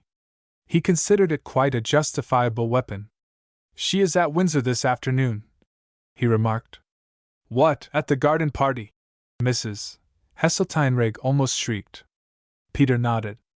I believe there's some fete or other tomorrow, he said, but we're alone this evening. Why won't you dine with us, say at the Carlton? We'd love to, the lady assented, promptly. At 8 o'clock, Peter said, taking his leave. The dinner party was a great success. Mrs. Heseltine found herself among the class of people with whom it was her earnest desire to become acquainted, and her husband was well satisfied to see her keen longing for society likely to be gratified.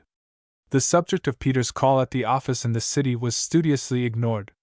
It was not until the very end of the evening, indeed, that the host of this very agreeable party was rewarded by a single hint. It all came about in the most natural manner. They were speaking of foreign capitals.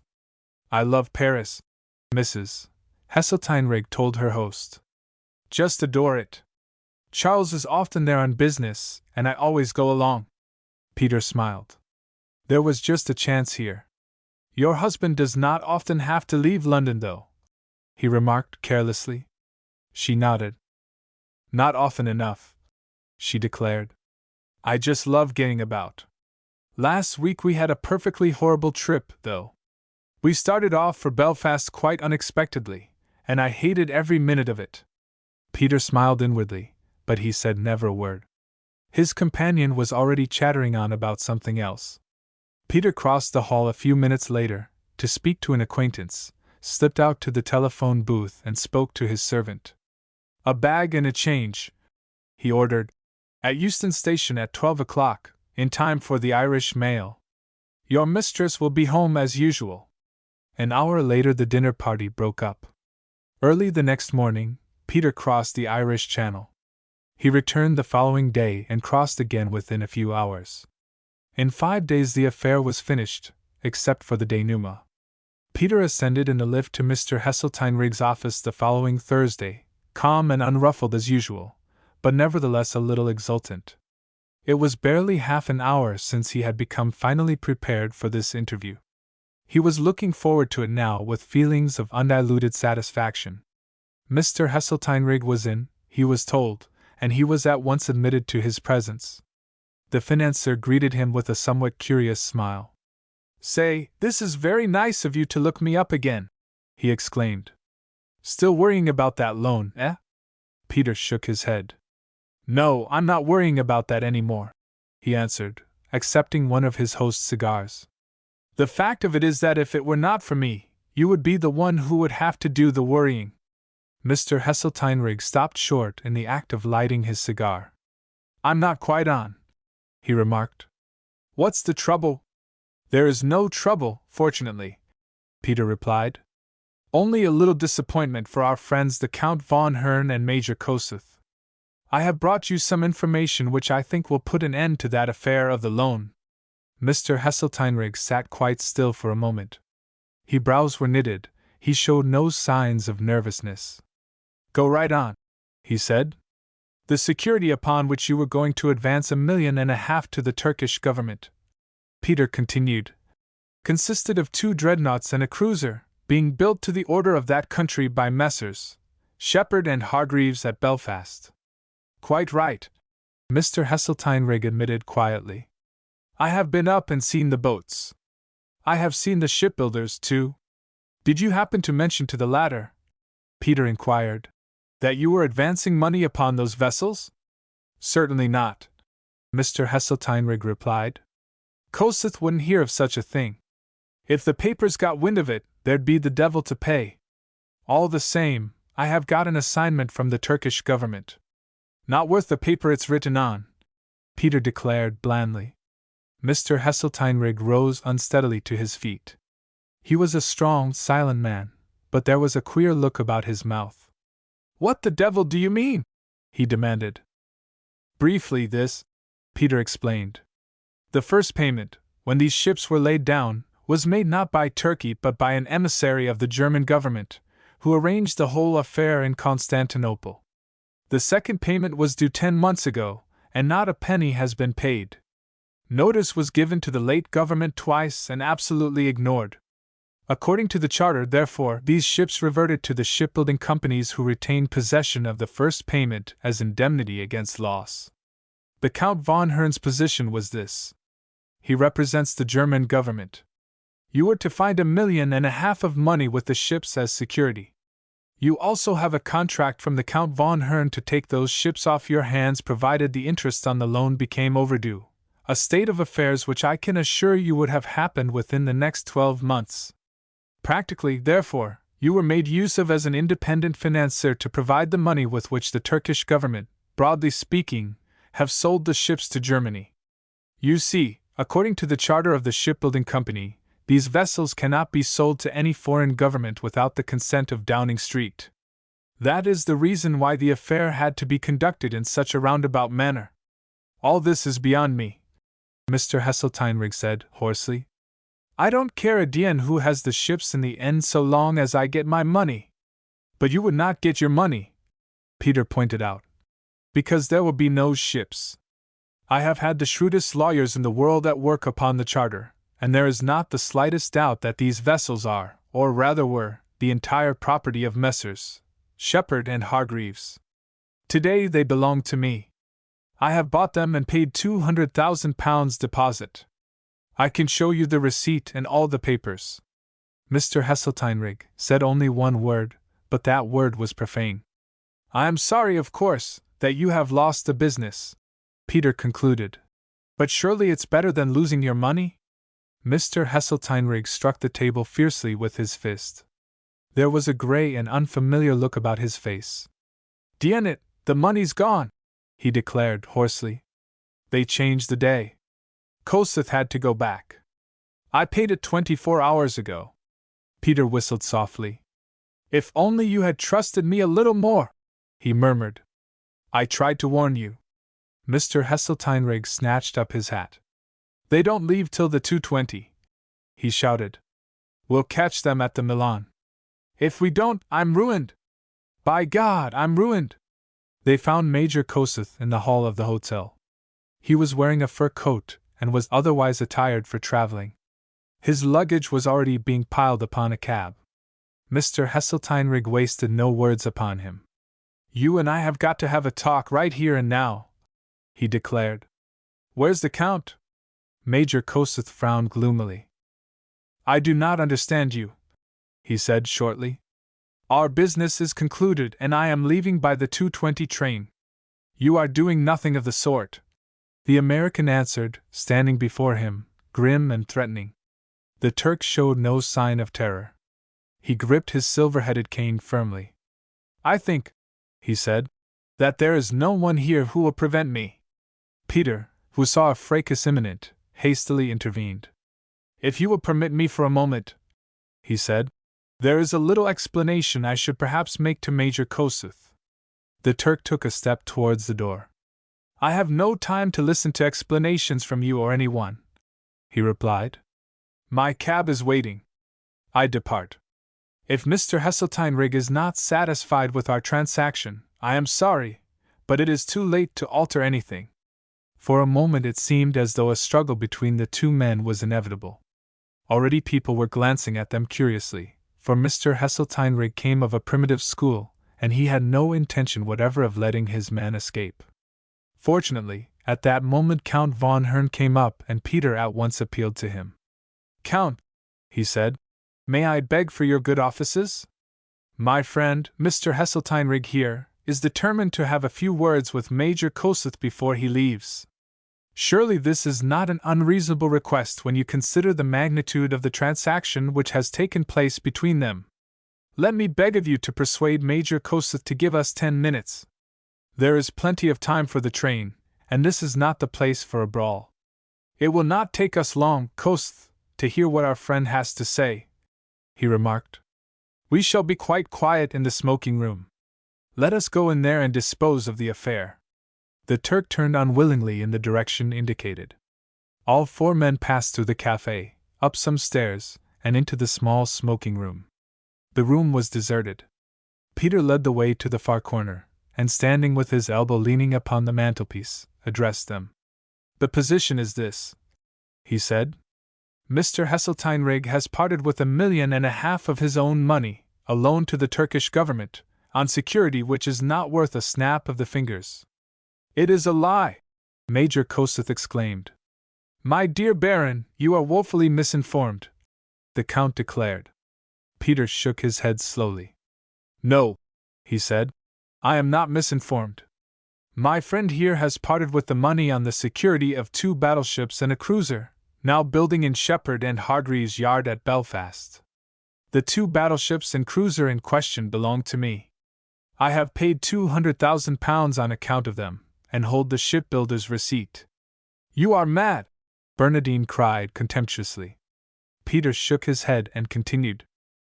"The battleships were laid down for the Turkish government, and the money with which to start them was supplied by the Secret Service of Germany.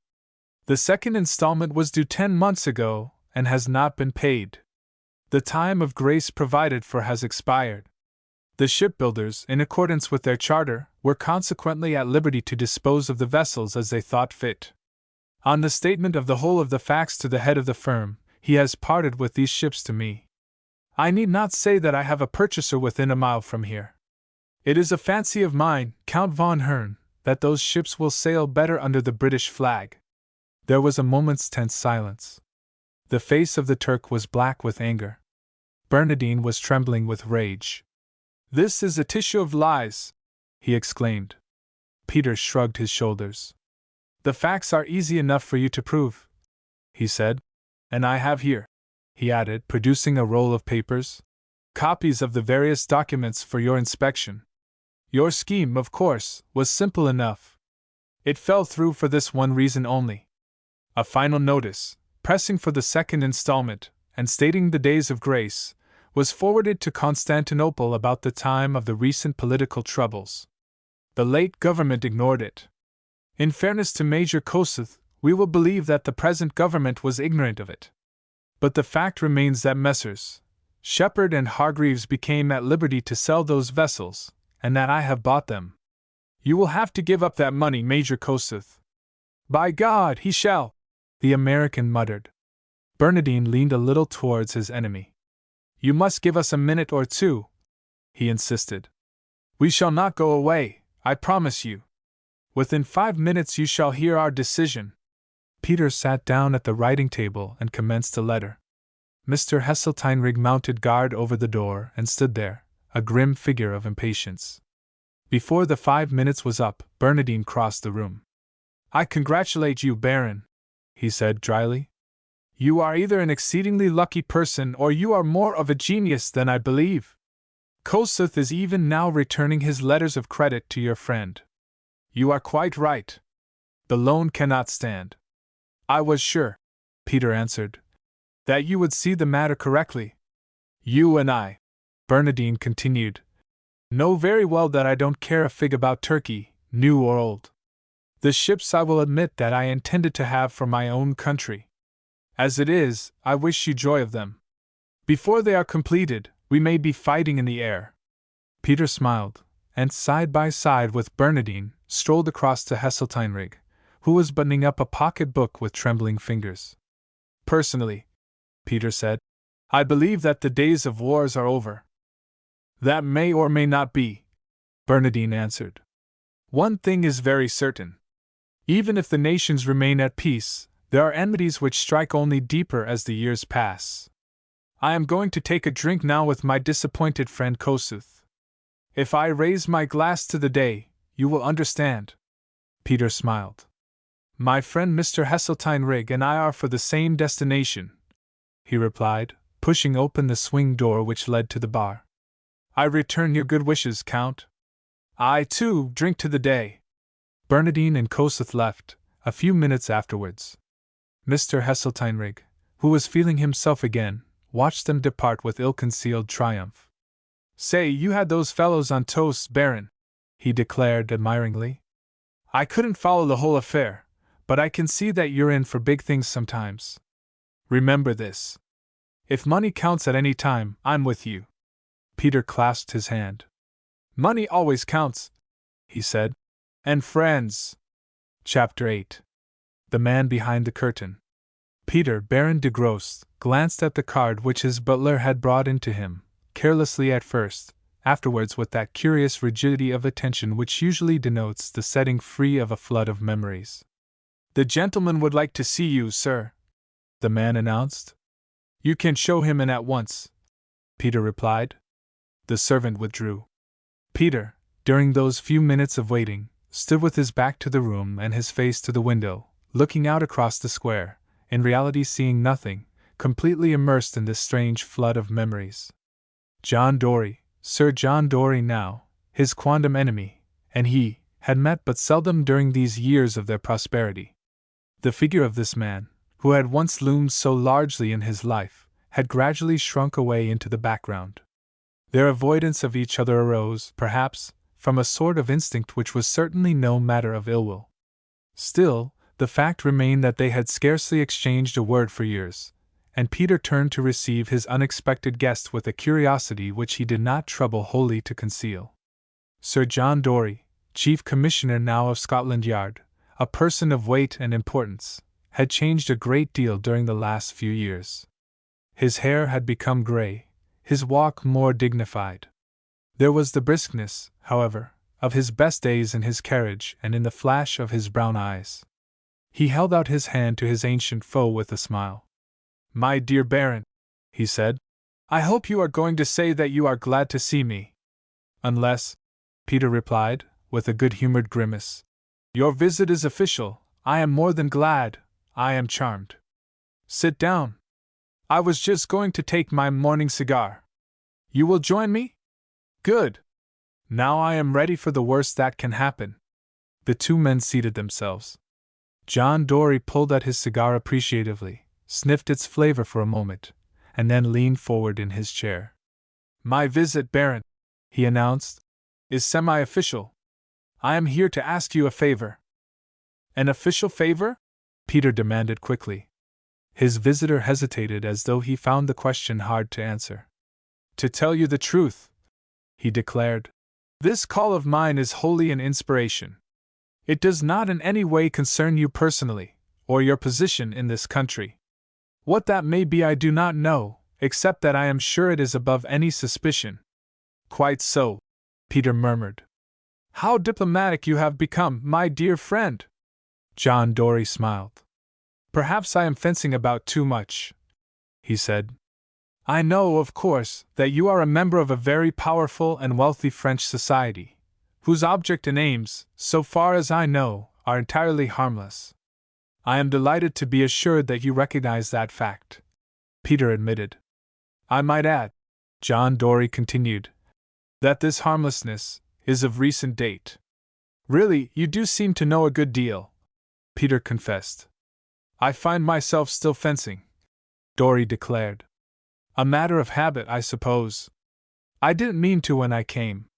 I made up my mind to tell you simply that Guillaume was in London, and to ask you if you could help me to get rid of him. Peter looked thoughtfully into his companion's face, but he did not speak. He understood at such moments the value of silence. We speak together, Dory continued softly, as men who understand one another.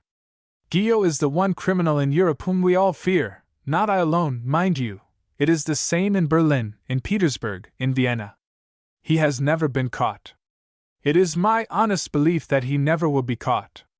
At the same time, wherever he arrives, the thunderclouds gather. He leaves behind him always a trail of evil deeds. Very well put, Peter murmured. Quite picturesque. Can you help me to get rid of him? Dory inquired. I have my hands full just now, as you can imagine, what with the political crisis and these constant mass meetings. I want Guillaume out of the country. If you can manage this for me, I shall be your eternal debtor. Why do you imagine, Peter asked, that I can help you in this matter? There was a brief silence. John Dory knocked the ash from his cigar. Times have changed, he said. The harmlessness of your great society, my dear Baron, is at present admitted. But there were days. Exactly, Peter interrupted. As shrewd as ever, I perceive. Do you know anything of the object of his coming? Nothing. Anything of his plans? Nothing. You know where he is staying? Naturally, Dory answered. He has taken a second-floor flat in Crashaw Mansions, Shaftesbury Avenue. As usual, he is above all petty artifices. He has taken it under the name of Monsieur Guillaume. I really don't know whether there is anything I can do, Peter decided, but I will look into the matter for you, with pleasure. Perhaps I may be able to bring a little influence to bear, indirectly, of course. If so, it is at your service. Lady Dory is well, I trust? In the best of health, Sir John replied, accepting the hint and rising to his feet. I shall hear from you soon? Without a doubt, Peter answered. I must certainly call upon Monsieur Guillaume. Peter certainly wasted no time in paying his promised visit. That same afternoon he rang the bell at the flat in Crashaw Mansions. A typical French butler showed him into the room where the great man Saturday Monsieur Guillaume, slight, elegant, preeminently a dandy, was lounging upon a sofa, being manicured by a young lady. He threw down his petit journal and rose to his feet, however, at his visitor's entrance. My dear Baron, he exclaimed, but this is charming of you. Mademoiselle, he added, turning to the manicurist, you will do me the favor of retiring for a short time. Permit me. He opened the door and showed her out. Then he came back to Peter. A visit of courtesy, Monsieur le Baron? He asked. Without a doubt, Peter replied. It is beyond all measure charming of you, Guillaume declared. But let me ask you a little question. Is it peace or war? It is what you choose to make it, Peter answered. The man threw out his hands. There was the shadow of a frown upon his pale forehead.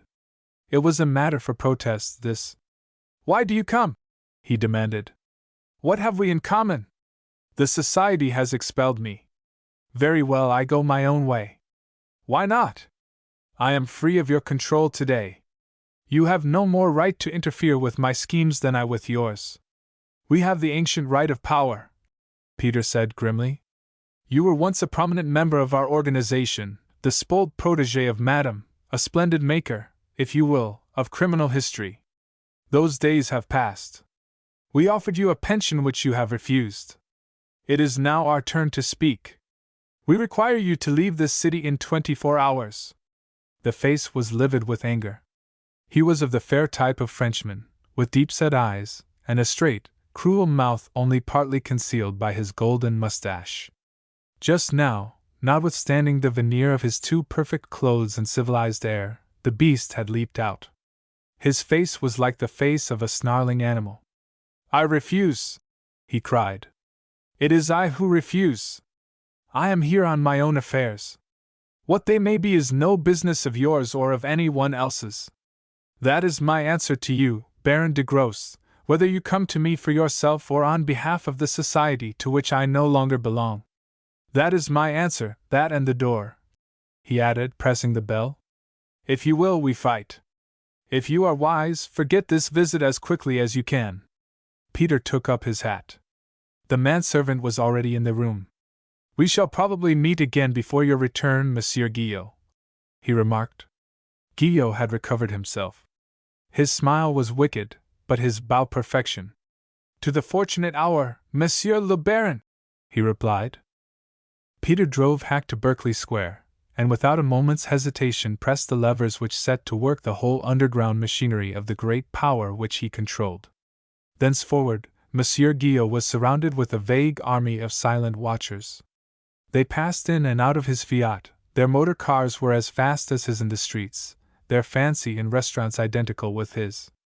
Guillot moved through it all like a man wholly unconscious of espionage, showing nothing of the murderous anger which burned in his blood. The reports came to Peter every hour, although there was, indeed, nothing worth chronicling. Monsieur Guillot's visit to London would seem, indeed, to be a visit of gallantry. He spent most of his time with Mademoiselle Louise, the famous dancer. He was prominent at the Empire, to watch her nightly performance. They were a noticeable couple supping together at the Milan afterwards. Monsieur Guillot was indeed a man of gallantry, but he had the reputation of using these affairs to cloak his real purposes. Those who watched him, watched only the more closely.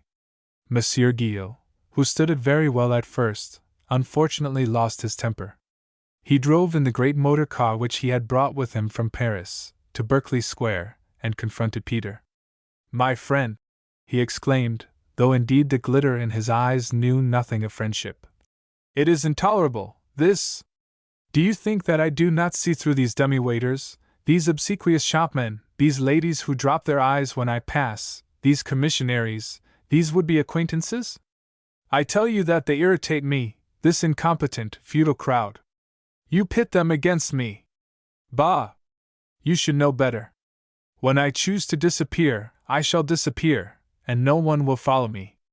When I strike, I shall strike, and no one will discover what my will may be. You are out of date, dear Baron, with your third-rate army of stupid spies. You succeed in one thing only, you succeed in making me angry. It is at least an achievement that," Peter declared. "Perhaps," Monsieur Guillot admitted fiercely. "Yet mark now the result. I defy you, you and all of them. Look at your clock. It is 5 minutes to 7. It goes well, that clock, eh?" "It is the correct time," Peter said. "Then by midnight," Guillot continued, shaking his fist in the other's face, "I shall have done that thing which brought me to England, and I shall have disappeared. I shall have done it in spite of your watchers, in spite of your spies, in spite, even, of you, Monsieur le Baron de Grost. There is my challenge. Voila. Take it up if you will. At midnight you shall hear me laugh. I have the honor to wish you good night." Peter opened the door with his own hands. "This is excellent," he declared. "You are now, indeed, the Monsieur Guillot of old. Almost you persuade me to take up your challenge." Guillot laughed derisively. "As you please," he exclaimed. "By midnight tonight." The challenge of Monsieur Guillot was issued precisely at 4 minutes before 7. On his departure, Peter spent the next half-hour studying certain notes, and sending various telephone messages. Afterwards he changed his clothes at the usual time and sat down to a tete-a-tete dinner with his wife. 3 times during the course of the meal he was summoned to the telephone, and from each call he returned more perplexed. Finally, when the servants had left the room, he took his chair around to his wife's side. "Violet," he said, "you were asking me just now about the telephone. You were quite right. These were not ordinary messages which I have been receiving. I am engaged in a little matter which, I must confess, perplexes me. I want your advice, perhaps your help." "I am quite ready," she answered, smiling. "It is a long time since you gave me anything to do. You have heard of Guillot?" She reflected for a moment. "You mean the wonderful Frenchman?" she asked. "The head of the criminal department of the Double Four? The man who was at its head when it existed. The criminal department, as you know, has all been done away with. The Double Four has now no more concern with those who break the law, save in those few instances where great issues demand it. But Monsieur Guillot still exists?" "He not only exists," answered Peter, "but he is here in London, a rebel and a defiant one. Do you know who came to see me the other morning?" She shook her head. "Sir John Dory," Peter continued. "He came here with a request. He begged for my help. Guillot is here, committed to some enterprise which no one can wholly fathom. Dory has enough to do with other things, as you can imagine, just now. Besides, I think he recognizes that Monsieur Guillot is rather a hard nut for the ordinary English detective to crack. And you? She demanded breathlessly. I joined forces with Dory, Peter admitted. So Grange agrees with me. Guillot was associated with the double for too long for us to have him make scandalous history either here or in Paris. You have seen him? I have not only seen him, but declared war against him. And he? Guillot is defiant, Peter replied. He has been here only this evening. He mocks at me. He swears that he will bring off this enterprise, whatever it may be, before midnight tonight, and he has defied me to stop him. But you will, she murmured softly. Peter smiled. The conviction in his wife's tone was a subtle compliment, which he did not fail to appreciate. I have hopes, he confessed. And yet, let me tell you this, Violet. I have never been more puzzled. Ask yourself, now, what enterprise is there worthy of a man like Guillot, in which he could engage himself here in London between now and midnight? Any ordinary theft is beneath him. The purloining of the crown jewels, perhaps, he might consider, but I don't think that anything less in the way of robbery would bring him here. He has his code and he is as vain as a peacock. Yet money is at the root of everything he does. How does he spend his time here? Violet asked. He has a handsome flat in Shaftesbury Avenue, Peter answered, where he lives, to all appearance, the life of an idle man of fashion. The whole of his spare time is spent with Mademoiselle Louise, the danseuse at the Empire. You see, it is 8:30 now. I have 11 men altogether at work, and according to my last report he was dining with her in the grill room at the Milan. They have just ordered their coffee 10 minutes ago, and the car is waiting outside to take Mademoiselle to the Empire. Guillot's box is engaged there, as usual. If he proposes to occupy it, he is leaving himself a very narrow margin of time to carry out any enterprise worth speaking of.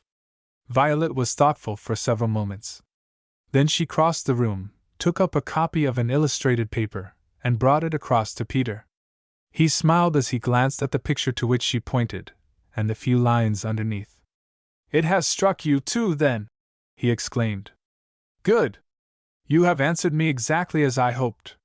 Somehow, I scarcely trusted myself. I have both cars waiting outside. We may need them. You won't mind coming to the Empire with me? Mind? She laughed. I only hope I may be in at the finish. If the finish, Peter remarked, is of the nature which I anticipate, I shall take particularly good care that you are not. The curtain was rising upon the first act of the ballet as they entered the most popular music hall in London, and were shown to the box which Peter had engaged. The house was full, crowded, in fact, almost to excess. They had scarcely taken their seats when a roar of applause announced the coming of Mademoiselle Louise. She stood for a moment to receive her nightly ovation, a slim, beautiful creature, looking out upon the great house with that faint, bewitching smile at the corners of her lips, which every photographer in Europe had striven to reproduce. Then she moved away to the music, an exquisite figure, the personification of all that was alluring in her sex. Violet leaned forward to watch her movements as she plunged into the first dance. Peter was occupied looking around the house. Monsieur Guillot was there, sitting insolently forward in his box, sleek and immaculate. He even waved his hand and bowed as he met Peter's eye. Somehow or other, his confidence had its effect. Peter began to feel vaguely troubled. After all, his plans were built upon a surmise. It was so easy for him to be wrong. No man would show his hand so openly, unless he were sure of the game. Then his face cleared a little. In the box adjoining Guillot's, the figure of a solitary man was just visible, a man who had leaned over to applaud Louise, but who was now sitting back in the shadows. Peter recognized him at once, notwithstanding the obscurity. This was so much to the good, at any rate. He took up his hat. For a quarter of an hour you will excuse me, Violet, he said. Watch Guillot. If he leaves his place, knock at the door of your own box, and one of my men, who is outside, will come to you at once. He will know where to find me. Peter hurried away, pausing for a moment in the promenade, to scribble a line or two at the back of one of his own cards. Presently he knocked at the door of the box adjoining Guillaume's and was instantly admitted. Violet continued her watch. She remained alone until the curtain fell upon the first act of the ballet. A few minutes later, Peter returned. She knew at once that things were going well. He sank into a chair by her side. "I have messages every 5 minutes," he whispered in her ear, "and I am venturing upon a bold stroke. There is still something about the affair, though, which I cannot understand. You are absolutely sure that Guillaume has not moved?" Violet pointed with her program across the house. "There he sits," she remarked. "He left his chair as the curtain went down, but he could scarcely have gone out of the box, for he was back within 10 seconds. Peter looked steadily across at the opposite box. Guillaume was sitting a little further back now, as though he no longer courted observation. Something about his attitude puzzled the man who watched him. With a sudden quick movement he caught up the glasses which stood by his wife's side. The curtain was going up for the second act, and Guillaume had turned his head. Peter held the glasses only for a moment to his eyes, and then glanced down at the stage. "My God!" he muttered. "The man's a genius! Violet, the small motor is coming for you." He was out of the box in a single step. Violet looked after him, looked down upon the stage and across at Guillaume's box. It was hard to understand. The curtain had scarcely rung up upon the second act of the ballet when a young lady who met from all the loungers, and even from the doorkeeper himself, the most respectful attention, issued from the stage door at the Empire and stepped into the large motor car which was waiting, drawn up against the curb. The door was opened from inside and closed at once. She held out her hands, as yet unloved, to the man who sat back in the corner. "At last!" she murmured. "And I thought, indeed, that you had forsaken me." He took her hands and held them tightly, but he answered only in a whisper. He wore a somber black cloak and a broad-brimmed black hat. A muffler concealed the lower part of his face. She put her finger upon the electric light, but he stopped her. "I must not be recognized," he said thickly. "Forgive me, Louise, if I seem strange at first, but there is more in it than I can tell you. No one must know that I am in London tonight.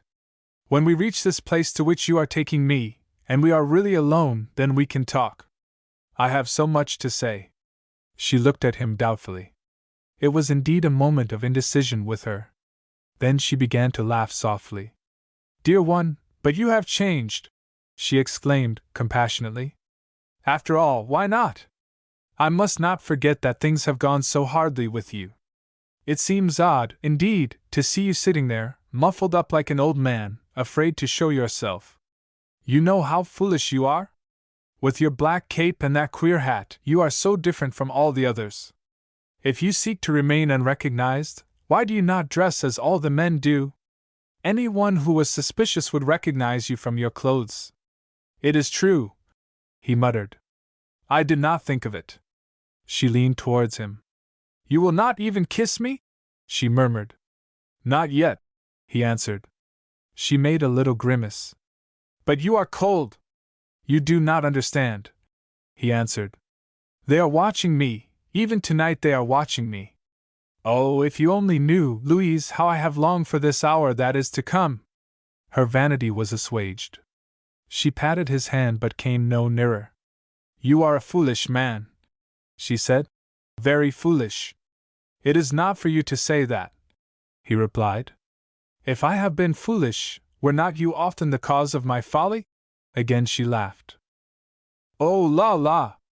It is always the same. It is always you men who accuse. For that presently I shall reprove you. But now, as for now, behold, we have arrived. It is a crowded thoroughfare," the man remarked, nervously, looking up and down Shaftesbury Avenue. "Stupid!" she cried, stepping out. "I do not recognize you tonight, little one. Even your voice is different. Follow me quickly across the pavement, and up the stairs. There is only one flight. The flat I have borrowed is on the second floor. I do not care very much that people should recognize me either, under the circumstances. There is nothing they love so much. she added, with a toss of the head, as finding an excuse to have my picture in the paper. He followed her down the dim hall and up the broad, flat stairs, keeping always some distance behind. On the first landing she drew a key from her pocket and opened a door. It was the door of Monsieur Guillot's sitting room. A round table in the middle was laid for supper. One light alone, and that heavily shaded, was burning. "Oh la la!" she exclaimed. "How I hate this darkness! Wait till I can turn on the lights, dear friend, and then you must embrace me. It is from outside, I believe. No, do not follow. I can find the switch for myself. Remain where you are. I return instantly."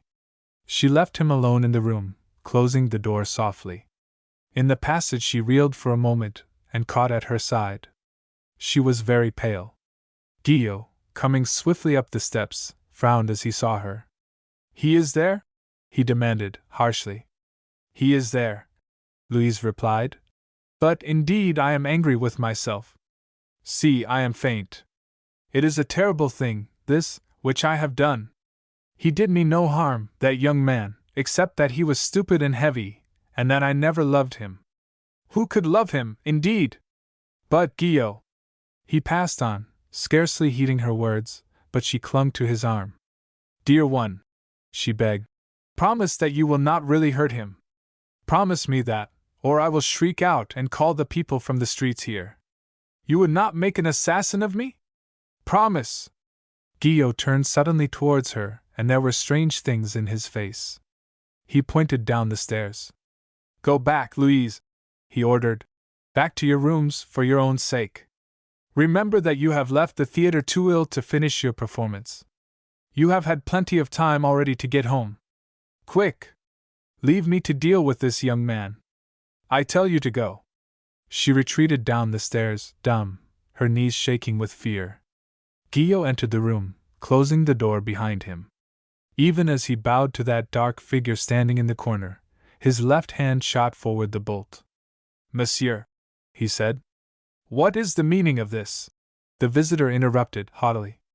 "I am expecting Mademoiselle Louise. I did not understand that strangers had the right of entry into this room." Guillot bowed low.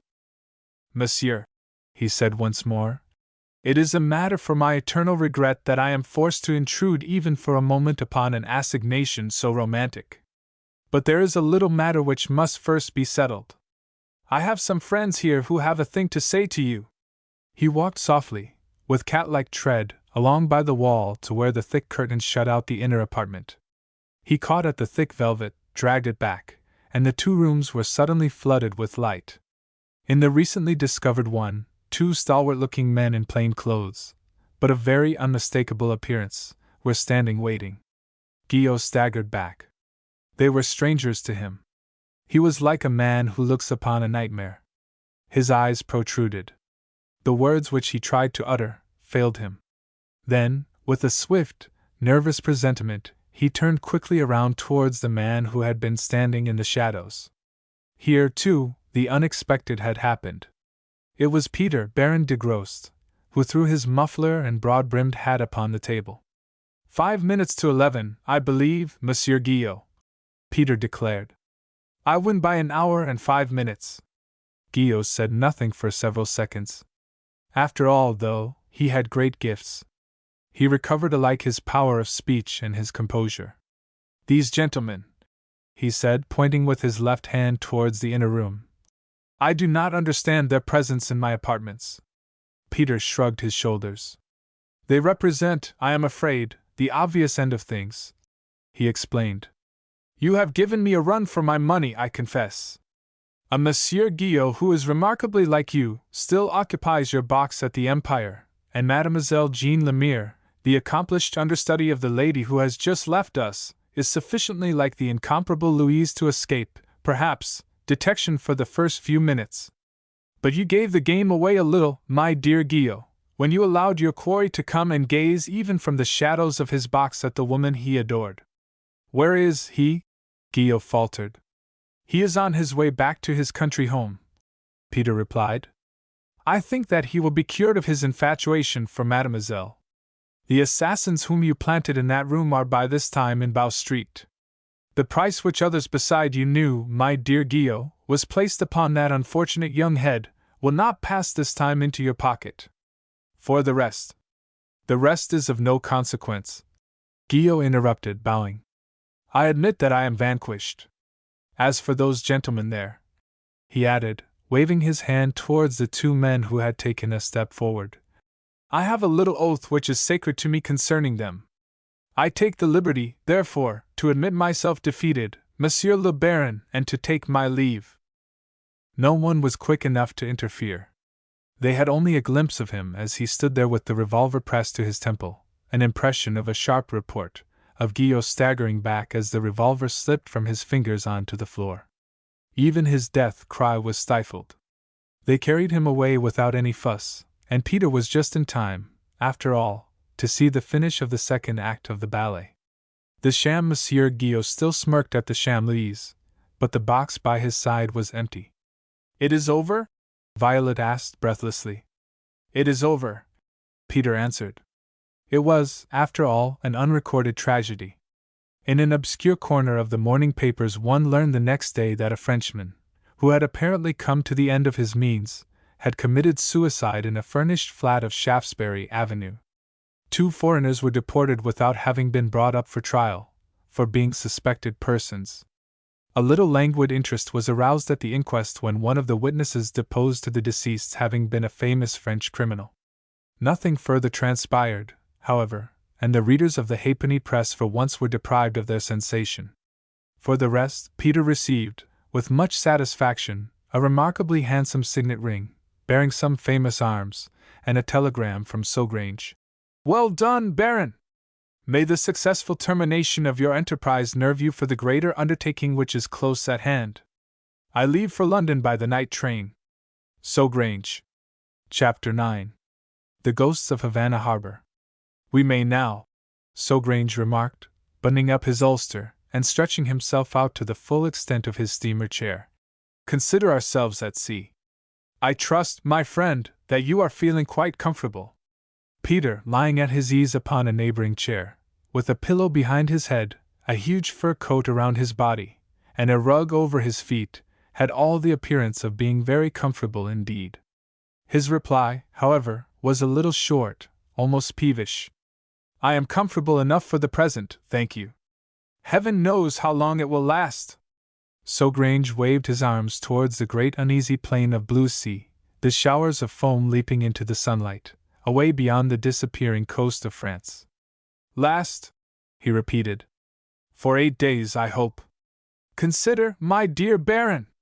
What could be more refreshing, more stimulating to our jaded nerves than this? Think of the December fogs you have left behind, the cold, driving rain, the puddles in the street, the grey skies, London, in short, at her ugliest and worst. That is all very well, Peter protested.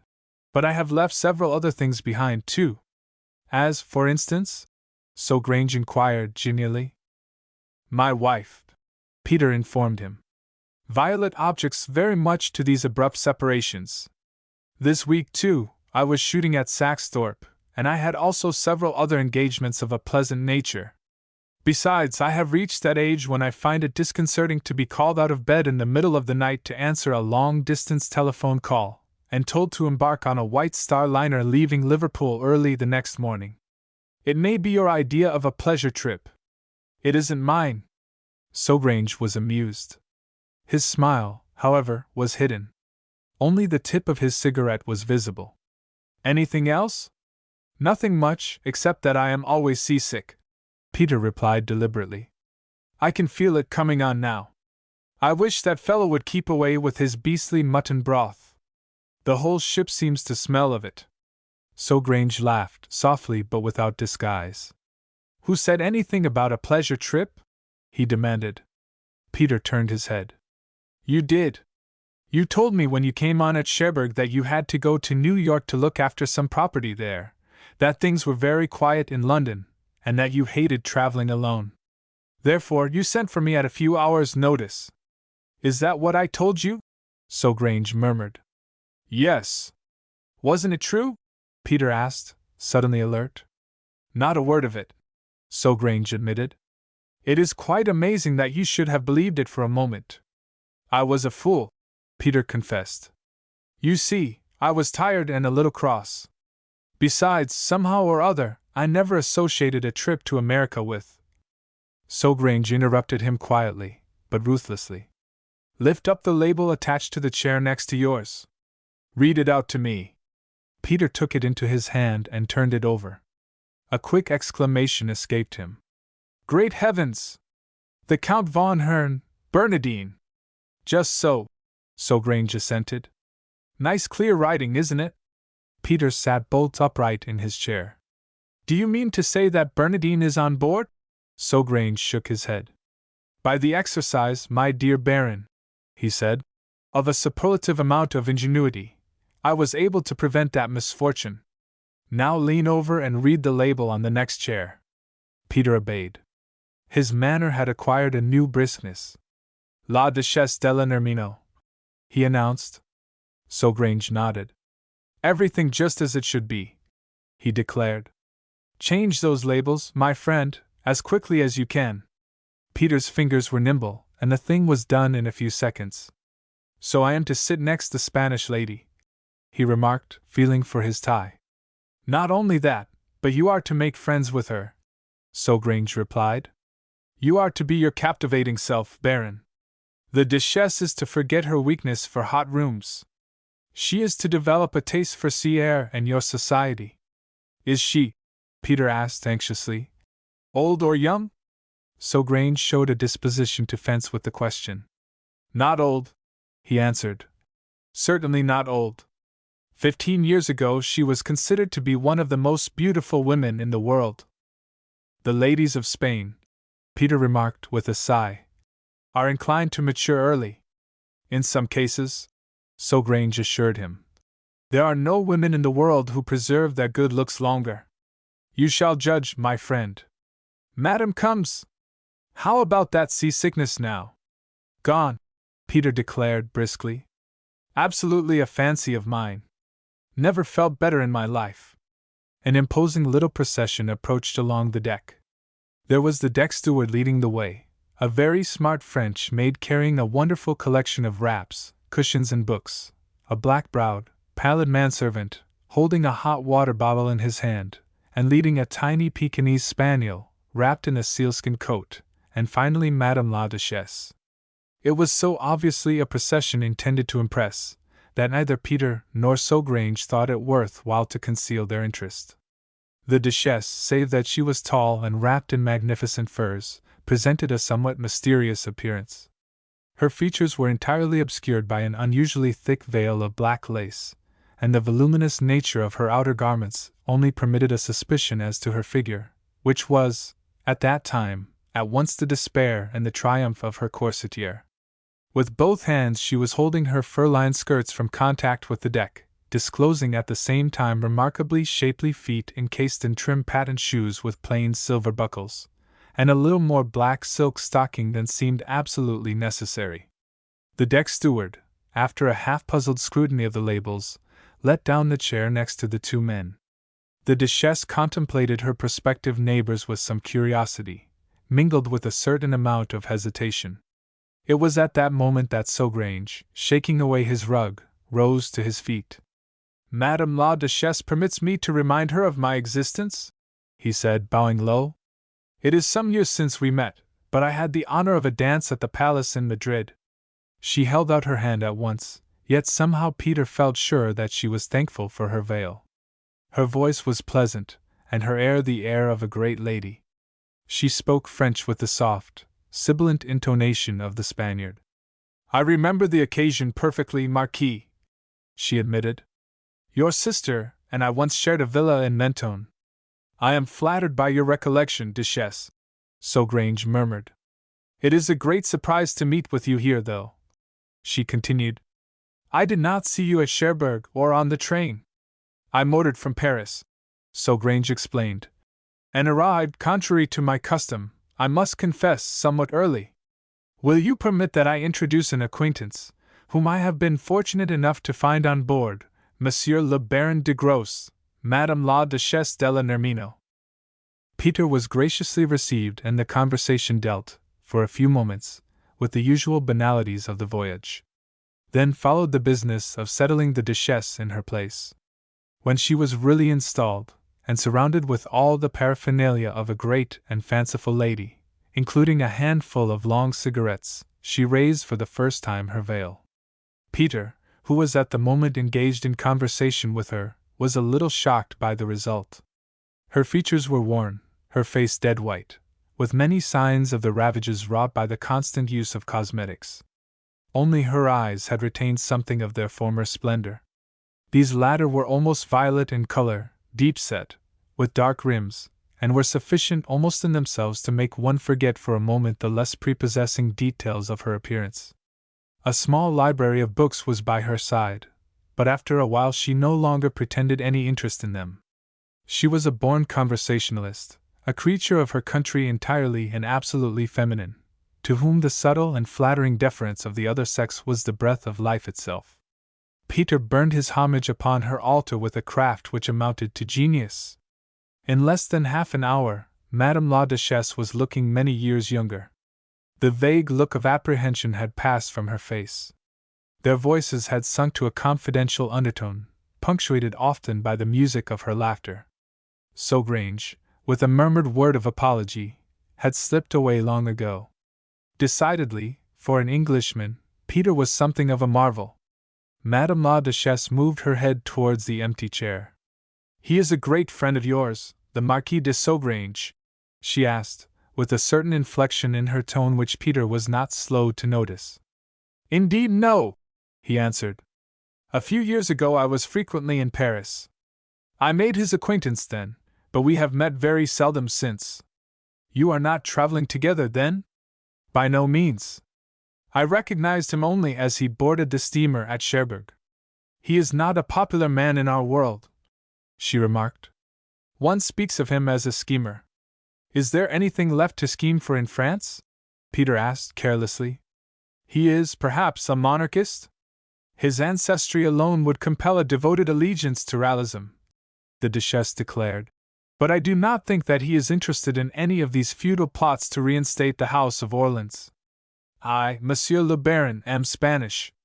I have scarcely lived so far out of the world as to have heard nothing of the Duchesse della Nermino," Peter replied with empressement.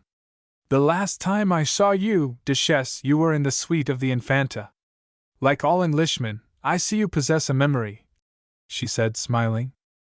"Duchesse," Peter answered, lowering his voice, "without the memories which one is fortunate enough to collect as one passes along, life would be a dreary place. The most beautiful things in the world cannot remain always with us. It is well, then, that the shadow of them can be recalled to us in the shape of dreams." Her eyes rewarded him for his gallantry. Peter felt that he was doing very well indeed. He indulged himself in a brief silence. Presently she returned to the subject of Sogrange. "I think," she remarked, "that of all the men in the world I expected least to see the Marquis de Sogrange on board a steamer bound for New York. What can a man of his type find to amuse him in the New World?" "One wonders, indeed," Peter assented. "As a matter of fact, I did read in a newspaper a few days ago that he was going to Mexico in connection with some excavations there. He spoke to me of it just now. They seem to have discovered a ruined temple of the Incas, or something of the sort." The Duchesse breathed what sounded very much like a sigh of relief. "I had forgotten," she admitted, "that New York itself need not necessarily be his destination. For my own part," Peter continued, "it is quite amazing, the interest which the evening papers always take in the movements of one connected ever so slightly with their world. I think that a dozen newspapers have told their readers the exact amount of money I am going to lend or borrow in New York, the stocks I am going to bull or bear, the mines I am going to purchase. My presence on an American steamer is accounted for by the journalists a dozen times over. Yours, Duchesse, if one might say so without appearing over-curious, seems the most inexplicable. What attraction can America possibly have for you?" She glanced at him covertly from under her sleepy eyelids. Peter's face was like the face of a child. "You do not, perhaps, know," she said, "that I was born in Cuba." I lived there, in fact, for many years. I still have estates in the country. Indeed? He answered. Are you interested, then, in this reported salvage of the Maine? There was a short silence. Peter, who had not been looking at her when he had asked his question, turned his head, surprised at her lack of response. His heart gave a little jump. The Duchesse had all the appearance of a woman on the point of fainting. One hand was holding a scent bottle to her nose, the other, thin and white, ablaze with emeralds and diamonds, was gripping the side of her chair. Her expression was one of blank terror. Peter felt a shiver chill his own blood at the things he saw in her face. He himself was confused, apologetic, yet absolutely without understanding. His thoughts reverted at first to his own commonplace malady. You are ill, Duchesse, he exclaimed. You will allow me to call the deck steward? Or perhaps you would prefer your own maid? I have some brandy in this flask. He had thrown off his rug, but her imperious gesture kept him seated. She was looking at him with an intentness which was almost tragical. What made you ask me that question? She demanded. His innocence was entirely apparent. Not even Peter could have dissembled so naturally. That question? He repeated vaguely. You mean about the Maine? It was the idlest chance, Duchesse, I assure you. I saw something about it in the paper yesterday, and it seemed interesting. But if I had had the slightest idea that the subject was distasteful to you, I would not have dreamed of mentioning it. Even now, I do not understand. She interrupted him. All the time he had been speaking she had shown signs of recovery. She was smiling now, faintly and with obvious effort, but still smiling. It is altogether my own fault, Baron, she admitted graciously. Please forgive my little fit of emotion. The subject is a very sore one among my country people, and your sudden mention of it upset me. It was very foolish. Duchesse, I was a clumsy idiot, Peter declared penitently. I deserve that you should be unkind to me for the rest of the voyage. I could not afford that, she answered, forcing another smile. I am relying too much upon you for companionship. Ah, could I trouble you? She added. For the moment I need my maid. She passes there. Peter sprang up and called the young woman, who was slowly pacing the deck. He himself did not at once return to his place. He went instead in search of Sogrange, and found him in his stateroom. Sogrange was lying upon a couch, in a silk smoking suit, with a French novel in his hand and an air of contentment which was almost fatuous. He laid down the volume at Peter's entrance. Dear Baron, he murmured, why this haste? No one is ever in a hurry upon a steamer.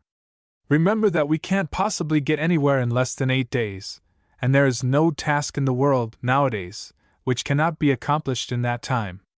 To hurry is a needless waste of tissue, and to a person of my nervous temperament, exceedingly unpleasant. Peter sat down on the edge of the bunk. I presume you have quite finished? He said. If so, listen to me.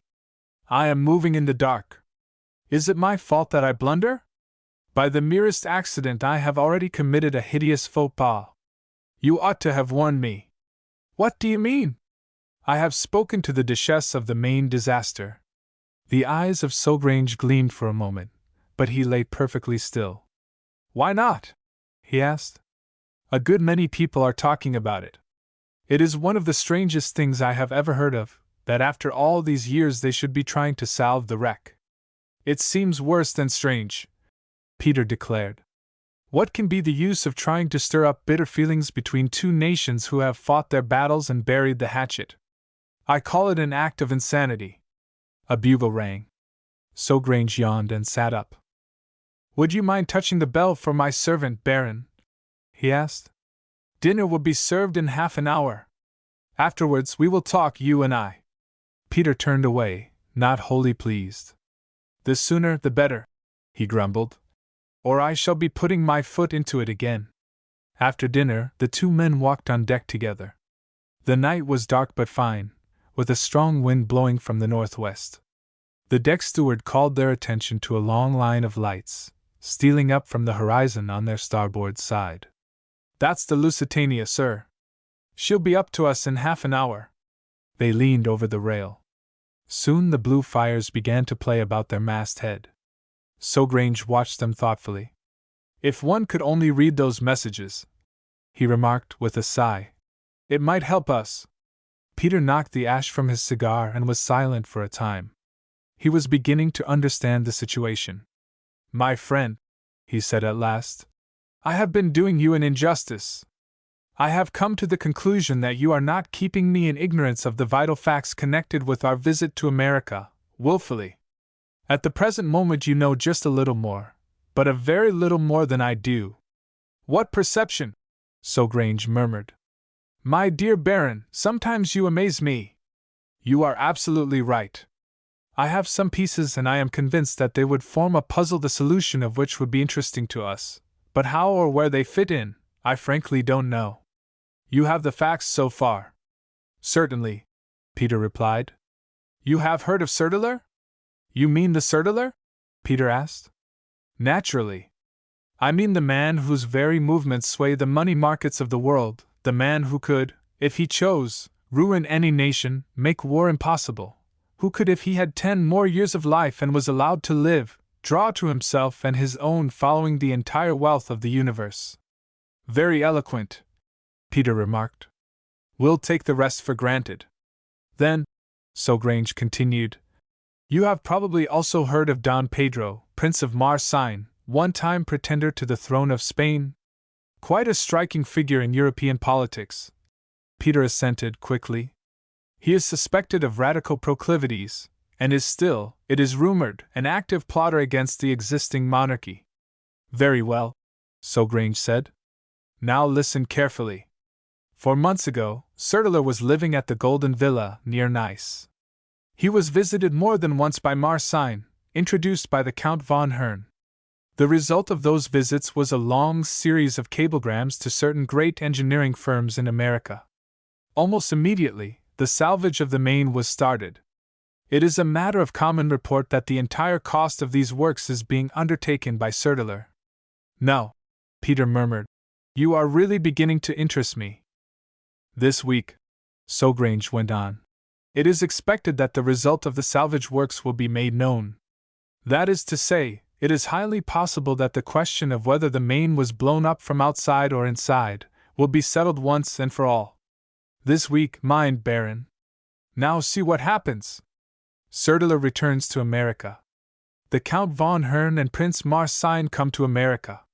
The Duchesse della Nermino comes to America.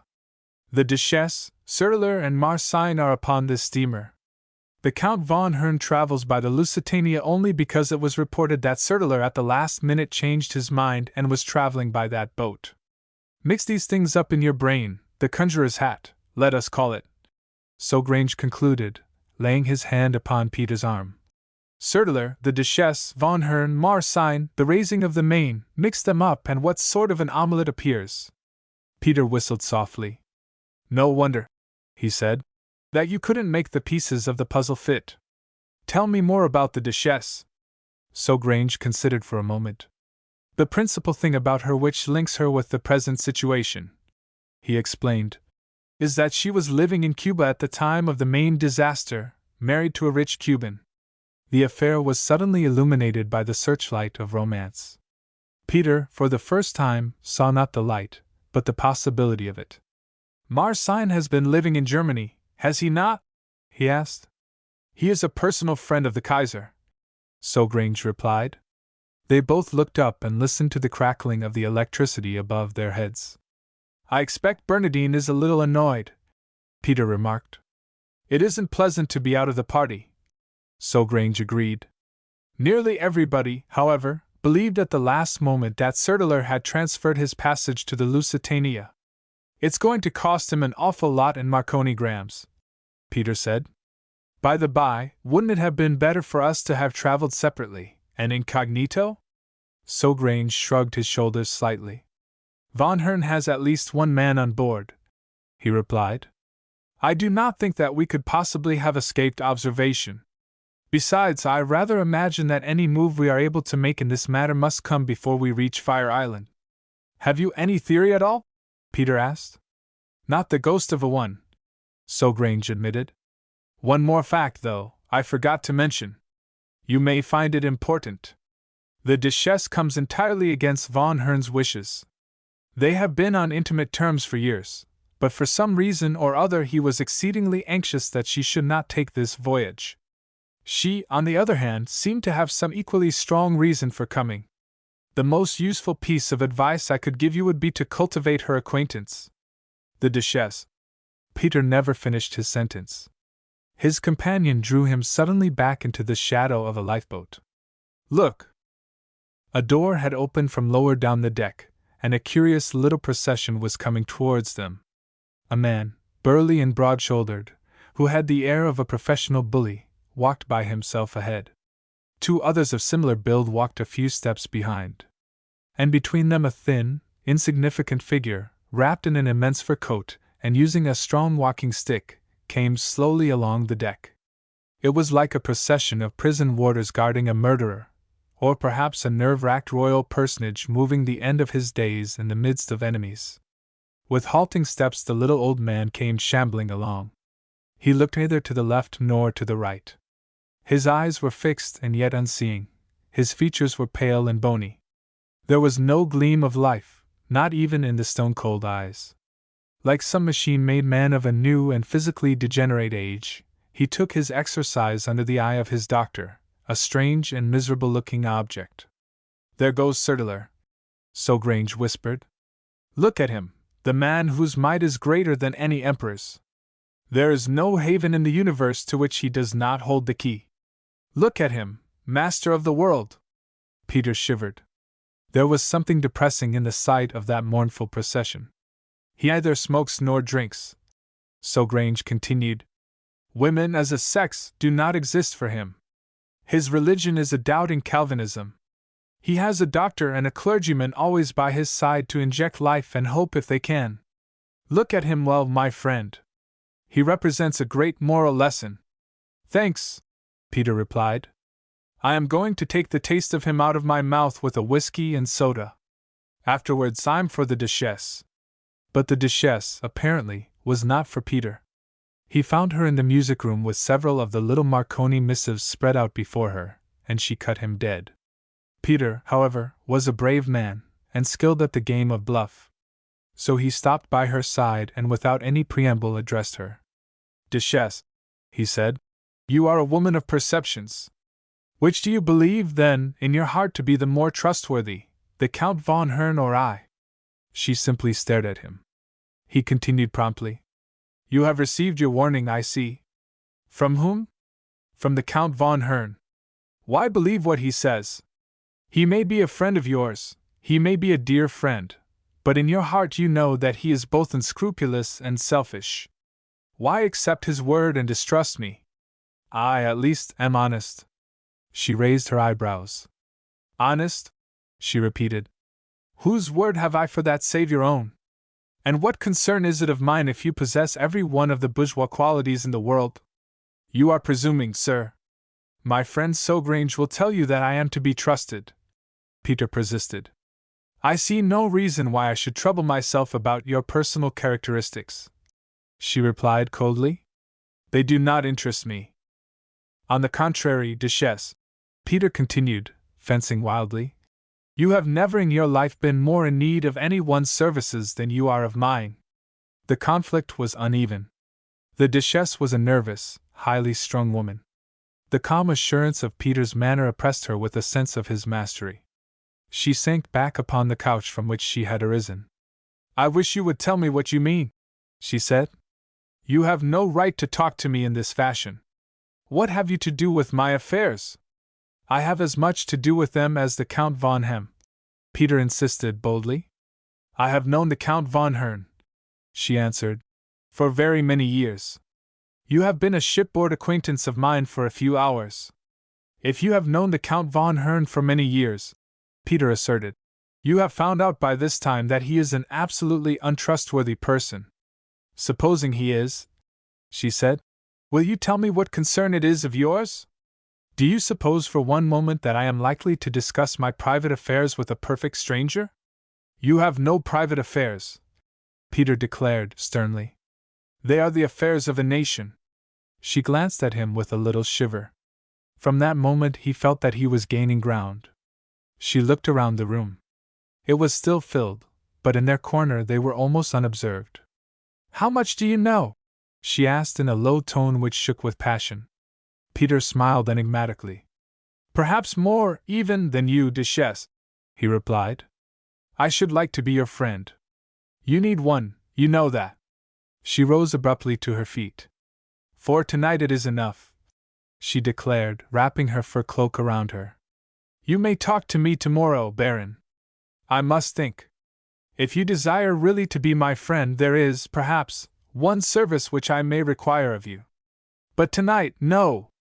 Peter stood aside and allowed her to step past him. He was perfectly content with the progress he had made.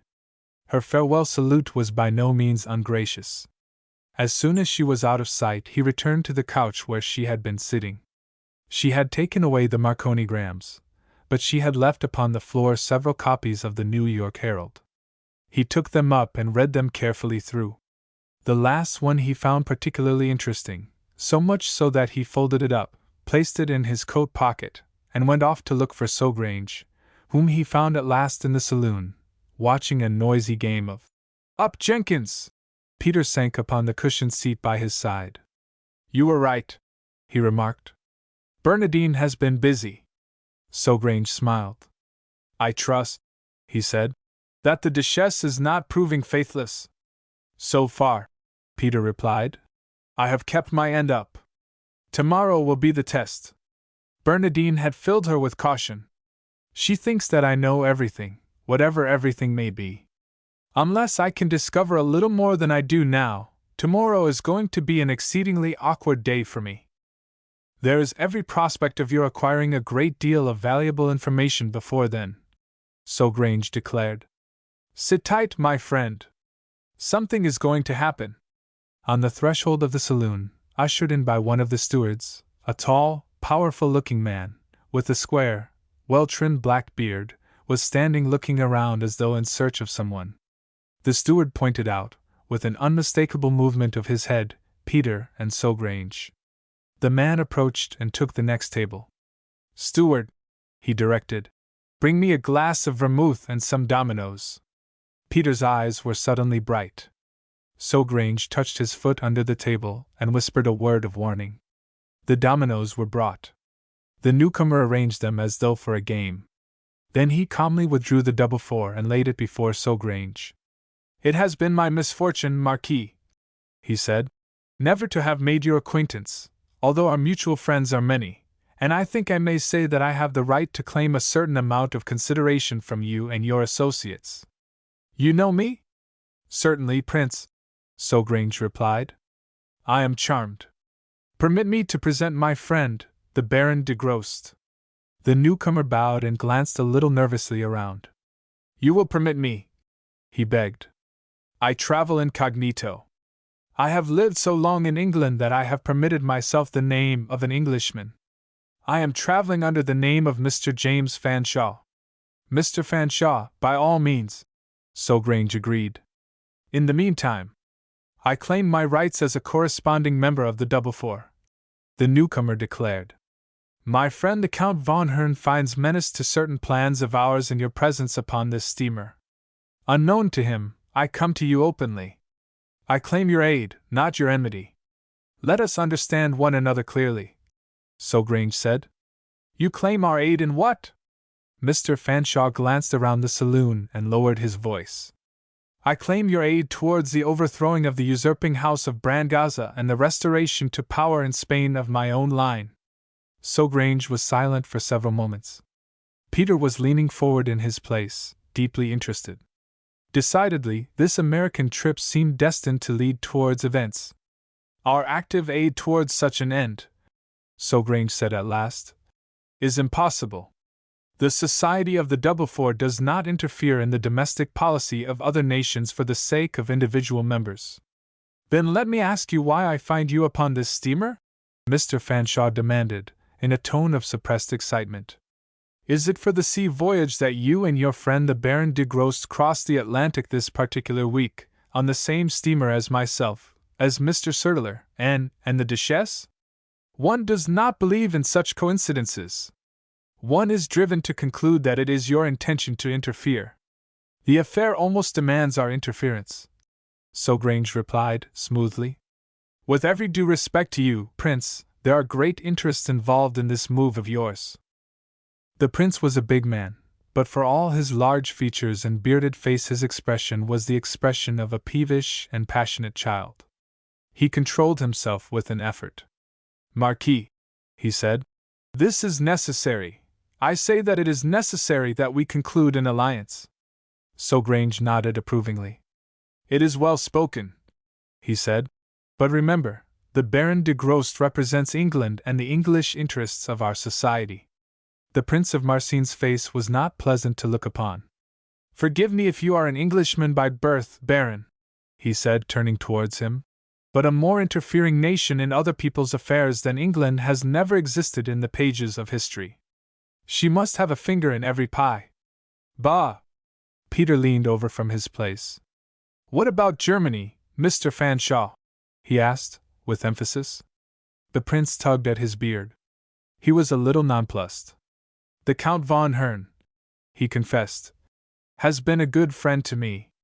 The rulers of his country have always been hospitable and favorably inclined towards my family. The whole affair is of his design. I myself could scarcely have moved in it alone. One must reward one's helpers. There is no reason, however, he added, with a meaning glance at Peter, why other helpers should not be admitted. The reward which you offer to the Count von Hern, Peter remarked, is of itself absolutely inimical to the interests of my country. Listen, the Prince demanded, tapping the table before him. It is true that within a year I am pledged to reward the Count von Hern in certain fashion. It is not possible that you know the terms of our compact, but from your words it is possible that you have guessed. Very well. Accept this from me. Remain neutral now, allow this matter to proceed to its natural conclusion, let your government address representations to me when the time comes, adopting a bold front, and I promise that I will obey them.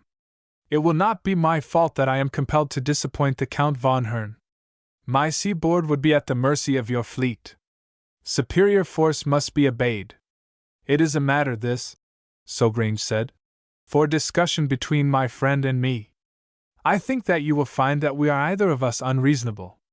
In short, Prince, I see no insuperable reason why we should not come to terms. You encourage me, the Prince declared, in a gratified tone. Do not believe, Marquis, that I am actuated in this matter wholly by motives of personal ambition. No, it is not so. A great desire has burned always in my heart, but it is not that alone which moves me.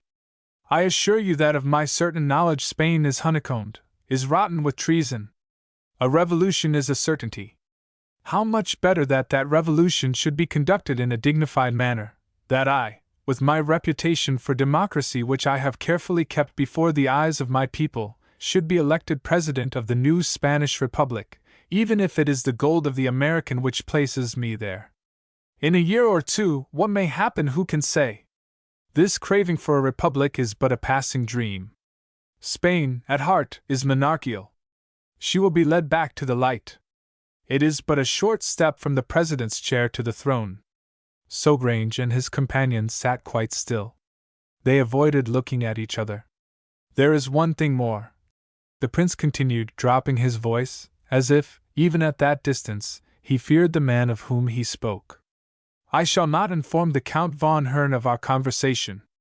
It is not necessary, and between ourselves the Count is jealous. He sends me message after message that I remain in my stateroom, that I seek no interview with Sertler, that I watch only. He is too much of the spy, the Count von Hern. He does not understand that code of honor, relying upon which I open my heart to you. You have done your cause no harm. So Grange assured him, with subtle sarcasm. We come now to the Duchess. The Prince leaned towards him. It was just at this moment that a steward entered with a Marconigram, which he presented to the Prince. The latter tore it open, glanced it through, and gave vent to a little exclamation. The fingers which held the missive trembled. His eyes blazed with excitement. He was absolutely unable to control his feelings. "My two friends," he cried, in a tone broken with emotion. "It is you first who shall hear the news. This message has just arrived. Sertler will have received its duplicate. The final report of the works in Havana Harbor will await us on our arrival in New York, but the substance of it is this. The Maine was sunk by a torpedo, discharged at close quarters underneath her magazine. Gentlemen, the house of Brangaza is ruined." There was a breathless silence. "Your information is genuine?" Sogrange asked softly. "Without a doubt," the prince replied. "I have been expecting this message. I shall cable to Von Hern. We are still in communication. He may not have heard. We were about to speak of the Duchesse," Peter reminded him. The prince shook his head. "Another time," he declared. "Another time." He hurried away. It was already 10:30 and the saloon was almost empty. The steward came up to them. "The saloon is being closed for the night, sir," he announced. "Let us go on deck," Peter suggested. They found their way up onto the windward side of the promenade, which was absolutely deserted. Far away in front of them now were the disappearing lights of the Lusitania. The wind roared by as the great steamer rose and fell on the black stretch of waters. Peter stood very near to his companion. "Listen, Sogrange," he said. "The affair is clear now save for one thing."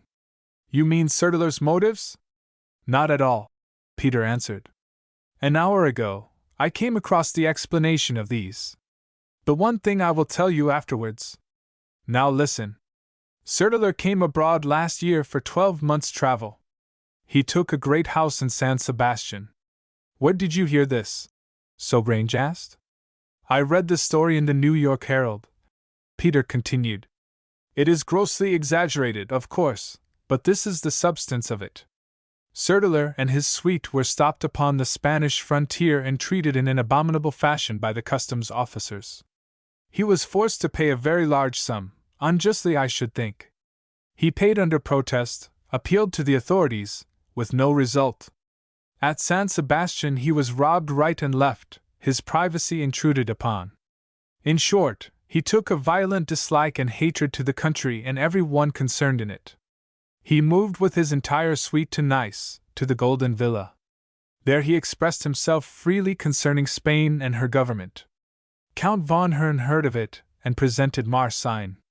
The plot was, without doubt, Bernardine's. Can't you imagine how he would put it?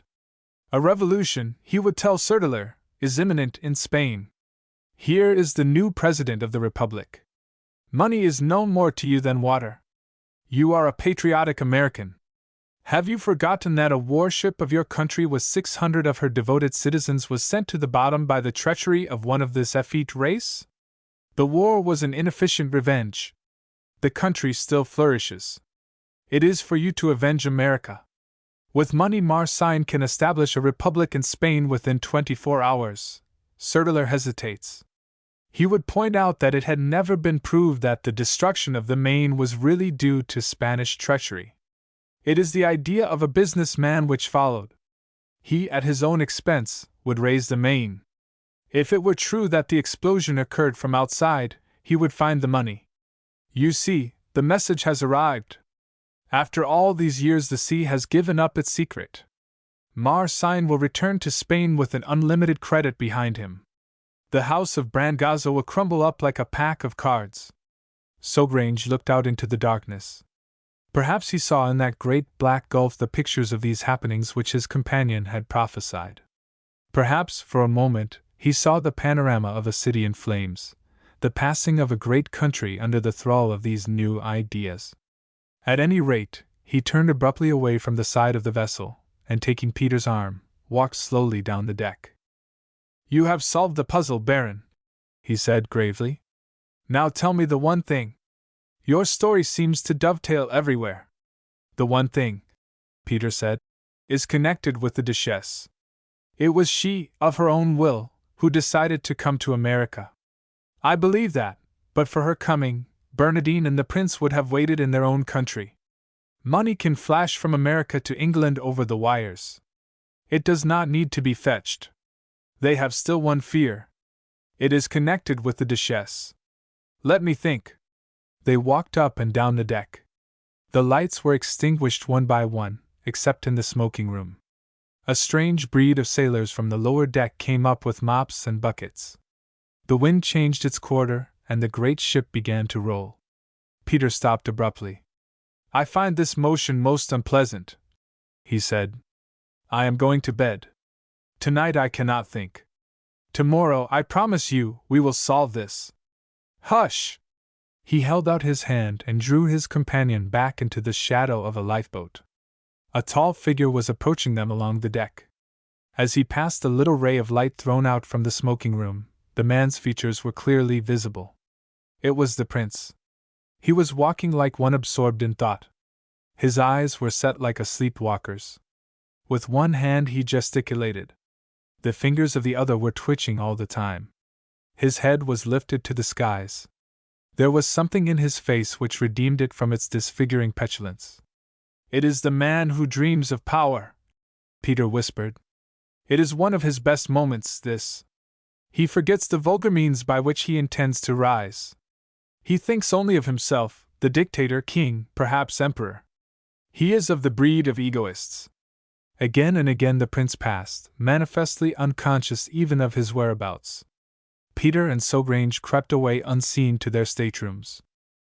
In many respects the room resembled a miniature court of justice. The principal sitting room of the royal suite, which was the chief glory of the Adriatic, had been stripped of every superfluous article of furniture or embellishment. Curtains had been removed, all evidences of luxury disposed of. Temporarily the apartment had been transformed into a bare, cheerless place. Seated on a high chair, with his back to the wall, was Sertler. At his right hand was a small table, on which stood a glass of milk, a file, a stethoscope. Behind his doctor. At his left hand a smooth-faced, silent young man, his secretary. Before him stood the Duchess, Peter, and Sogrange. Guarding the door was one of the watchmen, who, from his great physique, might well have been a policeman out of livery. Sertler himself, in the clear light which streamed through the large window, seemed more aged and shrunken than ever. His eyes were deep-set. No tinge of color was visible in his cheeks. His chin protruded, his shaggy gray eyebrows gave him an unkempt appearance. He wore a black velvet gown, a strangely cut black morning coat and trousers, felt slippers, and his hands were clasped upon a stout ash walking-stick. He eyed the newcomers keenly but without expression. The lady may sit, he said. He spoke almost in an undertone, as though anxious to avoid the fatigue of words. The guardian of the door placed a chair, into which the Duchess subsided. Sertler held his right hand towards his doctor, who felt his pulse. All the time Sertler watched him, his lips a little parted, a world of hungry excitement in his eyes. The doctor closed his watch with a snap and whispered something in Sertler's ear, apparently reassuring. I will hear this story, Sertler announced. In 2 minutes everyone must leave. If it takes longer, it must remain unfinished. Peter spoke up briskly. The story is this, he began. You have promised to assist the Prince of Marseille to transform Spain into a republic, providing the salvage operations on the Maine prove that ship was destroyed from outside. The salvage operations have been conducted at your expense and finished. It has been proved that the Maine was destroyed by a mine or torpedo from the outside. Therefore, on the assumption that it was the treacherous deed of a Spaniard or Cuban imagining himself to be a patriot, you are prepared to carry out your undertaking and supply the Prince of Marseille with means to overthrow the Kingdom of Spain. Peter paused. The figure on the chair remained motionless. No flicker of intelligence or interest disturbed the calm of his features. It was a silence almost unnatural. I have brought the Duchess here, Peter continued, to tell you the truth as to the Maine disaster. Not even then was there the slightest alteration in those ashen-gray features. The Duchess looked up. She had the air of one only too eager to speak and finish. In those days, she said, I was the wife of a rich Cuban gentleman, whose name I withhold. The American officers on board the Maine used to visit at our house. My husband was jealous, perhaps he had cause. The Duchess paused. Even though the light of tragedy and romance side by side seemed suddenly to creep into the room, Sertler listened as one come back from a dead world. One night, the Duchess went on, my husband's suspicions were changed into knowledge. He came home unexpectedly. The American, the officer, I loved him, he was there on the balcony with me. My husband said nothing. The officer returned to the ship. That night my husband came into my room. He bent over my bed. It is not you, he whispered, whom I shall destroy, for the pain of death is short. Anguish of mind may live. Tonight 600 ghosts may hang about your pillow. Her voice broke. There was something grim and unnatural in that curious stillness. Even the secretary was at last breathing a little faster. The watchman at the door was leaning forward. Sertler simply moved his hand to the doctor, who held up his finger while he felt the pulse. The beat of his watch seemed to sound through the unnatural silence. In a minute he spoke. The lady may proceed, he announced. My husband, the Duchess continued, was an officer in charge of the Mines and Ordnance Department. He went out that night in a small boat, after a visit to the Strong House. No soul has ever seen or heard of him since, or his boat. It is only I who know. Her voice died away. Sertler stretched out his hand and very deliberately drank a tablespoonful or two of his milk. I believe the lady's story, he declared. The Marcine affair is finished. Let no one be admitted to have speech with me again upon this subject. He had half turned towards his secretary. The young man bowed. The doctor pointed towards the door. The Duchess, Peter, and Sogrange filed slowly out. In the bright sunlight the Duchess burst into a peal of hysterical laughter. Even Peter felt, for a moment, unnerved. Suddenly he, too, laughed. I think, he said, that you and I had better get out of the way, Sogrange, when the Count von Hern meets us at New York. Chapter 10. The Affair or an Alien Society. Sogrange and Peter, Baron de Grost, standing upon the threshold of their hotel, gazed out upon New York and liked the look of it. They had landed from the steamer a few hours before, had already enjoyed the luxury of a bath, a visit to an American barber's, and a genuine cocktail.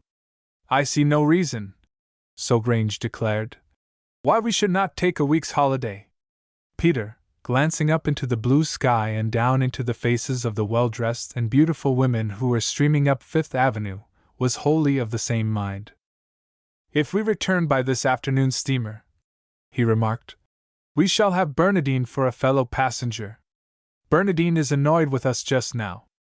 I must confess that I should feel more at my ease with a few thousand miles of the Atlantic between us. Let it be so, Sogrange assented. We will explore this marvelous city. Never, he added, taking his companion's arm, did I expect to see such women save in my own, the mistress of all cities. So chic, my dear Baron, and such a carriage! We will lunch at one of the fashionable restaurants and drive in the park afterwards. First of all, however, we must take a stroll along this wonderful Fifth Avenue. The two men spent a morning after their own hearts. They lunched astonishingly well at Sherry's and drove afterwards in Central Park. When they returned to the hotel, Sogrange was in excellent spirits. I feel, my friend, he announced, that we are going to have a very pleasant and, in some respects, a unique week. To meet friends and acquaintances, everywhere, as one must do in every capital in Europe, is, of course, pleasant, but there is a monotony about it from which one is glad sometimes to escape. We lunch here and we promenade in the places frequented by those of a similar station to our own, and behold, we know no one. We are lookers on. Perhaps for a long time it might gall. For a brief period there is a restfulness about it which pleases me. I should have liked, Peter murmured, an introduction to the lady in the blue hat. You are a gregarious animal, Sogrange declared. You do not understand the pleasures of a little comparative isolation with an intellectual companion such as myself. What the devil is the meaning of this? They had reached their sitting room, and upon a small round table stood a great collection of cards and notes. Sogrange took them up helplessly, one after the other, reading the names aloud and letting them fall through his fingers. Some were known to him, some were not. He began to open the notes. In effect, they were all the same.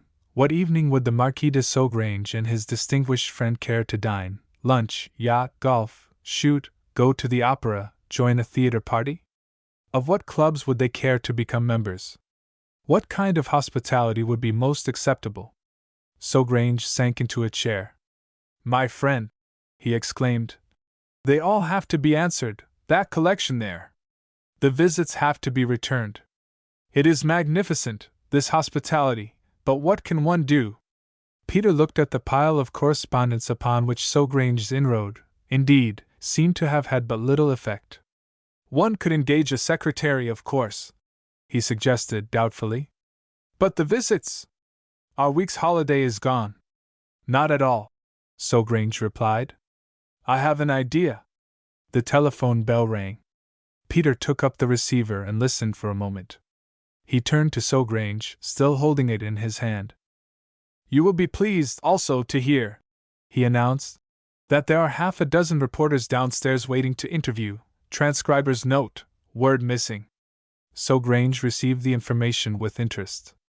Have them send up at once, he directed. Every one of them. What, all at the same time? Peter asked. All at the same time it must be, Saugrange answered. Give them to understand that it is an affair of 5 minutes only. They came trooping in. Saugrange welcomed them cordially. My friend, the Baron de Gros, he explained, indicating Peter. I am the Marquis de Saugrange. Let us know what we can do to serve you. One of the men stepped forward. Very glad to meet you, Marquis, and you, Baron, he said.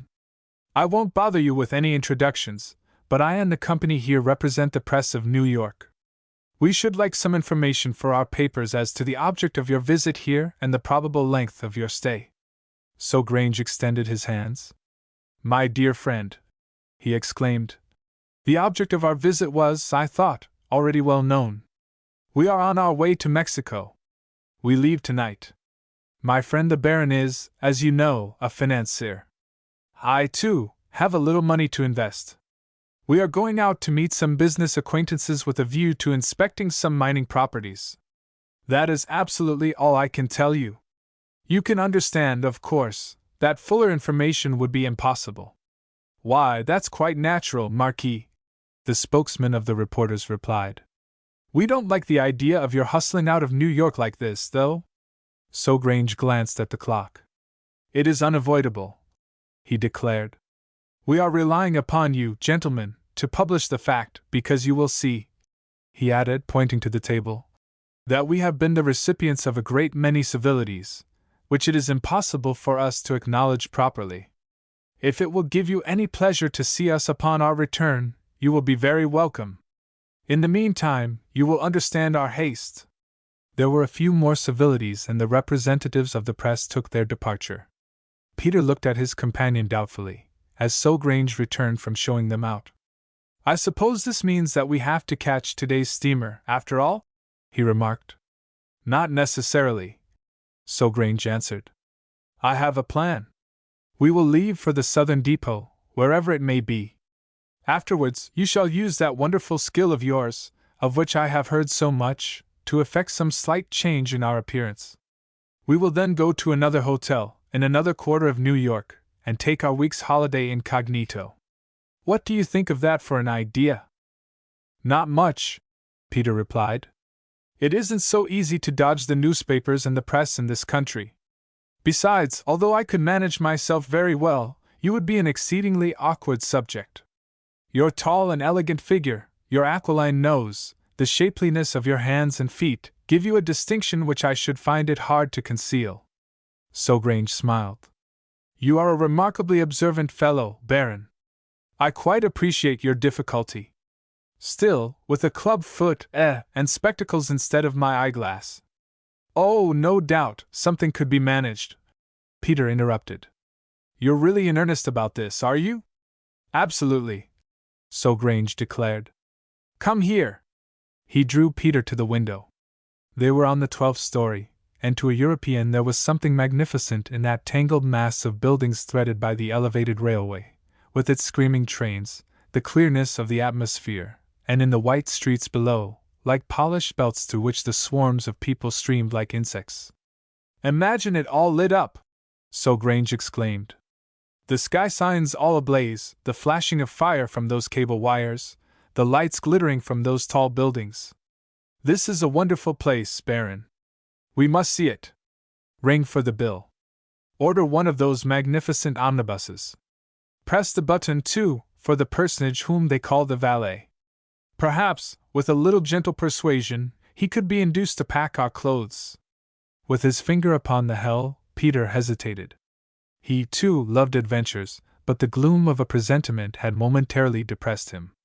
"We are marked men, remember, so Grange," he said. "An escapade of this sort means a certain amount of risk, even in New York." So Grange laughed.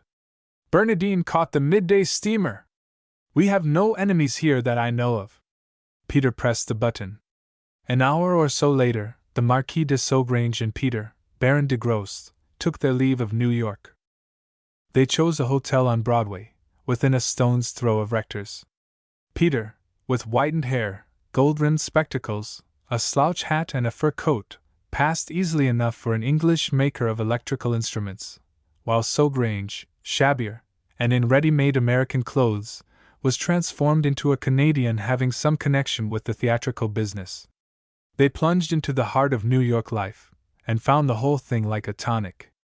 The intense vitality of the people, the pandemonium of Broadway at midnight, with its flaming illuminations, its eager crowd, its inimitable restlessness, fascinated them both. Sogrange, indeed, remembering the decadent languor of the crowds of pleasure-seekers thronging his own boulevards, was never weary of watching these men and women. They passed from the streets to the restaurants, from the restaurants to the theater, out into the streets again, back to the restaurants, and once more into the streets. Sogrange was like a glutton. The mention of bed was hateful to him. For 3 days they existed without a moment's boredom. On the 4th evening, Peter found Sogrange deep in conversation with the head porter. In a few minutes he led Peter away to one of the bars where they usually took their cocktail. "My friend," he announced, "tonight I have a treat for you. So far we have looked on at the external night life of New York. Wonderful and thrilling it has been, too. But there is the underneath, also. Why not? There is a vast polyglot population here, full of energy," said Life. "A criminal class exists as a matter of course. Tonight we make our bow to it." "And by what means?" Peter inquired. "Our friend the hall porter," Sogrange continued, "has given me the card of an ex-detective who will be our escort. He calls for us tonight, or rather tomorrow morning, at 1 o'clock. Then behold! The wand is waved, the land of adventures opens before us." Peter grunted. "I don't want to damp your enthusiasm, my Canadian friend," he said, "but the sort of adventures you may meet with tonight are scarcely likely to fire your romantic nature. I know a little about what they call this underneath world in New York. It will probably resolve itself into a visit to Chinatown, where we shall find the usual dummies taking opium and quite prepared to talk about it for the usual tip. After that we shall visit a few low dancing halls, be shown the scene of several murders, and the thing is done." "You are a cynic," Sogrange declared. "You would throw cold water upon any enterprise. Anyway, our detective is coming. We must make use of him, for I have engaged to pay him $25. "We'll go where you like," Peter assented, "so long as we dine on a roof garden. This beastly fur coat keeps me in a state of chronic perspiration." "Never mind," Sogrange said consolingly. "It's most effective. A roof garden, by all means." "And recollect," Peter insisted, "I bar Chinatown. We've both of us seen the real thing, and there's nothing real about what they show you here. Chinatown is erased from our program," Sogrange agreed. "We go now to dine. Remind me, Baron, that I inquire for those strange dishes of which one hears terrapin, canvas-back duck, green corn, strawberry shortcake." Peter smiled grimly. "How like a Frenchman," he exclaimed, "to take no account of seasons!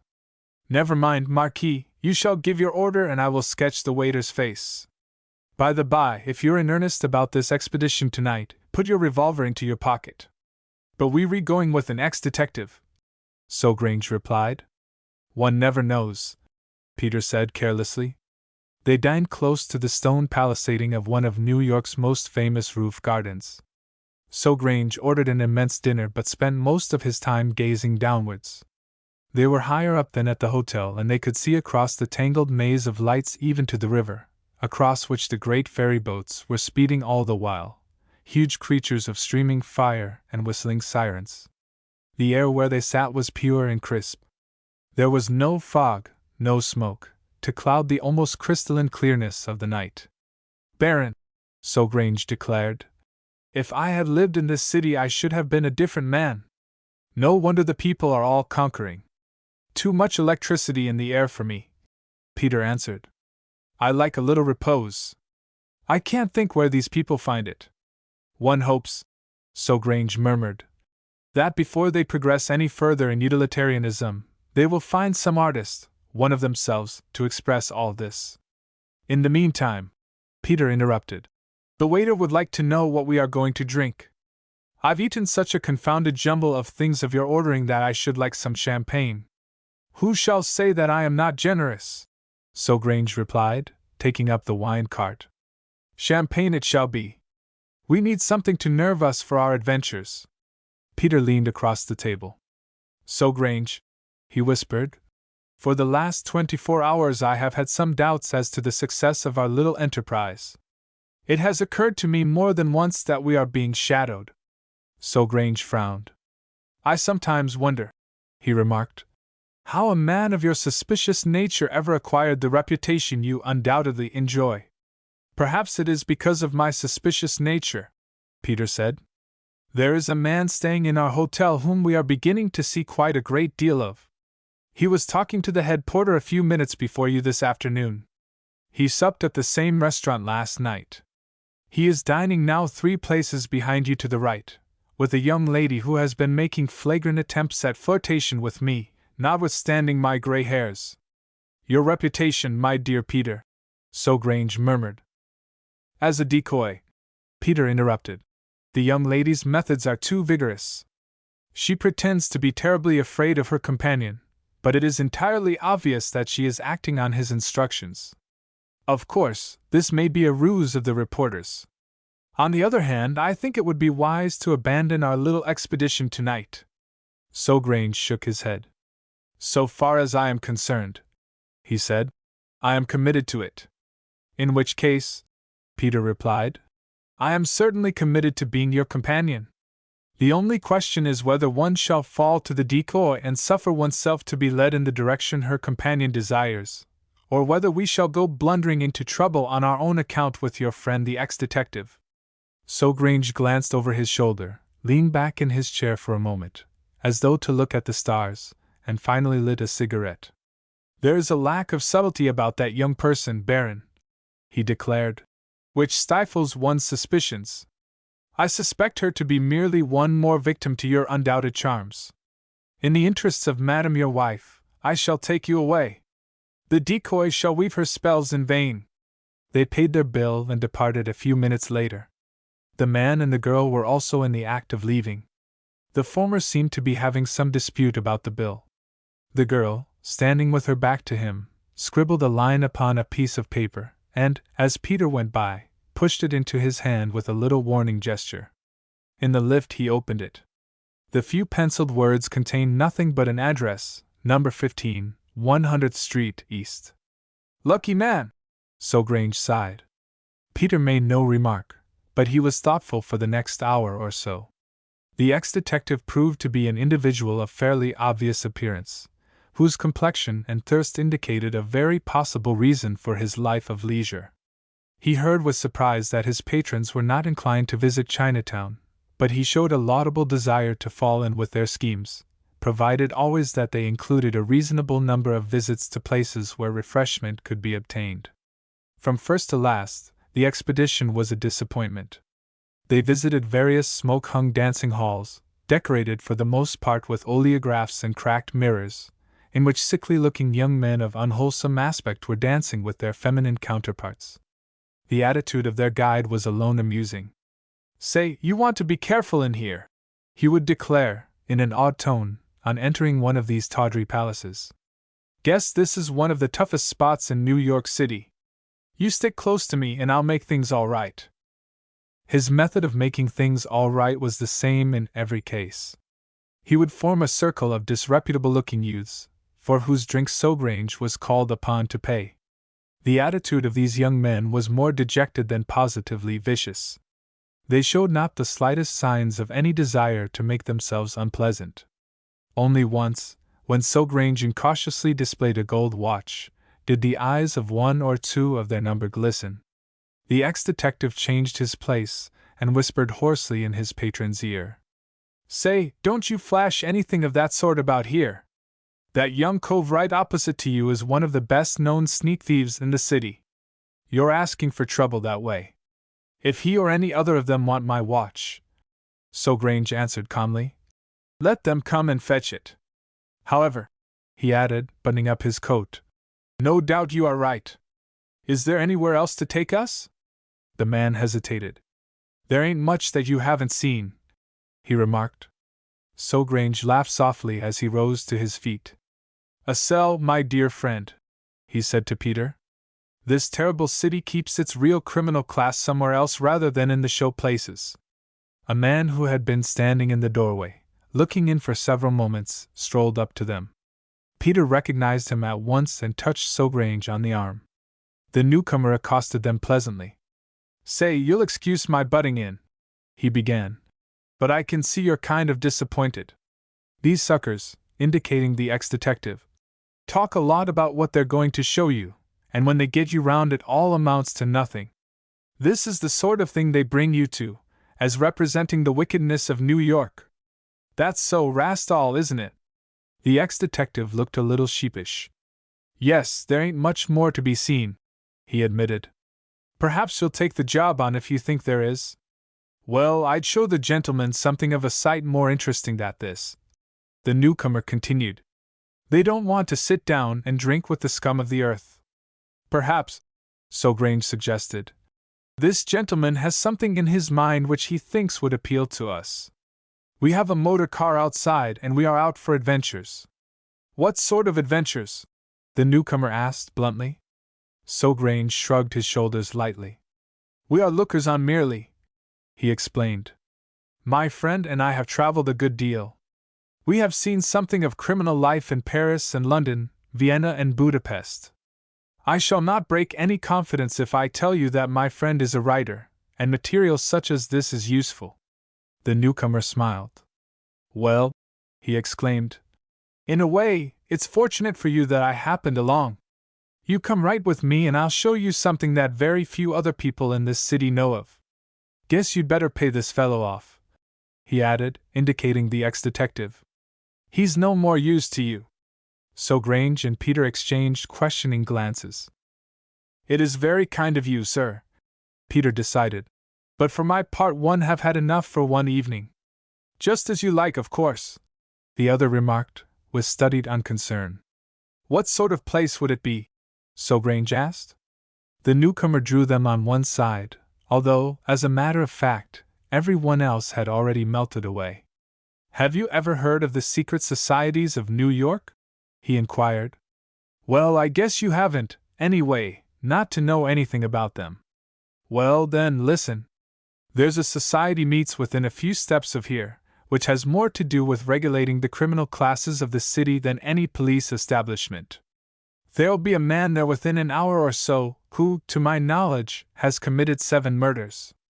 The police can't get him. They never will. He's under our protection. May we visit such a place as you describe without danger? Peter asked calmly. No, the man answered. There's danger in going anywhere, it seems to me, if it's worthwhile. So long as you keep a still tongue in your head and don't look about you too much, there's nothing will happen to you. If you get gassing a lot, you might tumble in for almost anything. Don't come unless you like. It's a chance for your friend, as he's a writer, but you'd best keep out of it if you're in any way nervous. You said it was quite close? Sogrange inquired. Within a yard or two, the man replied. It's right this way. They left the hall with their new escort. When they looked for their motor car, they found it had gone. "It don't do to keep them things waiting about round here," their new friend remarked carelessly. "I guess I'll send you back to your hotel all right. Step this way." "By the by, what street is this we are in?" Peter asked. 100th Street, the man answered. Peter shook his head. "I'm a little superstitious about that number," he declared. "Is that an elevated railway there?" "I think we've had enough, Sogrange." Sogrange hesitated. They were standing now in front of a tall, gloomy house, unkempt, with broken gate, a large but miserable-looking abode. The passers-by in the street were few. The whole character of the surroundings was squalid. The man pushed open the broken gate. "You cross the street right there to the elevated," he directed. "If you ain't coming, I'll bid you good night." Once more they hesitated. Peter, perhaps, saw more than his companion. He saw the dark shapes lurking under the railway arch. He knew instinctively that they were in some sort of danger. And yet the love of adventure was on fire in his blood. His belief in himself was immense. He whispered to Sogrange. "I do not trust our guide," he said. "If you care to risk it, I am with you." "Mind the broken pavement," the man called out. "This ain't exactly an abode of luxury." They climbed some broken steps. Their guide opened a door with a Yale key. The door swung to, after them, and they found themselves in darkness. There had been no light in the windows. There was no light, apparently, in the house. Their companion produced an electric torch from his pocket. "You had best follow me," he advised. "Our quarters face out the other way. We keep this end looking a little deserted." They passed through a swing door and everything was at once changed. A multitude of lamps hung from the ceiling, the floor was carpeted, the walls clean. "We don't go in for electric light," their guide explained, "as we try not to give the place away. We manage to keep it fairly comfortable, though." He pushed open the door and entered a somewhat gorgeously furnished salon. There were signs here of feminine occupation, an open piano, and the smell of cigarettes. Once more Peter hesitated. "Your friends seem to be in hiding," he remarked. "Personally, I am losing my curiosity." "Guess you won't have to wait very long," the man replied, with meaning. The room was suddenly invaded on all sides. 4 doors, which were quite hidden by the pattern of the wall, had opened almost simultaneously, and at least a dozen men had entered. This time both Sogrange and Peter knew that they were face to face with the real thing. These were men who came silently in, no cigarette-stunted youths. 2 of them were in evening dress, 3 or 4 had the appearance of prize fighters. In their countenances was one expression common to all, an air of quiet and conscious strength. A fair-headed man, in dinner jacket and black tie, became at once their spokesman. He was possessed of a very slight American accent, and he beamed at them through a pair of gold-rimmed spectacles. "Gentlemen," he said, "I am glad to meet you both." "Very kind of you, I'm sure," Sogrange answered. "Our friend here," he added, indicating their guide, "found us trying to gain a little insight into the more interesting part of New York life. He was kind enough to express a wish to introduce us to you." The man smiled. He looked very much like some studious clerk, except that his voice seemed to ring with some latent power. "I am afraid," he said, "that your friend's interest in you was not entirely unselfish. For 3 days he has carried in his pocket an order instructing him to produce you here." "I knew it," Peter whispered under his breath. "You interest me," Sogrange replied. "May I know whom I have the honor of addressing?" "You can call me Burr," the man announced. "Philip Burr. Your names it is not our wish to know." "I am afraid I do not quite understand," Sogrange said. "It was scarcely to be expected that you should," Mr. Philip Burr admitted. "All I can tell you is that, in cases like yours, I really prefer not to know with whom I have to deal." "You speak as though you had business with us," Peter remarked. "Without doubt I have," the other replied grimly. "It is my business to see that you do not leave these premises alive." Sogrange drew up a chair against which he had been leaning, and sat down. "Really," he said. That would be most inconvenient. Peter, too, shook his head, sitting upon the end of a sofa and folding his arms. Something told him that the moment for fighting was not yet. Inconvenient or not, Mr. Philip Burr continued, I have orders to carry out which I can assure you have never yet been disobeyed since the formation of our society. From what I can see of you, you appear to be very amiable gentlemen, and if it would interest you to choose the method, say, of your release, why, I can assure you we'll do all we can to meet your views. I am beginning, Sogrange remarked, to feel quite at home. You see, we've been through this sort of thing before, Peter added blandly. Mr. Philip Burr took a cigar from his case and lit it. At a motion of his hand, one of the company passed the box to his two guests. You're not counting upon a visit from the police, or anything of that sort, I hope? Mr. Philip Burr asked. Sogrange shook his head. Certainly not, he replied. I may say that much of the earlier portion of my life was spent in frustrating the well-meant but impossible schemes of that body of men. If only we had a little more time, Mr. Burr declared. It seems to me I should like to make the acquaintance of you two gentlemen. The matter is entirely in your own hands, Peter reminded him. We are in no hurry. Mr. Burr smiled genially. You make me think better of humanity, he confessed. A month ago we had a man here, got him along somehow or another, and I had to tell him that he was up against it like you two are. My! The fuss he made!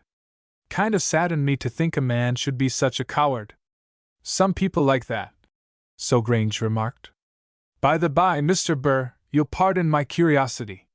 Whom have we to thank for our introduction here tonight? I don't know as there's any particular harm in telling you, Mr. Burr replied. Nor any particular good. A man who was standing by his side interrupted. Say, Phil, you drag these things out too much. Are there any questions you've got to ask Em, or any property to collect? Nothing of the sort, Mr. Burr admitted. Then let the gang get to work, the other declared. The two men were suddenly conscious that they were being surrounded. Peter's hand stole onto the butt of his revolver.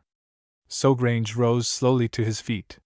His hands were thrust out in front of him with the thumbs turned down. The four fingers of each hand flashed for a minute through the air.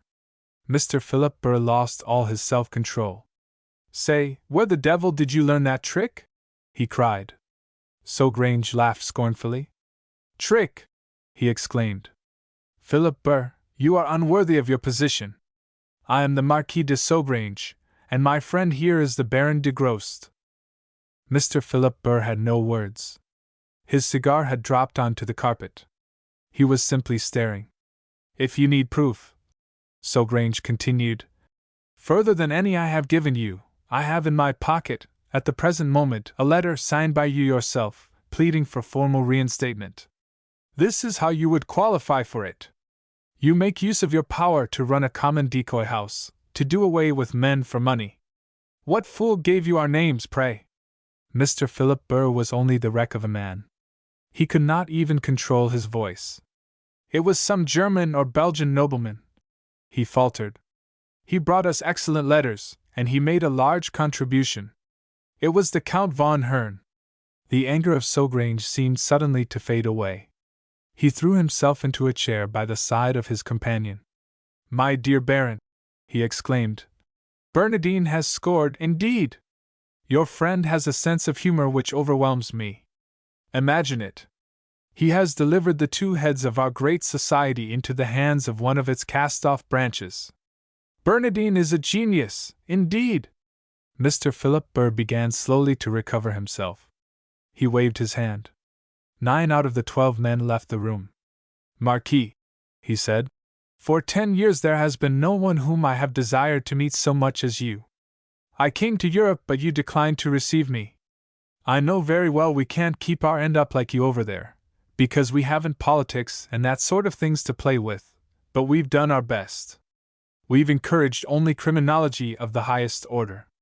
We've tried all we can to keep the profession select. The jailbird, pure and simple, we have cast out.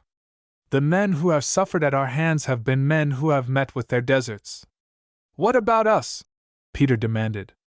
It seems to me that you had most unpleasant plans for our future. Philip Burr held up his hands. As I live, he declared, this is the first time that any money consideration has induced me to break away from our principles. That Count von Hern, he had powerful friends who were our friends, and he gave me the word, straight, that you two had an appointment down below which was considerably overdue. I don't know, even now, why I consented. I guess it isn't much use apologizing. Sogrange rose to his feet. Well, he said, I am not inclined to bear malice, but you must understand this from me, Philip Burr. As a society, I dissolve you. I deprive you of your title and of your signs. Call yourself what you will, but never again mention the name of the Double Four. With us in Europe, another era has dawned. We are on the side of law and order. We protect only criminals of a certain class, in whose operations we have faith. There is no future for such a society in this country. Therefore, as I say, I dissolve it. Now, if you are ready, perhaps you will be so good as to provide us with the means of reaching our hotel. Philip Burr led them into a back street, where his own handsome automobile was placed at their service. This kind of breaks me all up, he declared, as he gave the instructions to the chauffeur. If there were two men on the face of this earth whom I'd have been proud to meet in a friendly sort of way, it's you two. We bear no malice, Mr. Burr, Sogrange assured him. You can, if you will do us the honor, lunch with us tomorrow at 1 o'clock at Rector's. My friend here is quite interested in the Count von Hern, and he would probably like to hear exactly how this affair was arranged. I'll be there, sure, Philip Burr promised, with a farewell wave of the hand. Sogrange and Peter drove back towards their hotel in silence. It was only when they emerged into the civilized part of the city that Sogrange began to laugh softly. My friend, he murmured, you bluffed fairly well, but you were afraid. Oh, how I smiled to see your fingers close round the butt of that revolver. What about you? Peter asked gruffly. You don't suppose you took me in, do you? Sogrange smiled. I had two reasons for coming to New York, he said. One we accomplished upon the steamer. The other was, well, to reply personally to this letter of Mr. Philip Burr, Sogrange replied, which letter, by the by, was dated from 100th Street, New York. An ordinary visit there would have been useless to me. Something of this sort was necessary. Then you knew, Peter gasped. Notwithstanding all your bravado, you knew. I had a very fair idea, Sogrange admitted.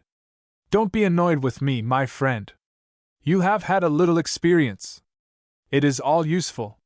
It isn't the first time you've looked death in the face. Adventures come to some men unasked. You, I think, were born with the habit of them. Peter smiled. They had reached the hotel courtyard and he raised himself stiffly. There's a little fable about the pitcher that went once too often to the well, he remarked. I have had my share of luck, more than my share. The end must come sometime, you know. Is this superstition? Sogrange asked. Superstition, pure and simple, Peter confessed, taking his key from the office. It doesn't alter anything. I am fatalist enough to shrug my shoulders and move on. But I tell you, Sogrange, he added, after a moment's pause, I wouldn't admit it to any one else in the world, but I am afraid of Bernadine. I have had the best of it so often. It can't last. In all we've had 12 encounters. The next will be the 13th. Sogrange shrugged his shoulders slightly as he rang for the lift. I'd propose you for the 13 Club, only there's some uncomfortable clause about yearly suicides which might not suit you, he remarked. Good night, and don't dream of Bernadine and your 13th encounter. I only hope, Peter murmured, that I may be in a position to dream after it. Chapter 11. The 13th Encounter. The Marquis de Sogrange arrived in Berkeley Square with the grey dawn of an October morning, showing in his appearance and dress few enough signs of his night journey. Yet he had travelled without stopping from Paris, by fast motor car and the mail boat. They telephoned me from Charing Cross, Peter said, that you could not possibly arrive until midday. The clerk assured me that no train had yet reached Calais. They had reason in what they told you. Sogrange remarked, as he leaned back in a chair and sipped the coffee which had been waiting for him in the Baron de Grost's study. The train itself never got more than a mile away from the Gare du Nord. The engine driver was shot through the head and the metals were torn from the way. Paris is within a year now of a second and more terrible revolution. You really believe this? Peter asked gravely. It is a certainty, Sogrange replied. Not I alone, but many others can see this clearly. Everywhere the socialists have wormed themselves into places of trust. They are to be met with in every rank of life, under every form of disguise.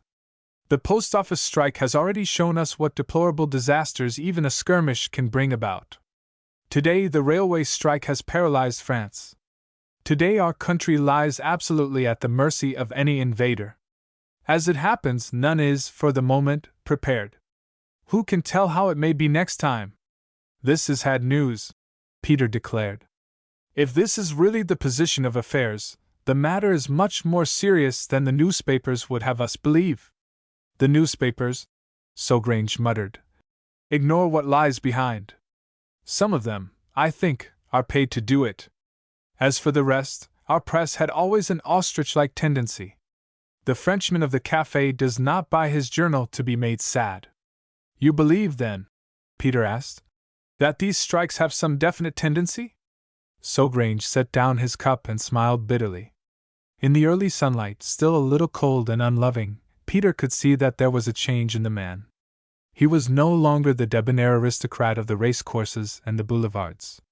The shadows under his eyes were deeper, his cheeks more sunken. He had lost something of the sprightliness of his bearing. His attitude, indeed, was almost dejected. He was like a man who sees into the future and finds there strange and gruesome things. I do more than believe that, he declared. I know it. It has fallen to my lot to make a very definite discovery concerning them. Listen, my friend. For more than 6 months the government has been trying to discover the source of this stream of vile socialistic literature which has contaminated the French working classes. The pamphlets have been distributed with devilish ingenuity among all national operatives, the army and the navy. The government has failed. The double four has succeeded. You have really discovered their source? Peter exclaimed. Without a doubt, Sogrange assented. The government appealed to us first some months ago when I was in America. For a time we had no success. Then a clue, and the rest was easy. The Navy, the Army, the post office employees, the telegraph and telephone operators and the railway men have been the chief recipients of this incessant stream of foul literature. Today one cannot tell how much mischief has been actually done. The strikes which have already occurred are only the mutterings of the coming storm. But mark you, wherever those pamphlets have gone, trouble has followed. What men may do the government is doing, but all the time the poison is at work, the seed has been sown. 2 millions of money have been spent to corrupt that very class which should be the backbone of France. Through the fingers of one man has come this shower of gold, one man alone has stood at the head of the great organization which has disseminated this loathsome disease. Behind him, well, we know. The man? It is fitting that you should ask that question, Sogrange replied. The name of that man is Bernardine, Count von Hern. Peter remained speechless. There was something almost terrible in the slow preciseness with which Sogrange had uttered the name of his enemy, something unspeakably threatening in the cold glitter of his angry eyes.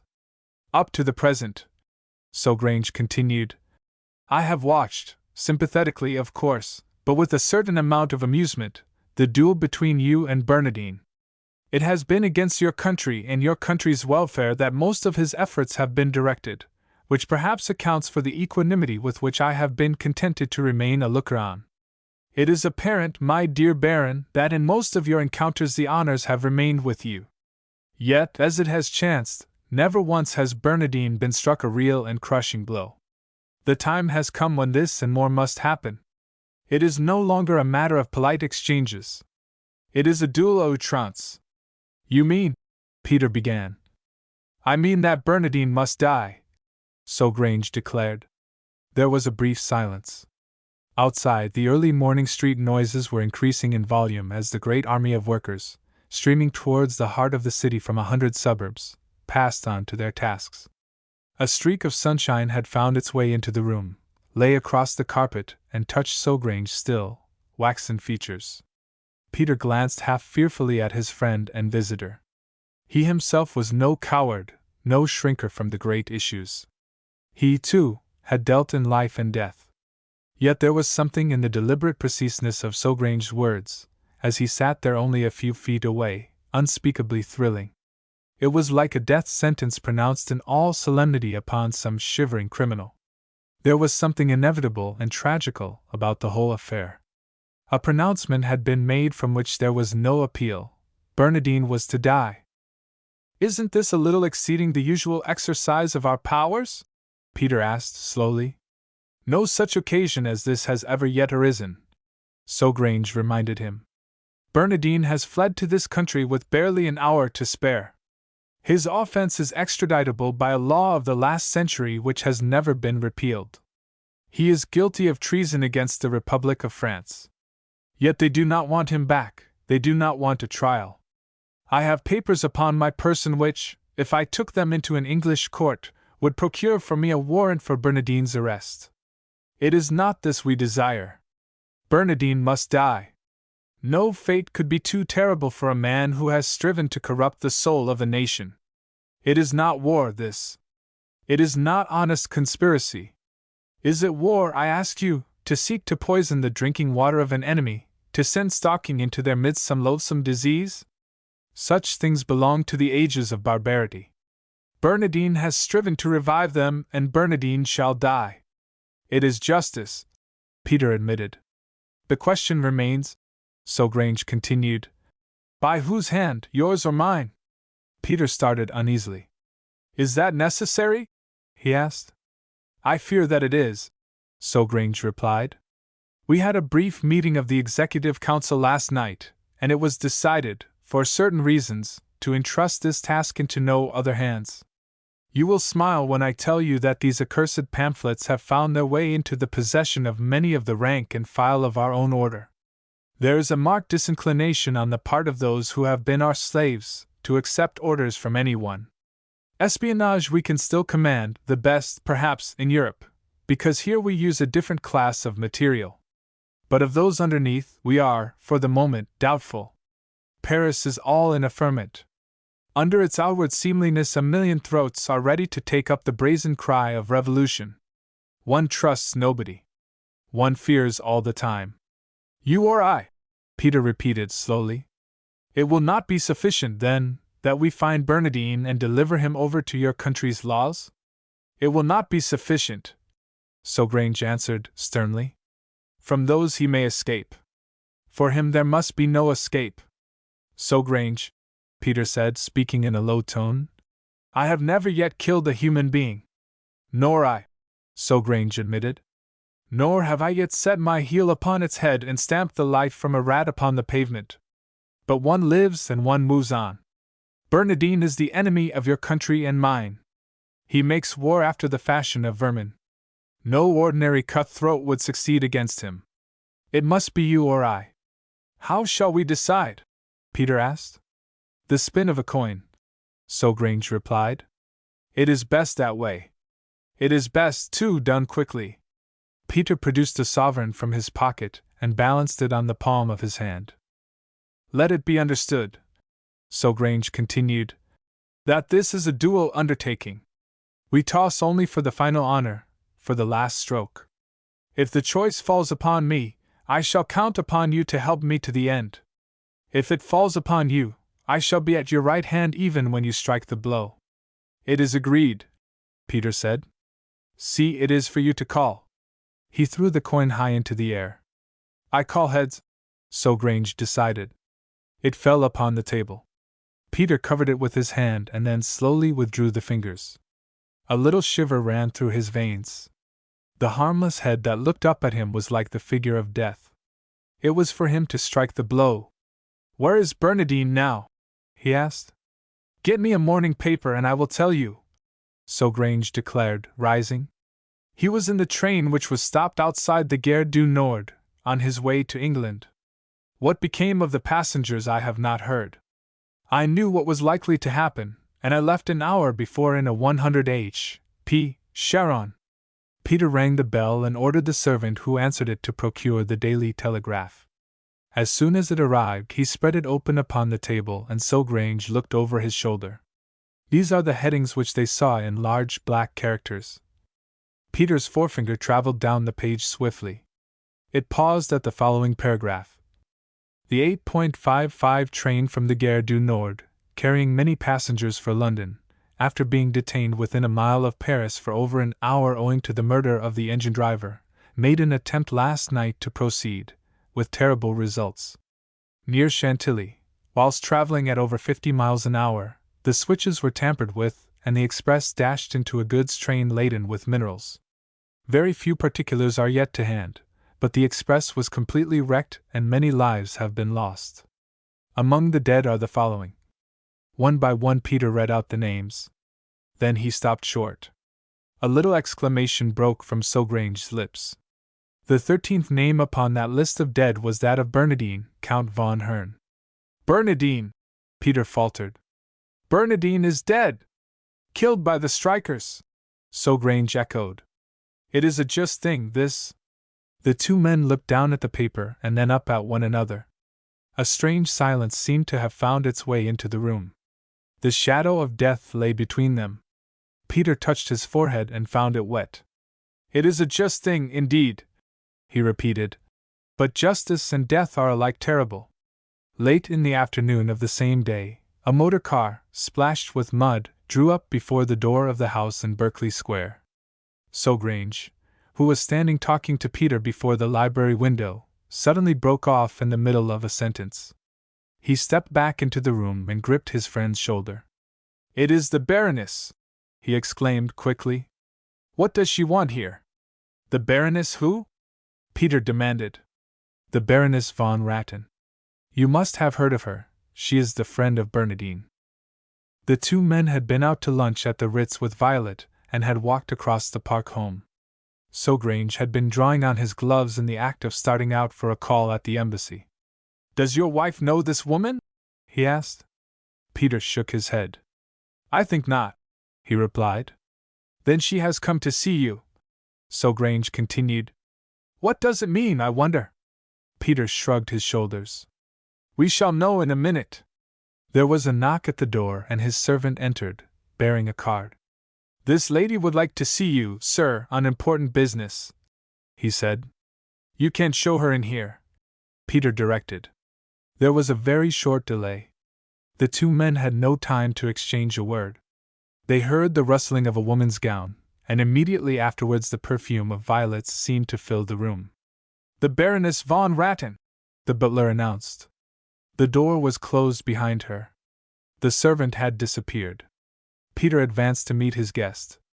She was a little above medium height, very slim, with extraordinarily fair hair, colorless face, and strange eyes. She was not strictly beautiful, and yet there was no man upon whom her presence was without its effect. Her voice was like her movements, slow and with a grace of its own. You do not mind that I have come to see you? She asked, raising her eyes to Peter's. I believe before I go that you will think terrible things of me, but you must not begin before I have told you my errand. It has been a great struggle with me before I made up my mind to come here. Won't you sit down, Baroness? Peter invited. She saw Sogrange and hesitated. You are not alone, she said softly. I wish to speak with you alone. Permit me to present to you the Marquis de Sogrange, Peter begged. He is my oldest friend, Baroness. I think that whatever you might have to say to me you might very well say before him. It is of a private nature, she murmured. The Marquis and I have no secrets, Peter declared, either political or private. She sat down and motioned Peter to take a place by her side upon the sofa. You will forgive me if I am a little incoherent, she implored. Today I have had a shock.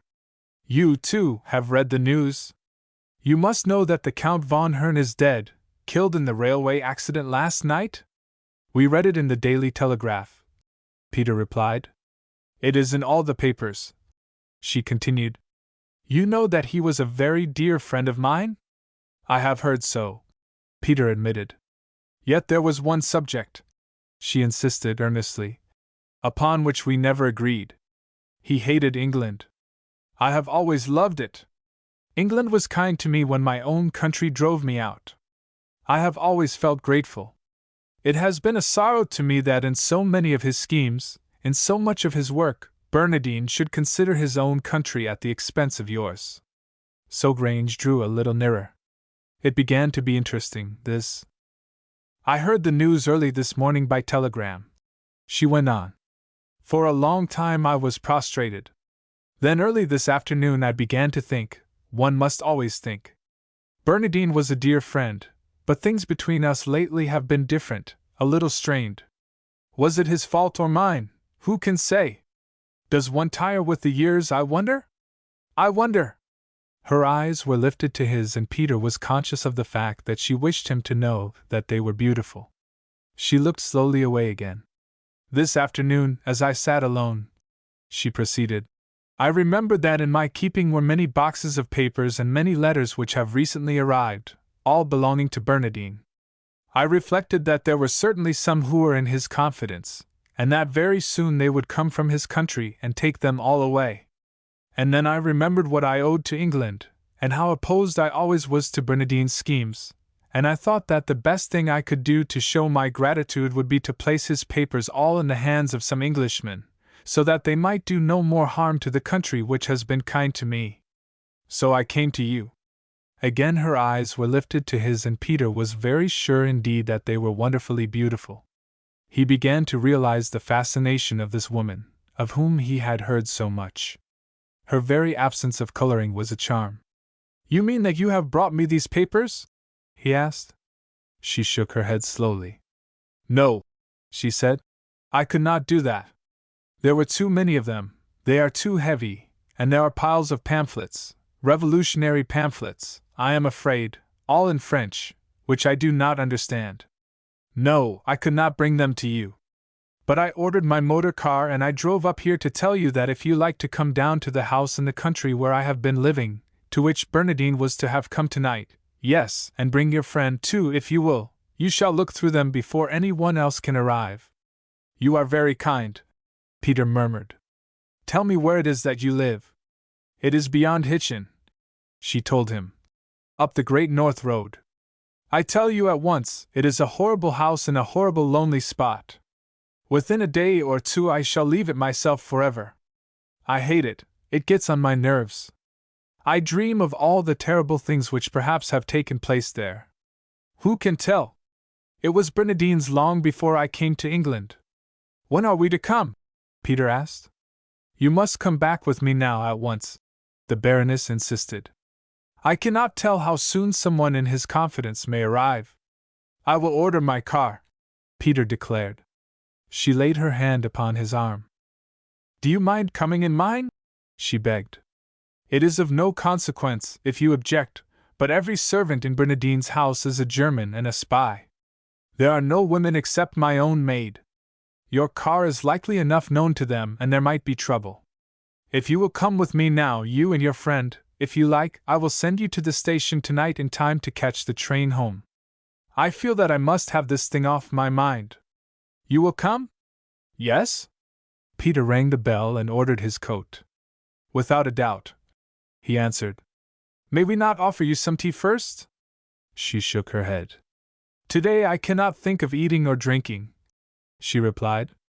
Bernardine and I were no longer what we had been, but the shock of his death seems none the less terrible. I feel like a traitor to him for coming here, yet I believe that I am doing what is right, she added softly. If you will excuse me for one moment, Peter said, while I take leave of my wife, I will rejoin you presently. Peter was absent for only a few minutes. Grange and the Baroness exchanged the merest commonplaces. As they all passed down the hall, Grange lingered behind. If you will take the Baroness out to the car, he suggested, I will telephone to the embassy and tell them not to expect me. Peter offered his arm to his companion. She seemed, indeed, to need support. Her fingers clutched at his coat sleeve as they passed on to the pavement. I am so glad to be no longer quite alone, she whispered. Almost I wish that your friend were not coming. I know that Bernardine and you were enemies, but then you were enemies not personally, but politically. After all, it is you who stand for the things which have become so dear to me. It is true that Bernardine and I were bitter antagonists, Peter admitted gravely. Death, however, ends all that. I wish him no further harm. She sighed. As for me, she said, I am growing used to being friendless. I was friendless before Bernardine came, and latterly we have been nothing to one another. Now I suppose I shall know what it is to be an outcast once more. Did you ever hear my history, I wonder? Peter shook his head. Never, Baroness, he replied. I understood, I believe, that your marriage. My husband divorced me, she confessed simply. He was quite within his rights. He was impossible. I was very young and very sentimental. They say that English women are cold, she added. Perhaps that is so. People think that I look cold. Do you? So Grange suddenly opened the door of the car in which they were already seated. She leaned back and half closed her eyes. It is rather a long ride, she said, and I am worn out. I hope you will not mind, but for myself I cannot talk when motoring. Smoke if it pleases you. Might one inquire as to our exact destination? So Grange asked. We go beyond Hitchin, up the Great North Road, she told him again. The house is called the High House. It stands in the middle of a heath, and I think it is the loneliest and most miserable place that was ever built. I hate it, and I am frightened in it. For some reason or other, it suited Bernardine, but that is all over now. The little party of three relapsed into silence. The car, driven carefully enough through the busy streets, gradually increased its pace as they drew clear of the suburbs. Peter leaned back in his place, thinking. Bernardine was dead. Nothing else would have convinced him so utterly of the fact as that simple sentence in the Daily Telegraph, which had been followed up by a confirmation and a brief obituary notice in all the evening papers. Curiously enough, the fact seemed to have drawn a certain spice out of even this adventure, to point, indeed, to a certain monotony in the future. Their present enterprise, important though it might turn out to be, was nothing to be proud of. A woman, greedy for gold, was selling her lover's secrets before the breath was out of his body. Peter turned in his cushioned seat to look at her. Without doubt, she was beautiful to one who understood, beautiful in a strange, colorless, feline fashion, the beauty of soft limbs, soft movements, a caressing voice, with always the promise beyond of more than the actual words. Her eyes now were closed, her face was a little weary. Did she really rest, Peter wondered? He watched the rising and falling of her bosom, the quivering now and then of her eyelids. She had indeed the appearance of a woman who had suffered. The car rushed on into the darkness. Behind them lay the restless phantasmagoria of lights streaming to the sky. In front, blank space. Peter, through half-closed eyes, watched the woman by his side. From the moment of her entrance into his library, he had summed her up in his mind with a single word. She was, beyond a doubt, an adventuress. No woman could have proposed the things which she had proposed, who was not of that ilk. Yet for that reason it behooved them to have a care in their dealings with her. At her instigation they had set out upon this adventure, which might well turn out according to any fashion that she chose. Yet without Bernardine what could she do? She was not the woman to carry on the work which he had left behind, for the love of him. Her words had been frank, her action shameful but natural. Bernardine was dead, and she had realized quickly enough the best market for his secrets. In a few days' time his friends would have come, and she would have received nothing. He told himself that he was foolish to doubt her. There was not a flaw in the sequence of events, no possible reason for the suspicions which yet lingered at the back of his brain. Intrigue, it was certain, was to her as the breath of her body. He was perfectly willing to believe that the death of Bernardine would have affected her little more than the sweeping aside of a fly. His very common sense bade him accept her story. By degrees he became drowsy. Suddenly he was startled into a very wide-awake state. Through half-closed eyes he had seen Grange draw a sheet of paper from his pocket, a gold pencil from his chain, and commence to write. In the middle of a sentence, his eyes were abruptly lifted. He was looking at the Baroness. Peter, too, turned his head. He, also, looked at the Baroness. Without a doubt, she had been watching both of them. Grange's pencil continued its task, only he traced no more characters. Instead, he seemed to be sketching a face, which presently he tore carefully up into small pieces and destroyed. He did not even glance towards Peter, but Peter understood very well what had happened. He had been about to send him a message, but had found the Baroness watching. Peter was fully awake now. His faint sense of suspicion had deepened into a positive foreboding. He had a reckless desire to stop the car, to descend upon the road and let the secrets of Bernardine go where they would. Then his natural love of adventure blazed up once more. His moment of weakness had passed. The thrill was in his blood, his nerves were tightened. He was ready for what might come, seemingly still half asleep, yet, indeed, with every sense of intuition and observation keenly alert. Grange leaned over from his place. "It is a lonely country, this, into which we are coming, madam," he remarked. She shrugged her shoulders. "Indeed, it is not so lonely here as you will think it when we arrive at our destination," she replied. "There are houses here, but they are hidden by the trees. There are no houses near us." She rubbed the pane with her hand. "We are, I believe, very nearly there," she said. "This is the nearest village. Afterwards, we just climb a hill, and about half a mile along the top of it is the high house." "And the name of the village?" Grange inquired. "St. Mary's," she told him. "In the summer people call it beautiful around here. To me it is the most melancholy spot I ever saw. There is so much rain, and one hears the drip, drip in the trees all the day long. Alone I could not bear it. Tomorrow or the next day I shall pack up my belongings and come to London. I am, unfortunately," she added, with a little sigh, "very, very poor, but it is my hope that you may find the papers, of which I have spoken to you, valuable."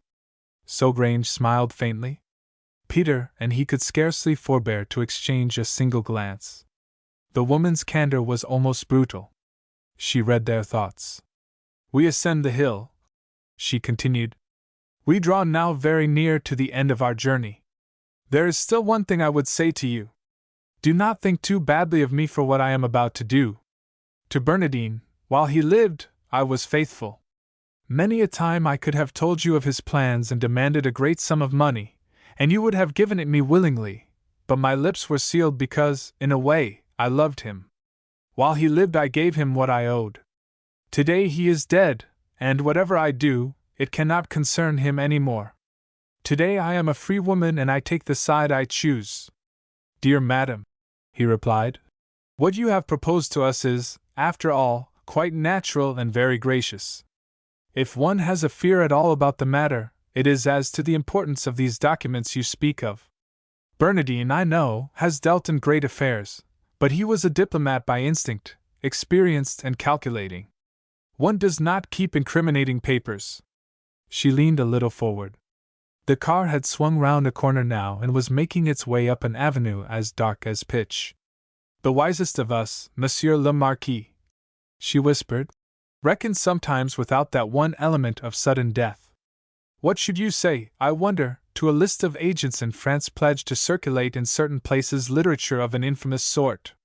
What should you say, monsieur, to a copy of a secret report of your late maneuvers, franked with the name of one of your own staff officers? What should you say," she went on, "to a list of socialist deputies with amounts against their name, amounts paid in hard cash? Are these of no importance to you?" "Madam," Grange answered simply, "for such information, if it were genuine, it would be hard to mention a price which we should not be prepared to pay." The car came to a sudden standstill. The first impression of the two men was that the Baroness had exaggerated the loneliness and desolation of the place. There was nothing mysterious or forbidding about the plain, brownstone house before which they had stopped. The windows were streaming with light. The hall door, already thrown open, disclosed a very comfortable hall, brilliantly illuminated. A manservant assisted his mistress to alight, another ushered them in. In the background were other servants. The Baroness glanced at the clock. "About dinner, Carl?" she asked. "It waits for Madame," the man answered. She nodded. "Take care of these gentlemen till I descend," she ordered. "You will not mind?" she added, turning pleadingly to Grange. "Today I have eaten nothing. I am faint with hunger. Afterwards it will be a matter but of half an hour. You can be in London again by 10 o'clock. "As you will, madam," Grange replied. "We are greatly indebted to you for your hospitality. But for costume, you understand that we are as we are?" "It is perfectly understood," she assured him. "For myself, I rejoin you in 10 minutes. A loose gown, that is all." Grange and Peter were shown into a modern bathroom by a servant who was so anxious to wait upon them that they had difficulty in sending him away. As soon as he was gone and the door closed behind him, Peter put his foot against it and turned the key. "You were going to write something to me in the car?" Grange nodded. "There was a moment," he admitted, "when I had a suspicion. It has passed. This woman is no Roman. She sells the secrets of Bernardine, as she would sell herself. Nevertheless, it is well always to be prepared. There were probably others beside Bernardine who had the entree here. The only suspicious circumstance which I have noticed," Peter remarked, "is the number of men servants. I have seen 5 already. It is only fair to remember," Grange reminded him, "that the Baroness herself told us that there were no other save men servants here and that they were all spies. Without a master, I cannot see that they are dangerous. One needs, however, to watch all the time. If you see anything suspicious," Peter said, "tap the table with your forefinger. Personally, I will admit that I have had my doubts of the Baroness, but on the whole I have come to the conclusion that they were groundless.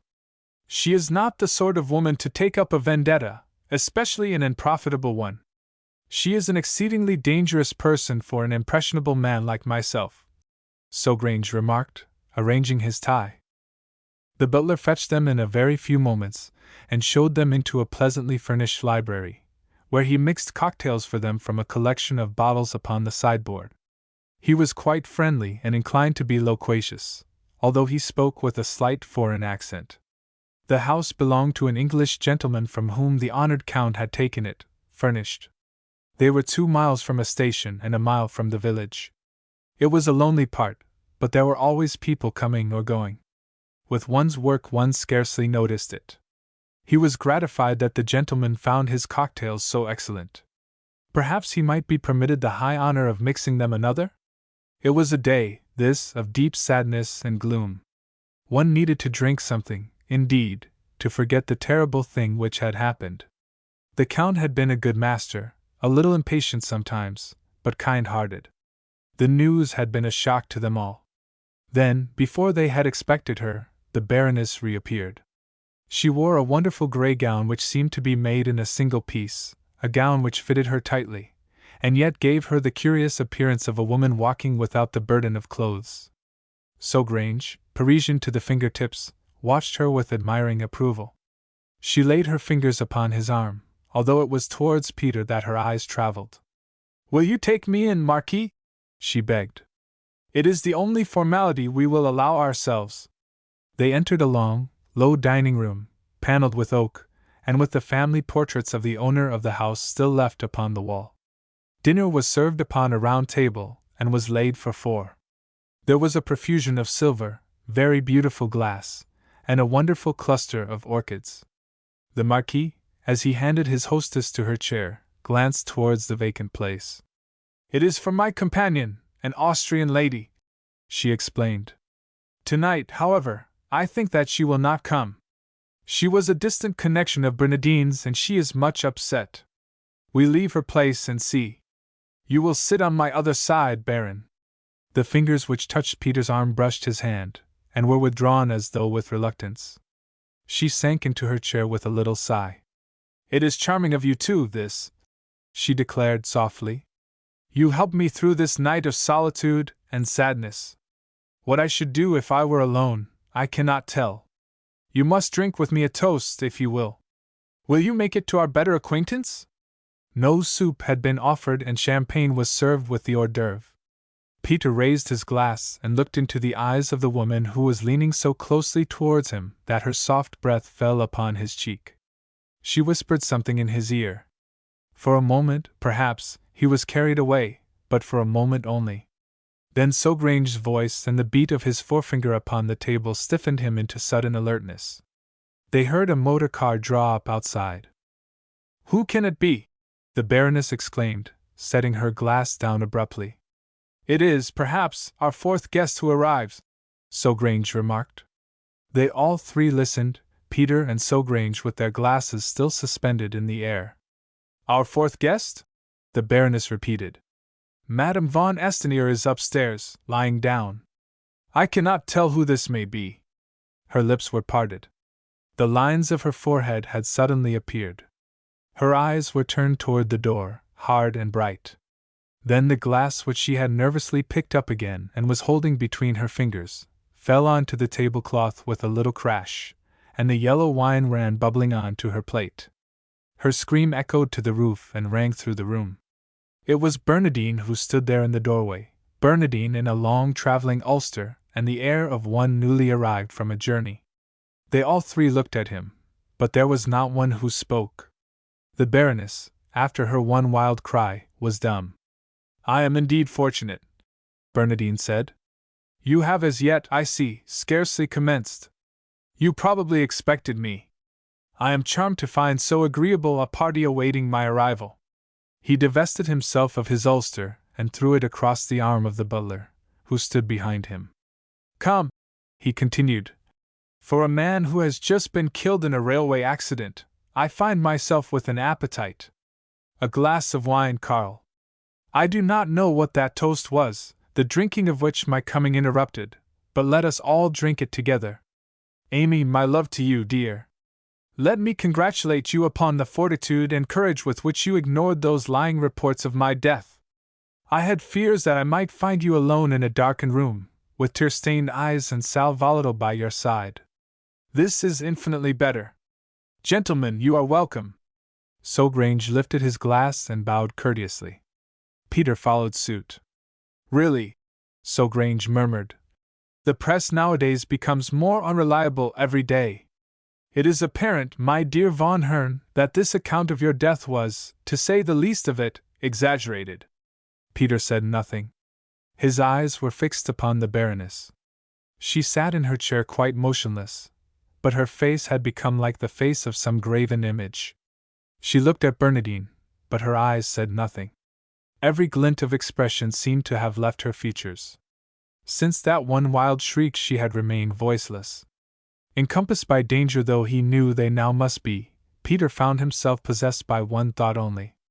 Was this a trap into which they had fallen, or was the woman, too, deceived? "You bring later news from Paris than I myself," Sogrange proceeded, helping himself to one of the dishes which a footman was passing round. "How did you reach the coast?" "The evening papers stated distinctly that since the accident no attempt had been made to run trains." "By motor car from Chantilly," Bernardine replied. "I had the misfortune to lose my servant, who was wearing my coat, and who, I gather from the newspaper reports, was mistaken for me. I myself was unhurt. I hired a motor car and drove to Boulogne, not the best of journeys, let me tell you, for we broke down 3 times. There was no steamer there, but I hired a fishing boat, which brought me across the channel in something under 8 hours. From the coast I motored direct here. I was so anxious," he added, raising his eyes, "to see how my dear friend, my dear Amy, was bearing the terrible news." She fluttered for a moment like a bird in a trap. Peter drew a little sigh of relief. His self-respect was reinstated. He had decided that she was innocent. Upon them, at least, would not fall the ignominy of having been led into the simplest of traps by this white-faced Delilah. The butler had brought her another glass, which she raised to her lips. She drained its contents, but the ghastliness of her appearance remained unchanged. Peter, watching her, knew the signs. She was sick with terror. "The conditions throughout France are indeed awful," Sogrange remarked. They say, too, that this railway strike is only the beginning of worse things. Bernardine smiled. Your country, dear Marquis, he said, is on its last legs. No one knows better than I that it is, at the present moment, honeycombed with sedition and anarchical impulses. The people are rotten. For years the whole tone of France has been decadent. Its fall must even now be close at hand. You take a gloomy view of my country's future, so Grange declared. Why should one refuse to face facts? Bernardine replied. One does not often talk so frankly, but we three are met together this evening under somewhat peculiar circumstances. The days of the glory of France are past. England has laid out her neck for the yoke of the conqueror. Both are doomed to fall. Both are ripe for the great humiliation. You two gentlemen whom I have the honor to receive as my guests, he concluded, filling his glass and bowing towards them, in your present unfortunate predicament represent precisely the position of your two countries. Ave Caesar! Peter muttered grimly, raising his glass to his lips. Bernardine accepted the challenge. It is not I, alas, who may call myself Caesar, he replied, although it is certainly you who are about to die. So Grange turned to the man who stood behind his chair. If I might trouble you for a little dry toast? He inquired. A modern but very uncomfortable ailment, he added with a sigh. One's digestion must march with the years, I suppose? Bernardine smiled. Your toast you shall have, with pleasure, Marquis, he said. But as for your indigestion, do not let that trouble you any longer. I think that I can promise you immunity from that annoying complaint for the rest of your life. You are doing your best, Peter declared, leaning back in his chair, to take away my appetite. Bernardine looked searchingly from one to the other of his two guests. Yes, he admitted, you are brave men. I do not know why I should ever have doubted it. Your pose is excellent.